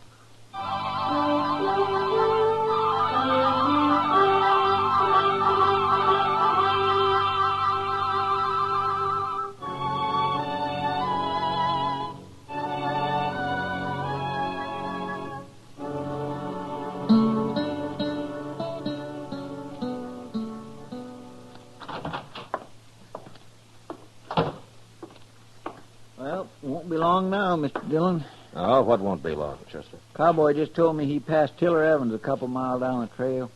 He'll be driving into town directly. Oh. Chester, what do you think of Marcus France? Him? Well, sir, for a fact, I'm dubitated. What? Well, he seems like such a nice fella, but he just won't do what he plain oughta. Like? Get married with Mavis McLeod like she wants him to. That'd stop old Tiller. Maybe. Now, the very least he could do is run off with her. Mr. Dillon, I just hate to think what'll become of that little girl if Tiller gets her. Well, one way or another, Chester, there's about to be a killing. And I gotta try to stop it. How you gonna do it? Well, there's a stage north in half an hour. But Mr. France won't go. Chester, you know where Mavis lives, don't you? Yes, sir. All right, go get her. I'll put her on the stage. I'll meet you there. Okay, Mr. Dillon. Now, you're going to have to hurry.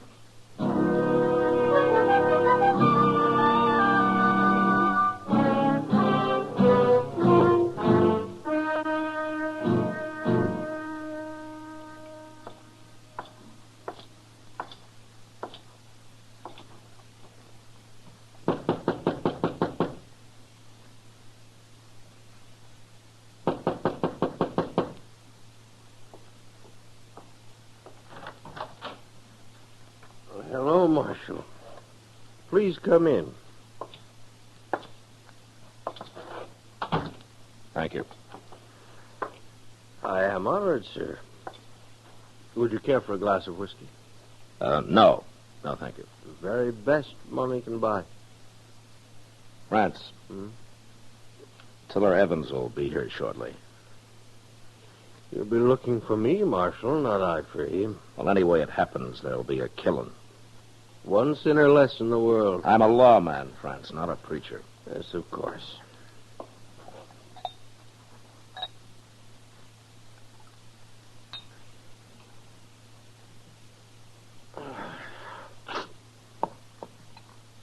Now, Marshal, I have no quarrel with this man, Tiller. Why don't you talk to him? Well, he's not the kind of a man you can talk to. Well, then put him in jail for disturbing the peace or something. It'll be too late by the time the peace is disturbed. France, there's a stage leaving Dodge in a few minutes. Is there, Marshal? Mavis is going to be on it. What? Now, if you're the gentleman you say you are, you'll be on it with her. You're making a mistake, Marshal. Well, I've made mistakes before. No use arguing with you, is there? Well, if you told me what's holding you back, there might be.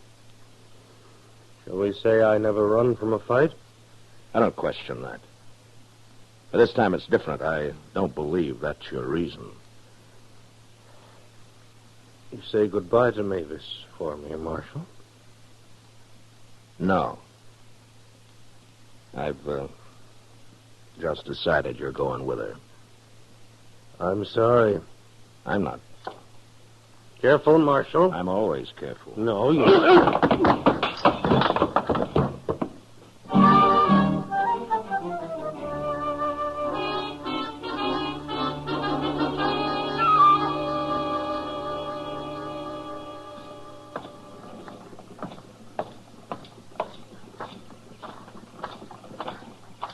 Hey, look at the marshal. Hey, what are you doing?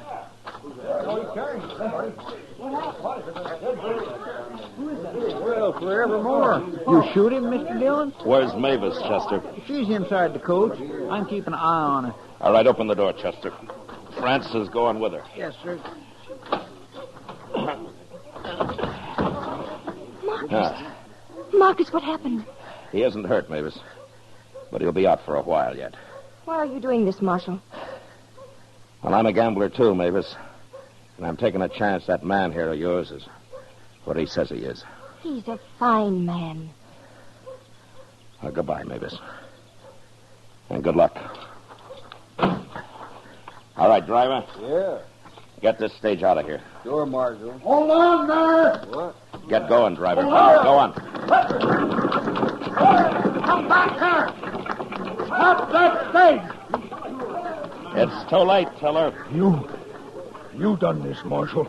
Now take it easy. That Tinhorn run off with my gal, and you helped him. She wanted to go. Nobody steals nothing from Tiller Evans. I'll find him and I'll kill him. Both of them. No, you won't. Oh, I gotta kill you first, eh? Why don't you go get drunk and forget about it, Tiller? You helped him. Don't do it. I'll do it. Chester, Yes, sir. take care of this, will you? Yes, sir. Couple of you fellas, give me a hand here. We'll drag him over at that trough. Leon, you and Curly, come help me.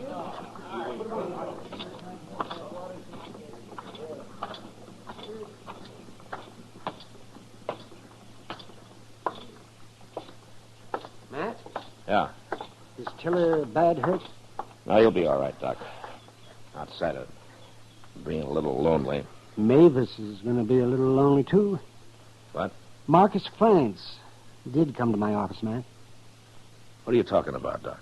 His lungs. That's why he came west. I wouldn't give him over a couple of months at the most. Mavis just isn't very lucky, is she, Doc? No, she isn't. But thanks to you, at least they'll have what time there is. He wouldn't have left with her any other way. Yeah. I guess Marcus really is a gentleman.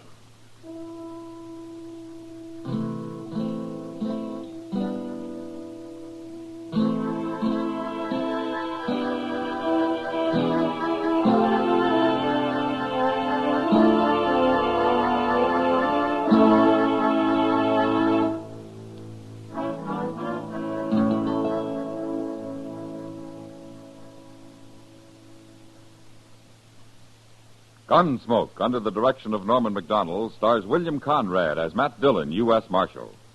Tonight's story was specially written for Gunsmoke by John Meston, with music composed and conducted by Rex Corey. Featured in the cast were Lawrence Dobkin, Eleanor Tannen, John Daner, and Harry Bartell. Harley Bear is Chester, Howard McNear is Doc, and Georgia Ellis is Kitty. Gunsmoke has been selected by the Armed Forces Radio Service to be heard by our troops overseas. Join us again next week as Matt Dillon, U.S. Marshal, fights to bring law and order out of the wild violence of the West in Gunsmoke.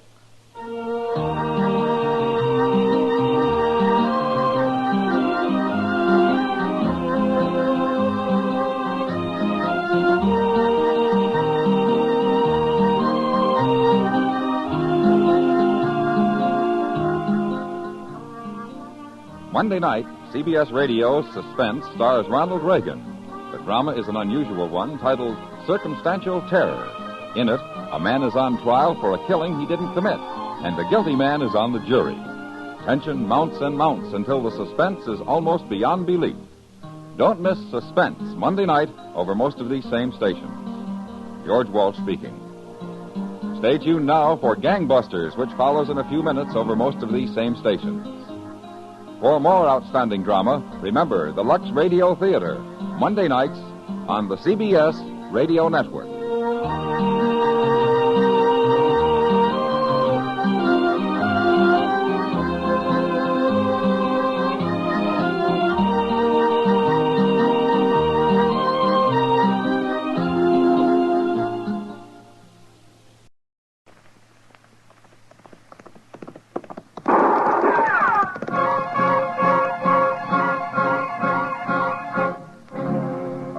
Dodge City and into territory on west, there's just one way to handle the killers and the spoilers, and that's with a U.S. Marshal and the smell of Gunsmoke.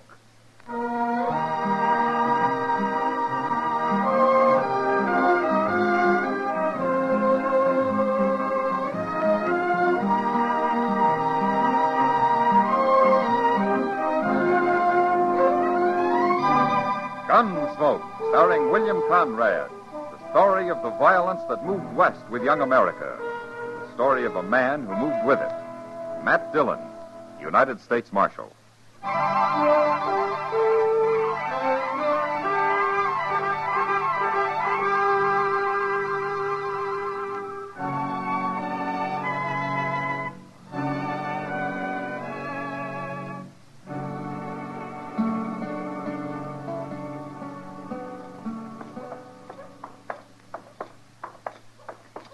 Matt, you mind stopping in Jonas's store down here?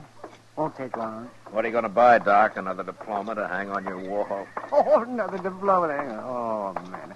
Well, anybody can shoot bullets into people the way you do. Yeah, sure. But what takes real brains is digging them back out. Between the two of us, though, we managed to make a good living, don't we? Oh, yeah, sure. Barely. Just barely. Hello, Marshal. Mr. Jonas. All right, Jonas. What can I do for you? I'm looking for a saw. You were looking for a saw, Doc? And some nails, Mr. Jonas. Sure, Doc, sure. I'll have to fetch them from the storeroom out back. Oh, say, Matt, look at that. Huh? He's got a batch of new derbies in. Those are pretty fancy. Yeah. Oh, they are fancy. Here, stop there. What's that? Here, stay here, Doc. He's over there behind them barrels, Marshal. Who is? I don't know, but I'll shoot him dead if he moves. Don't kill me. I ain't armed. All right, come out of there. With your hands up.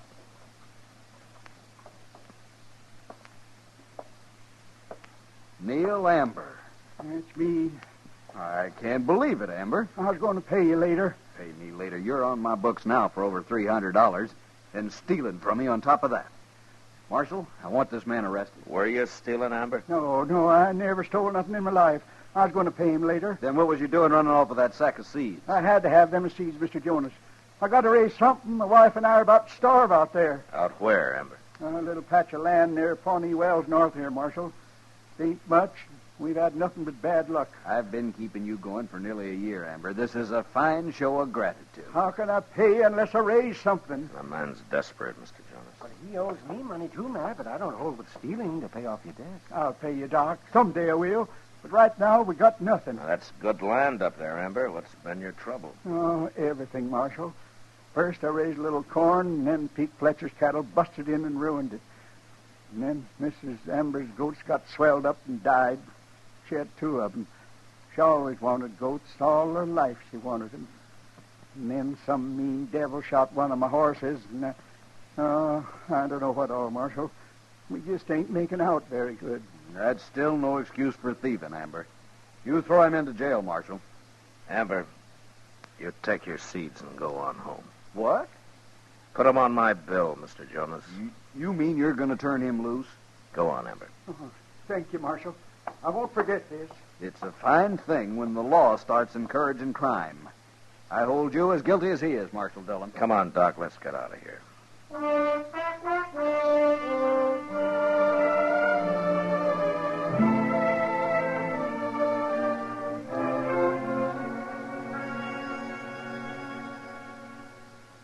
You know something, Mr. Dillon?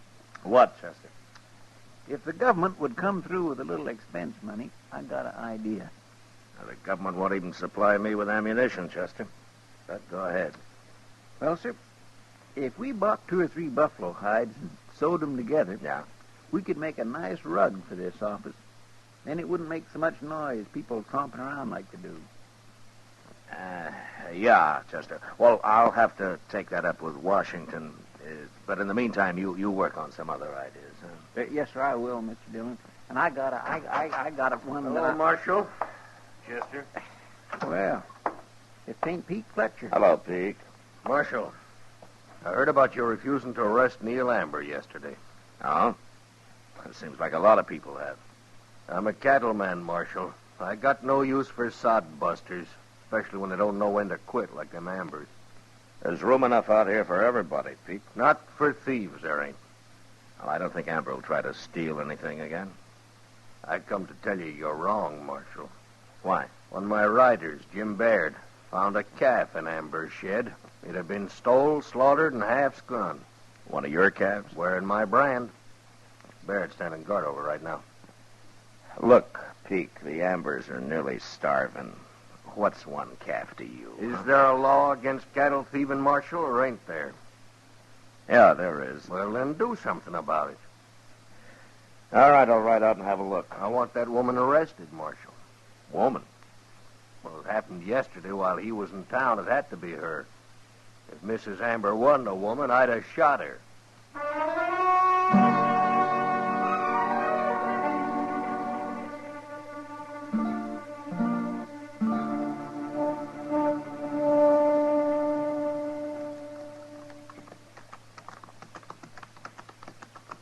That calf's in the shed right over there, Marshal. I don't see the Ambers around anywhere. Yeah, I told Barrett to make them stay in the house. You had no right to do that, Pete. I got a right to protect my property, ain't I?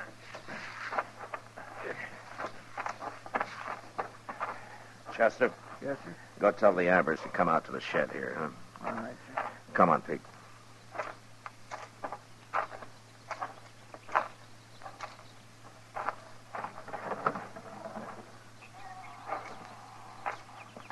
I was thinking you'd never get back, Pete. This here is Marshal Dillon, Baird. Where I come from, we hang cow thieves ourselves. It's been done around here, too, Baird. Good. And the man that headed the last lynching got 25 years in prison. You trying to scare me, Marshal? I hate lynching, Baird. I hate even the talk of it. Now, where's the cat, Pete? Right over here, Marshal. He was trying to butcher it on the ground. The man that hung it up. There's Peke's brand. Right there. I thought I told you Ambers to stay in the house. You're not telling anybody anything, Baird. Hello, Amber. Ma'am? She didn't do this, Marshal. Would you mind telling us about it, Miss Amber? Well, Baird can tell you all you need to know, Marshal. I want to hear what Miss Amber has to say. I feel guilty, Marshal. They made me feel guilty accusing me this way. It's hurt her bad, Marshal. My wife's an honest woman. Now, if you're innocent, you got nothing to worry about, Miss Amber. Now, you tell me what happened. Well, Neil was in town. I come out the shed to get a potato from a dinner. And I seen that little calf lying there. And I was standing here looking at it, and then he come in and grabbed me and said I'd stole it. Marshal is saying that makes me want to die. I tracked that calf here, and I caught her skinning it, Marshal. She's just trying to work on you. Nobody's going to believe a couple of thieves. I know what you're doing, Pete Fletcher, but I ain't leaving this land, not now or ever. You going to arrest her, Marshal? Go on back to the house, ma'am. What? In my whole life, I never done anything wrong. Now I feel I ought to be hung. She'd be better off dead than like this. If she was a man, she would be. That's dead, enough, Amber. Baird. I'm not arresting anybody, Pete. You're calling me and Baird liars, then? I'm saying there isn't enough evidence. Now, you take your calf and get out of here and leave these people alone. All right, Marshal. Next time we ain't coming to the law. We'll handle this ourselves.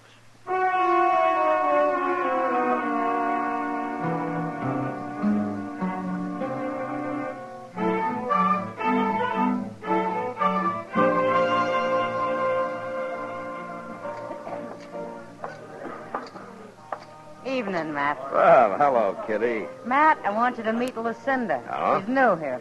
Oh, welcome to Dodge, Lucinda. Kitty's told me a lot about you, Marshal. I was hoping you'd come in tonight. Where you from? Well, I've been in Abilene the past 2 years. Well, then you must know Bill Hickok over there, huh? Sure I do. He told me to look you up when I got to Dodge. said you'd keep me out of trouble. Well, I can't do that, but if you do get into trouble, come see me. Thanks, Marshal. Mr. Hickok said Dodge is a lot wilder than Abilene. Is that true? You'll soon be able to judge that for yourself, Lucinda. Well, I won't be here very long, Marshal. I'm working my way out to California. You got a man in California, Matt. Well, fine. I hope you make it, Lucinda. Thanks, Marshal. I'll see you later. Sure. Goodbye. She's a nice girl, Matt.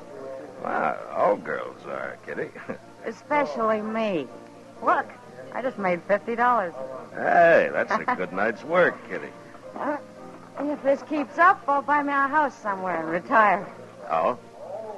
And do what? You're probably right, Matt. I've worked ever since I was a little girl.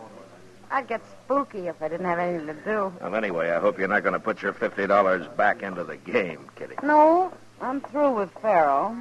I might buy into that poker game a little later, though. Well, I'll tell you what, you can have Chester's seat in a few minutes. I'm going to put him to work. Chester was telling me about the Ambers, Matt. I feel awful sorry for that poor woman. Yeah, so do I, Kitty, but there's nothing I can do about it. You don't think she's guilty, do you? Oh, it can't be proven either way, Kitty. Not one way or another, Pete Fletcher's managed to get rid of every nuster anywhere near it. Except for the Ambers. And like he says, they're pretty stubborn. Look, Matt. What? Isn't this that fella Baird? Oh, yeah. I was kind of hoping he'd busted his neck somewhere. Evening, Marshal. Ma'am. It's Miss.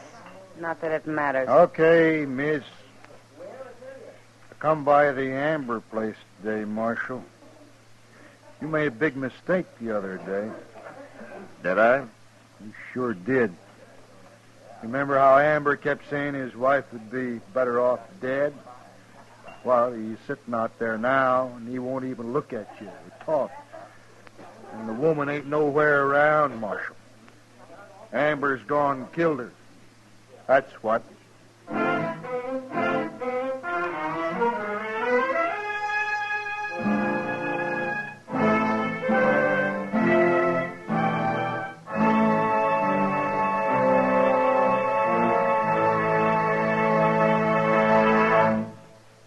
We will return for the second act of Gunsmoke in just a moment. But first, starting next Monday evening, most of these same stations will bring you CBS Radio's newest anti-crime program entitled Night Watch.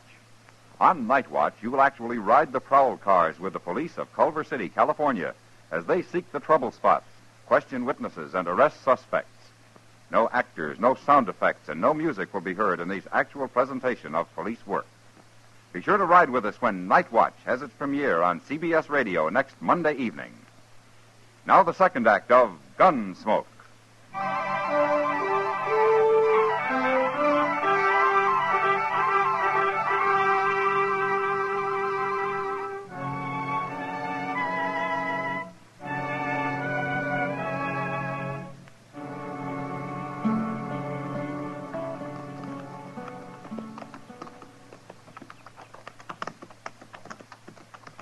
The place looks deserted, Mr. Dillon.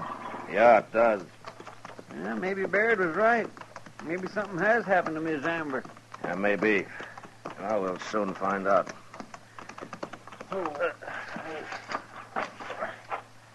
Let's try the house first, Chester. Yes, sir.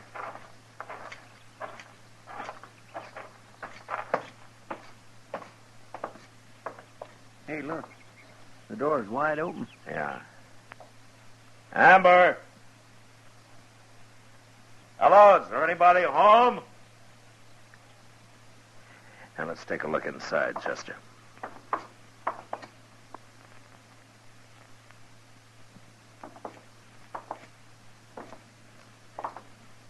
Well, there he is. Yeah.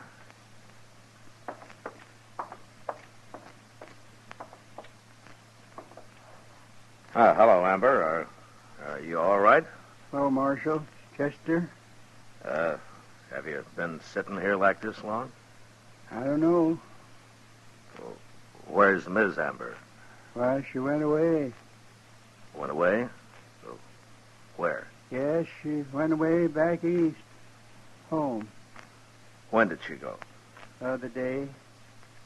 Well, did you have an argument with her? Is that why she went away? I loved her, Marshal. She's all I had. Yeah. Chester, come outside a minute, huh? Yes, sir.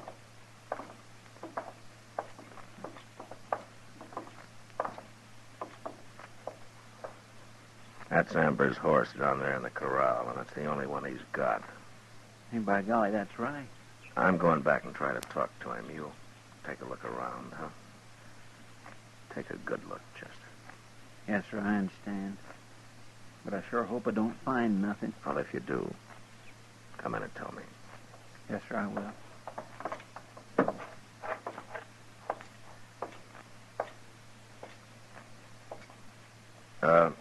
Amber, you want to tell me what happened? She's gone.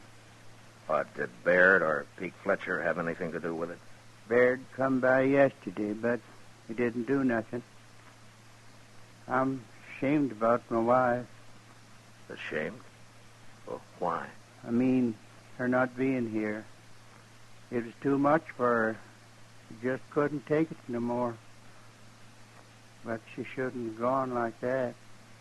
How did she go? We was married 30 years. I was real proud of her. Sure, of course you were. But tell me, when she left here, how did she go? She rode away.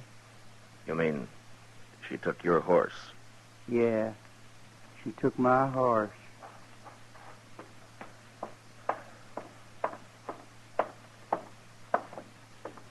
Mr. Dillon? Yeah, did you find anything? Yes, sir. Laying under a blanket right out in the shed. He didn't even bury her. She's been shot, Mr. Dillon. Amber,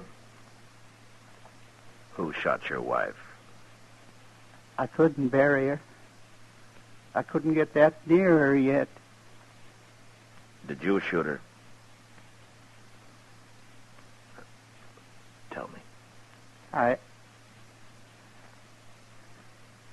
I shot her, Marshal.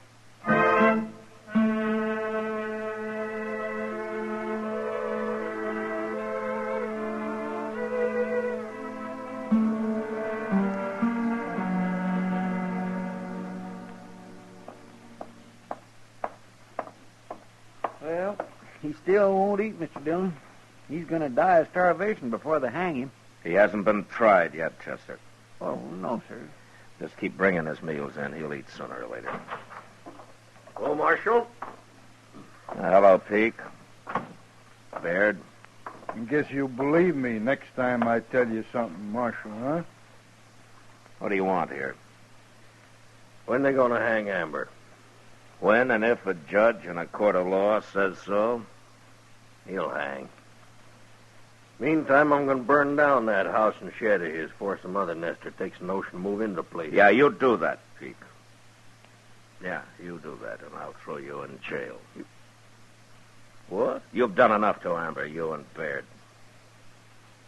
You accusing me of anything direct, Marshal? If I could, I'd have you both tried. Careful what you're saying. Now get out of here.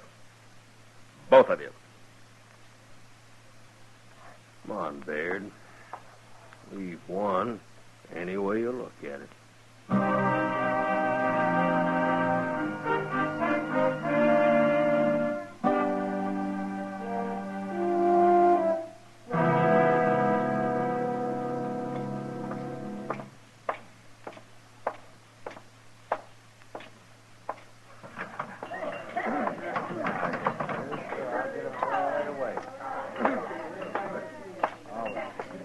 Evening, Marshal.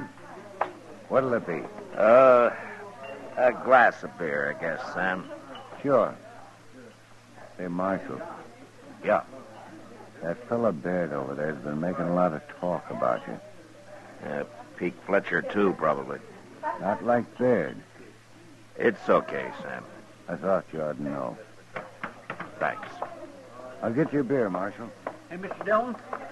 Oh, what's the matter, Chester? Neil Amber, he's gone. What? I unlocked his cell to bring him some supper, and I guess went off and forgot to lock it up again. Anyway, he took a rifle. Well, let's go find him. Wait, Mr. Mr. Dillon. What? Look, there he is. Over there by Baird. Yeah, come on. Baird, I'm going to kill you. Hold it, Amber.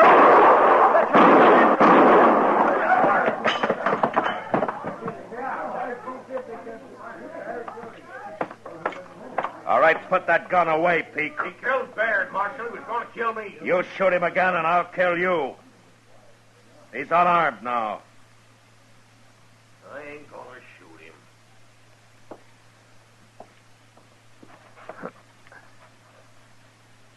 Yeah, hit him right in the chest. Marshal. Chester, go get Doc quick. Yes. Amber, Doc will be here in just a minute.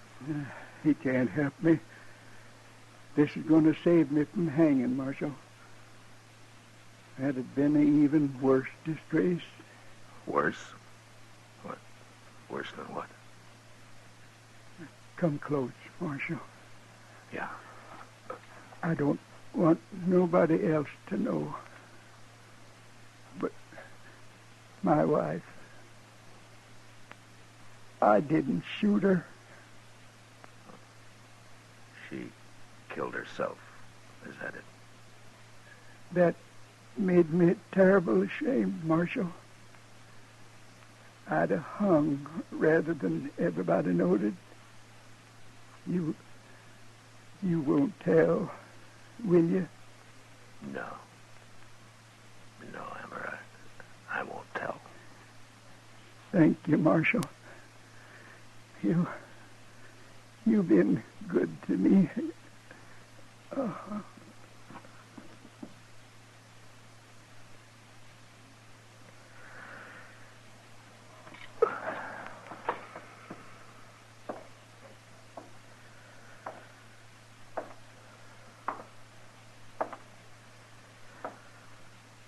Dead, huh?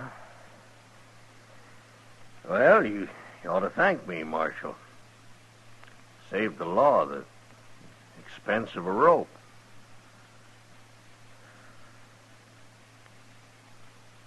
He didn't kill his wife, Peake. What? You did. You're trying to devil him off their land.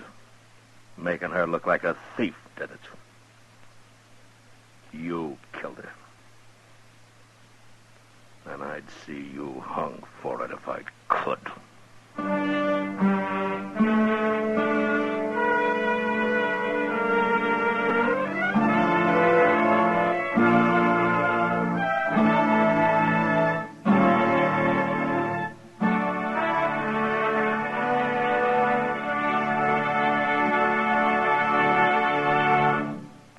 Gunsmoke, under the direction of Norman Macdonnell, stars William Conrad as Matt Dillon, U.S. Marshal.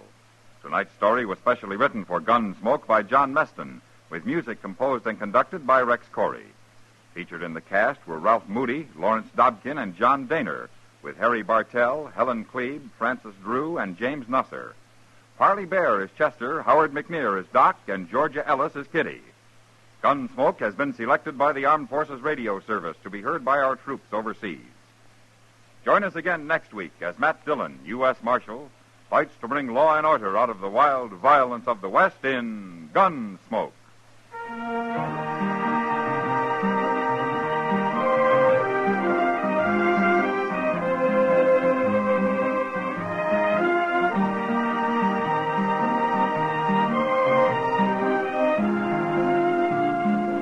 5 years ago, 12 nations put their signatures to the North Atlantic Treaty, thus forming the North Atlantic Treaty Organization. CBS Radio joins in the salute to NATO at this time of its 5th anniversary. George Walsh speaking. For Mystery Mixed with Merriment, join Mr. and Mrs. North Tuesday evenings on the CBS Radio Network.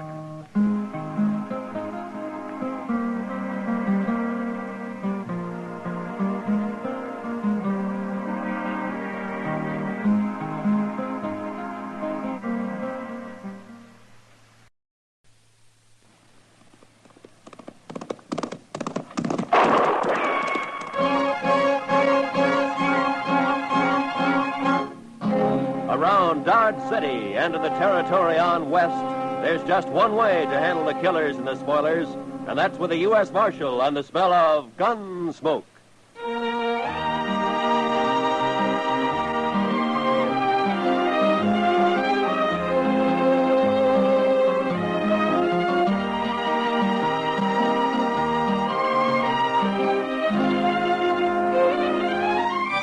Gunsmoke, starring William Conrad. The transcribed story of the violence that moved west with young America. The story of a man who moved with it. Matt Dillon, United States Marshal.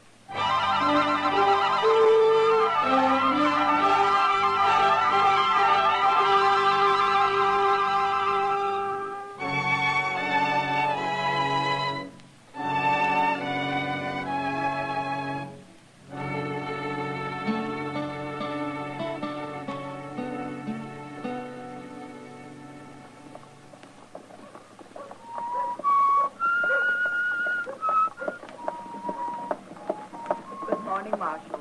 Good morning, ma'am.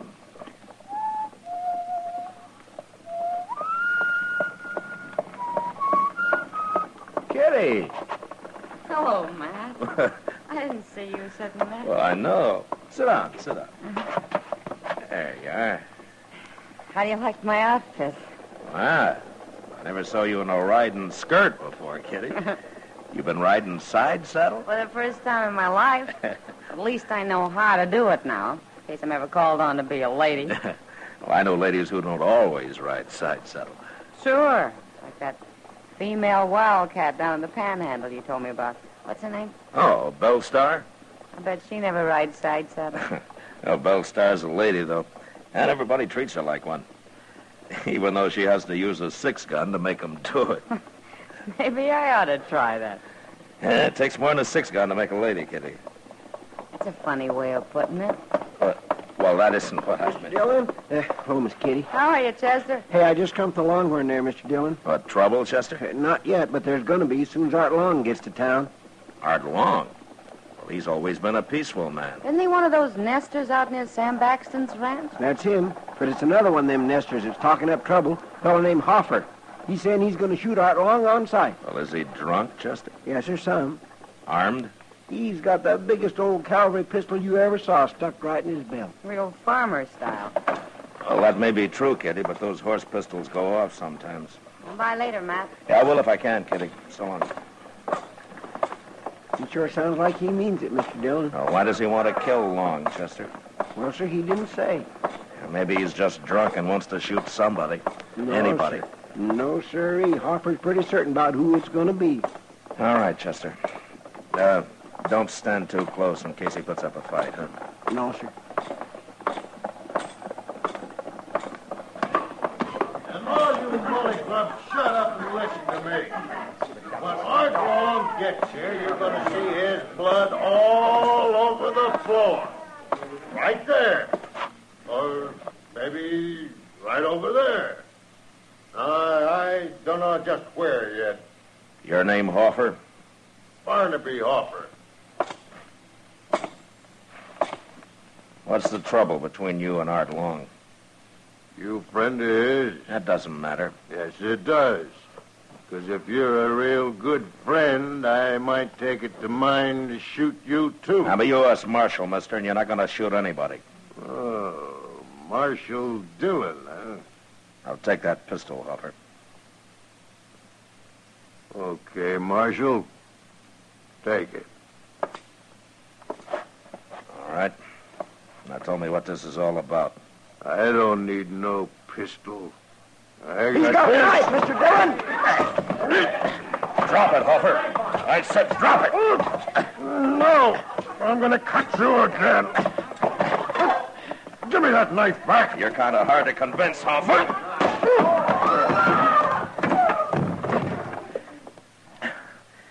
Did he cut you bad, Mr. Dillon? Oh, he opened up my arm a little bit, Chester.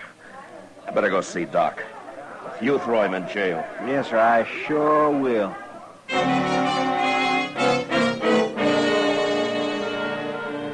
There's a saying that it's the gentle horse that's most dangerous. You don't watch him close enough.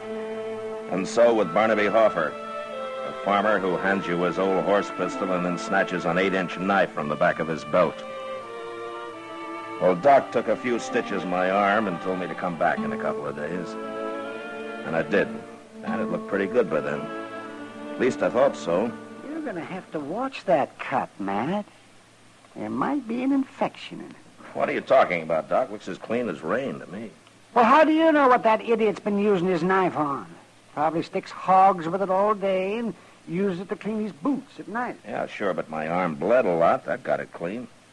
That and all the turpentine you poured into it. Hurt, didn't it? You know, someday, Doc, if my luck holds, I'm going to get a chance to work on you. Oh, no, you know, I'd sooner die. I'd sooner lie in the snow and bleed to death all alone without anybody around even to bury me. How did you get in the snow, Doc? Oh, I just hate snow. Oh, yeah, I forgot. Oh, come in. Oh, hello, Chester. Doc, Mr. Dillon, Art Long's been killed. What? Yes, sir. A cowboy just come into the office and told me. Said he rode by his cabin this afternoon and he found him there laying right in the door. Barnaby Hoffer must have done it. Hoffer? I thought you had him in jail, Matt. Well, I turned him loose next morning, Doc. He seemed calm enough then. I guess I made a mistake. I guess you did, all right.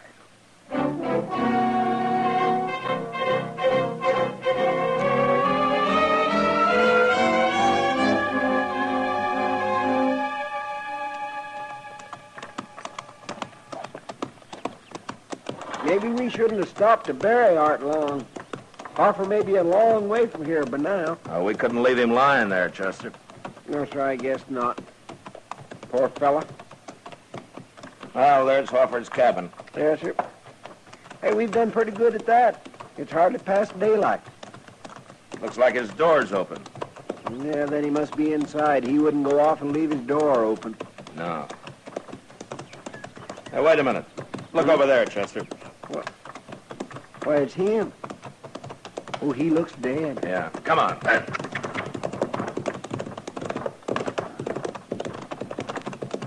Oh.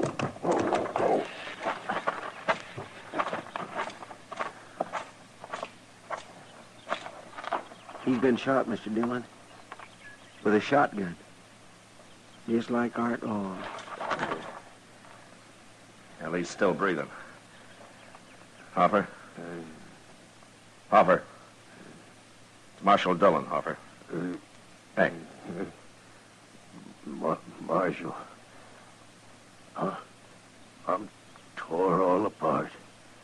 Took a load of buckshot when I opened the door. Who did it, Hoffer? Did you see him? Sam Baxton. He did it. Sam Baxton? Who killed Art Long, Hoffer? Did you? Art Long. Is he dead? Yeah. Both of us. Dead. I don't want to die.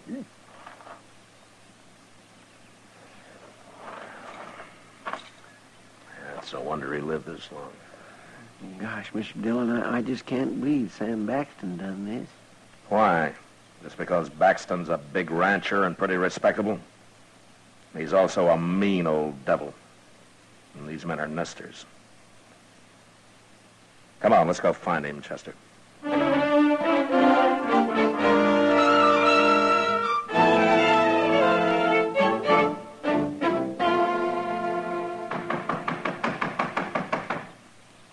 Hello? Anybody home? Why, it's Marshal Dillon and Chester. Hello, Miss Baxter. Ma'am. Well, don't stand around out there. Come on in and sit a while. Thank you, ma'am. I got 2 pots of coffee on the stove. Well, we don't want to bother you none, Miss Baxton. Bother. Why, I love company. And besides, you don't get out this way very often, Marshal. You're just going to have to stay and eat dinner with us. Sam, we got company.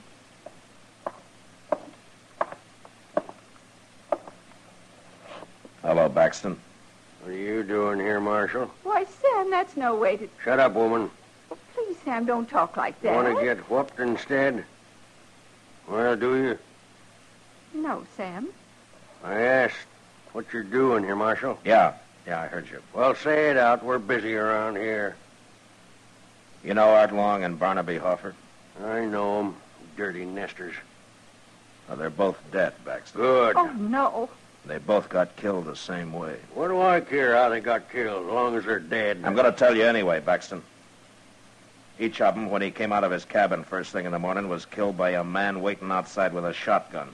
Oh, you know all that. You weren't there. Barnaby Hoffer was still alive when we got there, Baxton. Still alive? He died pretty quick, but before he did, he told me who shot him.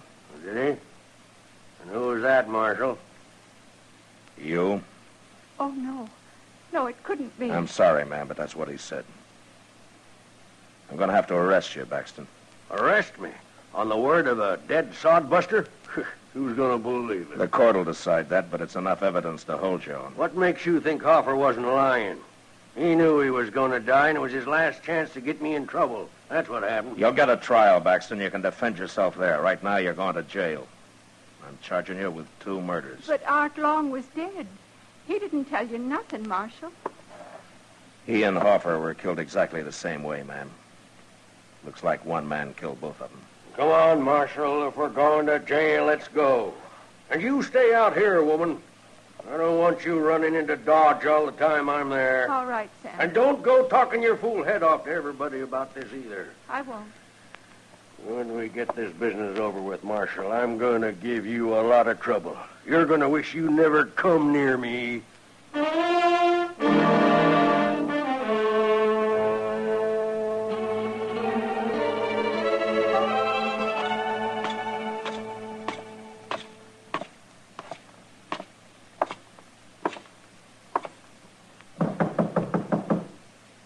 Come in.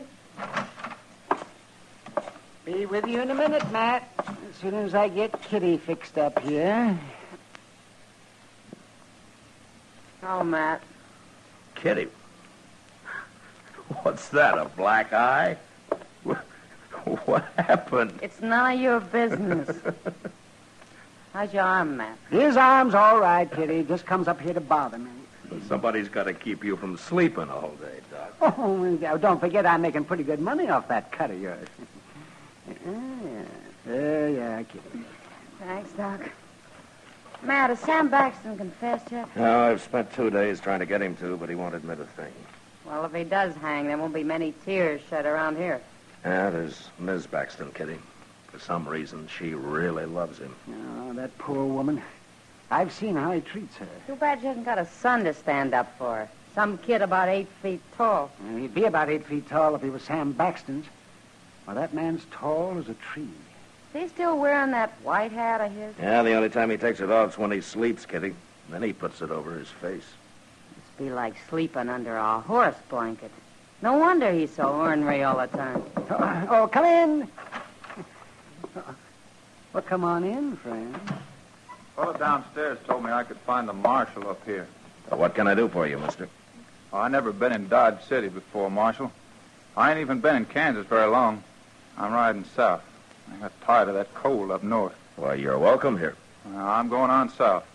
What I come to tell you was there's a little creek runs out of Arkansas about 20 miles from here. Fellow told me it's called Ginger Creek. Yeah, that's up near Sam Baxton's ranch, man. It's on his ranch, according to him. What about Ginger Creek, mister? Some fella's got a little cabin there with a corral out in back. I don't know his name. Now, that'd be Jim Fowler. He's been homesteading there for about a year. No more he ain't. Now, what do you mean? I buried him myself early this morning. I come by and found him laying in the door of his cabin. He was dead, but still bleeding. Somebody's tore him plumb in two with a shotgun.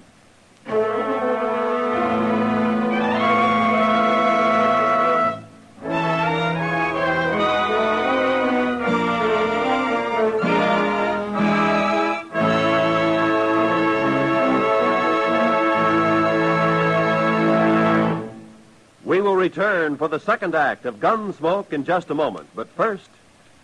Radio's outstanding theater of thrills, Suspense, launches its new summer series Tuesday nights on most of these same stations with more spine-chilling stories packed with excitement and well calculated to keep you in suspense. This Tuesday, here the Earth is made of glass, in which a man experiments with crime on a scientific basis. Suspense, now Tuesday nights at the Star's address. Don't miss it. Now, the second act of Gunsmoke.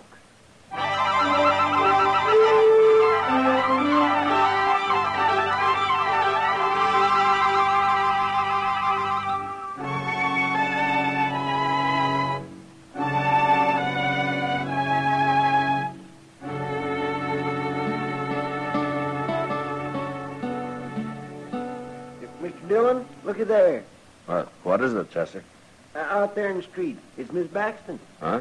She's coming to buggy. News travels fast, doesn't it? You gonna turn old Sam Baxton loose? Well, I don't have much to hold him on now, Chester. No, sir. Not with him right here in jail when that last fellow was killed the same way as Art Long and Hoffer. Shucks, I guess he was telling the truth after all. Yeah, it looks that way. Well, I'm glad for Miss Baxton anyway. I'll open the door for her. Well, morning, Miss Baxton. Hello, Chester. Come right on in, ma'am. Thank you. Hello, Miss Baxton. Marshal Dillon, I'm sure glad to see you this time. Well, I hope there aren't any hard feelings, ma'am. Oh, you was only doing your duty. I respect that. Oh, where's Sam? The cells are out back. Oh, you haven't turned him loose yet? No, ma'am. It's too bad about Jim Fowler, Marshal, being killed that way. But it was just like the others, wasn't it? The same man killed all three of them. And Sam was right here in jail. Well, I was just saying to Chester, news sure travels fast. How'd you hear about it so soon? It just happened this morning. What? One of our cowboys rode by there about noon, Marshal. He come straight to the ranch and told me about it. Would you let Sam out now? I'd like to get started for home. I'm sorry, Miss Baxton, but I'm going to have to hold him for a while yet. But why, Marshal? What for? Well, Mr. Dillon, a few minutes ago you said yourself... I said that he wasn't clear of this yet, Chester. You don't listen very close, Chester. No, sir, I sure don't. Marshal, you said that whoever killed Hopper killed Art Long, since they was both shot the very same way. Well, I know I did, ma'am, but I've been thinking a lot about it, and I'm just not sure yet. Even with the same thing happening again this morning? Well, I got to admit that does make a difference, all right. I suppose if one more man got killed like that, I wouldn't have any case at all against your husband. But the way things are now, I got to hold him, ma'am. I'm sorry about it. Well, it's like I said, Marshal. You got to do your duty. Yes, ma'am. If there's anything I can do for you, Miss Baxton. Thank you, Marshal, but I'm all right. Can I see Sam before I start back? Of course, ma'am. He's right through that door. I can't stay long. Chester. You've been up on Ginger Creek since I have. Yes, sir. Isn't there another nester there, not far from Jim Fowler's cabin? A couple of miles beyond, there's one. I don't know his name, though. No, that doesn't matter.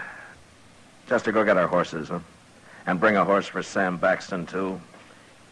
He's going to go up there with us. I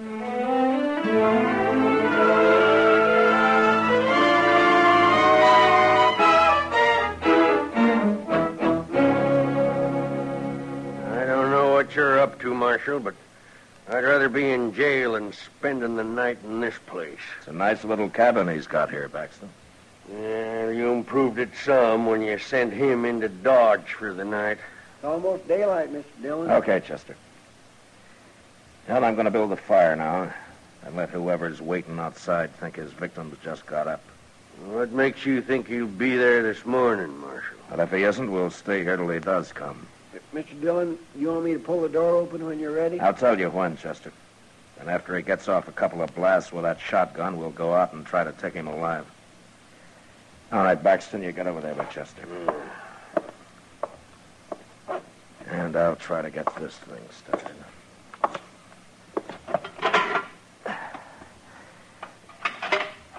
All we're going to need is a little smoke going up through the chimney. Maybe we can come back when it's all over and cook a little breakfast, Mr. Dillon. Now, we'll worry about breakfast later, Chester. Yes, sir.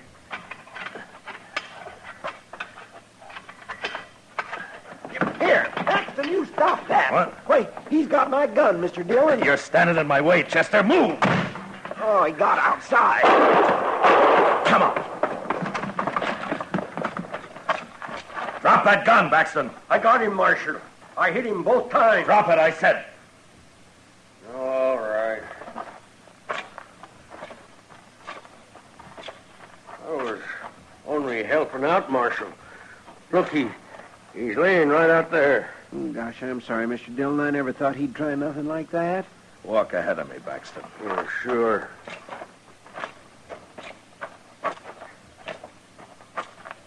Oh, Marshal, look, it's my wife. Yeah. She's dead. I didn't know who it was, Marshal. I couldn't see who it was. How'd I know she was doing this? Going around killing people. Your wife shot Jim Fowler yesterday morning. I didn't know she hated nesters that much. Well, it's kind of hard to believe, Marshal. Yeah. But I guess you never know about a woman. Well, I can tell you about her, Baxter. Fowler's the only man she killed, and she didn't kill Fowler because she hated him.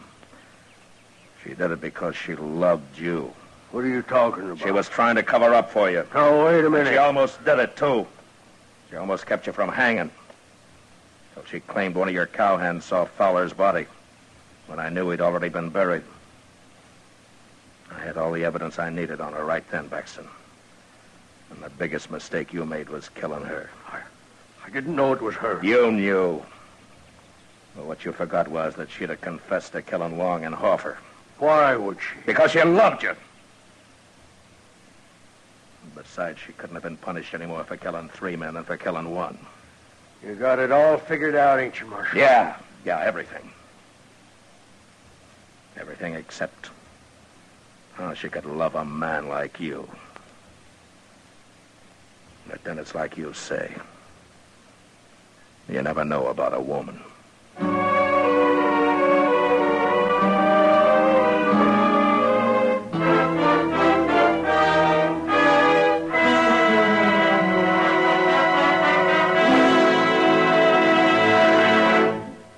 Gunsmoke, transcribed under the direction of Norman MacDonald, stars William Conrad as Matt Dillon, U.S. Marshal. Tonight's story was specially written for Gunsmoke by John Meston, with music composed and conducted by Rex Corey. Featured in the cast were Joseph Kearns, Helen Cleve, Paul Savage, and Clayton Post. Parley Bear as Chester, Howard McNear as Doc, and Georgia Ellis as Kitty. Roy Rowan speaking. Join us again next week as Matt Dillon, U.S. Marshal, fights to bring law and order out of the wild violence of the West in Gunsmoke.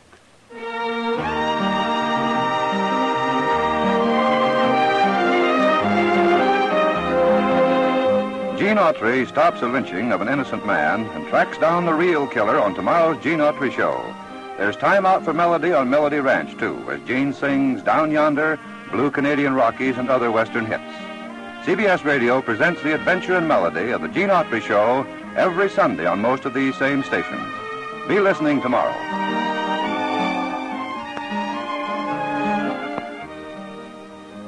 Meet William Demarest and Hope Emerson as the Cobbs, Sunday nights on the CBS Radio Network.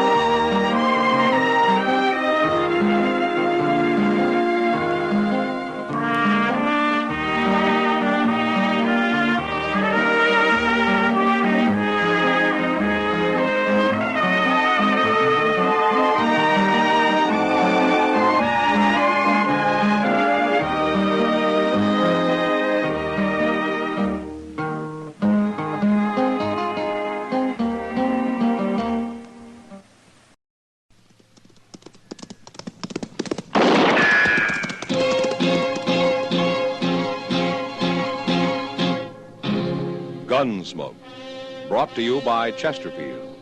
Made the modern way with Accuray. Smoother, cooler, best for you. Around Dodge City and in the territory on West, there's just one way to handle the killers and the spoilers, and that's with a U.S. Marshal and the smell of Gunsmoke.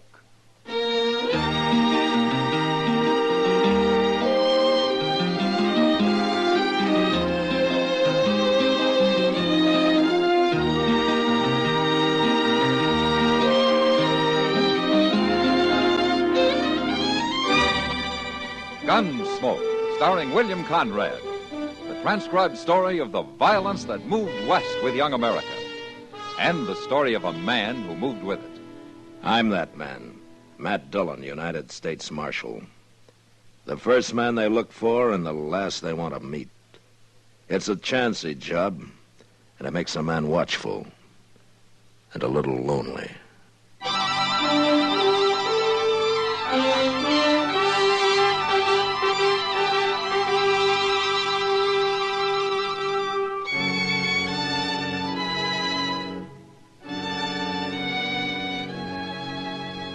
Most people think of Dodge City here in the 1870s as a wild, lawless town, swamped with exciting women and strong, daring men. The men they picture as fighters, the kind who stand up for almost no reason at all and gun each other down with as little regard for their own lives as they have for their opponents. Men whose courage is as raw and harsh as the prairies it's bred on. Well, this is the picture. But it isn't quite complete.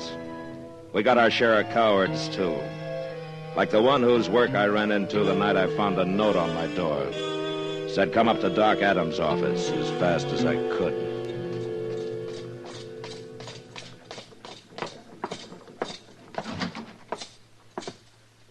Doc's in the back room, Mr. Dillon. What's the trouble, Chester? He's got Jack Massey in there. Jack Massey? That cowboy who looks up whenever he comes to town, you remember him. He always comes into the office and sits around and talks. Oh, the red-headed fellow, you mean, huh? It's been 6 months since we seen him. Oh, what's he doing up here? What's wrong? Well, Doc, you better ask him. Hello, Matt. Doc? Well, he's dead. Oh, that poor... As soon as I saw him, I knew he couldn't make it. Not with a hole like that in him. Doc, would you mind telling me what happened? Somebody shot him, Matt. Well, who shot him? We don't know. I was coming down the street, Mr. Dillon, and I heard a shot, and I run in and found him laying there on the floor, right where he fell out of the chair. Out of what chair, Chester? Why, yours. Mine? Yes, sir, down in the office. He was waiting for you, I guess, and somebody sneaked in the back way and shot him. But why? He was shot in the back. So? Well, he was sitting in your chair, and we noticed he was wearing a hat just like the one you wear. And also, he's about the same size as you. Somebody's out to kill you, Matt. To kill you the easy way.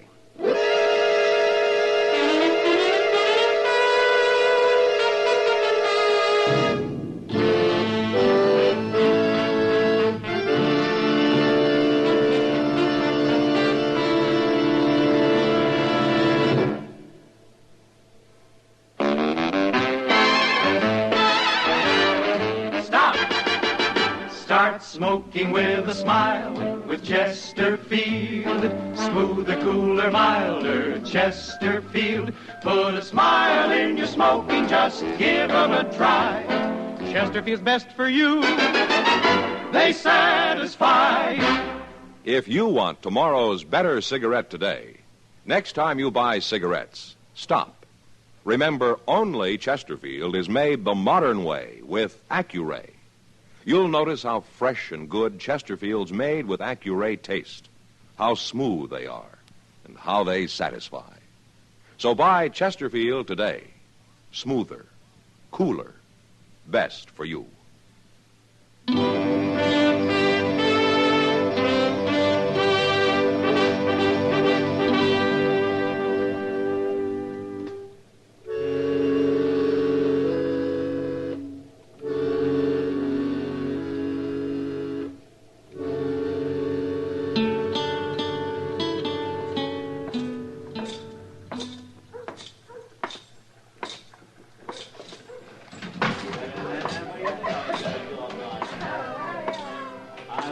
Evening, Matt.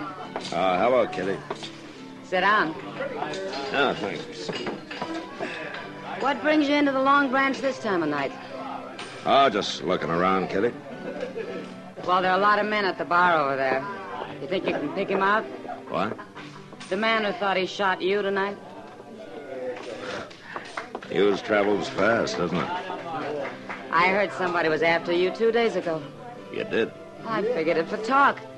Didn't anybody tell you about it? Well, I haven't been around much the last couple of days, Kitty, but Even so, I guess it isn't the kind of talk people feel easy about passing on. That's to me, anyway. I guess not. You know who started it? Well, he did. Who? Coming this way. What? Well, that's Ed Eby. What's he doing in Dodge? You ought to drop around more often, Matt. He's been banking faro here 3 or 4 days now. Does Sam hire him? Yeah. He's been doing fine, too.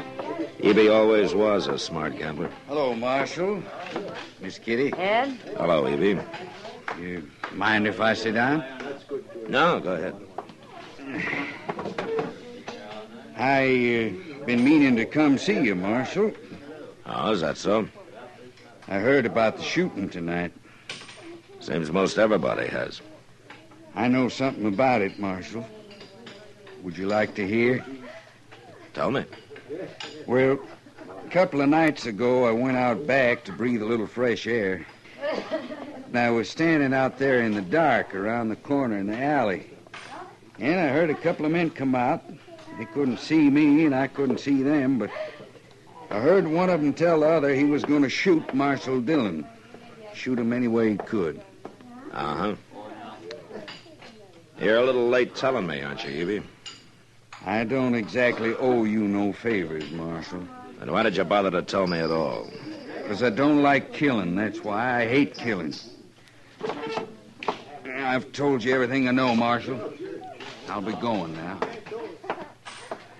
What's that all about, Matt? What's between you and Eby? Oh, I knew him out in Santa Fe one time, Kitty. He was bullying a man, and I showed him up to be a coward. A lot of people witnessed it, and Eby never forgave me. Well, then maybe his story's a lie. Maybe he's the one who did the shooting tonight. I don't think Ed Eby has the guts to shoot a man, even in the back. Well, who is it, then? Haven't you any idea? No. That there are a lot of men who'd like to see me dead. I know. I'd be willing to take my chances with anybody who'd face me. It's the man who shoots out of the dark I'm afraid of.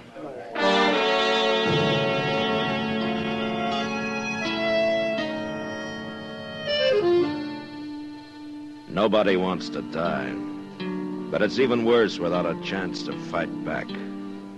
That's what always made me feel especially bad about a man who broke his neck falling off a saddle, or who maybe disappeared in front of a stampede of buffalo, or who, like Jack Massey, sitting at my desk, had to take a bullet in the back.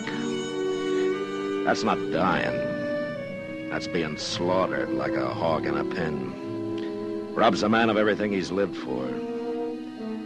And it made me mad. Made me so mad I lost my sense of caution. Like the night Chester and I were walking up Front Street after supper. Well, if I was in your boots, Mr. Dillon, I'd hie me out on the prairie for a spell. Oh, you would? You bet I would.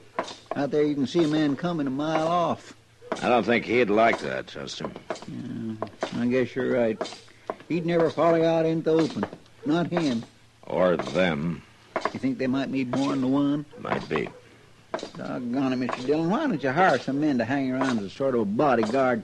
Then nobody'd dare try ambushing you. The sooner they try, the better, Chester. Get it over with one way or the other. I wished I was as cool about it as you. I'm not cool, Chester. I'm mad. You sure got a funny way of showing it. Now, if I was mad, I'd be hopping around like a bronc with a burr under its tail. I'd be a-slaunching and slouring with foam on my mouth. Get out, Chester. He's up there in the alley. Yeah, I'm going after him. Oh, I'm going with you. You stay here. No, by golly, not this time. No, sir.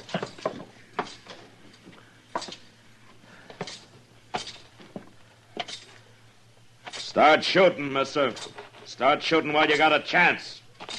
I sure will. He's by that barrel, Mr. Dillon. He's leaning on it. Yeah, I see him. I'll shoot you. I'll shoot you good. Drop that gun.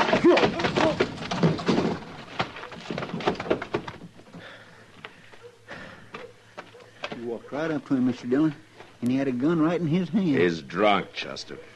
Did you knock him out? Well, I hit him hard enough. Let's get him up to Doc so we'll sober him up and find out what this is all about.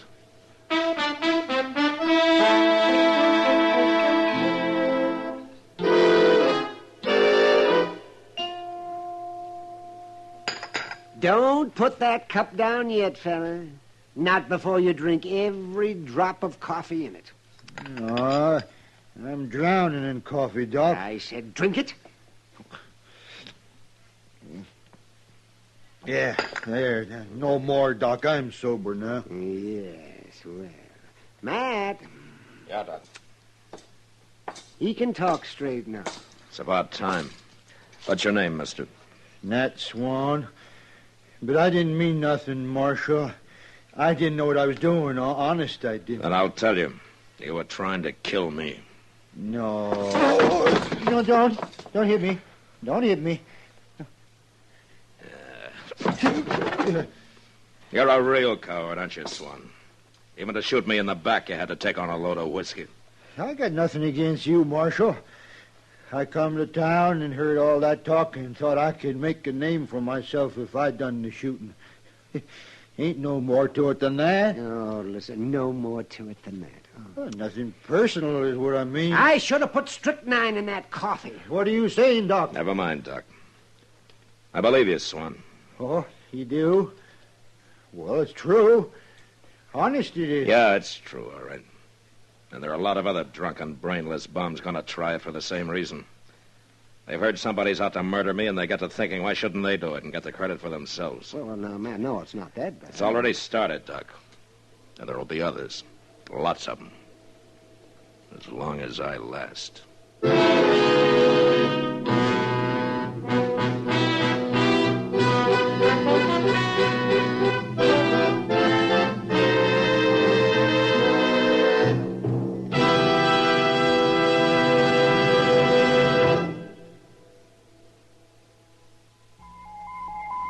Listen. Listen to an electronic miracle. This electronic miracle, Accuray, means that everything from auto tires to apple pie, battleship steel to baby food, butter to cigarettes, can be made better and safer for you. Now meet Mr. Bert Choate, brilliant young president of Industrial Nucleonics. Well, Bert, exactly what is Accuray? Well, George, it is a device by which a stream of electrons passes through and analyzes the product while it is actually being made. They transmit what they see to this electronic brain, which adjusts the production machinery for errors down to millionths of an inch. One more question, one that so many people ask me. How does Accuray make Chesterfield a better cigarette than was ever possible before? Every cigarette made with Accuray control contains a more precise measure of perfectly packed tobaccos. So Chesterfield smokes smoother, without hot spots or a hard draw. And that's why Chesterfield tastes so much better. And I guess that's why you smoke them yourself, Bert. You see, I know what Accuray can do. Well, there's your answer. If you want tomorrow's better cigarette today, next time, stop. Remember. Only Chesterfield is made the modern way with Accuray. Best for you.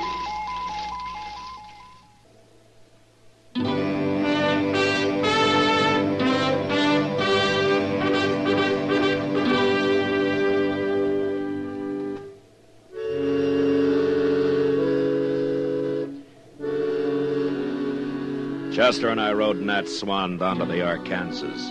Told him to get his horse across and to keep going. I guess he thought I was about to shoot him the way he rode off, all hunkered up in the saddle, trying to look small. And I was pretty sure he'd never show up in Dodge again. Now that'd be one less glory hunter to deal with. But the thought of how many were left waiting in the alleys, hiding in the shadows, well, it made me jumpy. But I didn't realize how bad off I was until we got back into town, rode into the stable. We put our horses into their stalls, and we're walking toward the door. This barn's plumb deserted tonight, Mr. Don. It's late, Chester. Everybody's either drunk or in bed by now. Well, there's somebody who ain't. Hey, what's he doing with that rifle? Here, duck into the stall, Chester. He's seen us. All right, drop that rifle, mister. Not likely. Drop it, I say. No. He's gonna shoot. You got him. You stay back, Chester.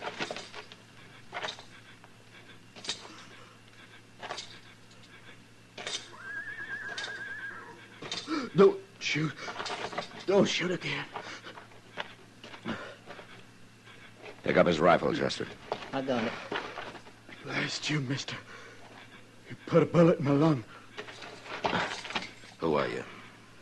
I've never seen him before. Why do you care who I am? You got to kill me. That's what you done. Why were you after me? Somebody hire you? Tell me. You shoot a man down, and then you try to blame it on him. Maybe he wasn't after you. I ain't after nobody. I come for my horse, that's all. I think he's telling the truth, Mr. Dillon. Dillon, you're the marshal. What? Who did you think I was? I heard talk somebody was out to shoot you. It wasn't me. I was just trying to get home to Texas. I ain't gonna make it now. Well, I heard you lever your rifle, mister. You're about to shoot. I thought I was being held up. The way you hollered at me. Oh, my goodness, Mr. Dillon. He ain't got nothing to do with this. Of course I ain't. If I was you, Marshal, if there's talk about somebody after me, I'd find out who's making the talk. I wouldn't go around shooting innocent people. Somebody's got you outsmarted. We'll get you up to Doc's, mister. He'll take good care of you. Don't bury me in a blanket, Marshal. Fix me a box, will you? Promise me you'll fix me a box. Yeah, I promise.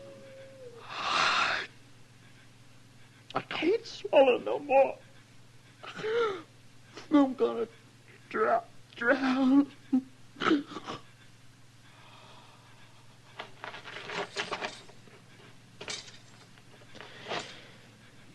Well, I killed an innocent man, Chester.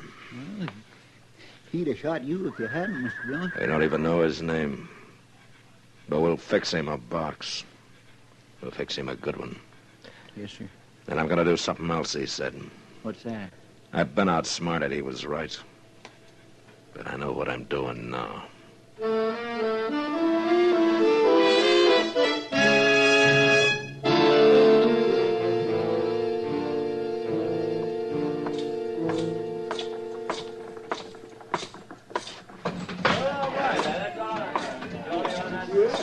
Hello, Matt. Hello, Kitty. You're looking for somebody. You bet I am. Trouble? Now the trouble's over. Or it soon will be. If there's going to be a fight, they don't need me in this saloon. I'll be mighty surprised if there is a fight, Kitty. Huh? Cowards don't carry guns. Ed Eby. I'll see you later. Here comes the split, gentlemen. You care to string along? Well, Marshal Dillon, you going to try your luck? My luck ran out about an hour ago, Eby. What? I shot and killed an innocent man. What are you talking about, Marshal? You were too cheap to hire somebody to get me, Evie, and too much of a coward to try it yourself. I don't like that Your word. story about overhearing that talk out back. You spread it around, hoping it'd give some brainless fool the idea to try it himself. Now, that's a lie. 2 men tried it.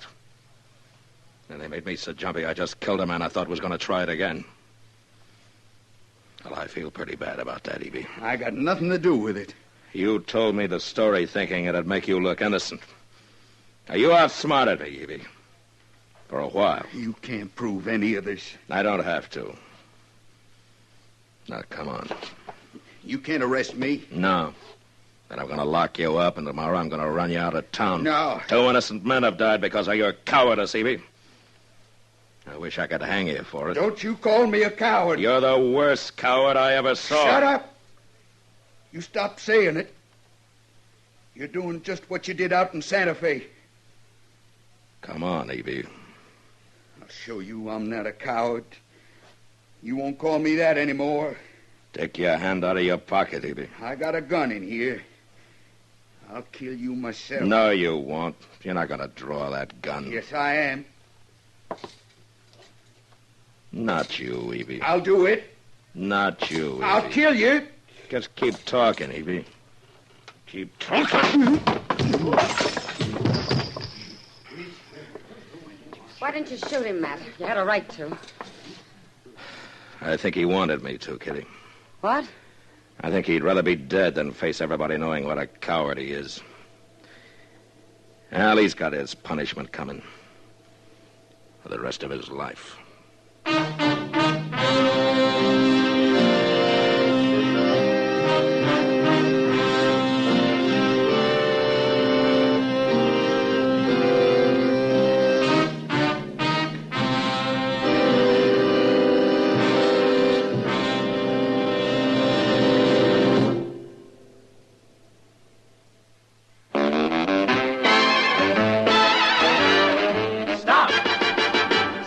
Smoking with a smile, with Chesterfield.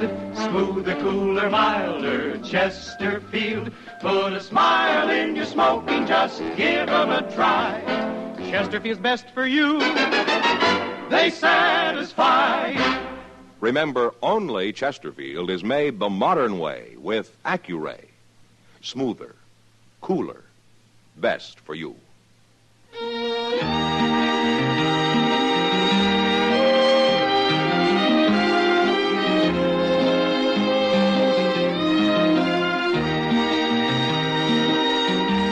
Gunsmoke, produced and directed by Norman Macdonald, stars William Conrad as Matt Dillon, U.S. Marshal. Our story was specially written for Gunsmoke by John Meston, with music composed and conducted by Rex Corey. Sound patterns by Tom Hanley and Ray Kemper. Featured in the cast were Vic Perrin, John Daner, and Jack Edwards. Parley Bear is Chester, Howard McNear is Doc, and Georgia Ellis is Kitty.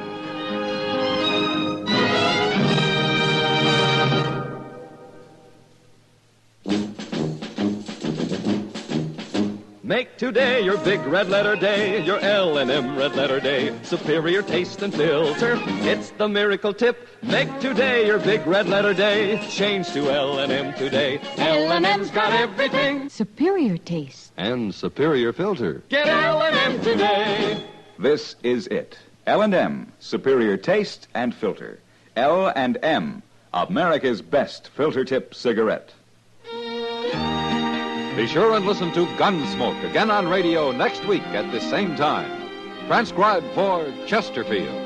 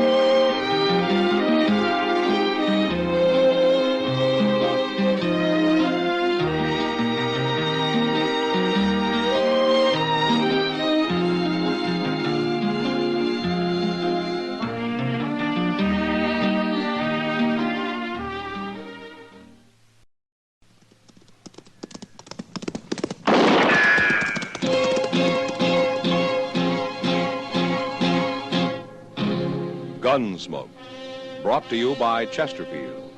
Made the modern way with Accuray. Smoother, cooler, best for you. Around Dodge City and in the territory on West, there's just one way to handle the killers and the spoilers, and that's with a U.S. Marshal and the smell of Gunsmoke.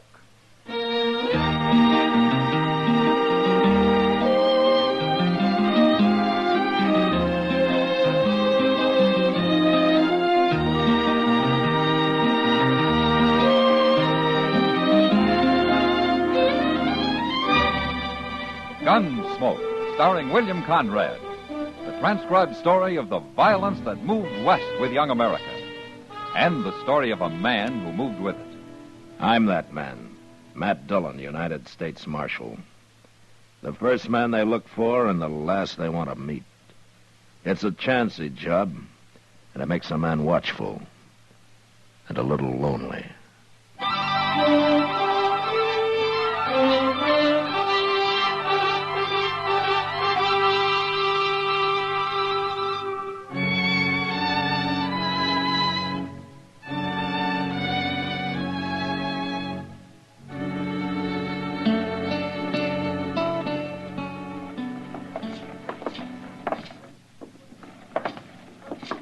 Matt, got time for a drink? Well, I'll go with you, Doc. Good. And the Long Branch is closest. Let's go in there. Okay. Some people say it doesn't look good for a doctor to be seen in a saloon. Especially in the daytime. Oh, then you believe it, too? Oh, no, not me. I look on doctors as almost human. Almost human. Well, that's mighty charitable of you. I'll think of that the next time you come crawling around with your throat cut or with a bullet in it. You'll feel better when you get your drink, Doc. Yeah, I'll feel better when I talk to Kitty. Hello, Doc. Matt. Hello, Kitty. It's a pleasure to see you, Kitty. It's a real pleasure. Well, thanks, Doc. Sam, a bottle and 2 glasses. Okay, Doc. I'm buying the lady a drink. You sure you haven't had enough already, Doc? Oh, now, just because you're not used to men who act like gentlemen. I think he's talking about me, Kitty. Yeah, I figured that. What have you two been arguing about this time? Oh, we've only been working up to an argument, Kitty. Well, there's somebody else here who seems to be doing that. Oh? That cowboy at the end of the bar. Oh, what about it? I heard him telling Sam he's got a pack horse outside, loaded with ammunition. Well, there's no harm in that, is there? He said it's to kill Kansans with, Doc. Oh, what did he mean, Kitty? I don't know, Matt. But he's awful mad about something. I'll be back in a minute. Oh, no. Be careful. Careful a minute. Hello. My name's Dillon. I'm the marshal here. My name is Jim Hoyt, and I wish I'd never heard of Kansas. Oh, where you from, Hoyt? Medina River. Texas, huh? Texas. You staying here long? Long enough to finish this drink, and since you're so nosy, I'll tell you. I'm with 9 other Texans. We got 2,000 head of cattle 6 days' drive from here. They're branded Cross R and Jack Raven's Trail Boss. Anything else you want to know? Yeah, there's something else. Have all of the men in that outfit got their backs up like you have? Don't you worry none about us, Marshal. We'll handle things. With all that ammunition they sent you for? What's going on down there, anyway? Nothing a few Texans can't take care of. Why don't you want to tell me about it, Hoyt? Because I don't trust you no more than I trust any Kansan. Then why don't you finish your drink? Because I'm going to ride back with you.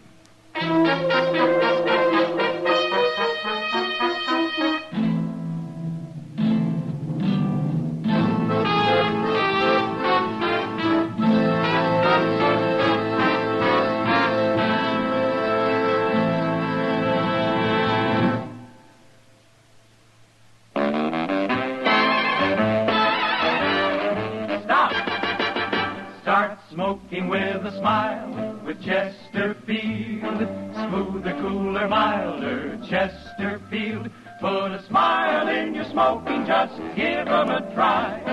Chesterfield's best for you. They satisfy. If you want tomorrow's better cigarette today, next time you buy cigarettes, stop. Remember, only Chesterfield is made the modern way with Accuray. You'll notice how fresh and good Chesterfield's made with Accuray taste, how smooth they are, and how they satisfy. So buy Chesterfield today. Smoother, cooler, best for you.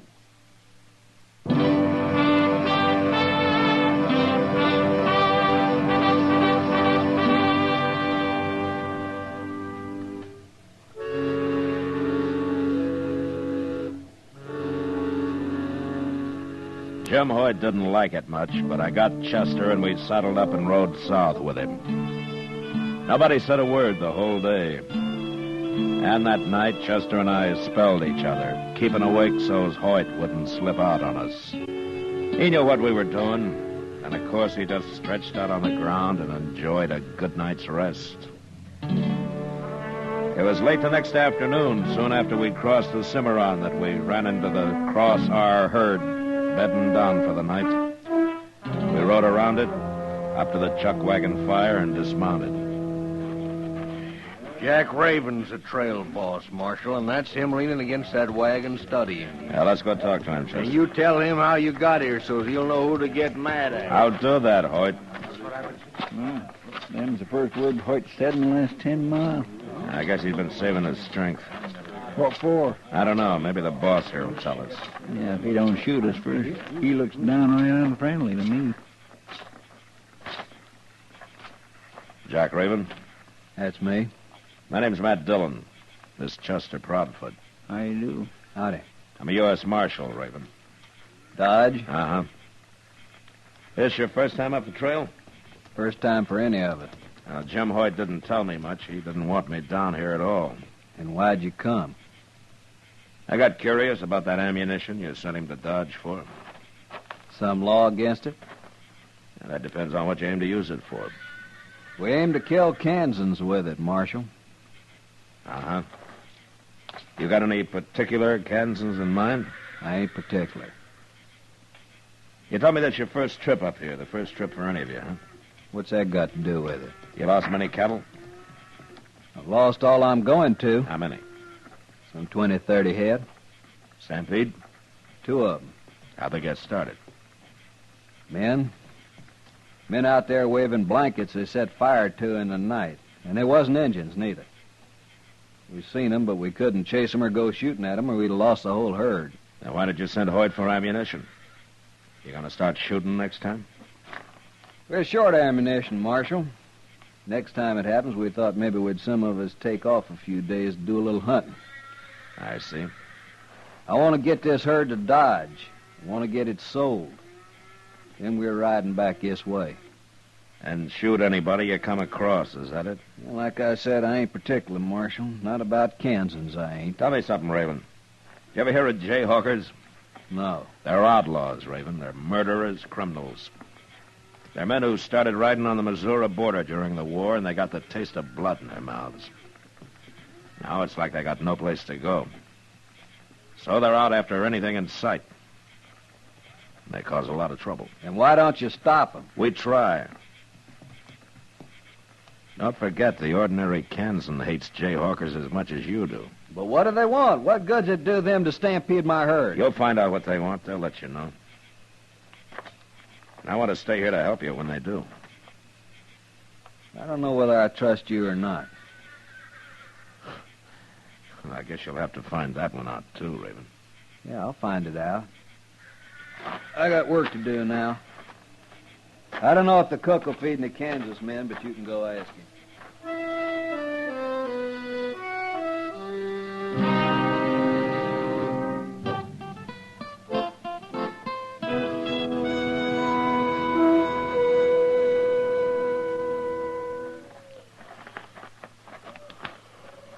Mr. Dillon. Mr. Dillon? What? What is it, Chester? It's almost daylight. Oh, yeah. I guess we better get up. I declare I didn't hear a thing all night. I slept right through. Well, if it'd been a stampede, you'd have heard it, Chester. Maybe them jayhawkers just quit. Maybe. Mr. Dillon. Yeah, what? Look yonder, riding that horse. That's Jim Hoyt. Well, where's his clothes? And look, he's all bloodied up. They're having to help him get down off his horse. There's Jack Raven. Yeah. What in the world do you suppose happened? He didn't get those marks on his back from a fall.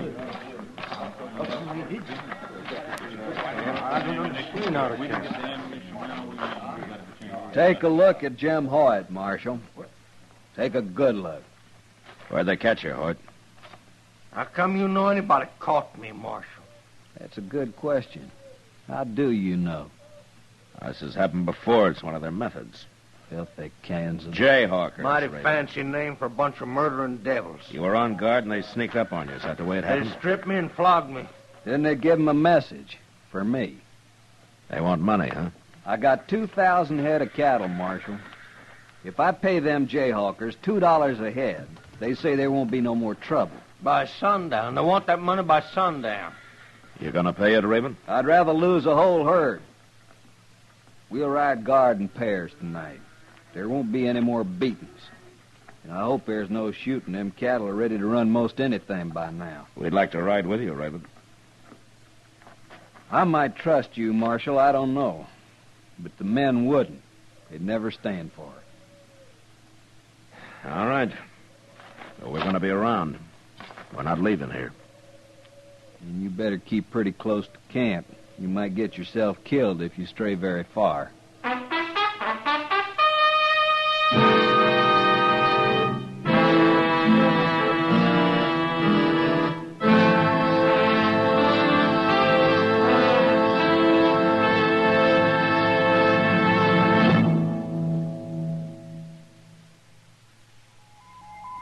Listen. Listen to an electronic miracle. This electronic miracle, Accuray, means that everything from auto tires to apple pie, battleship steel to baby food, butter to cigarettes can be made better and safer for you. Now meet Mr. Bert Choate, brilliant young president of Industrial Nucleonics. Well, Bert, exactly what is Accuray? Well, George, it is a device by which a stream of electrons passes through and analyzes the product while it is actually being made. They transmit what they see to this electronic brain, which adjusts the production machinery for errors down to millionths of an inch. One more question, one that so many people ask me. How does Accuray make Chesterfield a better cigarette than was ever possible before? Every cigarette made with Accuray control contains a more precise measure of perfectly packed tobaccos, so Chesterfield smokes smoother, without hot spots or a hard draw. And that's why Chesterfield tastes so much better. And I guess that's why you smoke them yourself, Bert. You see, I know what Accuray can do. Well, there's your answer. If you want tomorrow's better cigarette today, next time stop. Remember. Only Chesterfield is made the modern way with Accuray. Best for you.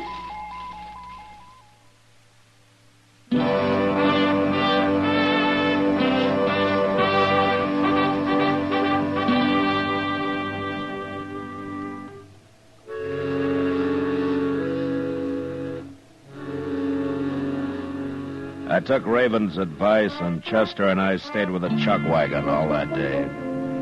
But when the herd was bedded down about dusk, we saddled up and rode out of camp. Raven had his men standing guard by twos, all right, and he had the herd lying on a plain that apparently nobody could approach without being seen a mile or so off. We scouted the land till dark, and just as the moon was coming up, we found what I'd been hoping for. A deep gully about a half a mile from the herd.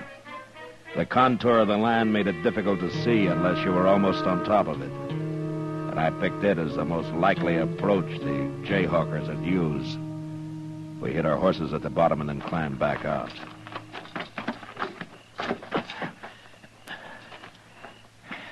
That's an awful long gully, Mr. Dillon. Yeah. Them Jayhawkers could ride out of it most anywhere for a mile or so. Yeah, they could, Chester, but right in here is where it's closest to the herd. Oh, we better lie down.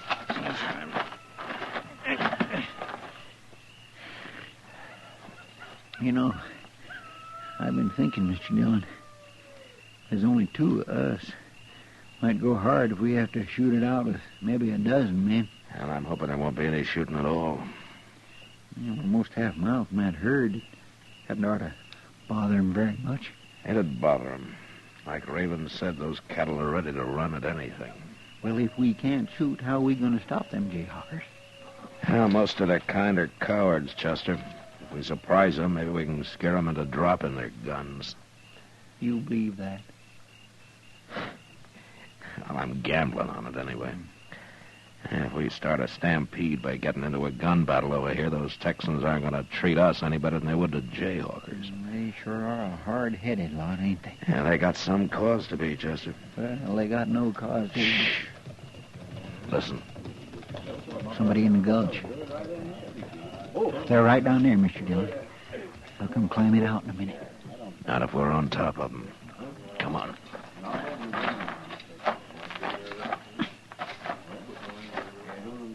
Don't do any shooting unless I do, huh? No, I won't. Quiet now. No. Too much moon to ride over there. We'll stampede them from here. All we got to do is spread out along this gulch and start shooting. It don't matter whether you hit cows or Texans. Well, let's spread out a little, Joseph. We'll crawl right up on top of them. All right. Come on. No. We're a long ways off. If we set up enough rifle fire, them cattle will stampede ashore.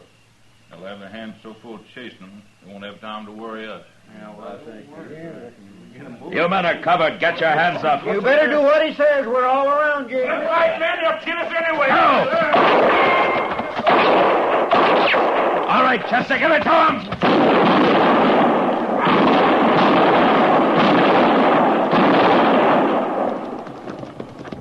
One of them's getting away, Mr. Dillon. Will we chase him? No, let him go, Chester. We got the other three. They sure did put up a fight, didn't they? Yeah, I kind of misjudged their being cowards and quitting. Listen. Yeah, it's the cattle. We started another stampede after all. Come on, we better go help them. No, they're running the other way. We never get anywhere near them. I bet them Texans is going to be mighty mad. Yeah, and mostly at us.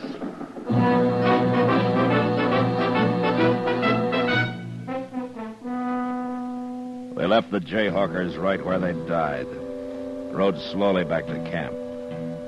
Nobody was there but the cook, so we sat down and waited. We waited 3 or 4 hours before any riders showed up. And when they did, they weren't exactly friendly. They stood around at a distance and watched us as though they were guarding a couple of prisoners. Finally, Jim Hoyt walked over to us. It was you done all that shooting, Marshal. Some of it, yeah. I was shooting, too. Well, the men wants to hang you. Oh, is that so? We seen you riding around, didn't know what you was up to, but we sure found out, didn't we, man? All right, now you just look here. Take it easy. 4 of us here now. You gonna put up a fight? I don't blame you for being mad, Hoyt. Nor the rest of you. But that's no excuse to be talking about lynching anybody. We ain't talking, Marshal. We're gonna do it. Wouldn't you like to know why we were doing the shooting? We know all we need to know. Now unbuckle them guns, both. Use your head, Hoyt. It's Jack Raven. Raven ain't gonna stop us. What's going on here? We're about to hang us a couple of Kansans, Raven. Yeah, that's what I figured. Don't aim to have no interference. All right. I won't give you any. Good. I want to tell you something first, though. Say it out. I was kind of curious about it, so I rode over to where those two did all that shooting. You know what I found? Bunch of empty cartridges. I found 3 dead men, Hoyt, laying in a gully. What? Now, I don't know what these here Jayhawkers is supposed to look like, but them 3 men I found, that's how they ought to look. This for true, Raven? It's true. Well, I guess I've been a little hot-headed. I didn't trust the marshal either. Not at first.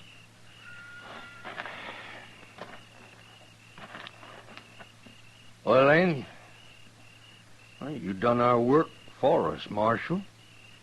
It was you, too. Found them devils and faced them. Ah, forget it, Hoyt. It's over. I don't think he'll be bothered anymore.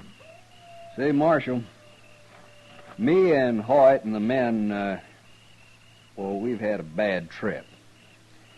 When we get to Dodge, we'll maybe want to kick up our heels a little. Oh, short of gunplay, Raven, this is one outfit that can hurrah Dodge all at once. Now, what do you get there? The first bottle's on me.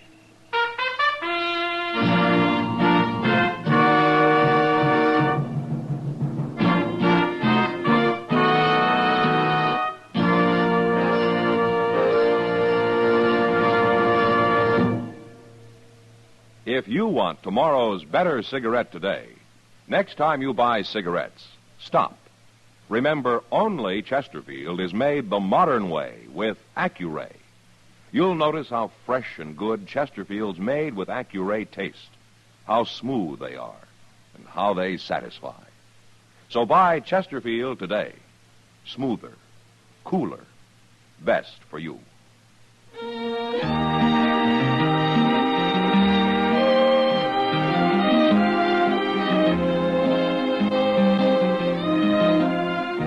Gunsmoke, produced and directed by Norman Macdonald, stars William Conrad as Matt Dillon, U.S. Marshal.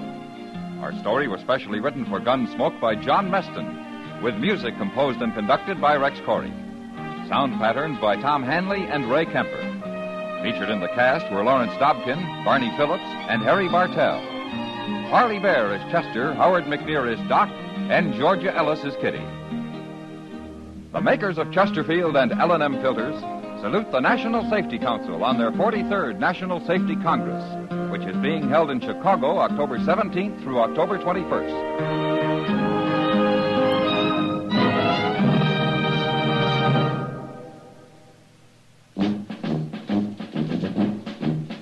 Make today your big red letter day, your L&M red letter day. Superior taste and filter, it's the miracle tip. Make today your big red letter day. Change to L&M today. L&M's got everything. Superior taste. And superior filter. Get L&M today. This is it. L&M, superior taste and filter. Superior taste from tobaccos especially selected for filter smoking. Tobaccos that are richer, tastier, light and mild. And L&M's superior filter is white, pure white. Truly the miracle tip, because when it's added to L&M tobaccos, it actually improves your enjoyment of this great cigarette. Next time you buy cigarettes, look for the big red letters L&M. Smoke L&M filters, America's best filter tip cigarette. Be sure and listen to Gunsmoke again on radio next week at the same time. Transcribed for Chesterfield.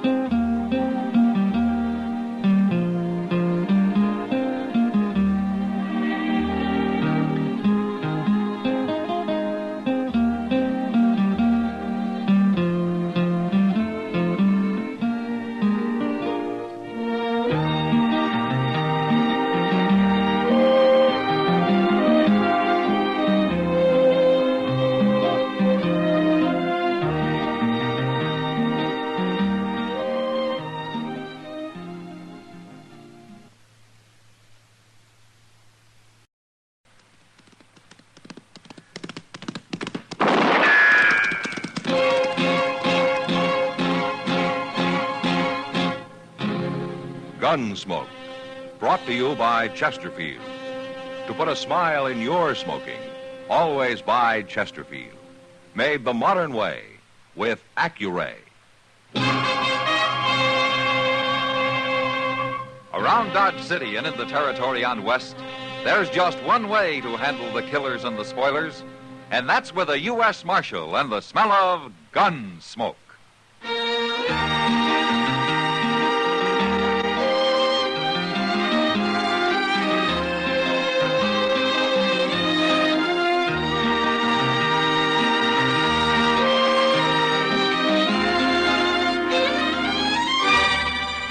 Gunsmoke, starring William Conrad. The transcribed story of the violence that moved west with young America, and the story of a man who moved with it. I'm that man, Matt Dillon, United States Marshal. The first man they look for and the last they want to meet. It's a chancy job, and it makes a man watchful and a little lonely.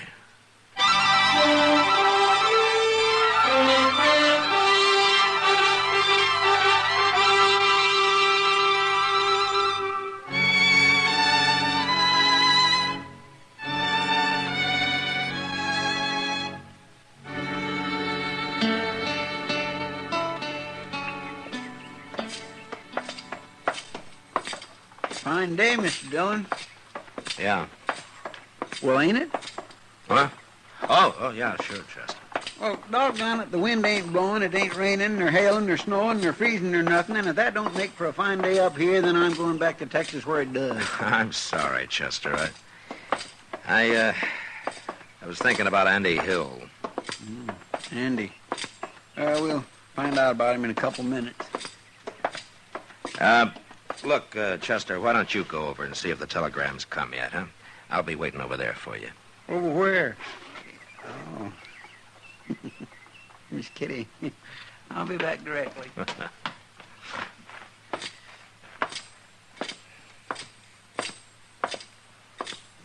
Hello, Matt. Hello, Kitty. Fine day, isn't it? Yeah. You got something on your mind? Chester's gone over to see if that sheriff down in Oklahoma Territory sent me an answer yet. Oh, about Andy Hill? Yeah. Well, he's only wanted for robbery, Matt. I should think after you're telling him how he brought in a man wanted for murder, they'd be willing to go easy on him. Well, I hope so, Kitty. And especially since he's settled down here and making a good name for himself. If they'll take my word for it. Well, the sheriff will have to take your word for it. He's probably never even heard of me. Hello, Miss Kitty. Marshal? Hello, Andy. Andy? Heard anything from Oklahoma, Marshal? Chester's over at the telegraph office right now. Oh. Well, I hope it's good news. Why don't you wait and find out, Andy? I'll find out soon enough, Miss Kitty. Right now, I got to shoe a couple of horses for Jim Buck. I promised I'd have it done by noon. Jim was telling me yesterday you're the best man he ever hired.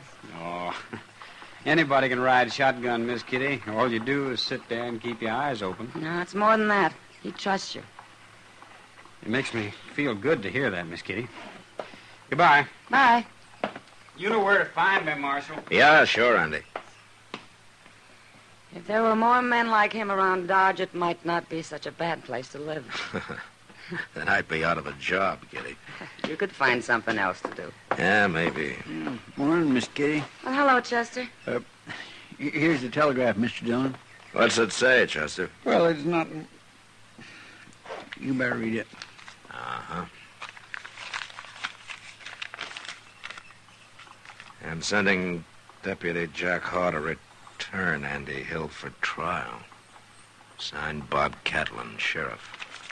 Well, he puts it real short, doesn't he? Yeah. He must have some reason for not giving Andy no chance. I will find out when this Jack Haw gets here, Chester. You gonna put Andy in jail, Matt? No. I'm not even going to tell him about this until I've talked to Haw. Andy's nice and gentle now, but he'll fight like a tiger anybody tries to arrest him. And he's some handy with a gun, too. Maybe he won't have to fight, Chester. Maybe I'll just send Jack Haw back home empty-handed.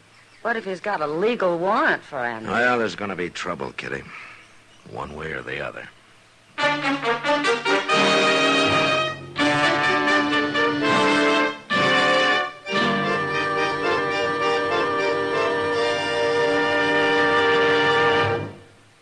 Stop!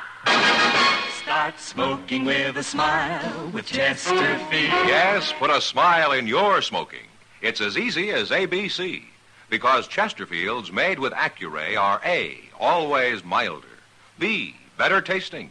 C, cooler smoking. Yes, a Chesterfield is always milder. Accuray controls your Chesterfield in the making. Gives it a more even distribution of fine tobaccos that burn more evenly, smoke much milder. A Chesterfield is better tasting. An Accuray Chesterfield draws more easily, lets you enjoy all the flavor. And a Chesterfield is cooler smoking. 14% more perfectly packed than cigarettes made without Accuray. You enjoy cooler smoking. No hot spots. No hard draw. So always buy Chesterfield. Put a smile in your smoking, just give 'em a try. Light up a Chesterfield, they satisfy.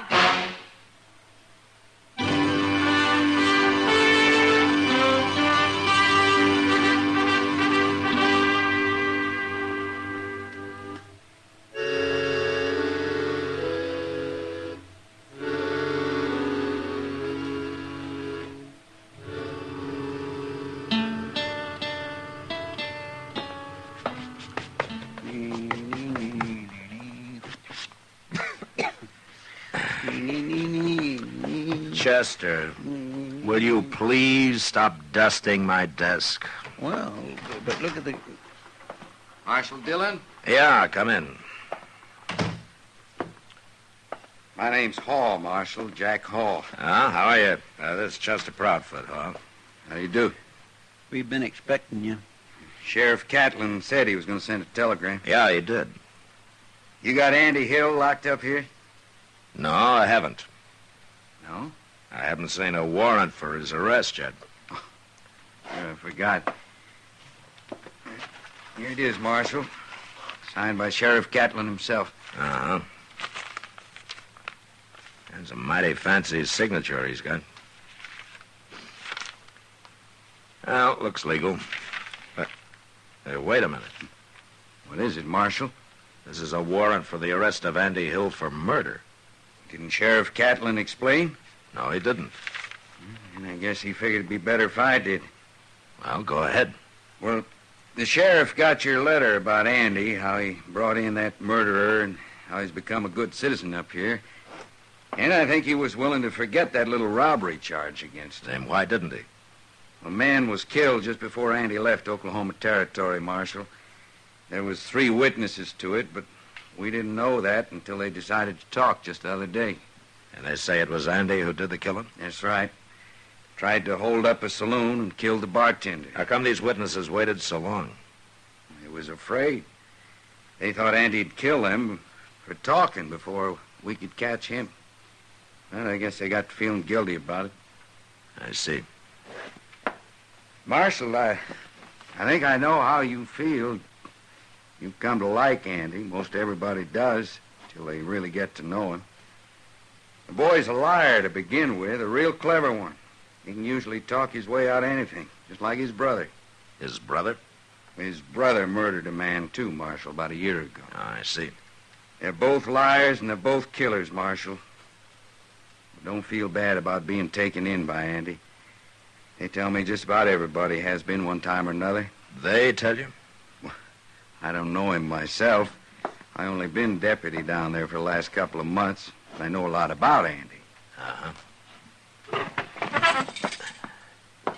When do you want to start back, Haw? I was thinking of taking the stage tomorrow morning. You staying at the Dodge House? Yes, I am. All right, come by in the morning. I'll have Andy here. Your town, Marshal. I'll do whatever you say. He'll be here in the morning. Unless he tries to shoot me.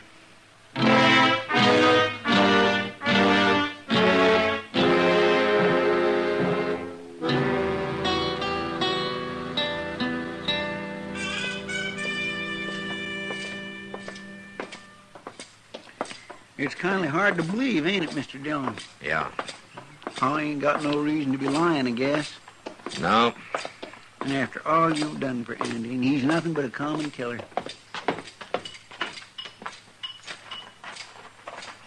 There he is, working over there at the anvil. Chester, you wait outside here, huh? I may have trouble with him. All right, sure.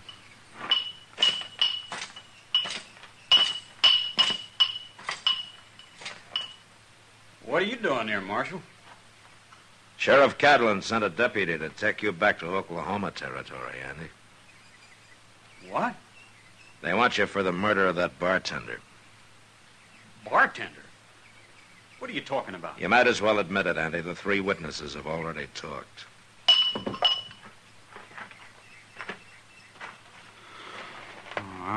I don't know what this is all about, Marshal, but I didn't kill nobody.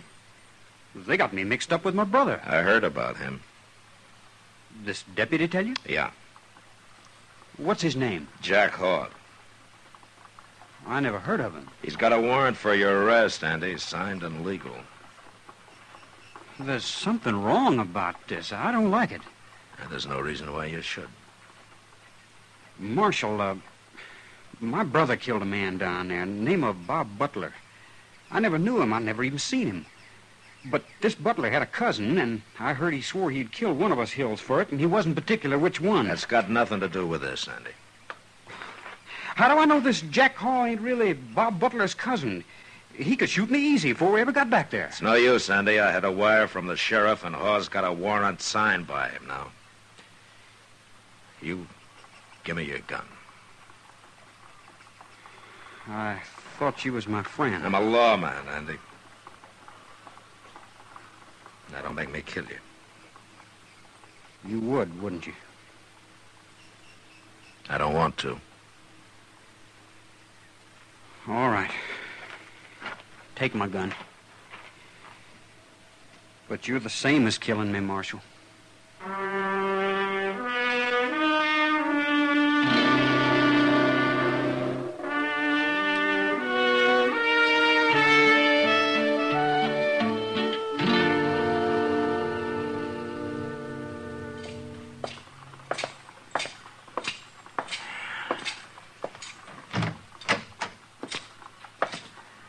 Morning, Chester. Andy? Morning, Mr. Dillon. Mr. Dillon, Andy just won't say nothing. Not a word. Well, maybe that shotgun you're holding on him's got something to do with it. Well, I didn't want him to get away just because I let him out of his cell. He won't get away. Morning, Marshal. Chester? Good morning. Mr. Haw.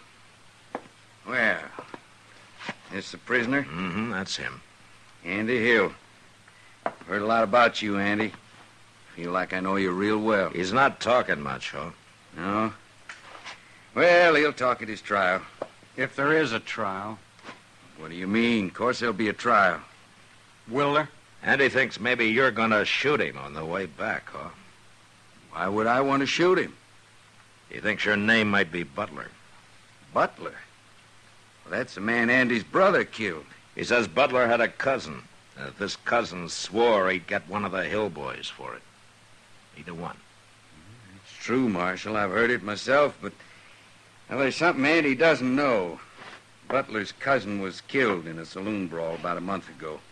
I was with Sheriff Catlin when he arrested the man who killed him. Well, there you are, Andy. You see, you got nothing to worry about. You'll get a trial.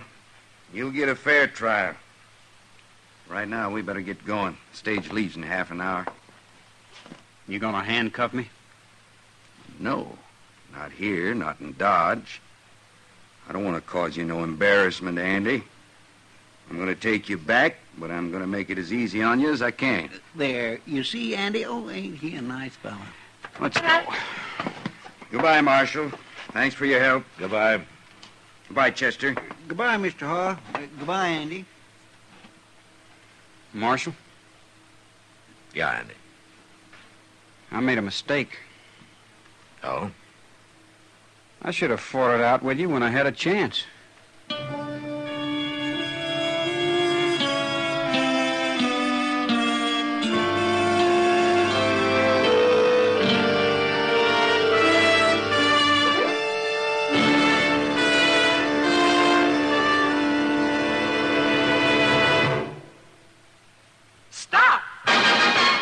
Smoking with a smile with Chesterfield. Yes, put a smile in your smoking.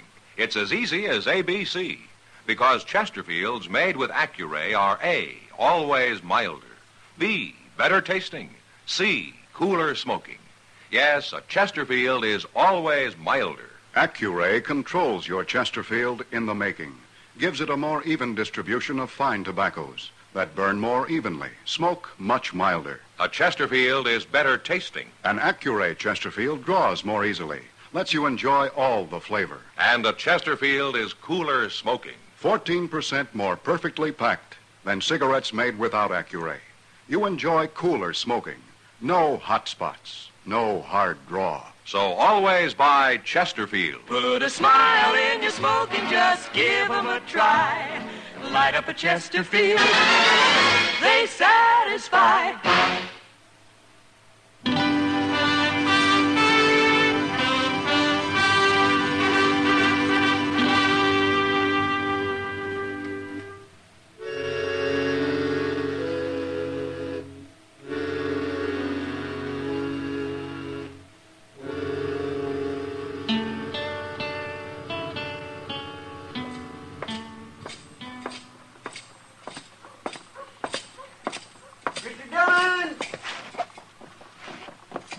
Oh, good morning, Chester. Morning, Mr. Dillon. You had your breakfast yet? Well, that's where I'm headed right now. Well, if you'll stop in at the Dodge House with me for a minute, I'll go with you. Okay, fine. What's going on at the Dodge House? Well, a fellow who was rooming there borrowed some money off me last night. He said he'd pay it back this morning. Oh, I see. It oughtn't to take but a minute, Mr. Dillon. He said he'd have it waiting for me. He's going to leave it with the clerk here. Good. Oh, morning, Marshal. Chester. Morning, Avery. Avery. What can I do for you, huh? Did Sam Adams leave some money here for me? Money? Oh, no. No? Well, where's he at? Well, he paid his bill and left about an hour ago, Chester. He left?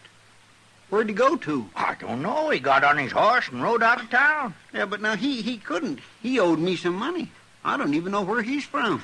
Sorry I can't help you, Chester. Now, wait a minute, Chester. Don't get excited. Let's take a look at the register here. It ought to say where he's from. Well, they don't always put that down, Marshal. Most of them just sign their names. Well, we'll take a look anyway. Gosh. Yeah, you're right. Most of them do just sign their names. Yes, sir. Jack Hall. What's the matter, Mr. Dillon? Hall's signature, Chester. Well, certainly Mr. Hall stayed here, but he's gone now, Marshal. No, he hasn't. That stage is just pulling out now. Where are you going, Mr. Dillon?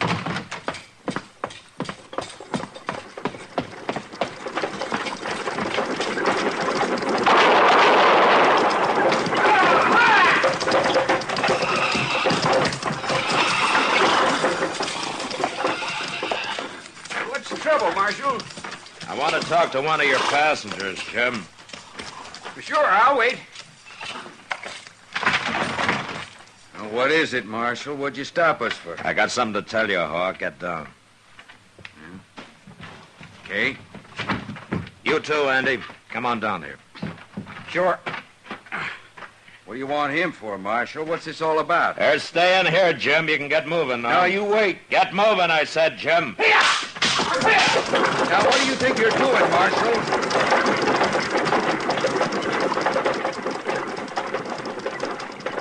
Now, why'd you do that? I said I had something to tell you, Hawk. You didn't have to send the stage off. You're not going anywhere. What are you talking about? I just saw your signature on the register over at the Dodge House. My signature? It's a mighty fancy one, Hawk. Just like Sheriff Catlin's on that warrant you showed me. What are you driving at, Marshal? Sheriff Catlin didn't sign that warrant. You did. You're smart, Marshal. Let's see if you're as fast with your gun as you are with your head. Drop, Andy!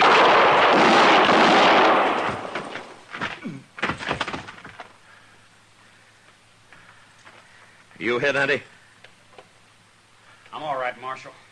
You missed me.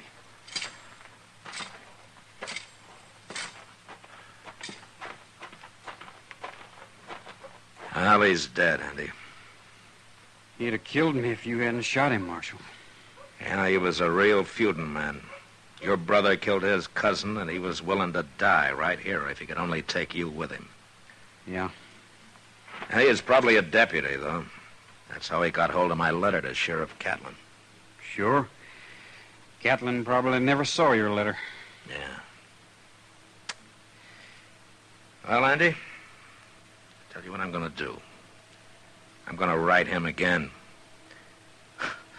And this time, I don't think you're going to have any trouble.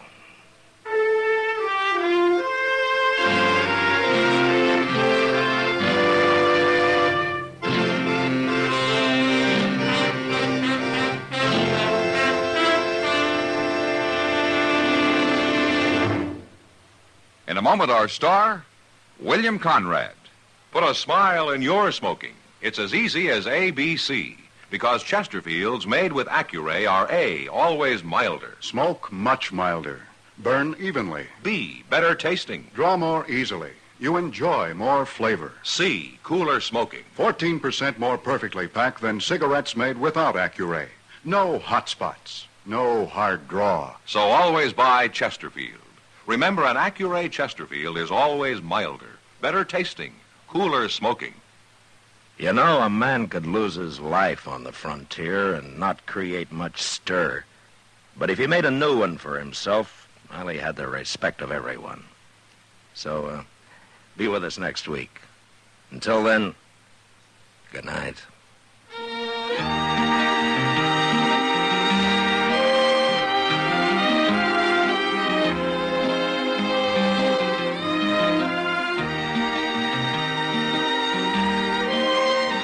Gunsmoke, produced and directed by Norman Macdonald, stars William Conrad as Matt Dillon, U.S. Marshal. Our story was specially written for Gunsmoke by John Meston, with music composed and conducted by Rex Corey. Sound patterns by Tom Hanley and Bill James. Featured in the cast were Sam Edwards, Vic Perrin, and Joseph Kearns.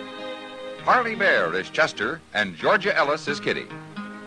Join the Arthritis and Rheumatism Foundation in its efforts to solve the mysteries of these painful and crippling diseases. Send your contribution to Arthritis in care of your local postmaster.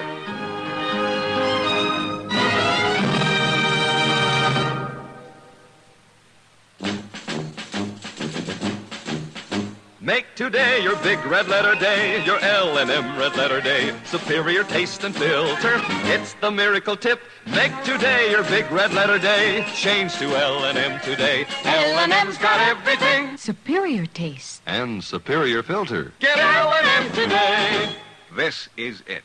L&M. Superior taste and filter. Superior taste from richer tobaccos. Tastier, light and mild. Superior filter. It's white, pure white.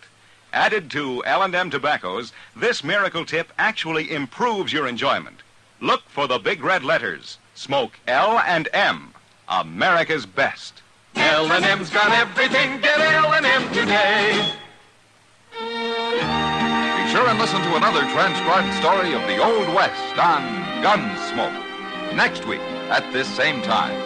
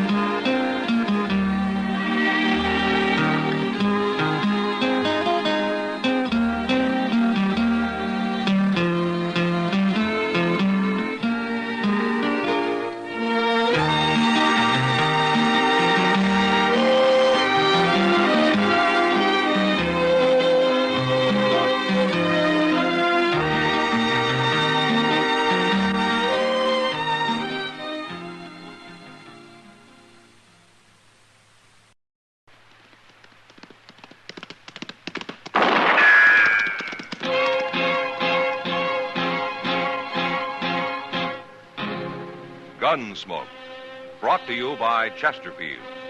To put a smile in your smoking, always buy Chesterfield. Made the modern way with Accuray.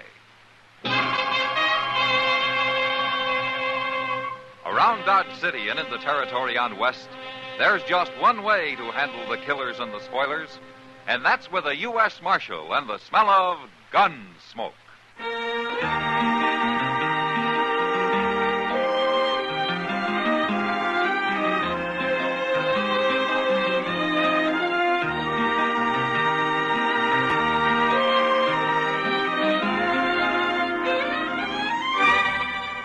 Gunsmoke, starring William Conrad.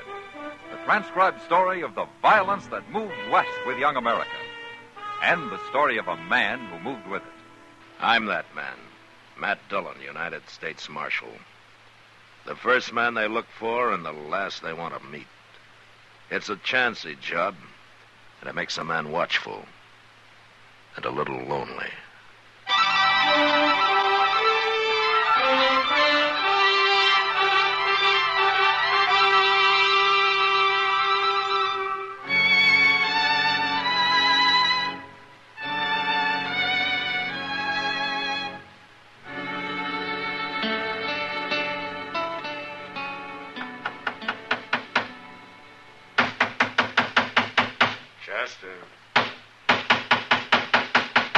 Chester.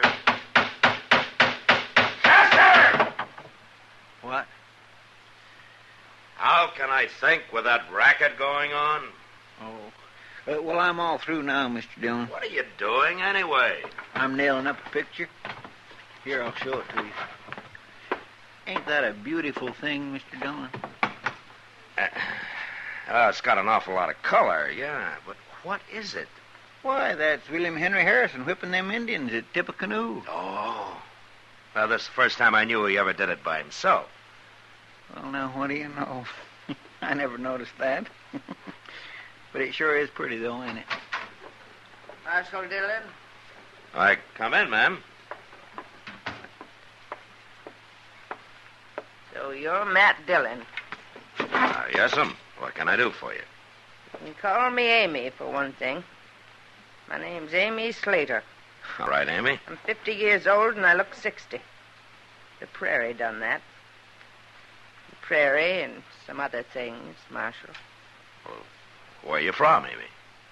I've been living in Wichita the last year. And I heard you were here, so I took the Santa Fe Railroad, and I come to Dodge. Oh? Well, why'd you want to see me? I've been waiting a long time to see you. I've been living for it. But I'm about through living. What? I come here to die, Marshal. Oh, well, if you're sick, maybe Doc Adams can help you. I ain't sick. Well, then why are you talking about dying? I've only got enough money to last me about 2 days, Marshal. Well, if it's money you need, maybe I can help. Oh, you're going to help me. But not that way. Well, how? You're going to kill me, Marshal. What? I said you're going to kill me. No, Amy, wait. I've been waiting, Marshal. A long time.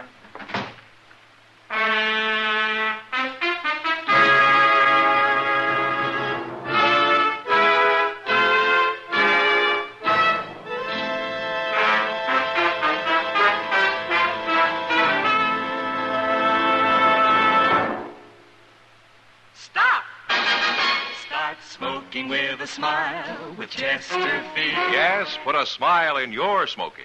It's as easy as ABC.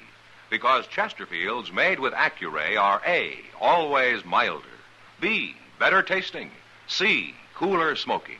Yes, a Chesterfield is always milder. Accuray controls your Chesterfield in the making, gives it a more even distribution of fine tobaccos that burn more evenly, smoke much milder. A Chesterfield is better tasting. An Accuray Chesterfield draws more easily, lets you enjoy all the flavor. And the Chesterfield is cooler smoking. 14% more perfectly packed than cigarettes made without Accuray.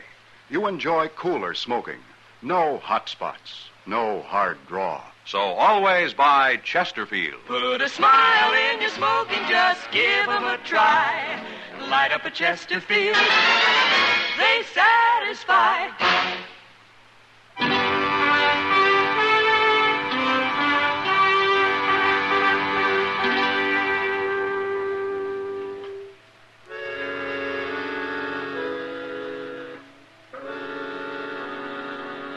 The prairie does different things to different people.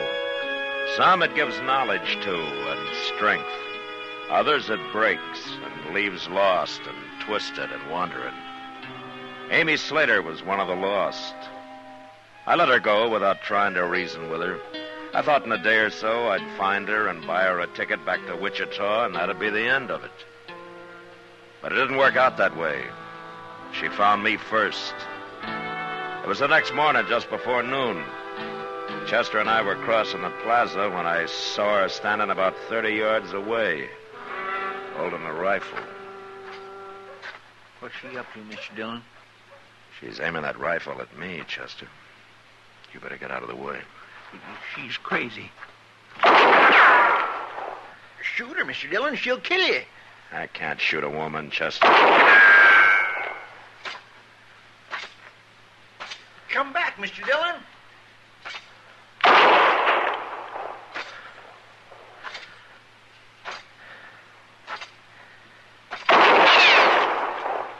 The next shot will go through your heart, Marshal. I won't do you any good, Amy. I mean it. I'm not going to draw, Amy. You afraid to fight? Give me that rifle. All right, take it. I will.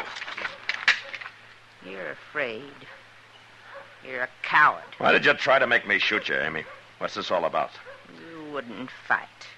You weren't trying to kill me. How do you know I wasn't? You were shooting close. You were trying to make me draw. I'll destroy you yet, Marshal. By making me shoot a woman, is that it? Yeah, that'd be the end of me as a lawman, wouldn't it? It'd be the end of you as any kind of man. You must hate me an awful lot if you're willing to die for it. Why, Amy? What have I done to you? Amy? Ain't you going to arrest her, Mr. Dillon? You just going to let her walk off like that? Arresting her wouldn't do any good, Chester. After what she done? It didn't work, Chester. She's licked now. And I feel kind of sorry for her. This is really going to drive her crazy.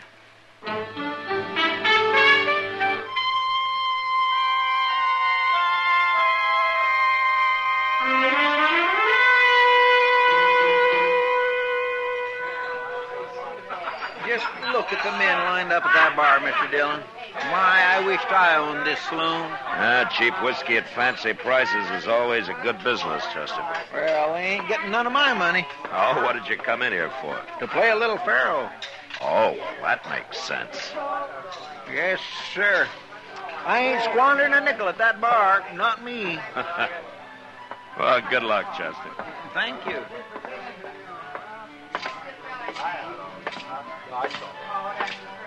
Evening, Ma. How are you, Kitty? Sit down. Thank you. That looks like a busy night. It'll get worse. Wait till some of those boys really get a skinful. Well, I hope they play general. I've been shot at once today. I heard about that. Some old woman with a rifle. Yeah, Amy Slater. What's she after you for? I haven't any idea, Kitty. And she feels pretty strong about it. I guess she does. Anyway, her plan didn't work, so maybe that's the last I'll hear of her. You don't give women enough credit, Matt. She'll think of something else. Well, I hope not. Why don't you throw her in jail? Oh, I'd look fine throwing an old woman in jail, wouldn't I? Especially one that's after me. And you got a right to. Besides, when a woman gets to hating somebody, it's usually worse than when a man does. Women don't do things by halves. With them, it's all or nothing. Well, all I know about women is that some of them are pretty and some aren't. You're lying. But I won't argue with you. Good. Marshal Dillon. Matt.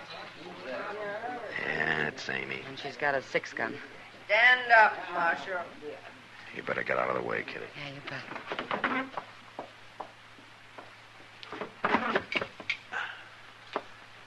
Step out here, Marshal.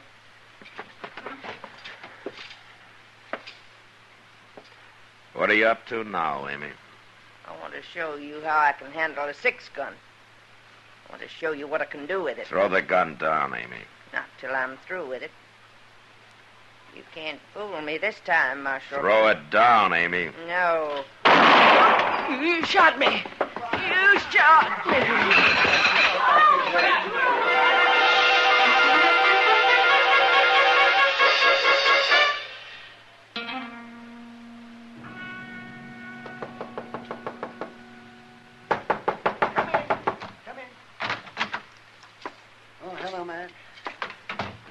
is she, Doc?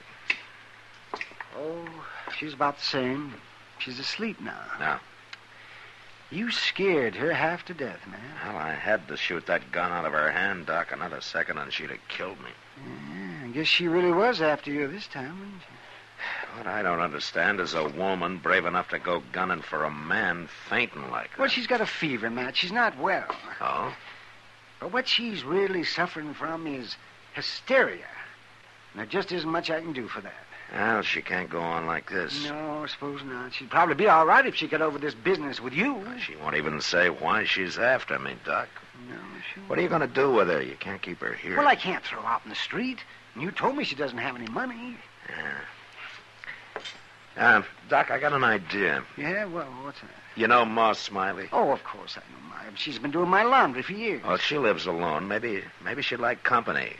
Amy could help her with the work, huh? Amy shouldn't do any work at all for a couple of weeks, Matt. Then I'll pay for her room and board. You'll pay for her room? So you're being awful good to a woman who just tried to kill you. Oh, I feel sorry for her, Doc. Oh. Well, maybe Amy won't like the idea of you helping her. Now, don't you tell her. Tell her you're doing it, huh? All right. Look, why don't you go see Ma right now, and I'll stay out of it. All right, I'll go then. Oh. But there's one thing that you ought to keep in mind, Matt. Oh, what? Just because she didn't make it tonight doesn't mean Amy won't try to kill you again.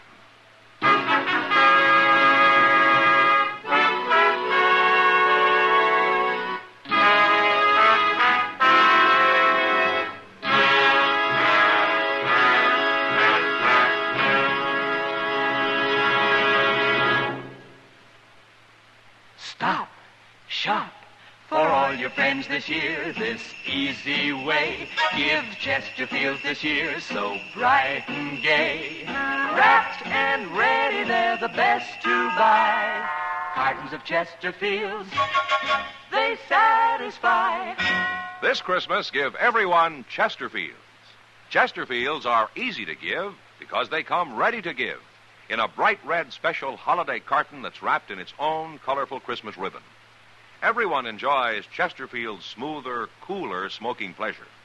So, to all your friends this year, say, Merry Christmas with cartons of Chesterfields. No wrapping, no tying.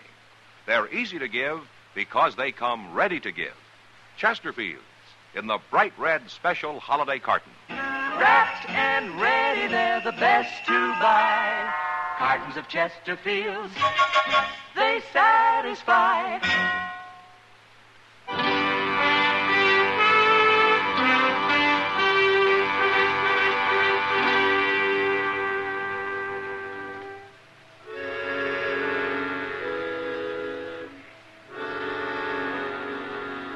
Doc talked to Ma Smiley that night, and the next day Amy moved in with her. I didn't have to worry about any trouble for a while. Doc ordered her to bed, and he saw to it that she stayed there. That she never talked. She never told anybody why she was after me. A couple of weeks passed before Doc reported she was up and about again and that she'd soon be able to go to work.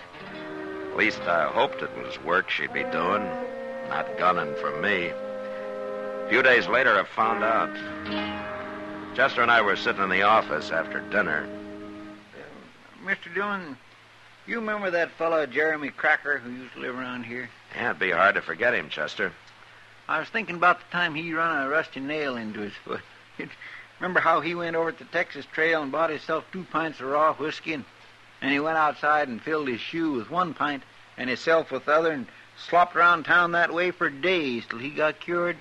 Why, my gracious, he... Hello, Amy. Hello, Marshal. Chester. Well, hello. It's all right, Marshal. I ain't got a gun. Sit down, Amy. Here's your chair. Thank you. How you feeling? Pretty good, Marshal. But I'm going to feel a lot better when I tell you what I come for. Oh? I'll say it's simple, Marshal. I've been wrong. Hating you the way I have. It's done me more harm than you. I wanted to ruin you, but it's near ruined me instead. You understand? Well, what's changed your mind, Amy? Doc. Doc? He took it on himself to tell me. Figured I ought to know. Told me how you've been paying for my keep with Ma Smiley, and after all I tried to do to you... Well, you needed help, Amy. I don't bear grudges. I do. At least I have, till now. I want to pay you back, Marshal. Now, Amy, there's no need to repay me anything. I've got to. For my own sake, I've got to. But I don't mean money. I've got no money. Well, what do you mean? Jim Band had a partner, Marshal. Jim Band? Dakota Territory, you remember. Yeah, a long time ago. Jim Band tried to shoot me. He hit me, but I killed him. That's right. Amy, what's your name? I'm his sister, Marshal.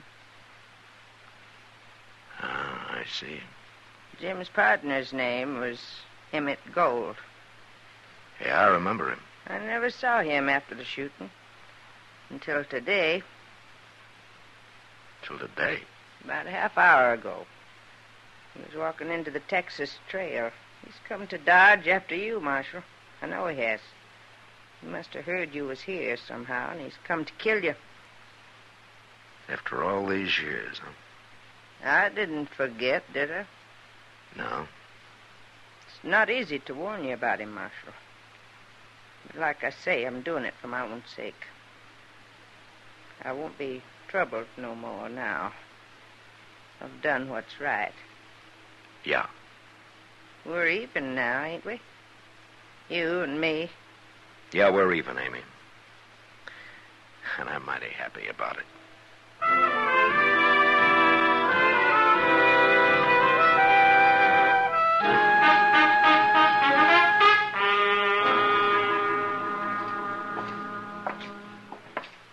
You just going to walk in on this fellow, Mr. Dillon? Might as well get it over with, Chester. You stay out of the way now. Yes, sir.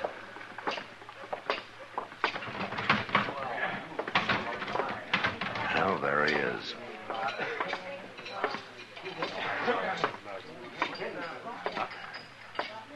Emmett Gold? Hello, Dillon. You remember me? Sure I do. You're Marshal now. Yeah, that's right. Been a long time. Mm-hmm. We was never friendly, Marshal. No. And what do you want? What are you doing in Dodge, Gold? I'm riding through. Headed for Colorado. As soon as I finish this drink. Is that all? That's all. What do you think I'm doing here? Looking for me. Looking for you? What for? I shot Jim Band, didn't I? It was a fair fight. Yeah, of course it was. You got shot too, didn't you? I didn't get killed. Wait a minute, Marshal. You think I'm after you for killing Jim Band, don't you? Yeah. Well, if that don't beat all. What? You remember where that fight happened? I was on the prairie somewhere. And Jim's bullet knocked you out. When you come to again, we was gone, wasn't we? Well, you packed him off and buried him. No, I didn't. I didn't bury him. He wasn't dead. You didn't kill him. He changed his name, went out to Virginia City. That's where he got killed in a brawl with the law about 2 years ago. So long, Marshal.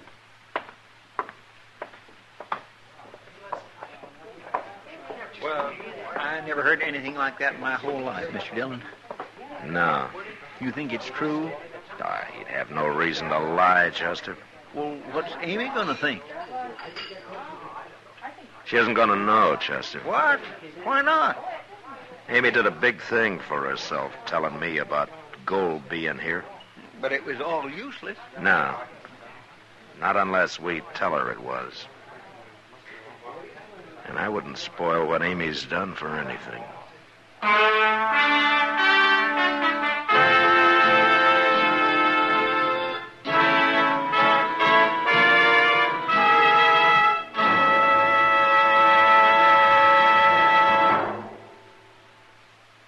Commodore star, William Conrad. Put a smile in your smoking. It's as easy as ABC, because Chesterfields made with Accuray are A, always milder. Smoke much milder. Burn evenly. B, better tasting. Draw more easily. You enjoy more flavor. C, cooler smoking. 14% more perfectly packed than cigarettes made without Accuray.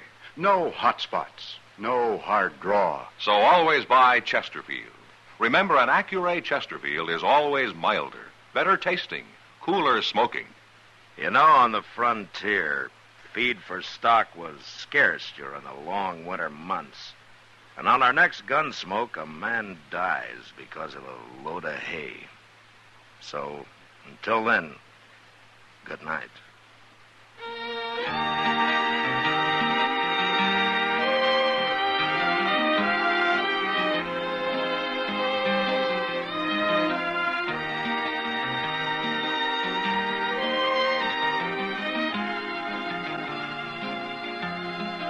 Gunsmoke, produced and directed by Norman MacDonald, stars William Conrad as Matt Dillon, U.S. Marshal. Our story was specially written for Gunsmoke by John Meston, with music composed and conducted by Rex Corey. Sound patterns by Tom Hanley and Bill James. Featured in the cast were Virginia Gregg and Harry Bartell. Parley Bear is Chester, Howard McNear is Doc, and Georgia Ellis is Kitty. Christmas seals give your cards and packages that holiday look. Help fight tuberculosis. Buy and use Christmas seals.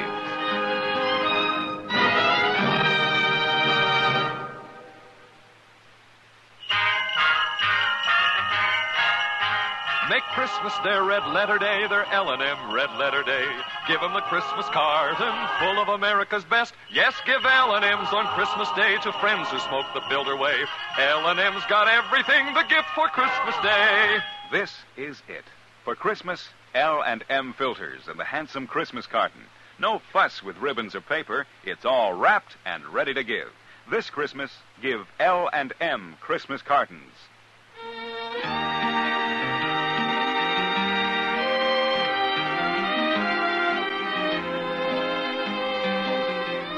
Join us again next week for another specially transcribed story as Matt Dillon, U.S. Marshal, fights to bring law and order out of the wild violence of the West in Gunsmoke.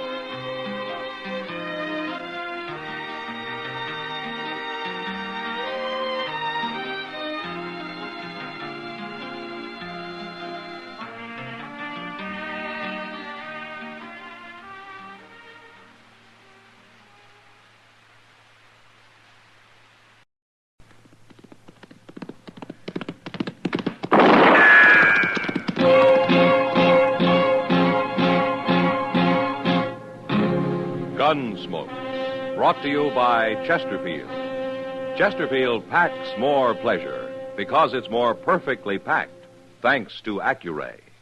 They satisfy the most.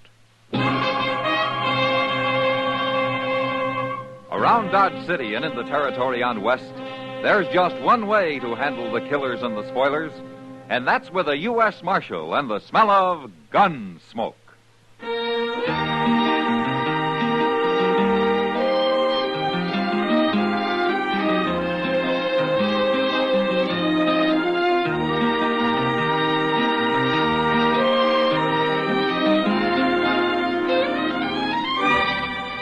Gunsmoke, starring William Conrad, the transcribed story of the violence that moved west with young America, and the story of a man who moved with it. I'm that man, Matt Dillon, United States Marshal. The first man they look for and the last they want to meet. It's a chancy job, And it makes a man watchful and a little lonely.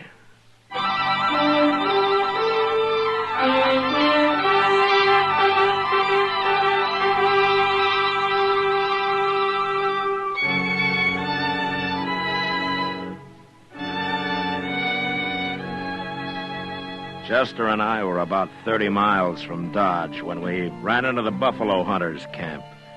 We'd been holed up for 2 days in a deserted sod hut, taking cover from one of the worst blizzards in years.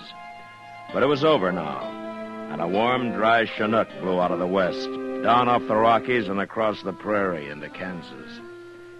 It was Chester who saw the camp first, a pile of buffalo hides half covered by snow, and the skeleton of a wagon, its canvas torn and shredded by the blizzard. The camp was silent as we rode up. We got on.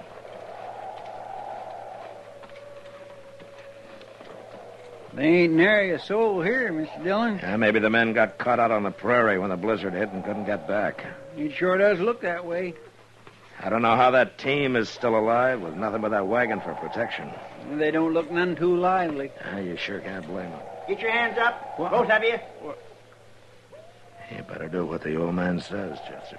He was hiding in the wagon. Come over here, closer. This your camp, mister? Of course, it's my camp.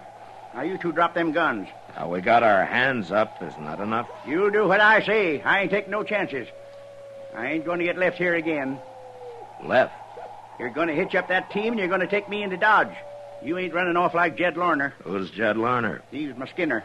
Oh, why did he leave you? Well, he seen that blizzard coming, and he didn't want to take any chances, so he rode off. He's probably been in Dodge all the time, warm and cozy. Oh, why didn't you go with him? I twisted my leg and my foot so I can't ride a horse, that's why. Lorner figured driving the wagon be too slow. You mean he left you here to freeze? Yeah, and I'll kill him when I find him. And I'll kill you if you don't drive me to Dodge. Now, here, he's a U.S. Marshal, mister. He ain't going to leave you out here. Marshal? Yeah, that's right. Now, why don't you put down that rifle and tell us who you are? Well, all right. My name's Ira Puckett, Marshal. I'm usually up north following the Republican herd, but I come south this year. I'm getting old, and I thought it'd be warmer down here. You sure made a mistake about that, didn't you?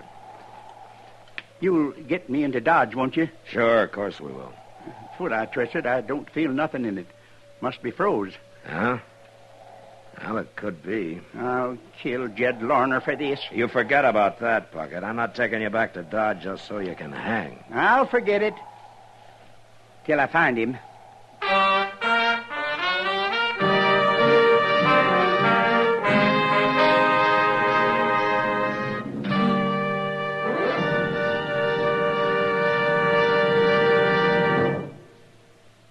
People everywhere are finding that Chesterfield packs more pleasure.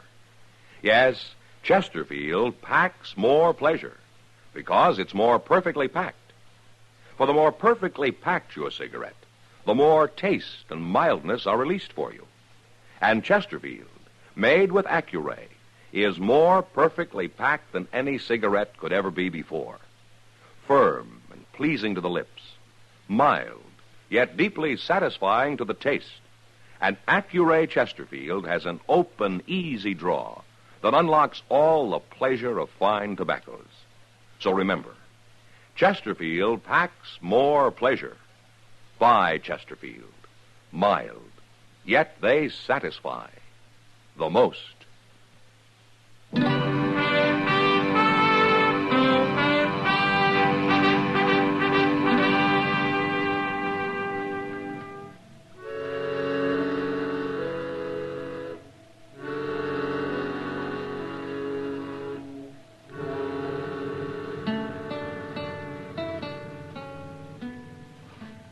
Well, how is he, Doc?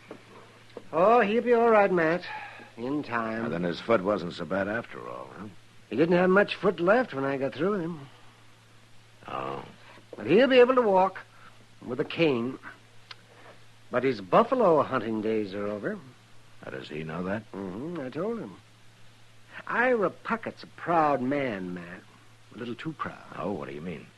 Well, what he hated most about this Jed Larner leaving him on the prairie wasn't the fact that he might have died, but that he was helpless. A man like Puckett can't stand being helpless. Yeah, I see. So now, all crippled up, he's a better man, Matt. Well, he'll get over it, Doc. A man can get used to most anything in time. I've got my doubts about Puckett, though. Well, you know that ornery old goat? He won't even admit how old he is. Oh, how old would you guess, Doc? Oh, he's past 70 anyway. He's in the back there if you want to see him. All right. I'll come with you.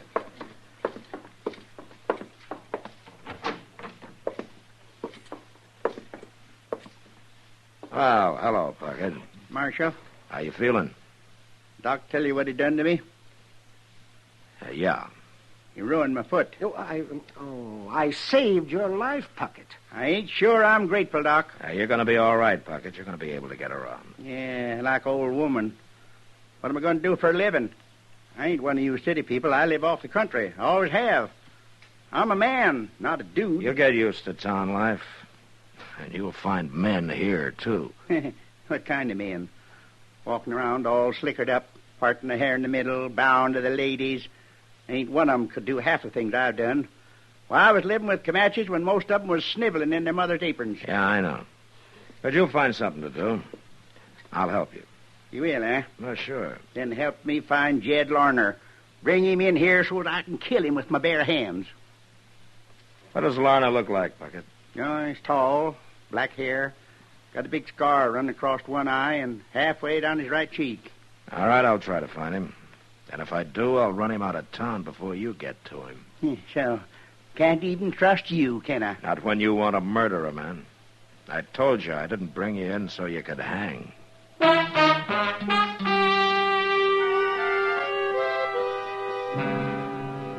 The next few weeks, I kept a sharp eye out for Jed Larner, but he must have headed for some other part of the country. Anyway, he never showed up in Dodge. Well, time passed, and Ira Puckett was able to get around a little. First with the help of crutches, and then finally with a cane.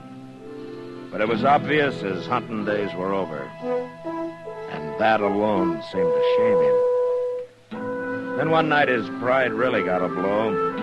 I was at the Long Branch having a beer with Kitty when it happened. Oh, this is a great way to start the new year, Matt. What do you mean, Kitty? Well, last year I was hoping maybe I'd be in San Francisco by now. Oh? You never told me. What would you have done about it? Oh, nothing, I guess. Why San Francisco?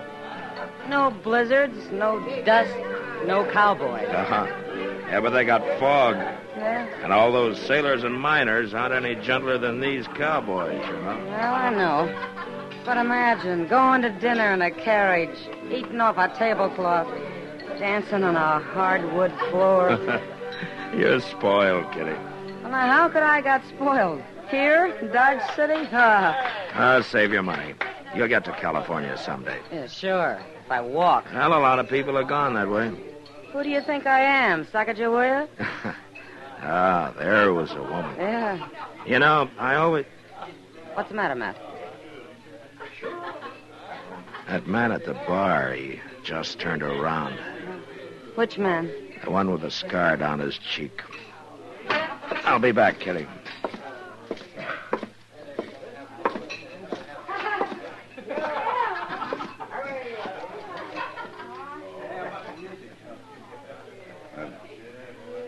Good evening, Marshal.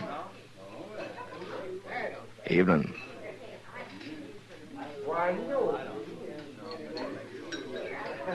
What are you staring at me for? Your name Jed Larner? And if it is?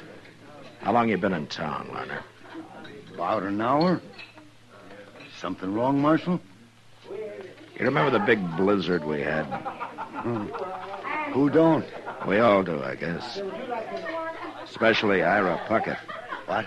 He didn't die, Larner. Well, that's fine. I went back looking for him. I wondered where he'd got to. Yeah, sure you did. Well, it's true. Puckett's here in Dodge, Larner. He is? If he finds you, he'll kill you. But he isn't going to find you because you're leaving. Right now. And don't show up around here again. Now, wait, Marshal. I can't arrest you. I can't put you in jail, but I tell you what I can do. What? Suppose I just let everybody here know that you're the man who ran off and left Ira Puckett to die. No. You know something? They'd tear you apart, Larner.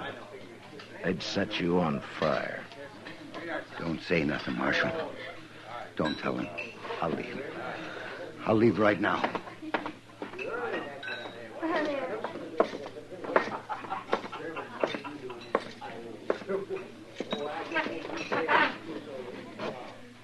Well, you got rid of him in a hurry. I saved him from being shot and Ira Puckett from hanging for it, Kitty. Oh, that was Jed Larner. Uh-huh. He's the one that ought to hang. Yeah, he didn't mean to kill the old man, Kitty. What's the difference? Well, legally, there's some. Enough to give Ira his foot back? You're sure hard to argue with, Kitty. Why? Because I think straight? Let's talk about San Francisco, huh? I've changed my mind. I think I'll go to New York. Oh? Marshal Dillon. It's Ira Puckett, man. Yeah. He looks awful mad. Good thing he isn't armed. Well, he can always find a gun, Kitty. You done it, Marshal. It was you, wasn't it? You saw Jed Larner, huh? Jumped on his horse and rode out of town before I could stop him. And I had to stand there and watch. I didn't even have a rock to throw at him. Why'd you do it, Marshal?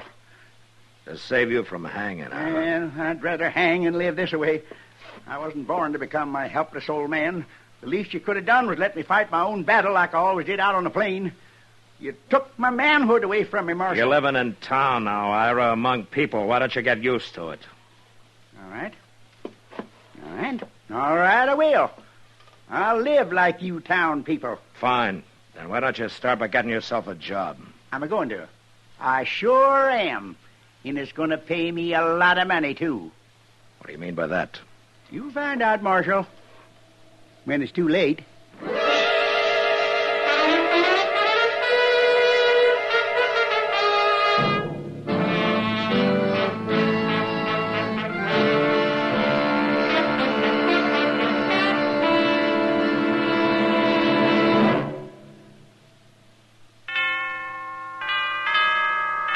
This is Jack Webb.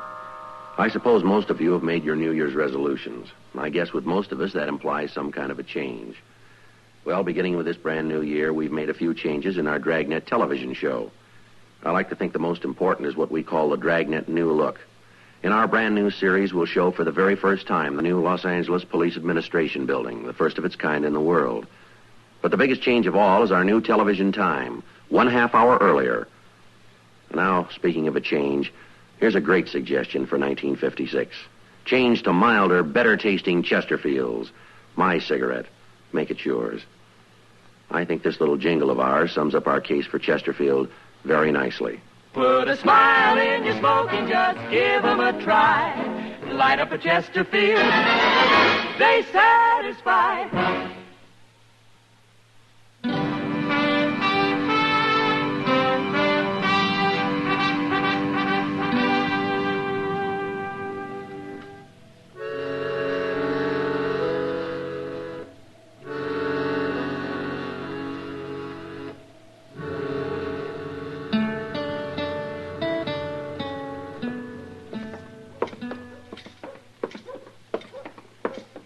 It's a nice morning, ain't it, Mr. Dillon? Yeah, thanks to that wind we had last night. Well, it kept me awake. All night, Chester? Well, no, sir, I wouldn't say that. About 15 minutes. Hey, look over there by the bank, Mr. Dillon. Ain't that Ira Puckett? Yeah. That's the first time he's had his team and wagon out. Where you reckon he's going? Right now, he's gone into the bank. Well, what's he carrying that shotgun for? He can't do no hunting in the bank. Yes, he can, Chester. Come on. Mr. Dillon, you don't mean to say old Puckett's going to hold that bank up? He said last night he's going to start living like town people and get a job and make a lot of money. This could be his idea of how to do it. You sure couldn't have no other reason to carry that shotgun in there. You going in after him, Mr. Dillon? Yeah. Well, he's got a shotgun. I know. Look, Chester, take his team and wagon off somewhere. Lead him around back of the bank, huh? Out of sight. Maybe we can handle this without a shooting. All right, sir.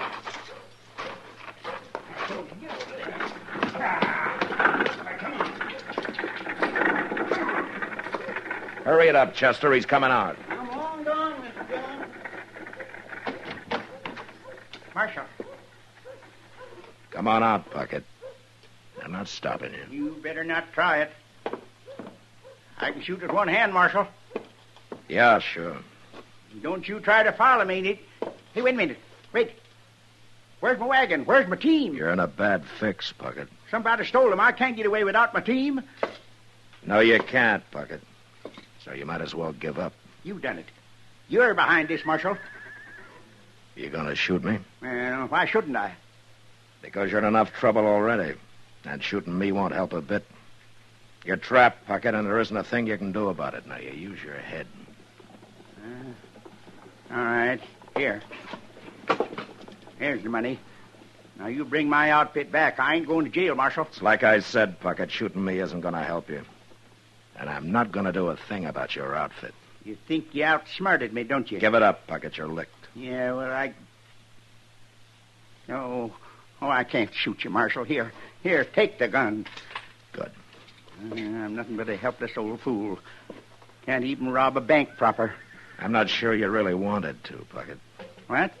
All you wanted was to prove something about that manhood you think has been taken away from you. But you sure picked a foolish way to do it. Yeah, I guess I did. My goodness, I thought he wouldn't never give up, Mr. Dillon. He didn't have much choice, Chester. I went in the back way and told the people in the bank to keep out of the way.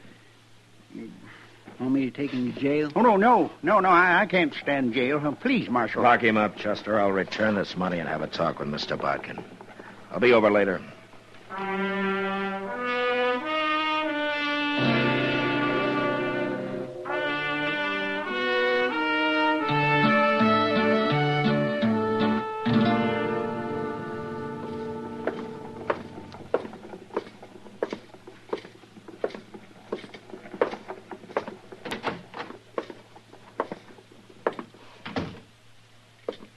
I thought I told you to lock him up, Chester. Well, I started to, Mr. Dillon, but I just couldn't stand the look on him when I got him in the cell. Ira, you know, it seems to me everybody treats you pretty well. Yeah, everybody but Jed Larner. That's true. But Chester and I brought you in. Doc saved your life. I kept you from hanging, and if I hadn't outsmarted you at the bank, you'd probably be lying dead somewhere now. You know, it seems to me everybody's gone to a lot of trouble for an old man full of a lot of foolish pride. What do you think? I've been thinking, Marshal. Sitting here thinking. You know what? You're right. But it's too late now. No, it isn't, Ira. What? I explained everything to Mr. Bodkin at the bank, and he's willing to drop any charges against you. But on one condition. What's that? Well, to be honest with you, it was my idea, but Mr. Bodkin agreed. You get a job here and quit being so doggone ornery. Otherwise, you're going to go to jail. Oh, what could I do with this crippled foot? Well, seeing you're so handy with a shotgun, I think Jim Buck might hire you to ride messenger on the stage. You think so? Well, he told me he would. You went and saw him? And it doesn't take any walking, Ira. So, how about it, huh? Well, I never had a job like that. But, man's got to make a change once in a while, lady. And it'll sure be a good way to start the new year.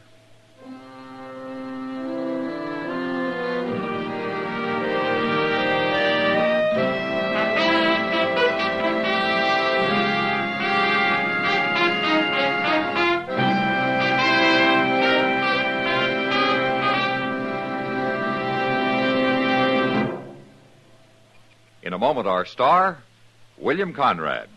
People everywhere are finding that Chesterfield packs more pleasure. Yes, Chesterfield packs more pleasure because it's more perfectly packed. For the more perfectly packed your cigarette, the more taste and mildness are released for you. And Chesterfield, made with Accuray, is more perfectly packed than any cigarette could ever be before. Firm and pleasing to the lips, mild, yet deeply satisfying to the taste. And Accuray Chesterfield has an open, easy draw that unlocks all the pleasure of fine tobaccos. So remember, Chesterfield packs more pleasure. Buy Chesterfield. Mild, yet they satisfy the most.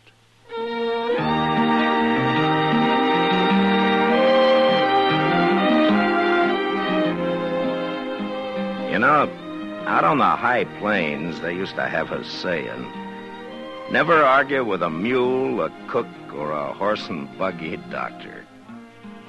Well, next week, an Easterner who never heard that saying comes to Dodge, and he makes the mistake of fighting with the wrong people. He nearly dies as a result of it. But that was the West. Good night.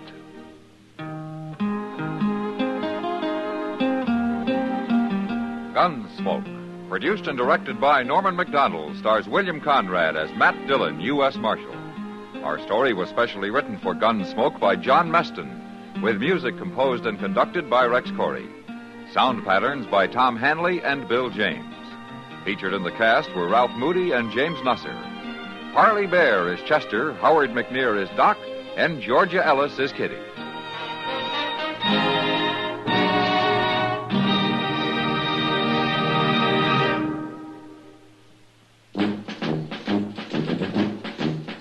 Make today your big red letter day, your L&M red letter day. Superior taste and filter, it's the miracle tip. Make today your big red letter day. Change to L&M today. L&M's got everything. Superior taste. And superior filter. Get L&M today. This is it. L&M, superior taste and filter. L&M, America's best filter tip cigarette. Be sure and listen to another transcribed story of the Old West on Gunsmoke next week at this same time.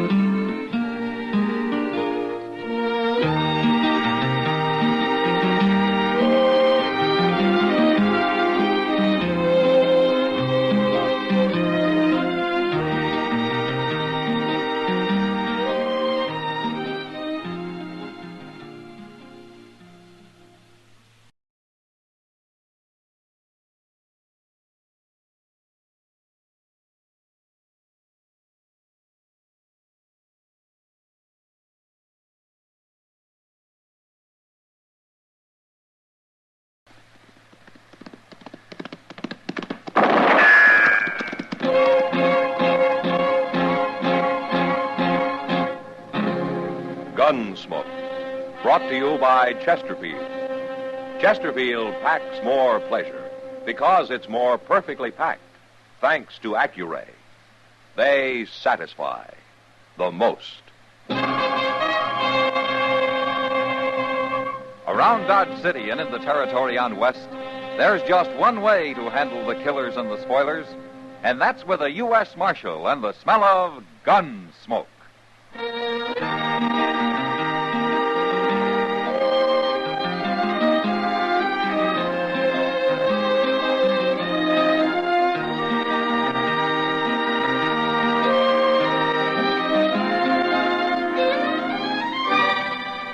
Gunsmoke, starring William Conrad. The transcribed story of the violence that moved west with young America. And the story of a man who moved with it. I'm that man, Matt Dillon, United States Marshal. The first man they look for and the last they want to meet. It's a chancy job, and it makes a man watchful and a little lonely.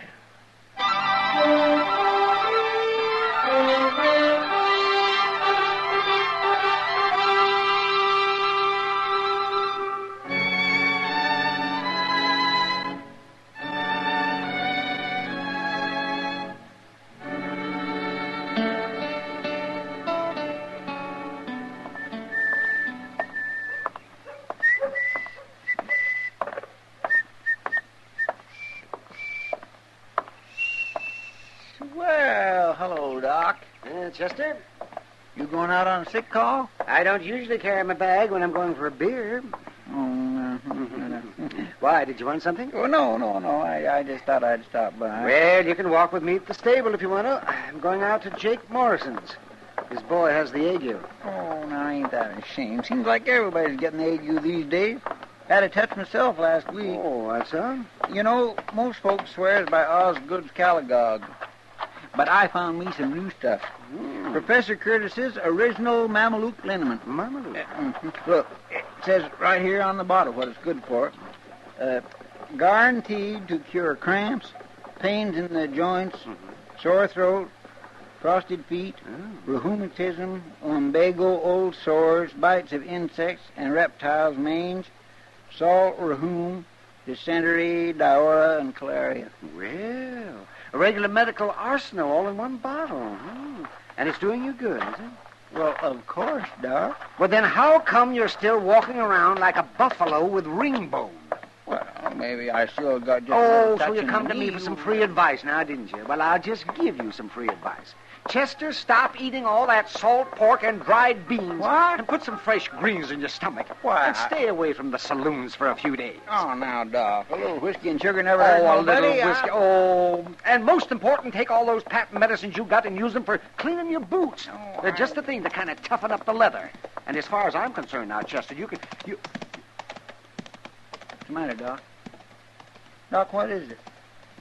Something about that fellow that just rode by? Yes, Chester. Well, you was staring like you seen a ghost. You go ahead, Chester. I'm going back to the office. The office? What for? To get my gun. Your gun? Why? I'm going to kill that man.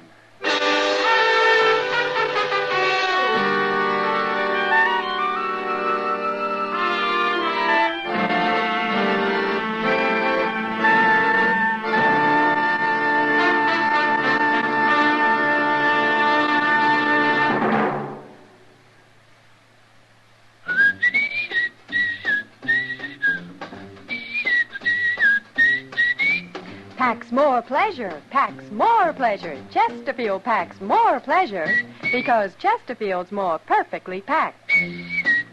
The more perfectly packed your cigarette, the more taste and mildness are released for you. Chesterfield, made by exclusive Accuray, has an open, easy drawer that unlocks all the pleasure of fine tobaccos.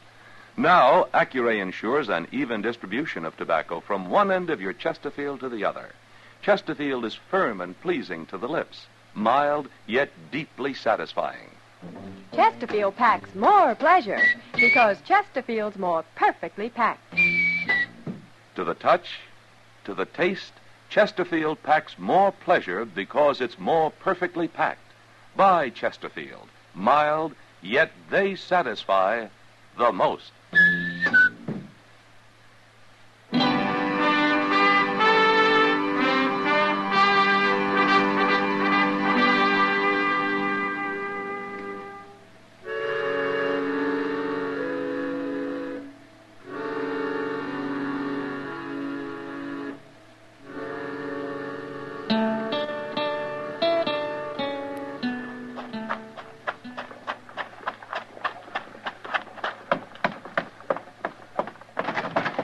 Mr. Dillon?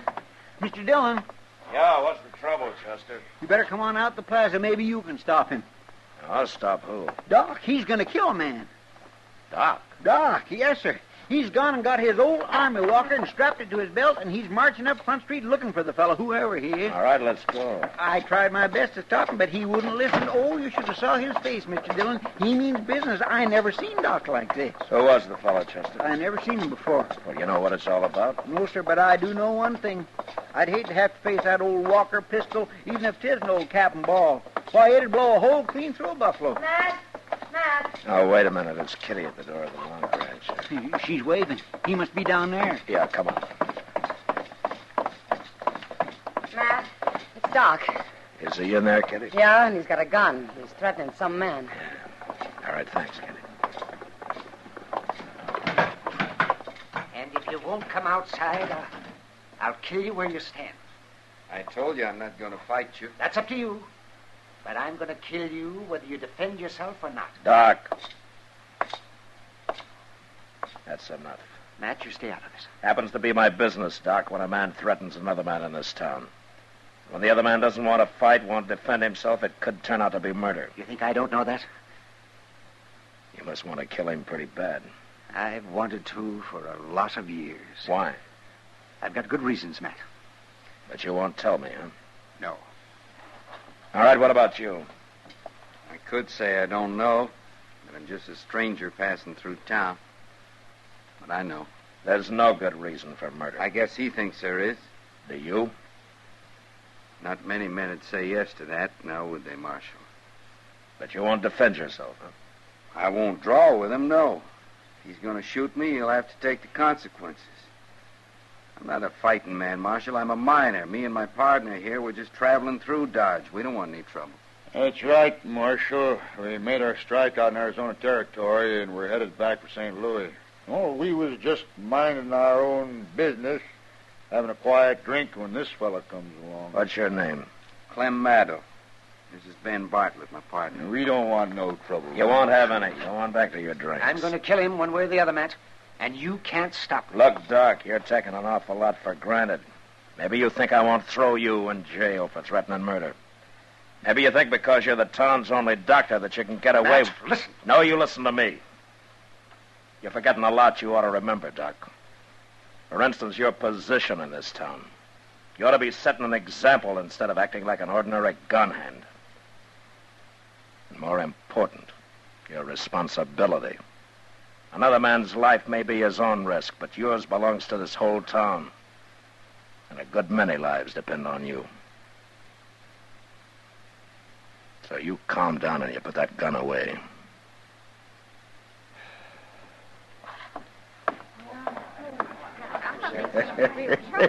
Hey, you sure told the old fool off. You shut up! Huh? Maddow, I don't know anything about you. Maybe you're what you say, but if Doc doesn't like you, that's good enough for me, so you get out of Dodge while you got a whole skin. And you stay out. Why should we? We got a right... And you take your partner with you, Maddow, because I don't like him. Sure, Marshal. We was going on tomorrow anyways. We'll ride on tonight, as soon as we stock up on some grub. All right. Where did Doc go, Chester? Well, up the street, probably back to the office, like you said to. Matt, the look on his face when he went out. Yeah, I know, Kitty. Well, I'm going up there. Matt, you had to do it. Yeah. I'll see you later, Kitty. Yeah, sure. Mr. Dillon, that Maddow, he didn't seem like such a bad fellow. No, he didn't, Chester. I'd sooner believe bad of that partner of his, that Bartlett. That one seemed like he could be a hard case all right without half trying. But Maddow wouldn't even defend himself. No. But I don't think that was because he was afraid to. No, that's true. Seemed more like he just didn't want to fight Doc. Didn't seem mad at all like Doc. More like he was sad. Maybe a man with a guilty conscience, Chester. Yeah, I guess so, Mr. Dillon. You better go on over to the office, Chester, huh? I want to go up alone. Yes, sure.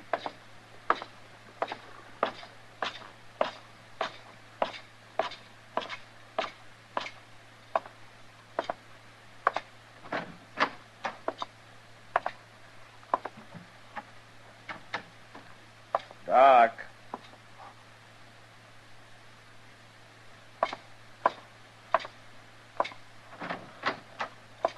Now, Doc. Huh. Now, I wonder where he could have gone.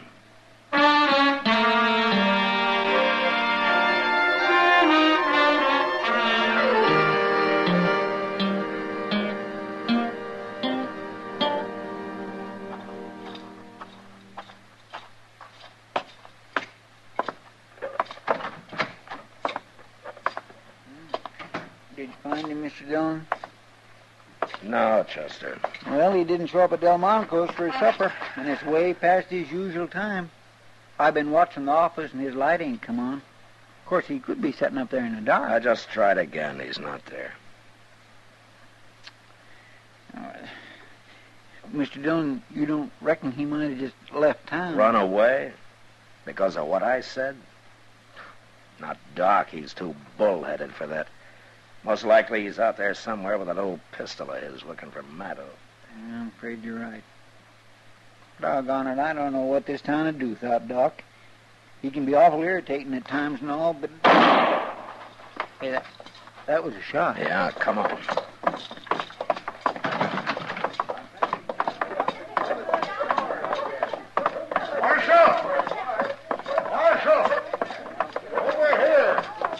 It's that Bartlett, Mr. Dillon. It's Clem, Marshal. I think he's dead. All right.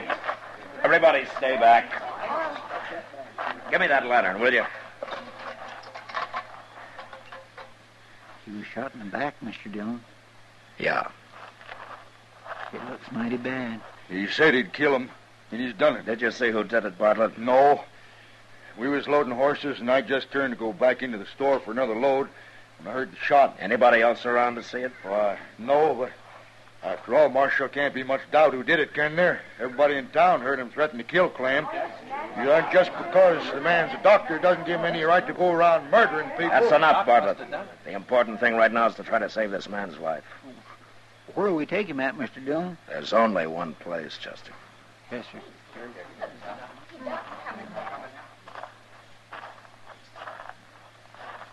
Now, where have you been, Doc?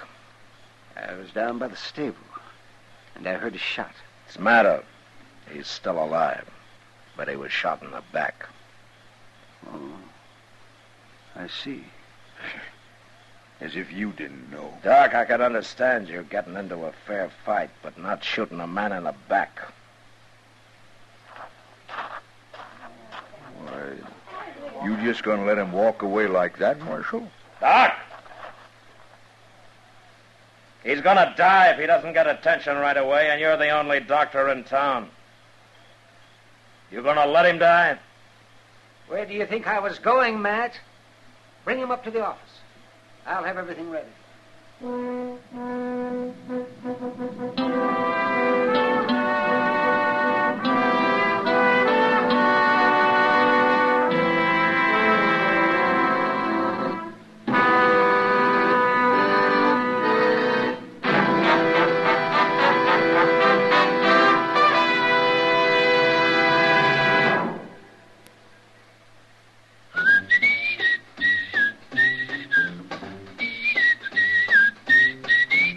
Packs more pleasure, packs more pleasure. Chesterfield packs more pleasure because Chesterfield's more perfectly packed. The more perfectly packed your cigarette, the more taste and mildness are released for you. Chesterfield, made by exclusive Accuray, has an open, easy drawer that unlocks all the pleasure of fine tobaccos. Now, Accuray ensures an even distribution of tobacco from one end of your Chesterfield to the other. Chesterfield is firm and pleasing to the lips, mild yet deeply satisfying. Chesterfield packs more pleasure because Chesterfield's more perfectly packed. To the touch, to the taste, Chesterfield packs more pleasure because it's more perfectly packed. Buy Chesterfield, mild, yet they satisfy the most.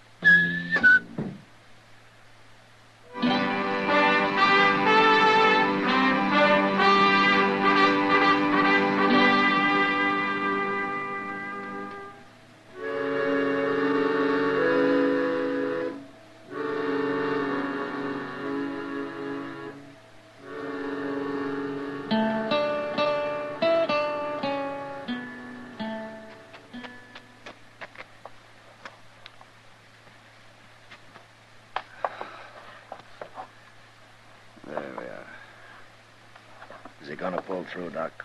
I don't know. I've done all I can. Ah, good. You really didn't have to stand here and watch, man. I know I didn't, Doc. That's not why I stayed. I thought maybe I could help. And I wanted this. The bullet? Yeah, that's right. You see, Doc, I knew you didn't shoot Maddo, but I had to be able to prove it. How did you know? Because Maddo was shot in the back. I tried to tell you out there, Doc, only you didn't understand. Oh.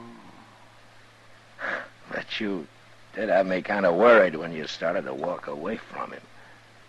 Why, it never occurred to me to walk away from him. I guess being a doctor's a lot more important than any personal grudge.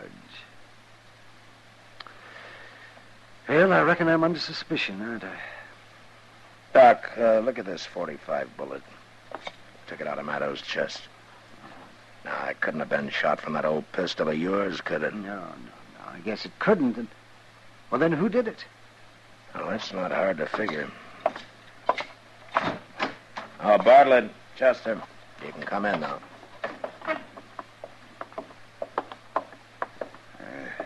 How is he, Marshal? I think he's going to be all right. He ain't going to die? Say, that's mighty fine. Well, I was plenty scared with this man operating and all. You needn't have worried. He's a doctor and a good one. You see, he didn't shoot your partner. He didn't? No, we have the proof for that. Who did? Now, there's only one other man in town who'd have had any reason to. A coward who saw a golden opportunity to double his takings of a mining strike by shooting his partner in the back. You just keep your hands away from your belt, Bartlett. Well, want me to get his gun, Mr. Dillon? Yeah, Chester. Oh, you're crazy, Marshal. You can't prove this. I think we can, Bartlett. Anyway, we'll just wait and see. All right, take him down and lock him up, Chester. Yes, sir. Come on, you.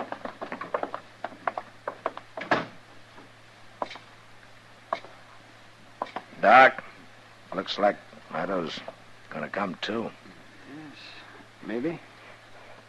His color's better. You know, it's funny.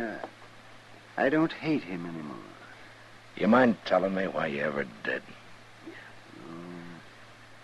It happened a long time ago. It had to do with a girl we were both pretty fond of. She chose Maddo, but he jilted her. She drowned herself. I swore I'd kill him. And I carried that hate in my heart all these years. That's not good for a man. No, it's not, Doc. Well, you brought me to my senses, Matt, in that saloon. Thank you. Well, I looked all over for you afterwards. Well, guess I was out of Jake Morrison's. I remembered I had to treat his boy for the ague, so I did. Doc. Oh, yes, Clem. Now you just take it easy.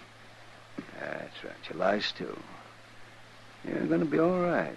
Doc, I wanted to tell you I'm awful sorry for what happened. Maybe sorrier than you. I loved her. I would have come back if I could have. Well, I guess I never even thought of that. Well, we've both been sorry too long. It's all over now. Thanks, Doc. Now you just go on to sleep. You get your rest there now. And the world will look a lot better to you tomorrow. That's it. That's it. Well, good night, Doctor. Good night, man.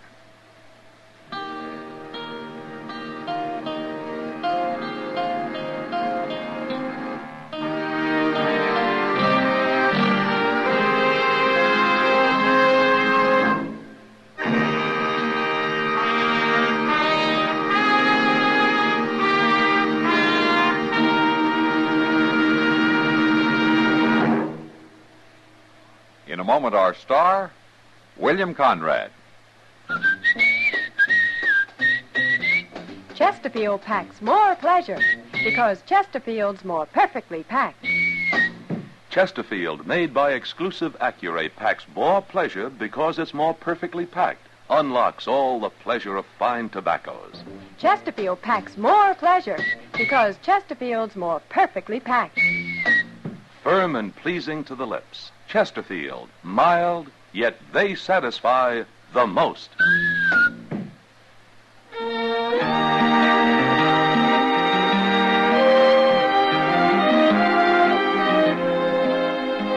You know, cowboys with 6 months trail pay made the frontier a good place for a crooked gambler.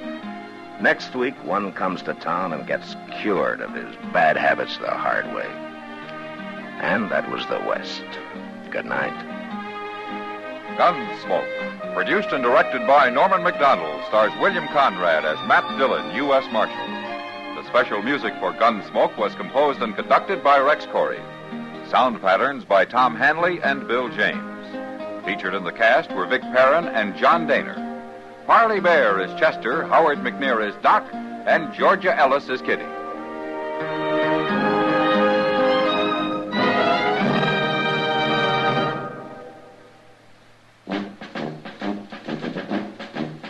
Make today your big red letter day, your L&M red letter day. Superior taste and filter, it's the miracle tip. Make today your big red letter day. Change to L&M today. L&M's got everything. Superior taste. And superior filter. Get L&M today.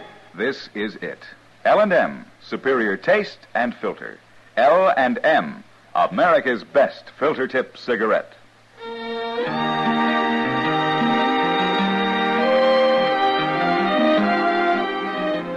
Join us again next week for another specially transcribed story of the Western frontier when Matt Dillon, Chester Proudfoot, Doc, and Kitty, together with all the other hard-living citizens of Dodge, will be with you once more.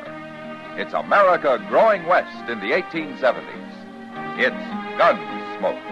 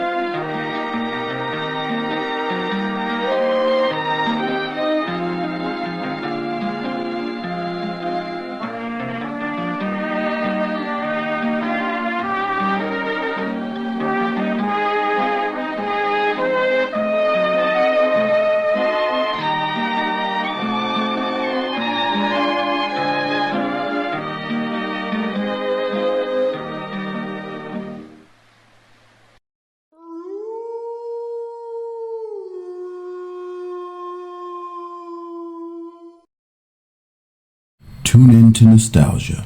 Tune in to now. Golden Radio Hour.